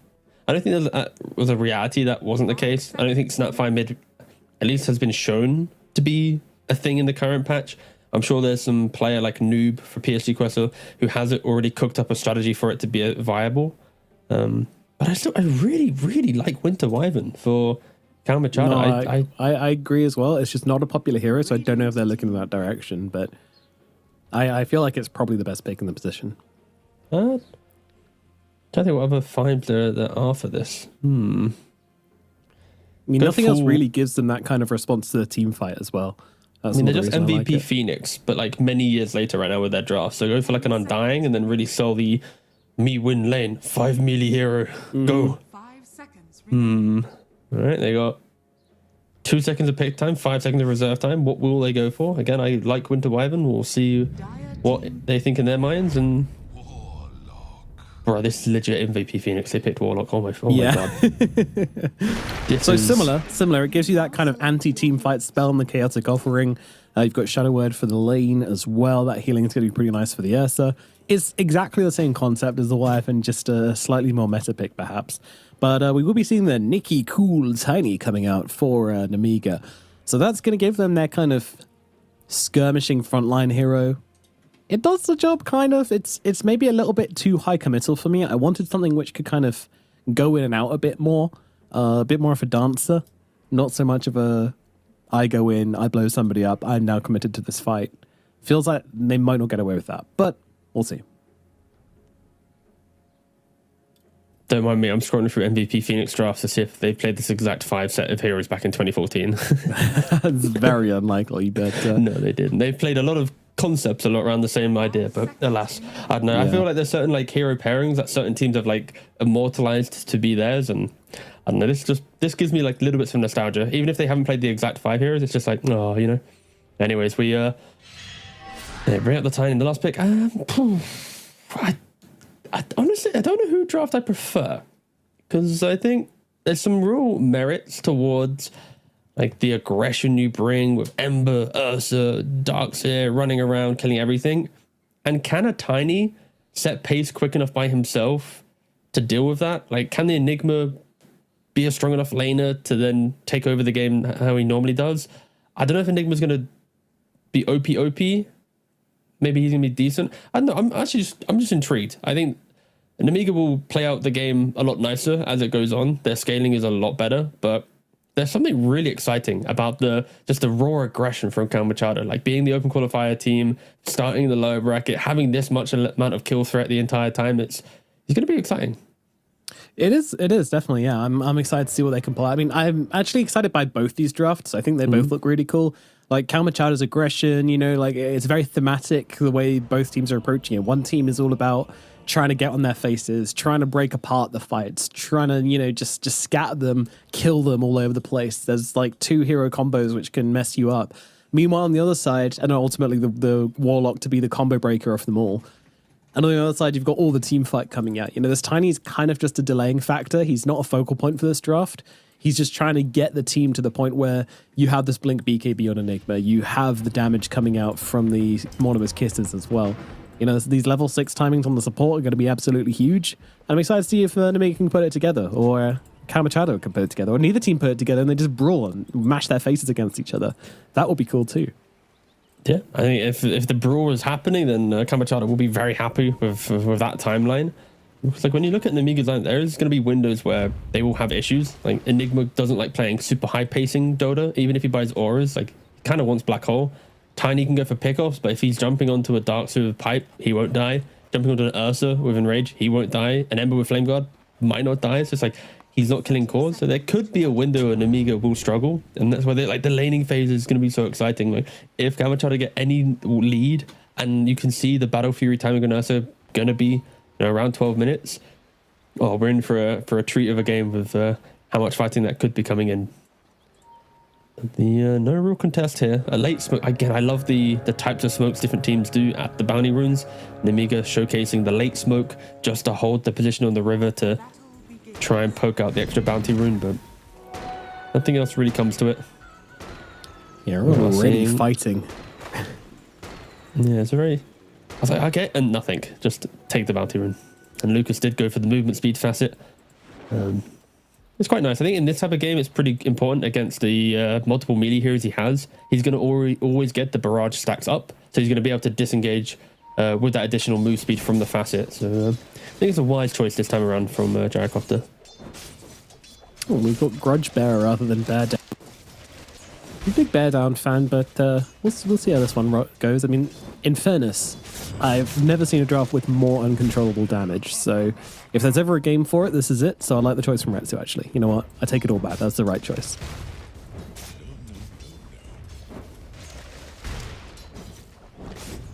I think this is my first time seeing the Snapfire go for a full bore. Again, I've not really seen Snapfire in my pubs, and also in like pro pubs and whatever. So it's like I'm excited to see what it in the right hands can do. Like when you start hitting these high range again, like when you look at the actually we can't see the cone, but when he uses the spell one time, you'll see like how narrow it is. So it's actually really easy to miss it and to feel awkward. But to secure range creeps in the off lane, it's gonna be pretty nasty. He might use it here actually. We'll see. Pew! Like you can see how narrow that was. yeah. I don't think he got the bonus damage up on Retsu either, because it's a pretty narrow bit. I love the description of it as well, where it's like, oh yeah, if they're not in point blank range, it's like, well, actually, it's just like a tiny, tiny area really far away from Snapfire, but sure. Yeah. It's a really good one for securing range creeps, though. Mm-hmm.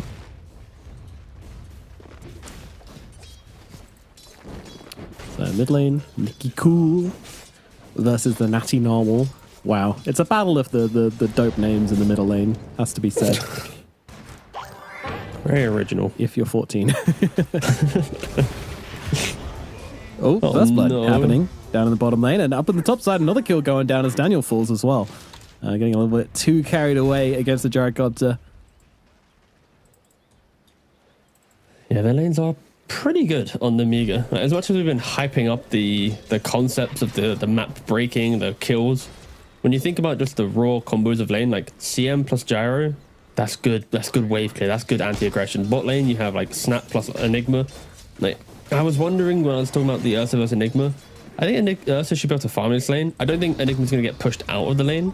But I also don't think Ursa should really be under threat of, oh no, I have 0 CS. It's the perfect Enigma game, right? And yeah, I think Namiga, sorry, not Enigma, will be very happy the fact that they are going to be able to farm on all 3 lanes with their heroes. Yeah, that's what they need out of this laning phase. They don't need to like crush these lanes or anything like that. Obviously, I'd like to, but being able to just trade even definitely feels like a win for them. And it kind of forces Kamachata as Daniel dies again up in the top side, getting way too close to these heroes, as you kind of expect to see with a Darkseer, but it's just looking a little bit awkward. But yeah, forcing Kamachata to make plays from like an even footing is definitely going to be a little bit harder for them. It's not that they'll be behind, but it makes their game harder to play than it does for Nemiga, who can kind of just play responsively. The difference between your hero living for like 3 seconds if he gets jumped by an Ursa +1 and your hero living for like 8 seconds and where you can get off an ultimate to respond.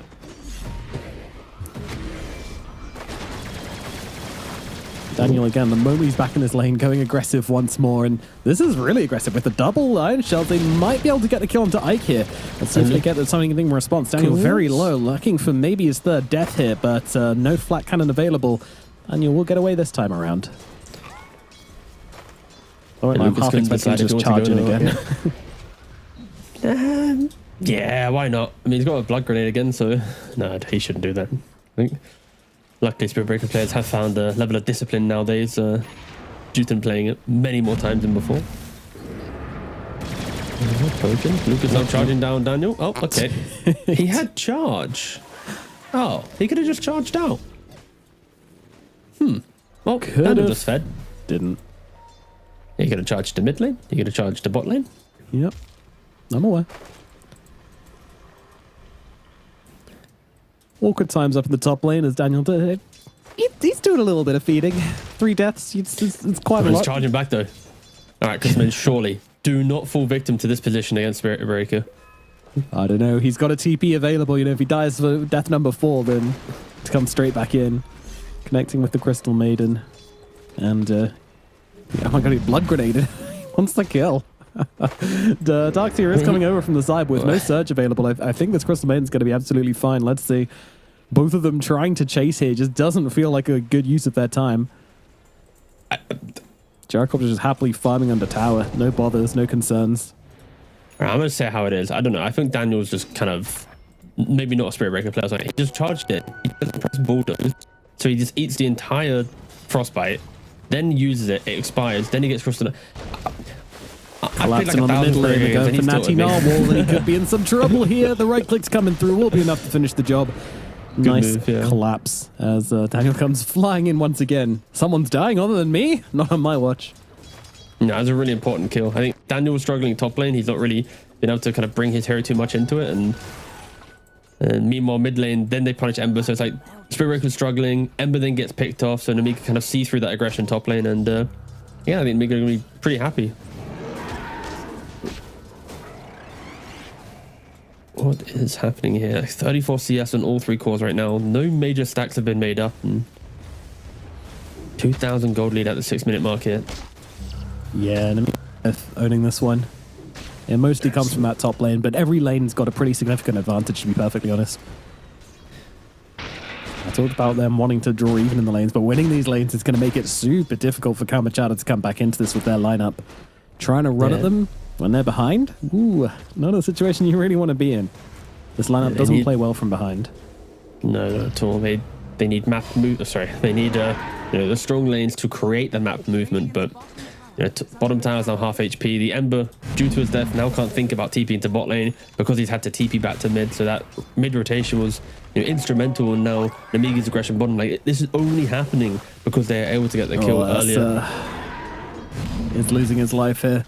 The right clicks are coming. The clicks are there. Sure, Shadow Word's doing a little bit. He'll get himself a retribution kill onto Ike. I mean, the charge is coming through into Mixer as well. If Love can stay alive long enough.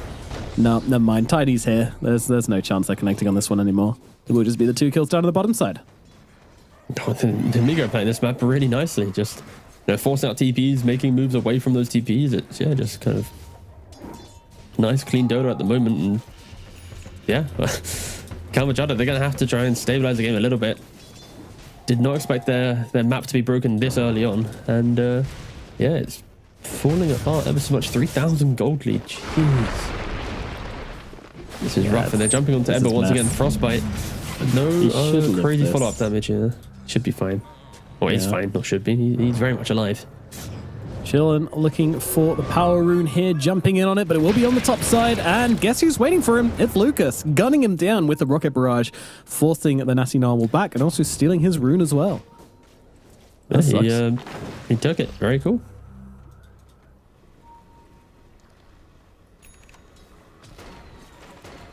Well, on the bright side about Miga's draft, yeah, they don't pressure incredibly well. Like, it doesn't matter how far ahead they get.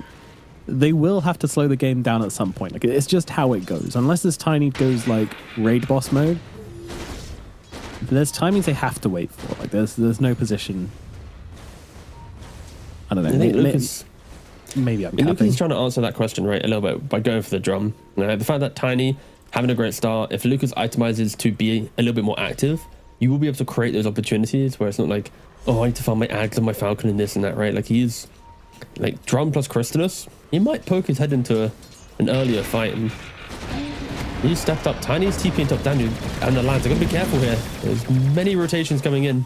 Yeah, but if they can bait them out and get away, it's a big win. But the toss damage is absolutely huge from that facet. Polarity will be falling, and Daniel likely going to follow him to the grave.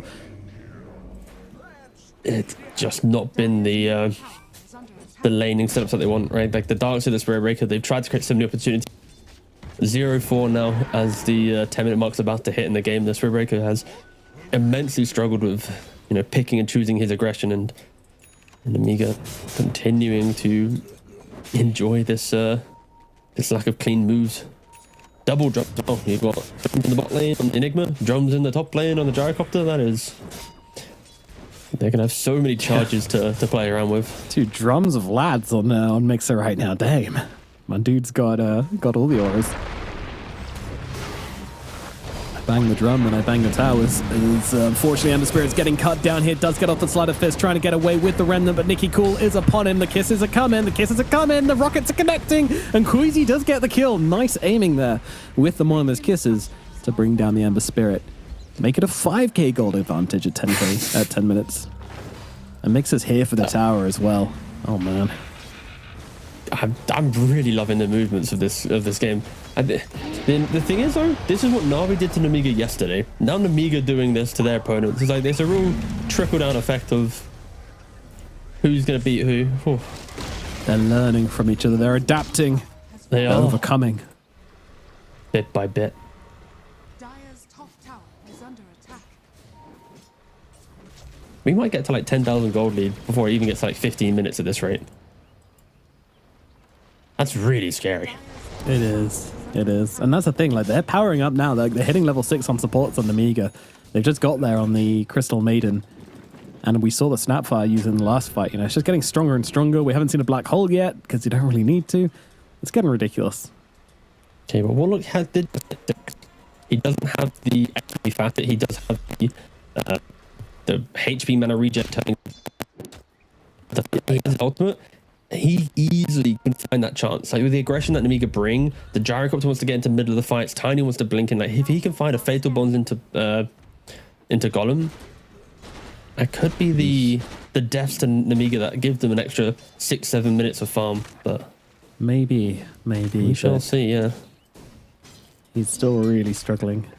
The fact that his This is name is even- looking for Team 5 is also sort of concerning. I don't know if you can change your sponsor like mid game. Maybe that's what's happened here, but Mixer, the Golem's going to get jumped upon him, and this will be a kill going their way.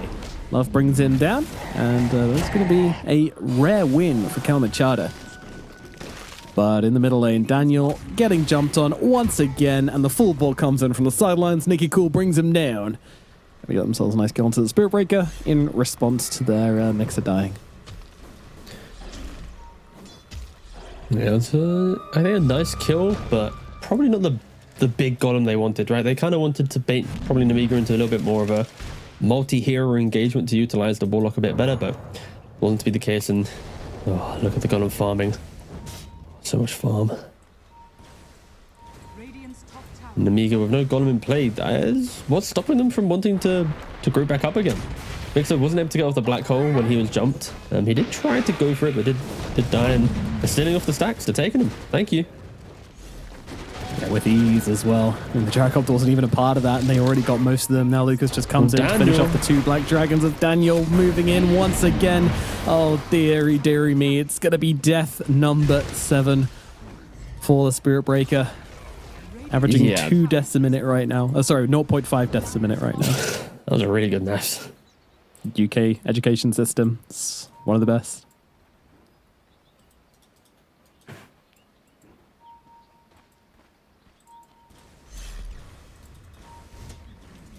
To 13, my god.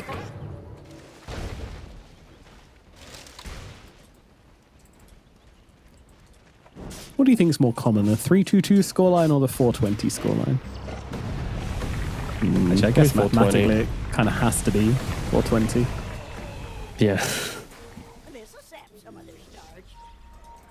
But if we had a 0 to X scoreline, I think 0-7 is the funny one, right? Yeah, it is. Yeah. Oh, buyback. Yep, okay. Warlock, he's got a golem available in 30 seconds, so don't expect it for this fight. I don't know what the buyback's about, but nevertheless, they're looking to punish Nicky Cool here, and they're going to be able to do so successfully. Hey, upheaval. It's no joke. And they do bring down the Tiny, so yeah. Daniel dies again, but this time, it's worthwhile. It's 14 minutes into the game. There's 5 heroes at the top tormentor. Your Warlock had to buy it back. It's worthwhile. Radiant's middle tower is under attack. But the silver lining. Ursa does have his Battle Fury, alright? A little bit slower than the usual, but still. It's not that slow, actually. It's like a minute or two slow. Yeah. When I say slow, it's very loosely saying slow. Like, if anyone's having an okay game, it is Retsu. He's sitting at 2-1-1. Daniel's got 8 deaths. Warlock's bypacking. Everyone else is kind of just existing. But if Ursa can kind of just see through the aggression, get himself to a blink, like, I think the itemization from the Amiga might hurt them down the line, right? Like, you see I think Boots of Bearing on Enigma, which you don't see too often. Again, the Drum on Gyrocopter delaying his farming items. Like, there's a lot of cheap items allowing the Amiga to be aggressive. A well-timed Blink Basher or Blink BKB on Ursa, it could be quite disruptive. So I wouldn't really count them out at the moment, but it is still looking rather despair at the moment. But Kamachata, they can get their bear into the mix. Give them, I'd argue, 7 more minutes of farm. We might have a game on our hands. Okay. What's the win probability saying, actually? How much faith does Valve have? Or Gaben? Quite a lot, honestly. Yeah, 79% for Namiga to win this. There is 21% hope in Ursa right now. Yeah. Valve big Kamachata fans, as it turns out. Oh, it's actually 20%. Oh, no, it just went down after. It actually went up, actually.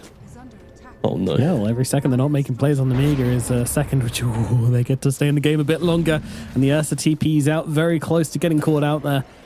Gets himself away to safety. And keeps farming up on this bear. And this is what I was talking about with the kind of natural slowdown, right? Like, you've got a Gyrocopter, he does just want to hit that Ags. He does want to get a couple more items on the line. Same with the Enigma. He has gone for a very aggressive build here, but ultimately you are still a Enigma at the end of the game. And yeah, this is a dieback. He's not loving this game too much. He's dead for so 55 seconds. Bro, come on. You could do so much at 55 seconds. Oof.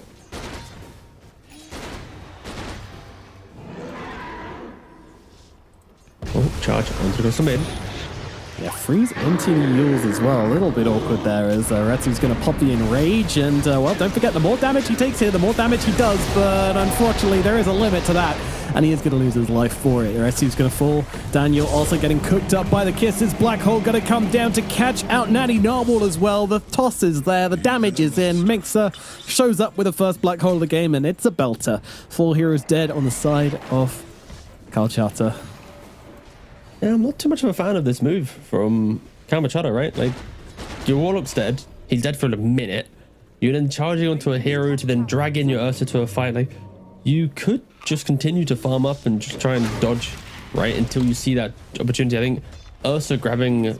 No, of course he has Blink Dagger, but Ursa having the Blink Dagger with the Warlock and a smoke is a completely different fight. But again, they're just forcing it a little bit and not utilizing all 5 heroes on Kamachada. Like when you're down this far, you can't go for like a 3-4 man kill. Like you have to bring 5.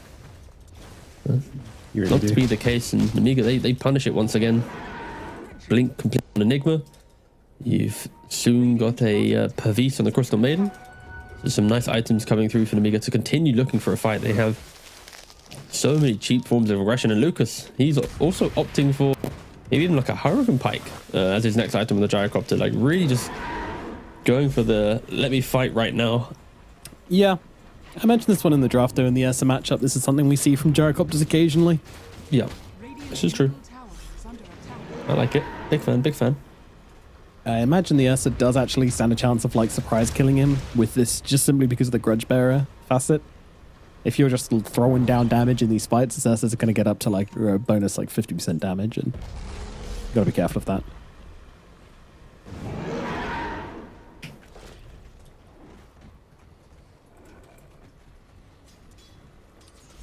In here, there's a little bit of tension around this wave. I mean, it does look like Kamachara are trying to set up something, but what can they really do?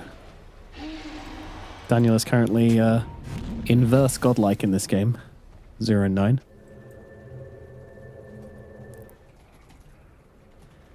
Again, this is just Spirit Breaker from behind things. Just going to charge waves and try and get his Darkseer a little bit of extra moolah. Shell runs out and Roshan's being taken. There's shouldn't be a I mean, maybe they want to go for this. They've got good poke. No black hole, don't forget. Oh, okay. Golem comes down a little prematurely there. All right, happens to the best of us. Golem going to be a great scouting tool in this fight, though. Absolutely fantastic. Uh-oh. Now they found the Darkseer. That's a great target to bring down first. He might get... No, never mind. The damage comes in. The hero falls. Proletary is gone. And yeah, now this should secure the Roche. Clean out the area. Lucas popping the drums to bring it down at that golem. Now it's down to a daytime Roche. They're going to have to do the awkward chasing the... Oh. The Ember Spirit's dead. That's unfortunate.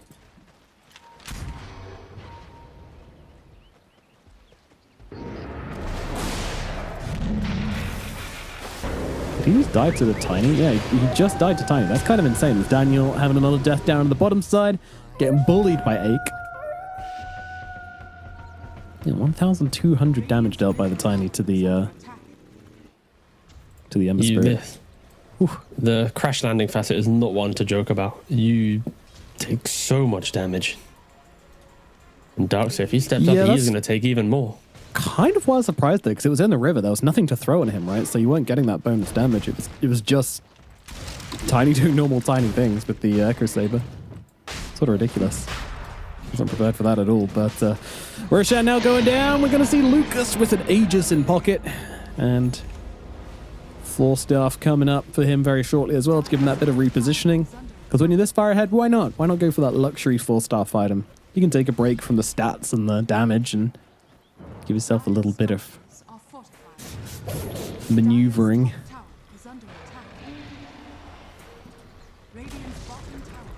Where's our teddy bear at? Blink Dagger, Battle Fury. He's trying to get on the way. BKB, yeah. It's like, again, just like ignore the fight, ignore the enemy, ignore the fact they have Aegis, please. Let me just get to BKB Basher, and like the perfect fight for them will be he gets to BKB, he has Basher, can bait out the black hole, Warlock cancels it instantly, then you take the fight after. But there's so many moving pieces, to get this fight into a good position. Yeah. And Amiga, with a 12,000 gold lead at the 21-minute mark, there is no reason for them to not barrel down the towers. Like, I believe in the Ursa, I just don't believe in everybody else. I mean, Darkseer can kind of buff up the Ursa. That can be his job in the fight, and he can feel okay about it. Natty Narwhal doesn't have a game to play, though. Very, very difficult. Like, getting Mage Slayer on the entire enemy team is nice, but it's not nearly good enough to secure the fight. His impact is going to be very, very minimal, which is obviously a concern. Proletary is slowly getting blasted down by Mixer, who has the shard now as well, so forming all of these Eidolons to give him more and more troubles. It's very obnoxious. And look at how far ahead from his team Lucas is playing as well. This is a team which feels completely unthreatened. for good reason. You know, he can just farm in the difficult position whilst his team sweeps across the map looking for pickoffs. And if he was to die with the drum charges, with the 4 stuff, he could probably survive long enough that it won't be the worst double death if it was to occur. His team easily would be there to especially because they're using twin gates on Amiga. And with this mid tier 1 tower alive, the reason why mid tier 1 is so important is, like, let's say Gyrocopter is farming Radiant Triangle. You TP to mid tier 1, you're there in like, what, 7 seconds maybe? So again, Lucas, no real concerns as they try to kill Daniel for the 11th time of the game. Uh-oh, Retsu, he's going to get brought down as well. Nicky Cool and Queasy just with each other enough to kill him, and that feels like it might be the death blow to this game, honestly. I know it didn't look like the most insane play in the game, but killing off this Ursa, killing his momentum, the only one who was really standing a chance of getting into the game. It's Carter. I mean, he got his BKB before he died, I guess, but looking a bit ogre. All right, T, if you can summon anybody from Dota history into the cast right now to join us for the, you know, to help us through the end of this game, who would you choose? What, to assist us in concluding Namiga winning the game, or to try and give some have a energy chat for, with, you know, hang out. Oh, have a chat. Oh, okay. I want Zhao 8, but he speaks perfect English. That's a great answer. And like, we don't have to go through a translator. So Yeah. it's just like we're living in like a world where we all speak like the same language. That'd be pretty cool. Esperanto worked. And then he can talk about how Radiant could have won this game through different movements and stuff, and not losing top Brains lane would so get hard. so big from him. It'd be amazing. I'm trying so hard not to harp on Daniel in this cast, I'll be honest. Don't do it, man. He's 0-11. No one needs I to. know. No one needs to tell him anything else. I mean, there's a reason why I went a little bit quiet, you know, I was just pondering. Indeed. Yeah, they're all eating beef on the side of Namiga at the moment.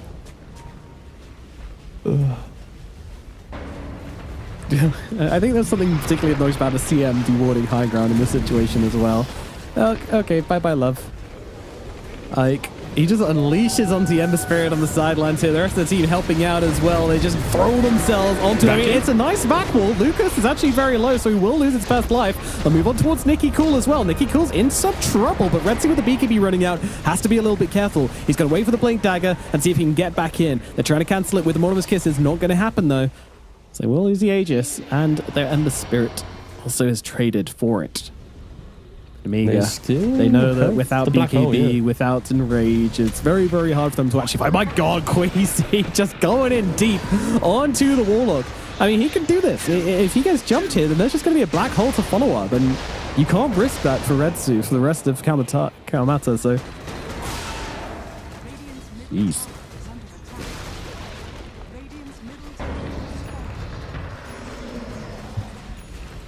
Barracks falling in the middle lane. Oh, the humanity. Daniel charges in, doesn't die. Oh, doesn't die. Oh, he Doesn't die. Oh. Oh, man, the candor tree throw, man. And now a beautiful black hole coming down. Cancelled out, though. Nicely done by Parliamentary. They still lose the Ember Spirit. But the Ursa gets to live another day. Did use the Enrage at the end there, so... we'll have to wait before he can commit. And Butterfly just finished off from Lucas, by the way. Almost killing Love just with Flat Cannon.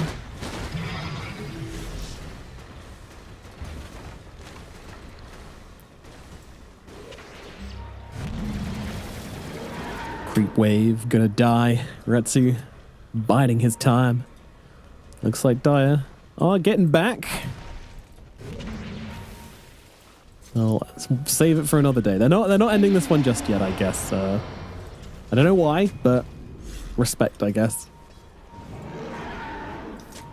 Exactly, that's it, right? Like, when you don't have black hole, you can just smoke, reset, get a pick, then go for the play. You don't have to go for the big team play. Retsu? Yeah, he's just a little bit. He's using Rich. How much damage are you getting from Grudge Bearer? 37? A little bit. A little bit. It's kind of a facet that kind of scales into the game, right? Like when you get your Aghanims, when you get a little bit more kind of auras from your team, it helps out. And you see another smoke as they move to the bottom side there. Yeah, again, they Grudge do just want to Bearer. end it. Yeah. You got Butterfly, looks like there's like, what stops them? Don't know why I didn't do this before. I guess they're waiting for some cooldowns, some items or something, but they're going to do this now. They've got creeps on the high ground in the middle wave. They've got a creep wave coming in down here at bottom as well. We did see Lucas get kind of low to the like full 5-man commit last time, but yeah, with the black hole available, with the butterfly as well, it might be tricky, but they are going to try for it. The damage coming through onto the gyro. He's trying to get himself away, but he's going in so deep. He is actually going to die here, so Lucas will fall. Mixer gets killed to Daniel meanwhile, and Nicky Cool just kind of hanging out on the front lines. He has had to back himself away, but he's looking for the reset. He's got the Blink Dagger available. Does he go in and try to save his barracks? No, because Proletariat just got killed in front of him. My God, his own teammate just shot in the head, and with that, they're going to GG out of it. They killed the gyrocopter. They'll take that win at least. But overall, a very, very depressing game one for Cal Machado, and yeah, Amiga just playing it super clean.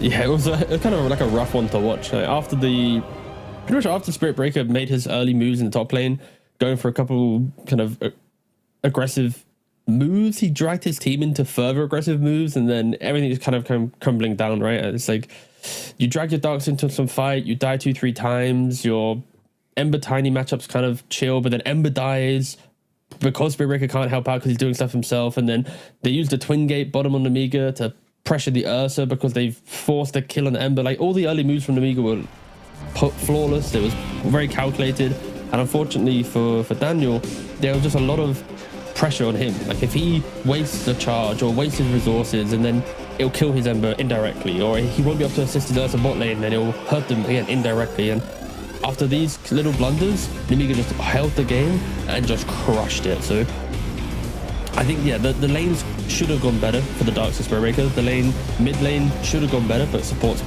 fixed it for Nemiga. Then of course Enigma will inevitably, take the tower bottom. But so again, he had an okay game. He had 40-minute Battle Fury. Just everything else went so wrong for them with the mid and the off lane that even with the Ursa having an okay game, there was no one else for him to play with. So props to Amiga, itemized really nicely, played together as a team, Gyrocopter securing runes as well. Like, it was like a really refreshing game for Amiga, but also this is how they lost to Navi yesterday. So I think at least it shows that Amiga have looked at how they found an L in this qualifier so far and understood it to then replicate it against other teams. So I think it's a little thumbs up to Amiga, showing us that they do have that ability to adapt within 24 hours, and we'll see if they can replicate it again in the upcoming game, because this was a very one-sided game that was just kind of over in 6-7 minutes because of how well they're playing. Yeah, exactly. I mean, it all comes down to the laning phase, right? Like, as you mentioned, some nice movements, using that gate well, just generally kind of tying it up nicely. Also, the mid rotations. We could have seen a world where Natty Narwhal was able to kind of give them the space they needed to come back into it. But Nemiga, they just answer it really nicely. They utilize the fact that their cores are having a pretty good time to just collapse in with their two supports. And they get a couple of kills on the Ember Spirit, which takes him out of the game as well, which then makes it super difficult. We've seen Ember in this position a few times where he's behind, he just builds this Mage Slayer as his first item, and it's just so meh. Because his Mage Slayer doesn't actually give you anything in terms of like aggression. Like, sure, it does a little bit of extra damage, but it's really hard to kind of play off it as an item timing. You don't really want to be like, oh, great, my Ember's got Mage Slayer, let's go fight them. You need to have some extra damage to back that up with, and if both of your side lanes don't have that, then you don't really have a mid lane, to be perfectly honest. So, yeah, very awkward. No core really coming online except for the Ursa, and Ursa couldn't do it all by himself. I will say one thing, that I was actually kind of impressed by the Ursa's ability to play this game despite the grim conditions they were in. The fact that he was still killing cores at the end of the game, like, sure, his team were kind of all in for it, but I definitely want to give it like a little bit of a hat tip towards the Ursa in this game one. So maybe we get to see some cool things from him game two. I'm not sure, but either way, it's going to be a tough one to come back from for Cal Machado, but hopefully they've got strong mental and they can kind of rally the troops for a competitive second game, or maybe they're just going to get choked out of these qualifiers in a clean 2-0 from Nemiga. I wouldn't be surprised, but guys, we're going to find out after a short break, so we'll see you then. The official headset of PGL tournaments. Now, with a wireless version, experience unparalleled speed and reliability with the latest wireless technology, advanced hybrid ANC, and built-in EQ for your favorite game. Designed with elegance and durability and extreme noise-canceling microphone. Always stay one step ahead with Aspire Wireless.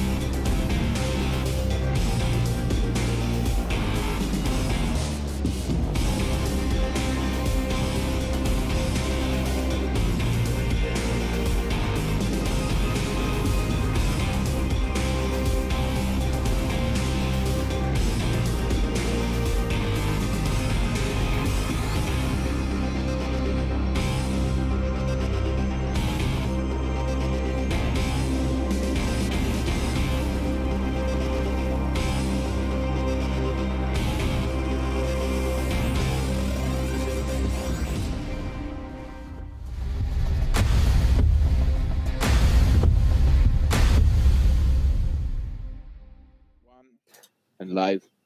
Hello and welcome back. This may be our final game of the day. Potentially. I mean, if game one's anything to go by, then this might be a very quick series indeed. But we'll see. Kalmachara, surely they have something else in the tank. Surely they have more strategies under their belt to pull out here, because Namika just completely destroyed them in game number one, which is putting a lot of doubt into my mind for game number two. But we'll see what they can do. I mean, See, I think it's always concerning when someone has looking for team in their name and when you're playing qualifiers under a banner. Okay, to be fair, I think that doesn't change that quickly because, it's a whole other system. It isn't as simple as a Steam username, but it's like a whole database. But that aside, we are looking at a open qualifier team playing up against an invited team. And some of these open qualifier teams, like the beauty of TI, it's like you have this kind of transitional period where you're not good enough to get the invite. You then kind of scramble to find a team. You see what's happening, and it just sometimes it's just a bit of a mismatch. Sometimes it just goes blank, doesn't it? Yeah, but and that's we're in the mind of Kalmachara right now. Actually, I think they are going to have to find a way out of it.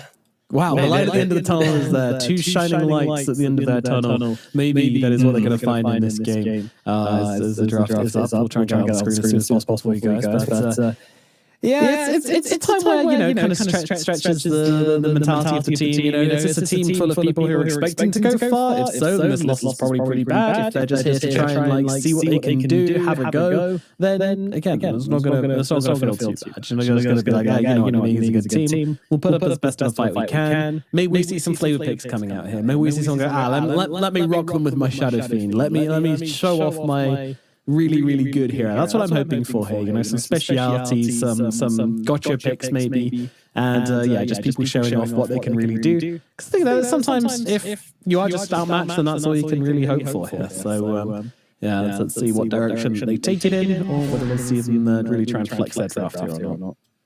Yeah, draft is going to be coming up. Don't say it. We'll look at some results instead. Yeah, we do. As we saw previously, 2-0, 2-1, 2-0, and 1-0 has been the scoreline so far. That's kind of the situation we're at right now. Looking for maybe another 2-0. Can we break the 2-0 streak?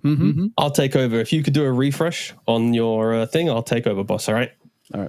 Thank you. So likewise, lower bracket situations, we are seeing teams eliminated, right? And it's the key thing here, as what I'll say, guys, is when you see a team eliminated from the qualifiers, especially the TI qualifiers, don't forget that these players, they've been playing for an entire year, be it on the roster they're on right now, other rosters as well. So when they are eliminated, show them a little bit of love, because of course, imagine you working your entire year. You go up to your boss and you're trying to get that sweet promotion, right? And you don't get it. That's basically what one move Cybe team and DMS just got. They just got told that they ain't moving anywhere up the employment ladder. But alas, they all got next draft. We're going to be seeing the gyrocopter pick again, of course. We saw Lucas play it really nicely. I really do enjoy the drum build.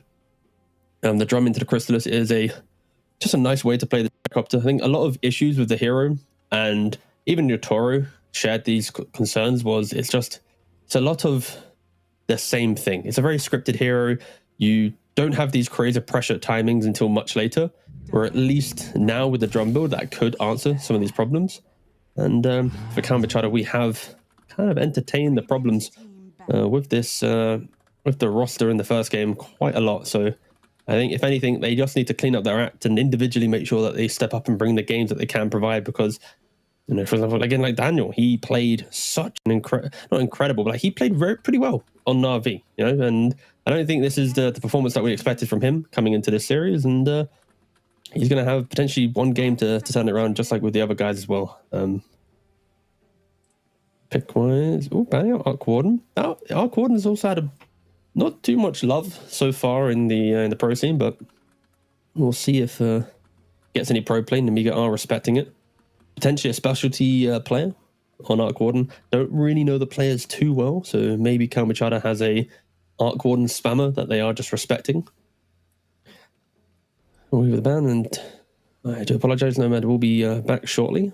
I do hope he is making a swift return.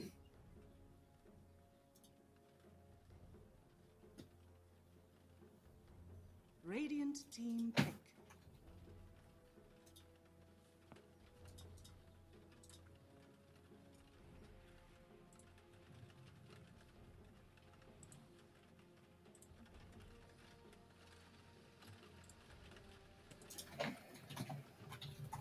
Seconds remaining.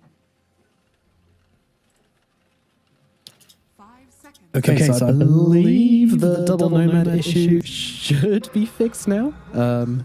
Just a couple of crossed wires and whatnot. But yeah, hearing my voice once is enough for some people, so twice would be extra difficult. But we are pretty far into this draft now, so let's just have a look at exactly what's being picked and banned, as we'll have T now rejoining us in just a minute. Sorry about this, guys, but let's get on with the draft. We've got Weaver and Rubik coming out for Cal Machado.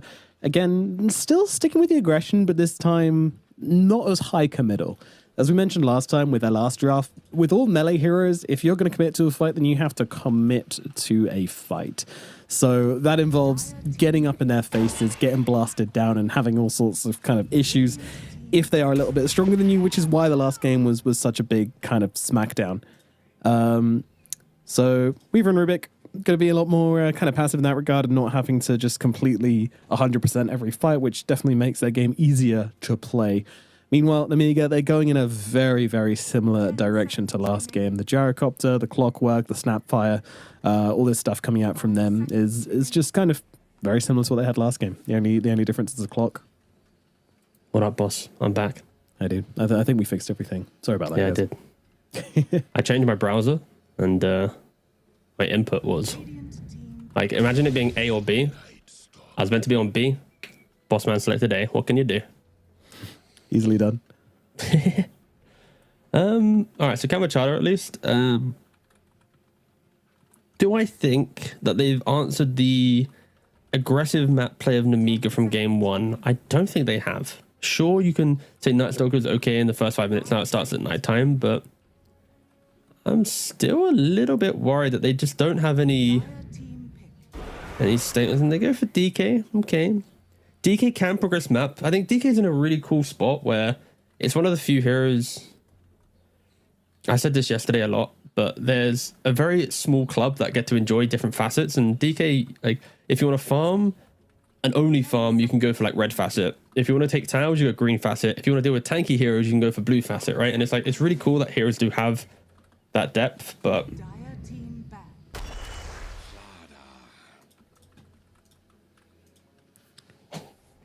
Night Stalker, DK, very aggressive. Slardar, also, yeah, I mean, we haven't really seen so much of this hero, have we? He was really, really popular last patch. He's still around, but definitely not quite the same popularity level. 5 seconds remaining.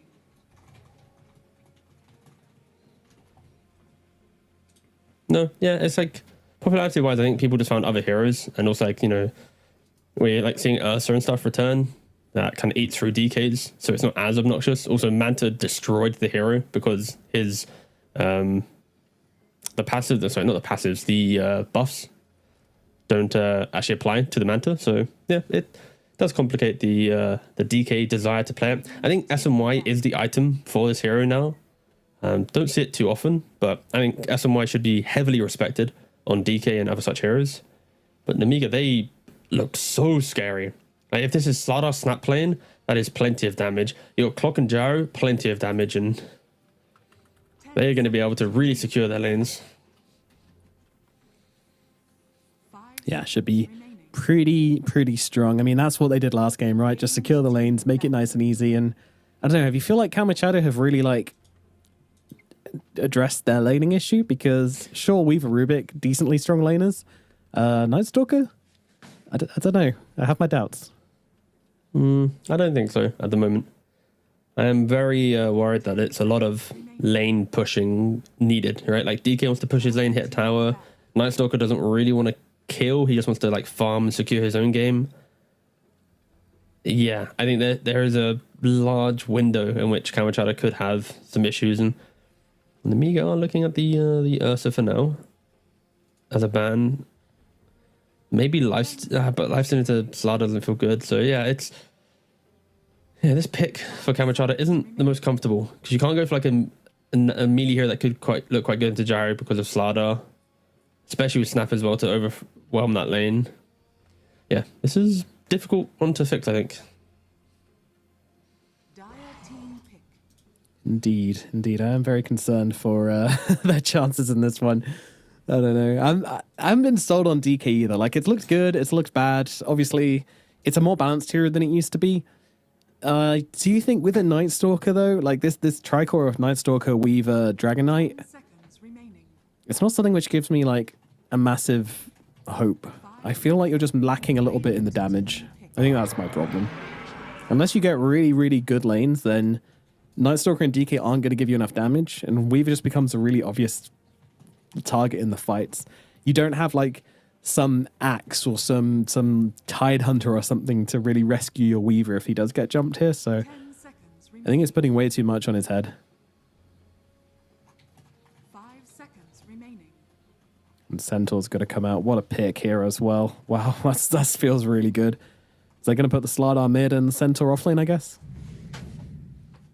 Slardar mid, Centaur offlane, yep. Very strong. And an ET last bit. Let's see where they're going with this. So, yeah, carry Weaver, mid DK off. I just don't know if it's enough.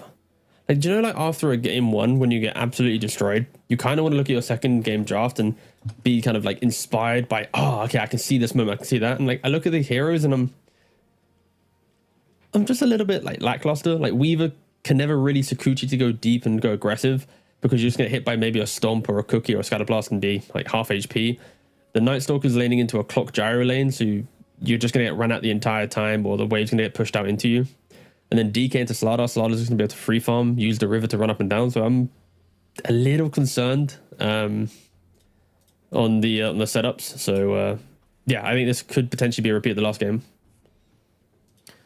Yeah, I'm feeling the same way as well. Like, Elder Titan can be strong in the right circumstances, but to me, he's always that hero where you kind of sacrifice really kind of active support for something which is kind of more backlines, but then in the late game, he can just absolutely decimate. Like, Natural Order's obviously super strong, but I don't know. I know there's like recency bias here due to how the last game went, but I can feel this going a similar way. Their lanes just look...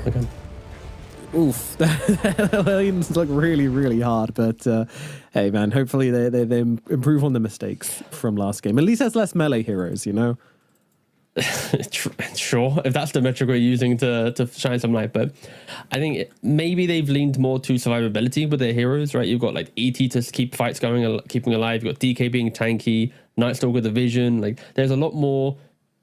If we get jumped, we can play out a secondary fight in their lineup, but yeah, I'm still very much favoring Amiga. The way they moved around the map, the way they played their aggression, it feels as if the draft should play itself out. And like, you can go Roshan with the Slardar to give Gyrocopter even more purpose for early fights, and yeah, maybe they can do it and showcase some insanely cool like DK plus Night Stalker jumps. But again, it's gonna be a rough one.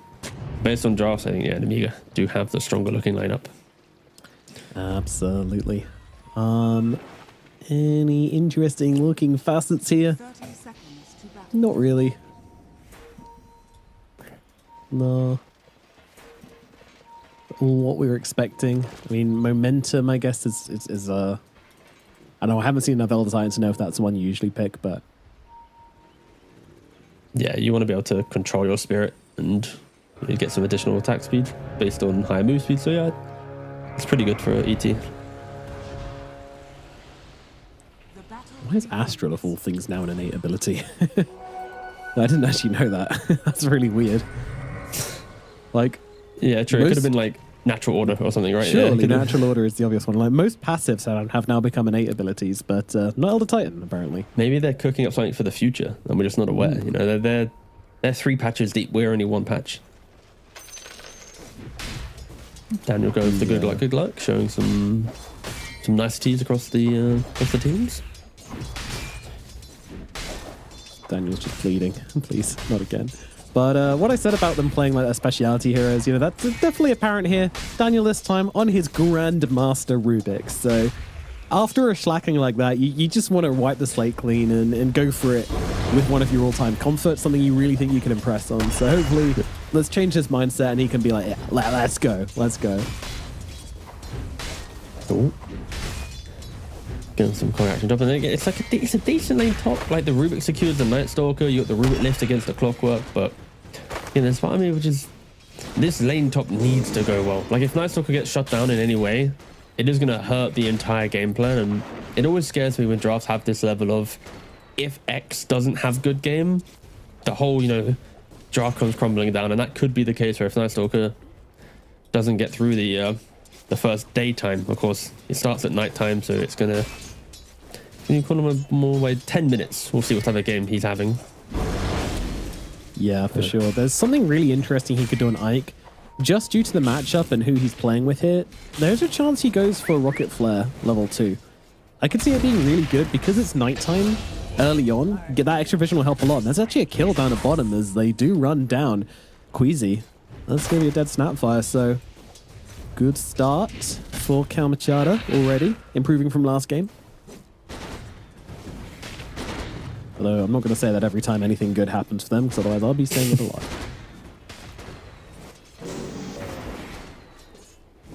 Yeah, it's kind of an issue. Did go for Battery Assault, sadly, in the Clockworks. I know Rocket Flare today. Would have really liked to see it. But there you go.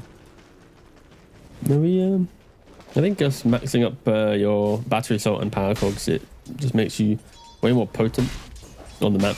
Again, like you have to think about the twin gate usage, right? So, although a casual Rocket Flare at 2 to cancel clarities, now that is where we clarities and salves. Whew, that feels good. Yeah, I just think with the gyro and it being nighttime, you can get the flat cannons off more reliably, but you just decided to go for the safe build. You want to have those points in Battery Assault later on in the game as well, if you want to make rotation. Bottom side, they're going for Queasy again here. Really want to just punish the Snapfire. Cookie available, but not going to get it off. The damage is too much. Retsu runs him down. There's going to be another kill down here in the bottom lane for this Weaver. 2-0 right now. Great start for Retsu.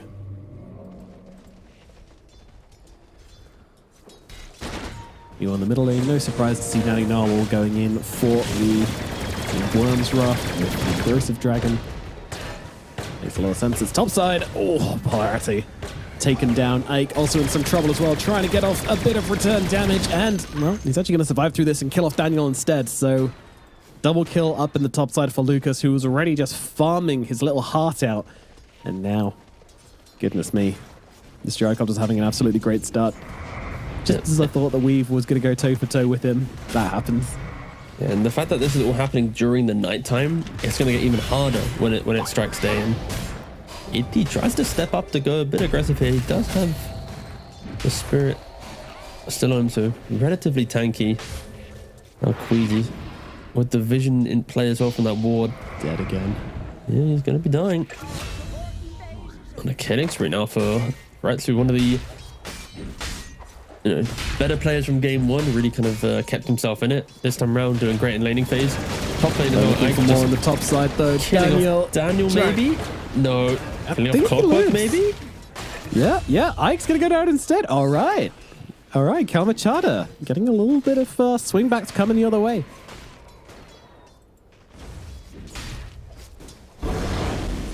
Nice fade bolt there from Denal as well, killing off the pigeon, getting himself a bit of extra CS and denying it from the gyrocopter more importantly.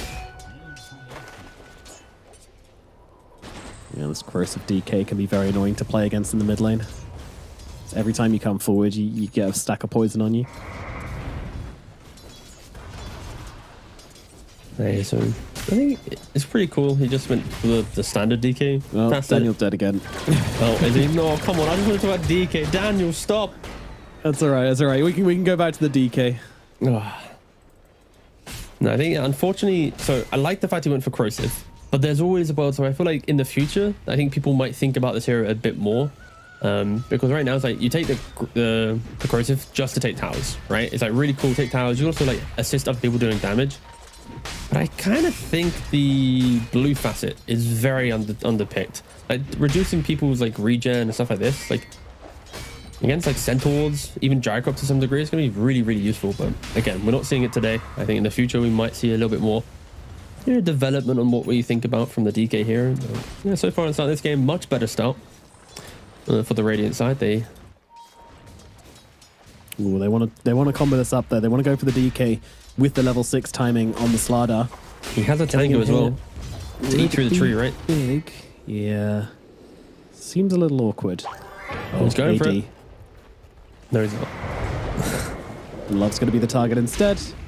Yeah, there's an AD Slardar on you. Not living this one, I'm afraid. Love going for the deny, but has to be very lucky to get it, and that's just not going to happen. Ikikul brings him down. The Slardar gets his first kill of the game. Isn't AD like a League of Legends term? AD carry is a term I've heard in my I life. swear I've heard that before. I felt really uncomfortable when you said AD. That's why, like for some reason, it felt wrong. Next time the carry picks up a AD rune, then I'll say AD carry just to really get under your skin. Oh, it just means attack damage carry. Oh. Yeah. No. Oh. Yeah. It unsettles me. It just. Oh. Yeah. No. I'm really uncomfortable now. Fixed router. Oh, we might be here for a while there. Bro needs to get out the screwdriver and oh god. Okay, pliers. that's fine. Do a bit of welding. Do you imagine if there was like no actual like tech pause? Imagine if we were like the Wild West, where it's like as soon as I take sorry, no, gotta go. It's like a pub. Imagine if it was pub rules. Now that actually, that would be hype. Just unpause. Yeah. You do pub rules for a tournament. So then you see like the true types of players. It's like, oh, if you can pause if you want to, but there are thousands of people watching you, and then you just see like the. Yeah, it always calls out the person who unpaused as well. You always get the name and shame. No, of course. The start of this game has looked relatively even. I would argue this time around there isn't as much map play to make for an Amiga. Like the Enigma naturally sets up for taking tower, moving to other lanes, taking kind of just a map away. That isn't going to be the case this time. It will be a little bit more static farm for an Amiga, in which once they see Centaur or Slardar strong enough to kind of make that sweeping move together, they will get themselves online. But yeah, they got to utilize that as long as possible. If you are like the DK, the Night Stalker, get yourself to an item and off they go. Yeah, it's just tricky though. I don't see the combos here, you know. I don't see who goes in and starts making plays for them. I think they're going to be a very static team until we have like a Blink Dagger on the DK and maybe something impactful on the Night Stalker. Oh, he's going for the Mage Slayer, which I can't say I enjoy, especially this game where there's not a lot of spell damage for him to really cancel out, right? Am I crazy? No, you're pretty accurate there. Oh. Nicky cool. You can only maybe snap here. and gyrocopter, but no TP's coming across. Daniel and Ike are moving on over. Try and counter this one. Ike places down the Absorber. Does actually use that to see Daniel as well. His own sentry does catch out the Observer ward, so going to go deal with that quickly. Very nicely done from Daniel. It's actually a pretty sick B ward. Nikki Cool, though, being very, very aggressive here. And I do know that the Rubik has now left. He wanted to go get his Wisdom Rune, which is absolutely fair enough, but it's going to mean that Natty Noel pretty much alone here. Cogs, though, a little bit off the mark. A little propeller cogs. Not really doing the work, so... Noel surviving for the time being. Life's pretty good. I mean, it's kind of rare to see the DK hit 6, but he's the one getting ran at, right? And Mixer TP out bottom. Out. Yeah, Stomp already used. So Cookie to high Queasy will ground. be the target, but he's got the Cookie to get up the high ground. Nice moves there from Queasy. Again, to safety.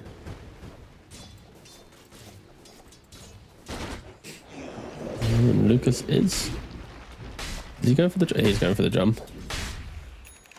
Of course, Lucas, he goes for the phase boots this time around rather than a treads against the DK corrosive. He wants to make sure he has a little bit more armor, even against the Weaver as well. So pretty much same build, just different boot option.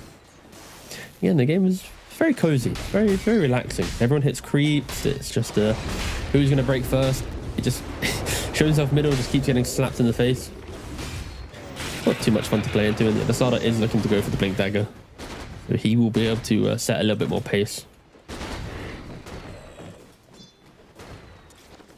That's what they need as well. I was a little bit worried that they'd be moving in a different direction, but yeah, get the Blink Dagger, get online, and start playing the game. I mean, obviously, 1 minute until night, maybe we see Kamachata try to do something with it, but the Night Stalker's not had a good lane, so he's going to need a bit of time to recover, as is the DK. There's not really anyone to play around. It's more about Namiga, and yeah. I would like to see Mixer go for Crimson Guard this game on the Centaur. Oh, Nikki, cool. Ooh, looking to set something up, but there is Rubik in the neighborhood, but they missed the stomp and they're just kind of throwing out spells, but no real connection. But yeah, going back to my point, I'd love to see Mixer go for the Centaur or Crimson Guard. And now that it works on HP, Centaur is one of the best candidates to do that, right? You can get strength from the double edge of your shard, you naturally buy HP options. Night Stalker likes to play on right clicks down the line, and same for DK, for Weaver, and yeah, I think it'd be a very, very cool consideration in this game. He's even got the triple bracer already, so certainly setting up for being a tanky boy throughout this game. Dire's middle tower is under attack. Yeah. Namiga, I mean, they can make plays at clockwork when he hits 6, but he's not quite there yet, so looking to just kind of farm up in the jungle, help Lucas farm these stacks, and get himself a bit of XP in the process. He would be slightly more efficient, I guess, to be in lane whilst there's nobody there, but he hits it. He knew he was going to hit it. Did the maths, checks out. And now can look for a rotation. Natty Narwhal would be a great hero to bring down here. If you get that DK dead, you know you're going to have a pretty good time in the next kind of 4 to 5 minutes of the game. It's basically going to nullify the nighttime from the Night Stalker. The Night Stalker's too weak to do anything by himself. He's going to need to combo with another strong hero. The only one who's going to be strong enough to really play with him is going to be that DK. Radiant's bottom tower is under attack. Getting that Blink Dagger. He's still going for this Mage Slayer. I mean, jeez, I really don't believe in this item, but I mean, the Mage Slayer will allow him to at least walk up to the gyrocopter and soak up that initial jump, right? It's difficult. Big jump down in the bottom side right now. Daniel is that target, as is Love. They're just killing supports right now. Ike's trying to fight his way around this. Does turn around with a hook shot, but it's not going to buy him enough time to get away. So will be a 2-for-1 trade just on the supports. But Nikki Cool, maybe a target here for Polarity. And with a Weaver coming in, they might have enough damage to bring him down. DK coming across from the side. Natty Narwhal trying to connect up with this one. He's got the stun. They've got the damage. They'll bring him down. Nikki Cool to fall. That's the biggest kill of the fight right there. Very good kill from them. Nice reaction as well to make sure it looked like it was going to be a good engagement for Namiga, but they keep the chase down going. They utilize the speed in which both Weaver and Night Stalker can find their opponents, and yeah, again, signs of life from them. But still, they wish they had a little bit more. That was also a fight without the center at all, right? Like you were kind of skirmishing for Namiga rather than taking the bigger fight, whilst for the side of Kamachata, they did kind of bring everyone needed to just give themselves a little bit more life in the fight. Yeah, and I love seeing that as well. Like, if you're kind of unsure about what to do in the game in the laning phase, worried you're kind of slowly losing out, Just bring 5 heroes to a lane, fully commit, full divide. I mean, this is what some of the top tier teams do. You know, Falcons, they're not afraid to bring 5 heroes to a fight. Neither a game, neither is any of the best teams. Extreme as well, as they're jumping love under the tower, and he is gone.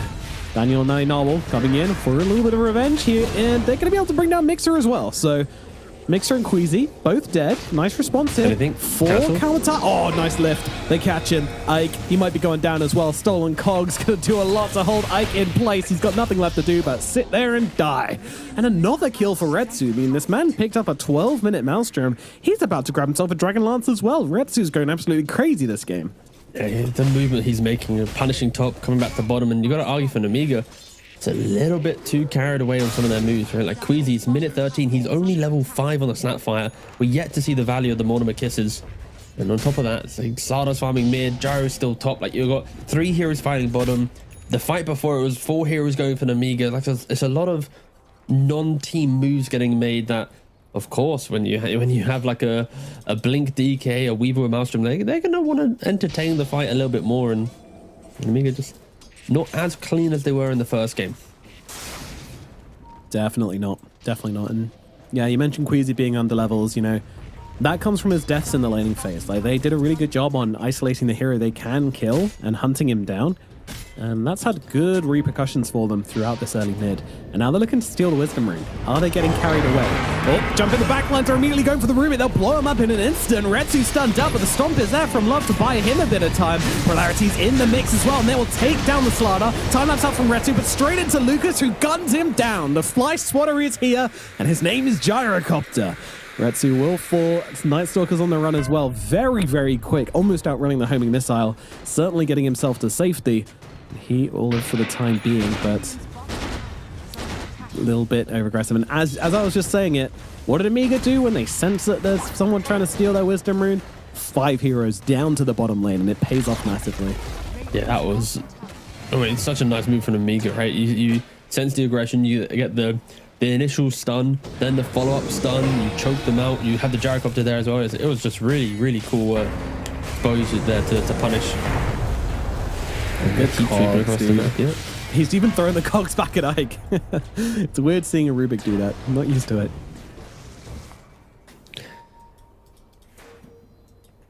I know for Amiga, they enjoy the fact they got that quick skirmish there. They're back to farming. I think for Amiga, at least, this is the difference, right? You need Centaur to get his Blink Dagger. Once he has his, then you are going to see both Slardar and Centaur easily hunt down a Weaver or the backline support, so they're going to disappear with the damage that they'll provide. And you know, smoked up. And so many moves getting made, but without the full force of their team. Lucas barring down the mid lane. This will be glaringly obvious that they are behind this hero. There's no way Gyrocopter at minute 15 will be by himself trying to take the mid tier 1 tower. This isn't your pubs. This guy does have his team behind him. Not just a kamikaze carry player.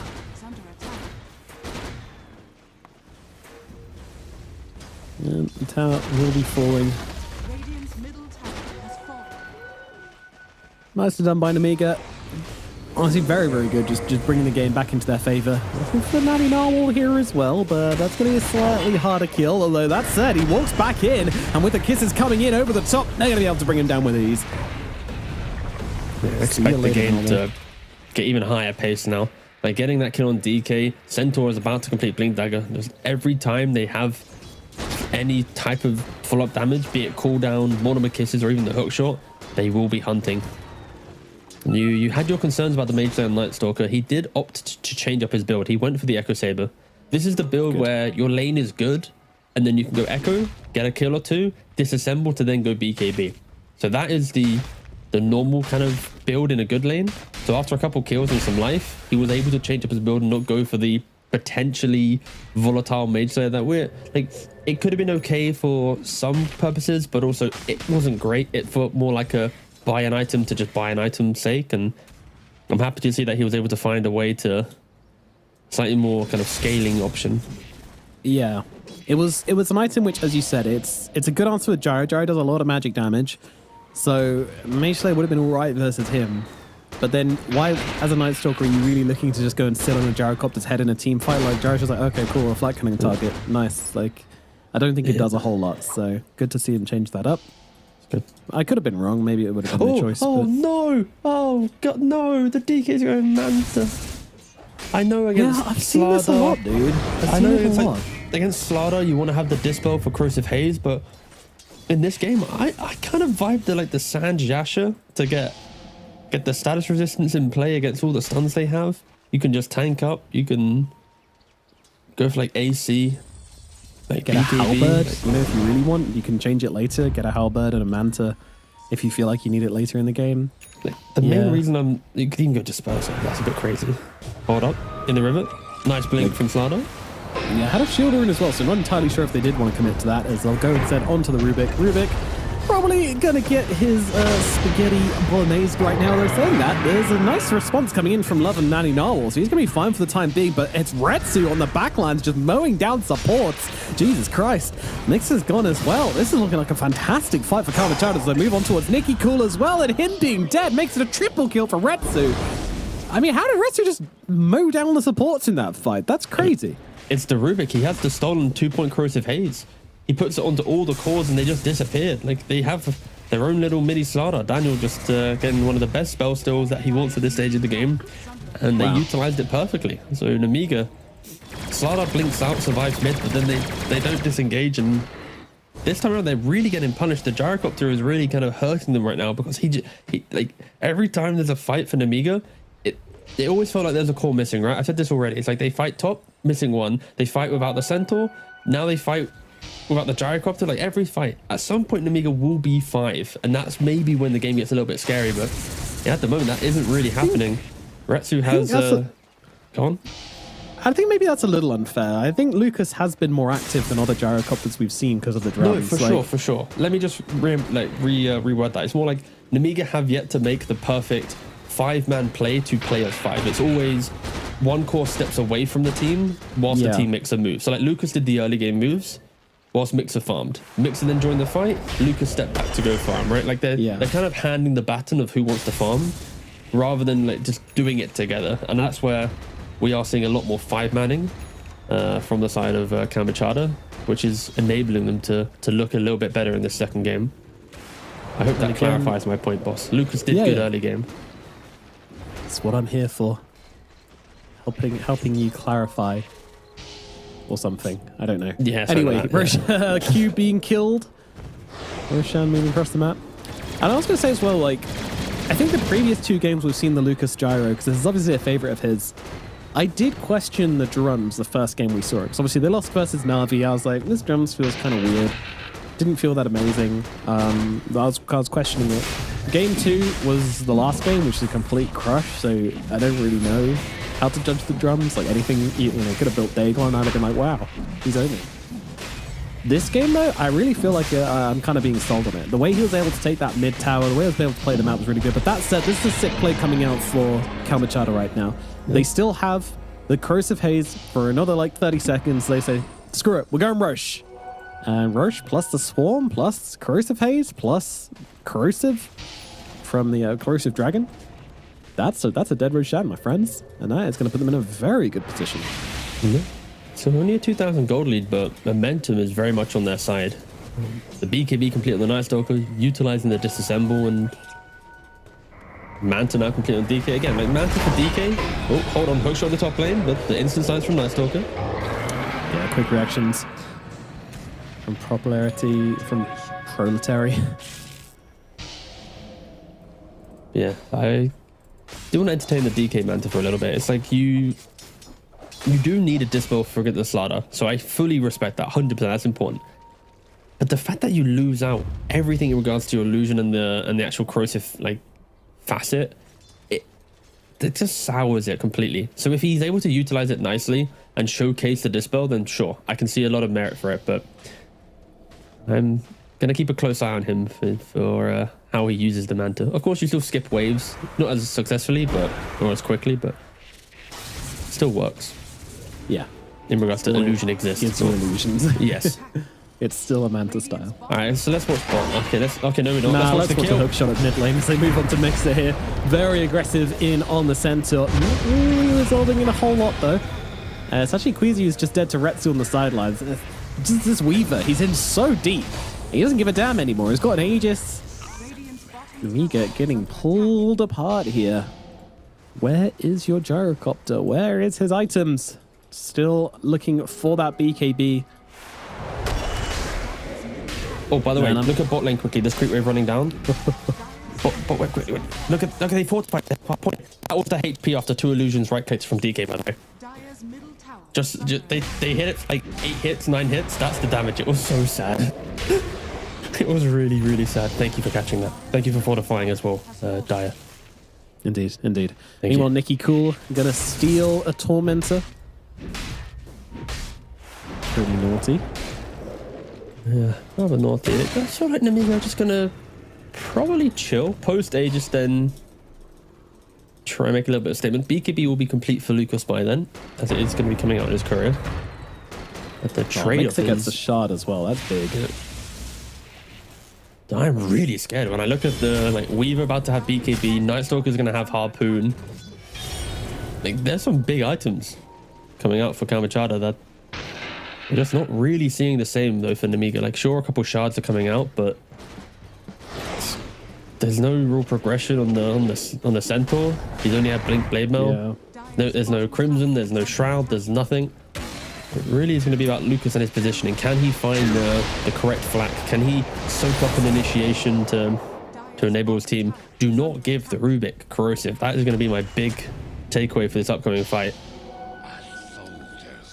Yeah, that's going to be key. And if you can get the corrosive off onto the Weaver with the damage from the gyrocopter coming through, there is a chance you can bring him down twice.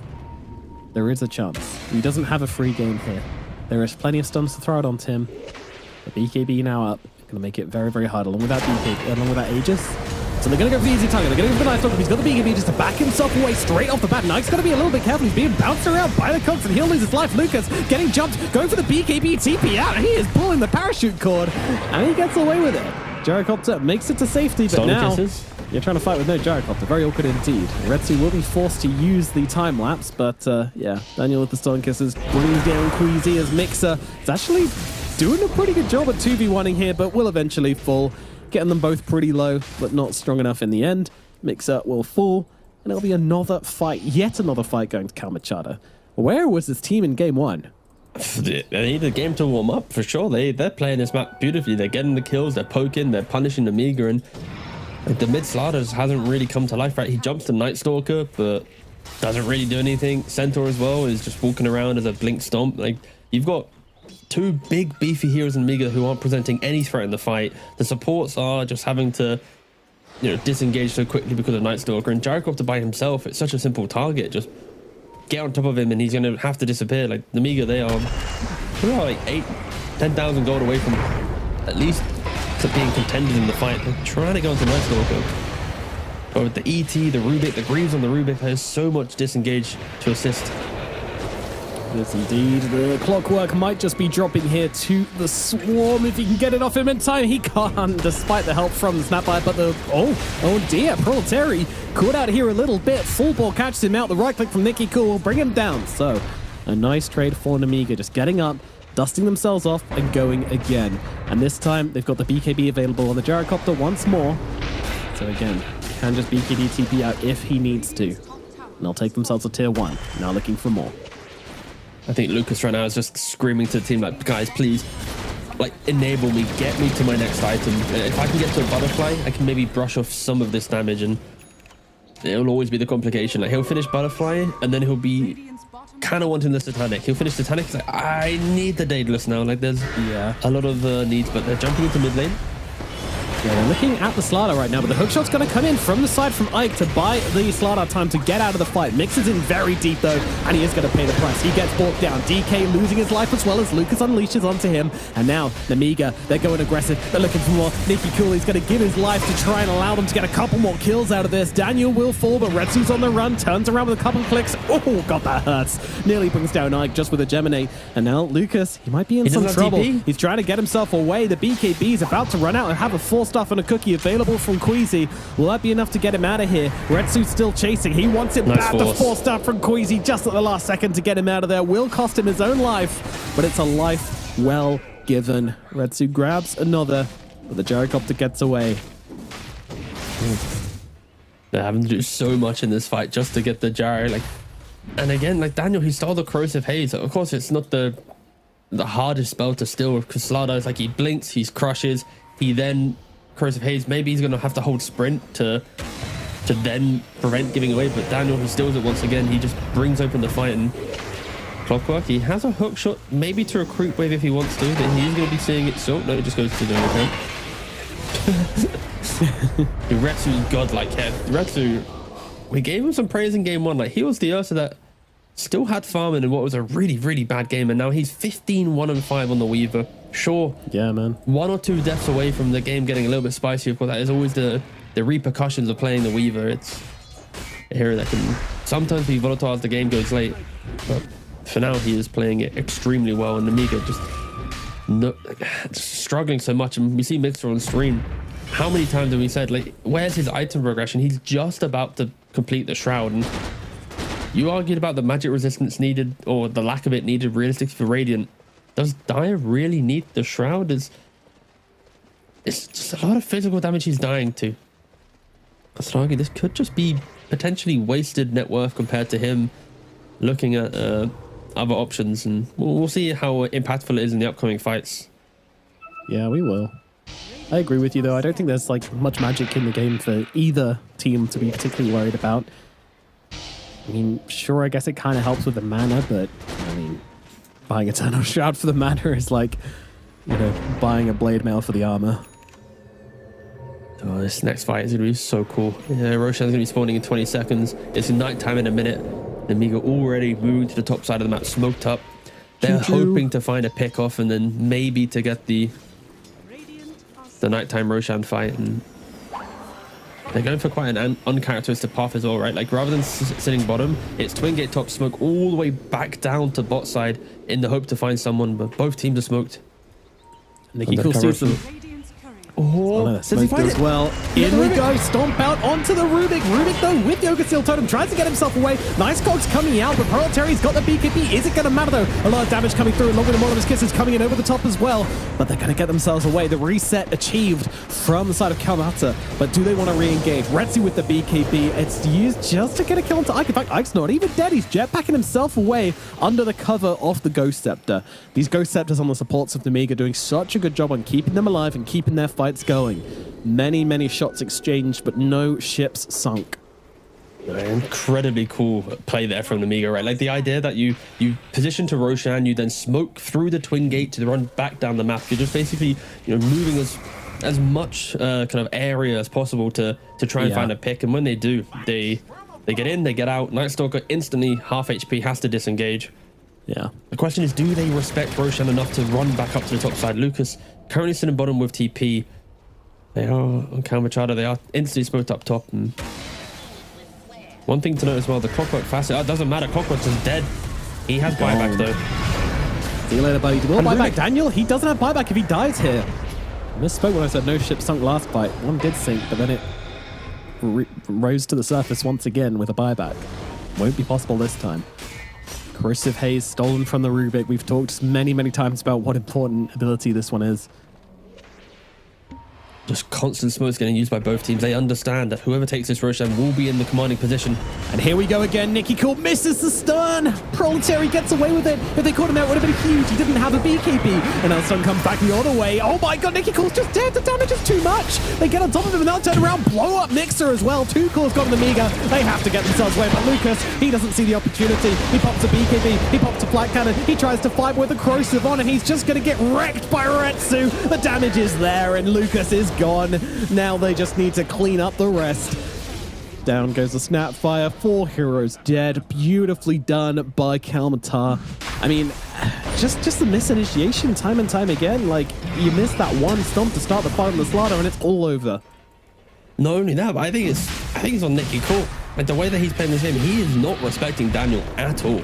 Every single big fight that we see Kalmachada win, it's because Daniel stole Corrosive Haze. In that fight as well, Nikki Cool, he initiates, he doesn't hit the connection, he doesn't hit the Slaughter, the Night Stalker, sorry. And then after that, he gives away Corrosive Haze, Mixer blinks in as well, he delays his stomp, misses it as well. And at that point, Daniel, he's already cast 2 Corrosives, 3, if not more. He's still holding on to it, and that is not a way to fight. Oof.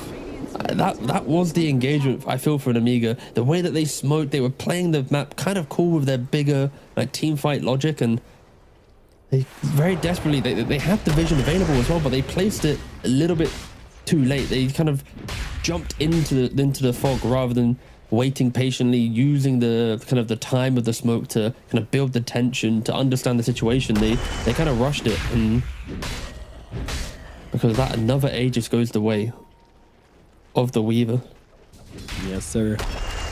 They were struggling this game. I just love the volatility of the lower bracket. Like, these are the teams that open qualifier team, underperforming team throughout the year, and we're in round one of the lower bracket. A long journey to even entertain getting to the grand finals to get the single spot. And this is not the cleanest of Dota, but it's the Dota we love to watch. Has Mixer got a new item yet?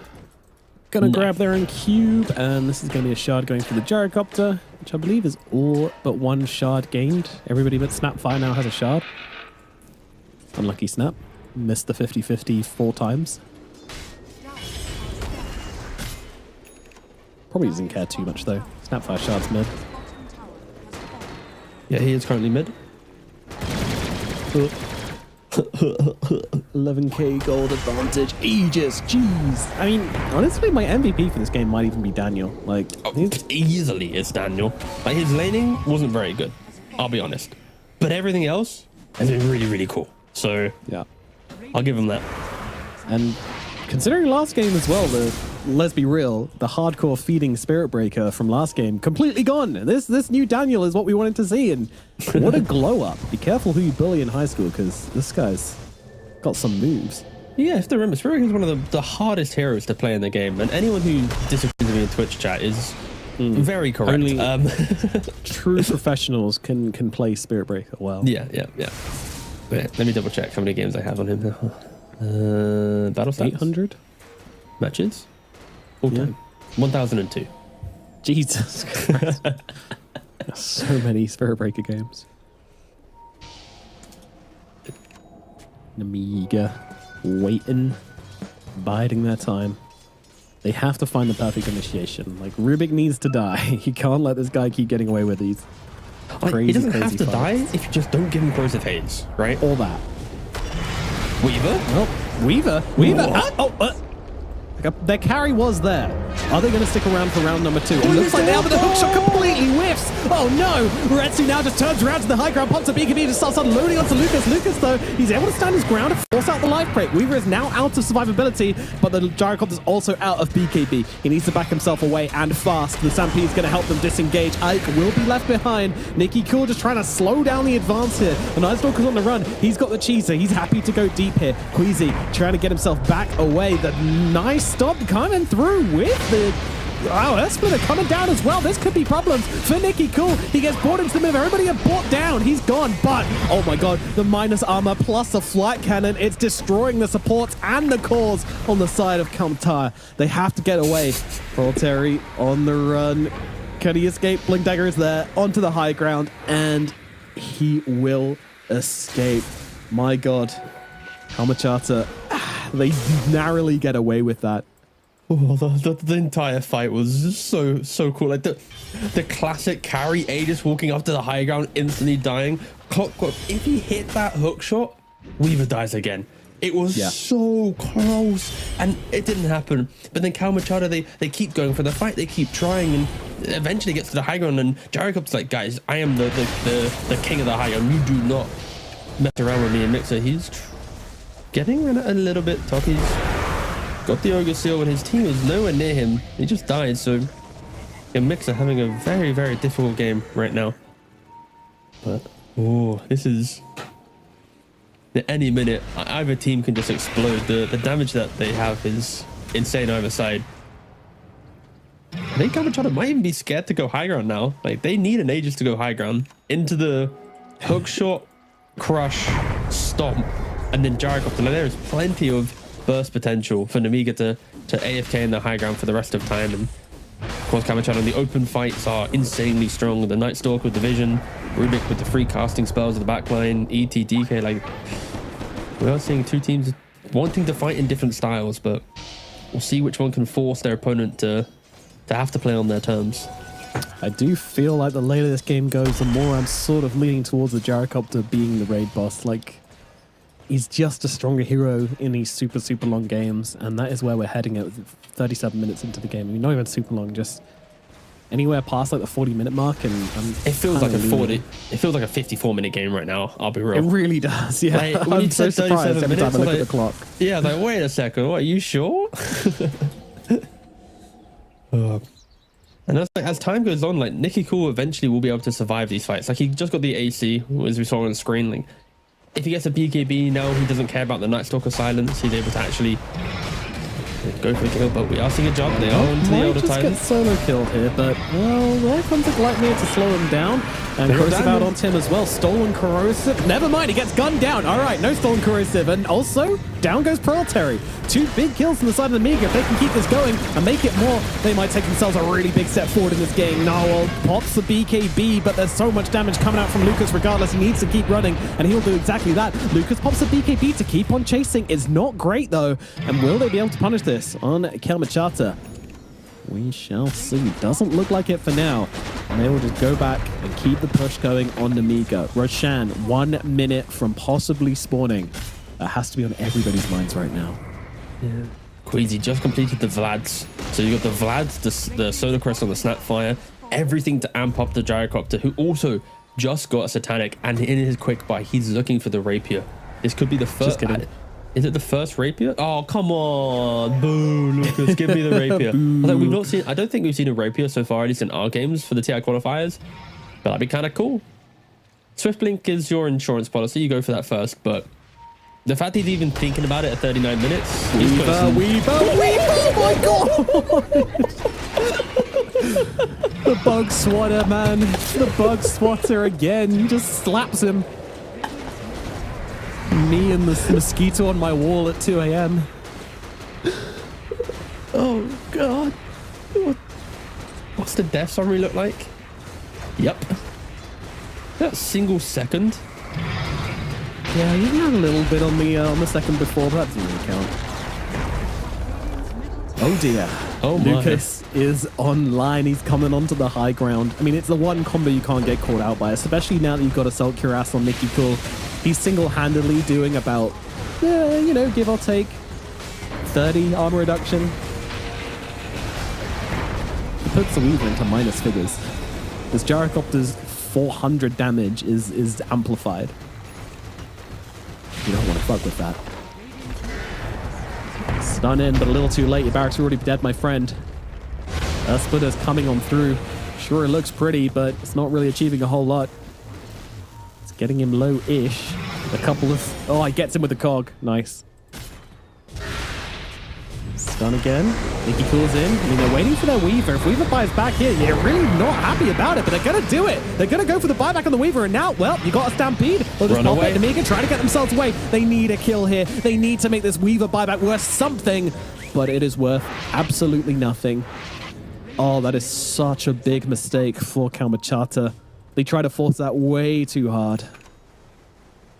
It's kind of always that feeling, right? When you see racks falling, when you see the overwhelming confidence of your opponent, it's very easy to fall victim to using the buyback to try and get it. But when you click it and it's in the wrong time, it is just going to hurt you. So now Amiga were like baiting it so hard as well. They were like going in deep, dangling Lucas like a big juicy carrot.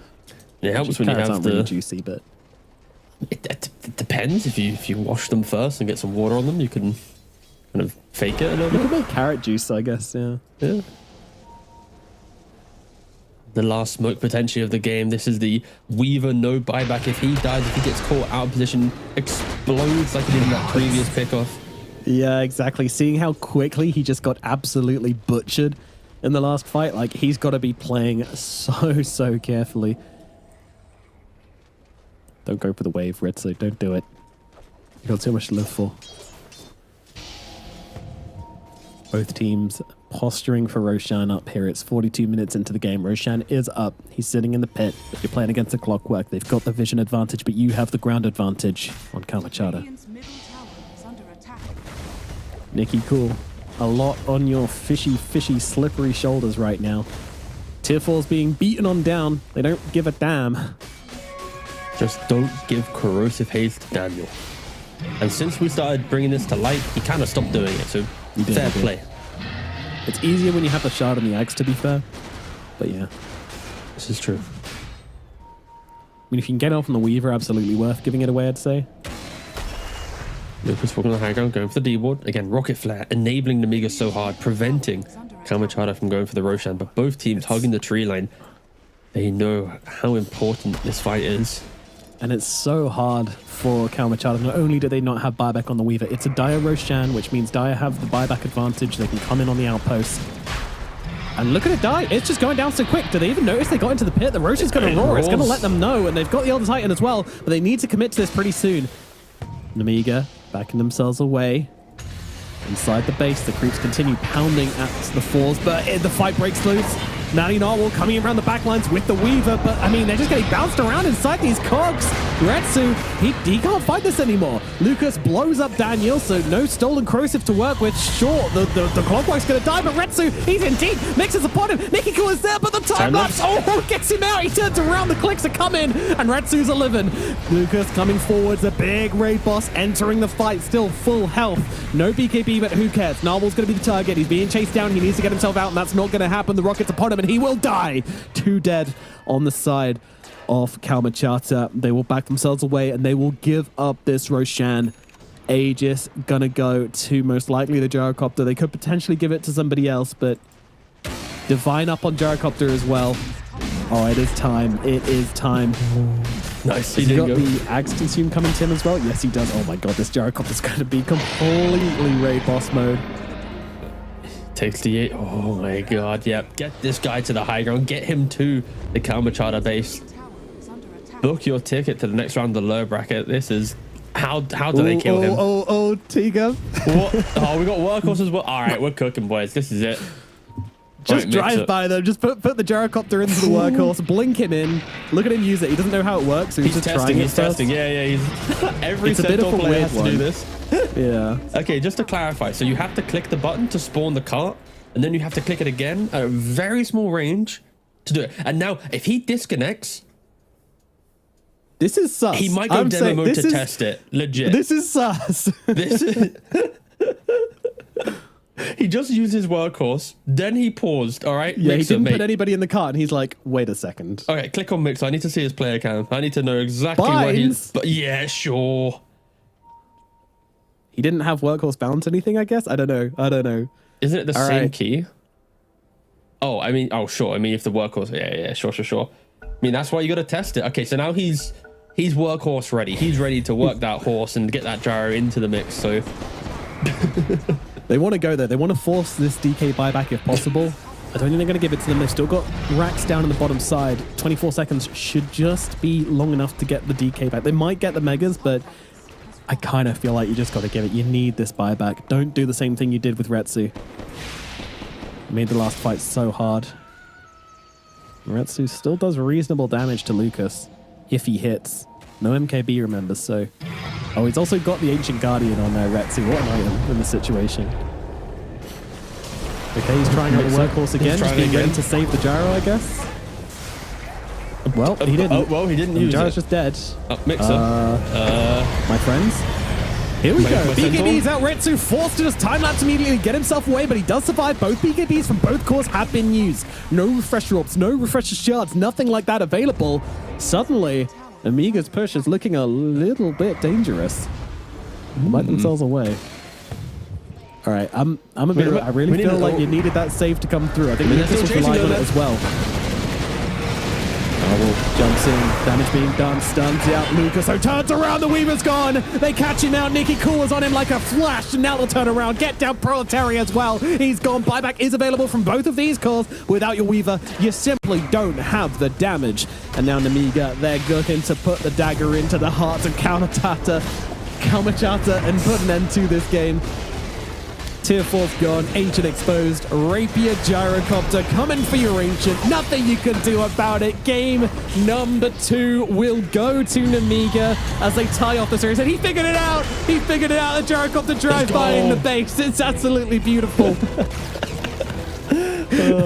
What an ending. I love how, like, in all of Dota, I feel like Workhorse seems to be the most, like, abstract to pro players. I don't know. Like, no matter what tier of pro you are, this spell seems to, like, baffle them for, like, a hot minute. And then eventually it clicks. So, like, whoa, okay, now we're working, all right? And but no, for Nemiga, they do get the comeback. They do win their second game. It is an uncomfortable game, nevertheless. Like, against the Open Qualifier team, to be down like 13,000 gold, to have to rely on Kamachada making the blunders of the game to get back into him. Daniel on the Rubik, he tried his hardest in the mid game with the Corrosive Haze stills. Like, this fight is like, I feel like if Nemiga do this fight against a Na'Vi, against a VP, against a 1-win, they're going to be losing the game. But luckily, they weren't punished hard enough under their own mistakes. So yes, Nemiga are to win this series, but they do need to reflect very hard before they play the next series if they are to make one of the hardest runs possible in the lower bracket, because you start in round 1 and there's only one slot in Eastern Europe. So yeah, Nemiga, great comeback, but sitting here with my little coach hat on, you got a lot of work to do. This is only early days of your qualifiers. Yeah, completely agree. It was a rough win for them. I mean, game 1 looked great, sure, but game 2 definitely let things up a little bit too much. You've got to show respect to your opponents, you know, no matter how much you think you've got their number. Like, they're just going to pick something else. They're just going to come back into it and bring some issues. Oh, God. Oh, that was so ridiculous. Imagine watching your carry die like that. You're just like, oh, that's my guy right there. I mean, it happened twice, kind of, right? Like, he walked off the high ground in mid-river with the Aegis and died. And he died then again. It's like, that is like, during the custom tournament, we were like, it is the issue of the hero where you love the laning phase, you love the mid-game, but eventually you are just like a little old bug, and you itemize so kind of glass cannon to some degree, because like you're going Daedalus, you sure you get a BKB, but like it's all about the let me kill with my Germinate and play on the fringe of the fight with my Invis. And against Slada, against just Gyrocopter with Daedalus and enough damage, it is going to be difficult there. But so unfortunate for Kamachada, they did give us more life. I think Retsu, we did speak about some of these teams just having players that stand out. I think Retsu was my standout player for Kamachada as they are eliminated. But for Nemiga, Lucas Gyrocopter is pretty cool. Very cool. Yeah. The only player I've seen really properly utilize the chop shop to constantly spam out those drums. And it's working for him. You know, it's absolutely working for him. Giving him the tempo seems to be paying off in terms of farm as well. Like, it's not like he's spending loads of money to get that drum refresh. You know, it's only 500 gold. Just buy the recipe, disassemble the drums, reassemble the drums, and you get like a... Actually, it's just free, isn't it? It's a full... Yeah, you get recipes free with Chop Shop. Yeah. So it's a free refresh on the drum, so it's actually not costing anything. That's why it's getting so much money. There we go, figured it out. Only took us two or three games, but we got her in the end. And yeah, absolutely the standout player. Obviously, the Gyrocopter with the Rapier, turning up 16-1, like always farming, always being in the right place at the right time. And yeah, like just putting his team on his shoulder. Look at that building damage as well. 28k building damage. Absolutely ridiculous. No, he wasn't even 6-slotted. What a carry. Yeah, did eat his Aghanims to fit the Aegis and the Rapier into his don't ruin the illusion, Nomad. What is this? Don't give them the actual truth. If they've just tuned in now, they're like, damn, a 5-solid Jared did it. Chad. You're ruining the immersion, but nah, it's, again, very cool game there for Nemiga. To give you an idea, by the way, not a single member of his team did more than 1,000 building damage. He was the only one to do over 1,000 building damage. And he did 28,000 building damage, so he was their clicker. He was their guy. He did He's taking every single building. Yeah, it's yeah. Again, like I always sit here because like it's easy to get excited about certain games and stuff, but like you have to be very realistic. And like we are now for Nemiga. When I look at the bracket, like they are probably in the nicest journey to get there. Again, I'm getting a bit carried away. We aren't actually showing the bracket and whatnot, but I'm just like, okay, for Nemiga compared to other teams, it feels like a stepping stone style of lower bracket, right? Like you go up against like a weak open qualifier team. Your next step is another relatively weak team, and we are going to see the bracket here. So like round 1, Nemiga plays Kamachada, right? It's like sure, whatever, kind of weak open qualifier team. Then they're going to go up against Night Pulse, which is a middling team for the region. And then after that, then they might go up against maybe 1win if Na'Vi beats them out, which also they look good, but also struggled a little bit to some degree throughout other tournaments. So it's like, I could see a world where Namiga, if they actually find improvement, like the winner of Namiga Night Pulse, I could see them maybe upsetting if they find good improvement. Like these are the two upset teams, I think, now in the lower bracket. I don't think they're crazy good qualifying teams, but I think they could at least, on a really good day, they could punish the likes of a 1win, a Yellow Submarine, an underperforming Eastern European team. So I'm excited to see how the Night Pulse and Amigas do for the rest of the bracket, as I do expect VP to beat Liga team, and the upper bracket is still a little bit blurry at the moment due to some kind of fresh names entering there. Yeah, I think that's a very good kind of rundown. So, I kind of leaning Night Pulse's way a little bit. I think their kind of dismantling of DMS was slightly more convincing, but yeah, it's a hard one to call as well. I think all teams played pretty good between Night Pulse, DMS, Amiga, and Kamachata. They all had a game where they were able to show what they had, even though they were both 2-0s. But I still really enjoyed the series we got to cast today. So I think Night Pulse versus Namiga is going to be super interesting. And yeah, as you say, the team that wins that is going to have so much momentum going forward. I think it's going to be a long series as well. Like, I think those two teams are very evenly matched in a lot of ways. So will be a fun one to watch. Meanwhile, over on the other side, we've got Virtus Pro versus Liga. One would imagine we're going to see Virtus Pro kind of just getting a bit of a dismantling coming on. I don't know. I might be wrong about that. But of course, we're going to start with our upper bracket games tomorrow. So that'll be 9 Pandas versus Yellow Submarine and 1win versus Na'Vi. You want to make any bold predictions for those ones? I kind of expect 9 Pandas to win, and I think Na'Vi will win. As much as 1win are like the team for the region, at least with some better qualifications, they also haven't really escaped the region. Same thing for Na'Vi. The one time they did leave, they also didn't do very well. But I think based on the games of upper bracket, Na'Vi looked incredibly strong. Compared to 1win where they barely beat out Night Pulse in a 3-game series. So yeah, I think just in regards to like power rankings, it's like 9 Pandas, Na'Vi are the teams I expect to get to the next round of the upper bracket. And yeah, for lower bracket, I've already said that VP should beat Liga team quite easily, and I lean a little bit Night Pulse in the bottom. So yeah, kind of, I guess I just did my predictions. 9 Pandas, Na'Vi, VP, Night Pulse. Boom, there we go, lock it in. There's my predictions, Nomad. We'll see if that comes to light tomorrow. We will indeed, yeah. Certainly some exciting games. I think this region's really hotting up right now. It's a pretty deep region. You know, the first round of games, we kind of had our expectations. Some of them were met, some of them were not. I think a couple of teams kind of surprised us. Virtus Pro going down to the lower bracket, probably the biggest headline of the region so far. I think DMS just getting 2-0'd by Night Pulse was a little surprising. I think I wasn't expecting them to go that far, DMS, but I certainly expected a better performance than that. I was really excited to see Dahak and Kayori playing together again, and, you know, looking at these players and their history. I expected good things from them. Shame to see them not out, but, you know, it's TI qualifiers. You got to come with your A game. Otherwise, you know, any of these teams can take you down. That is the nature of the region. Everybody's carrying a knife, and if you're not careful, you're going to get caught out. And that's exactly what happened here to DMS. So, yeah, I mean, just games getting better as time goes on. We're going to have some banging games tomorrow, so make sure you guys check in with us again. But from today, we are all done. Guys, thank you so much for watching. Hope you enjoyed it. And we'll see you tomorrow as Snare and Lizard will take you through tomorrow morning's games. And we'll be watching. See ya.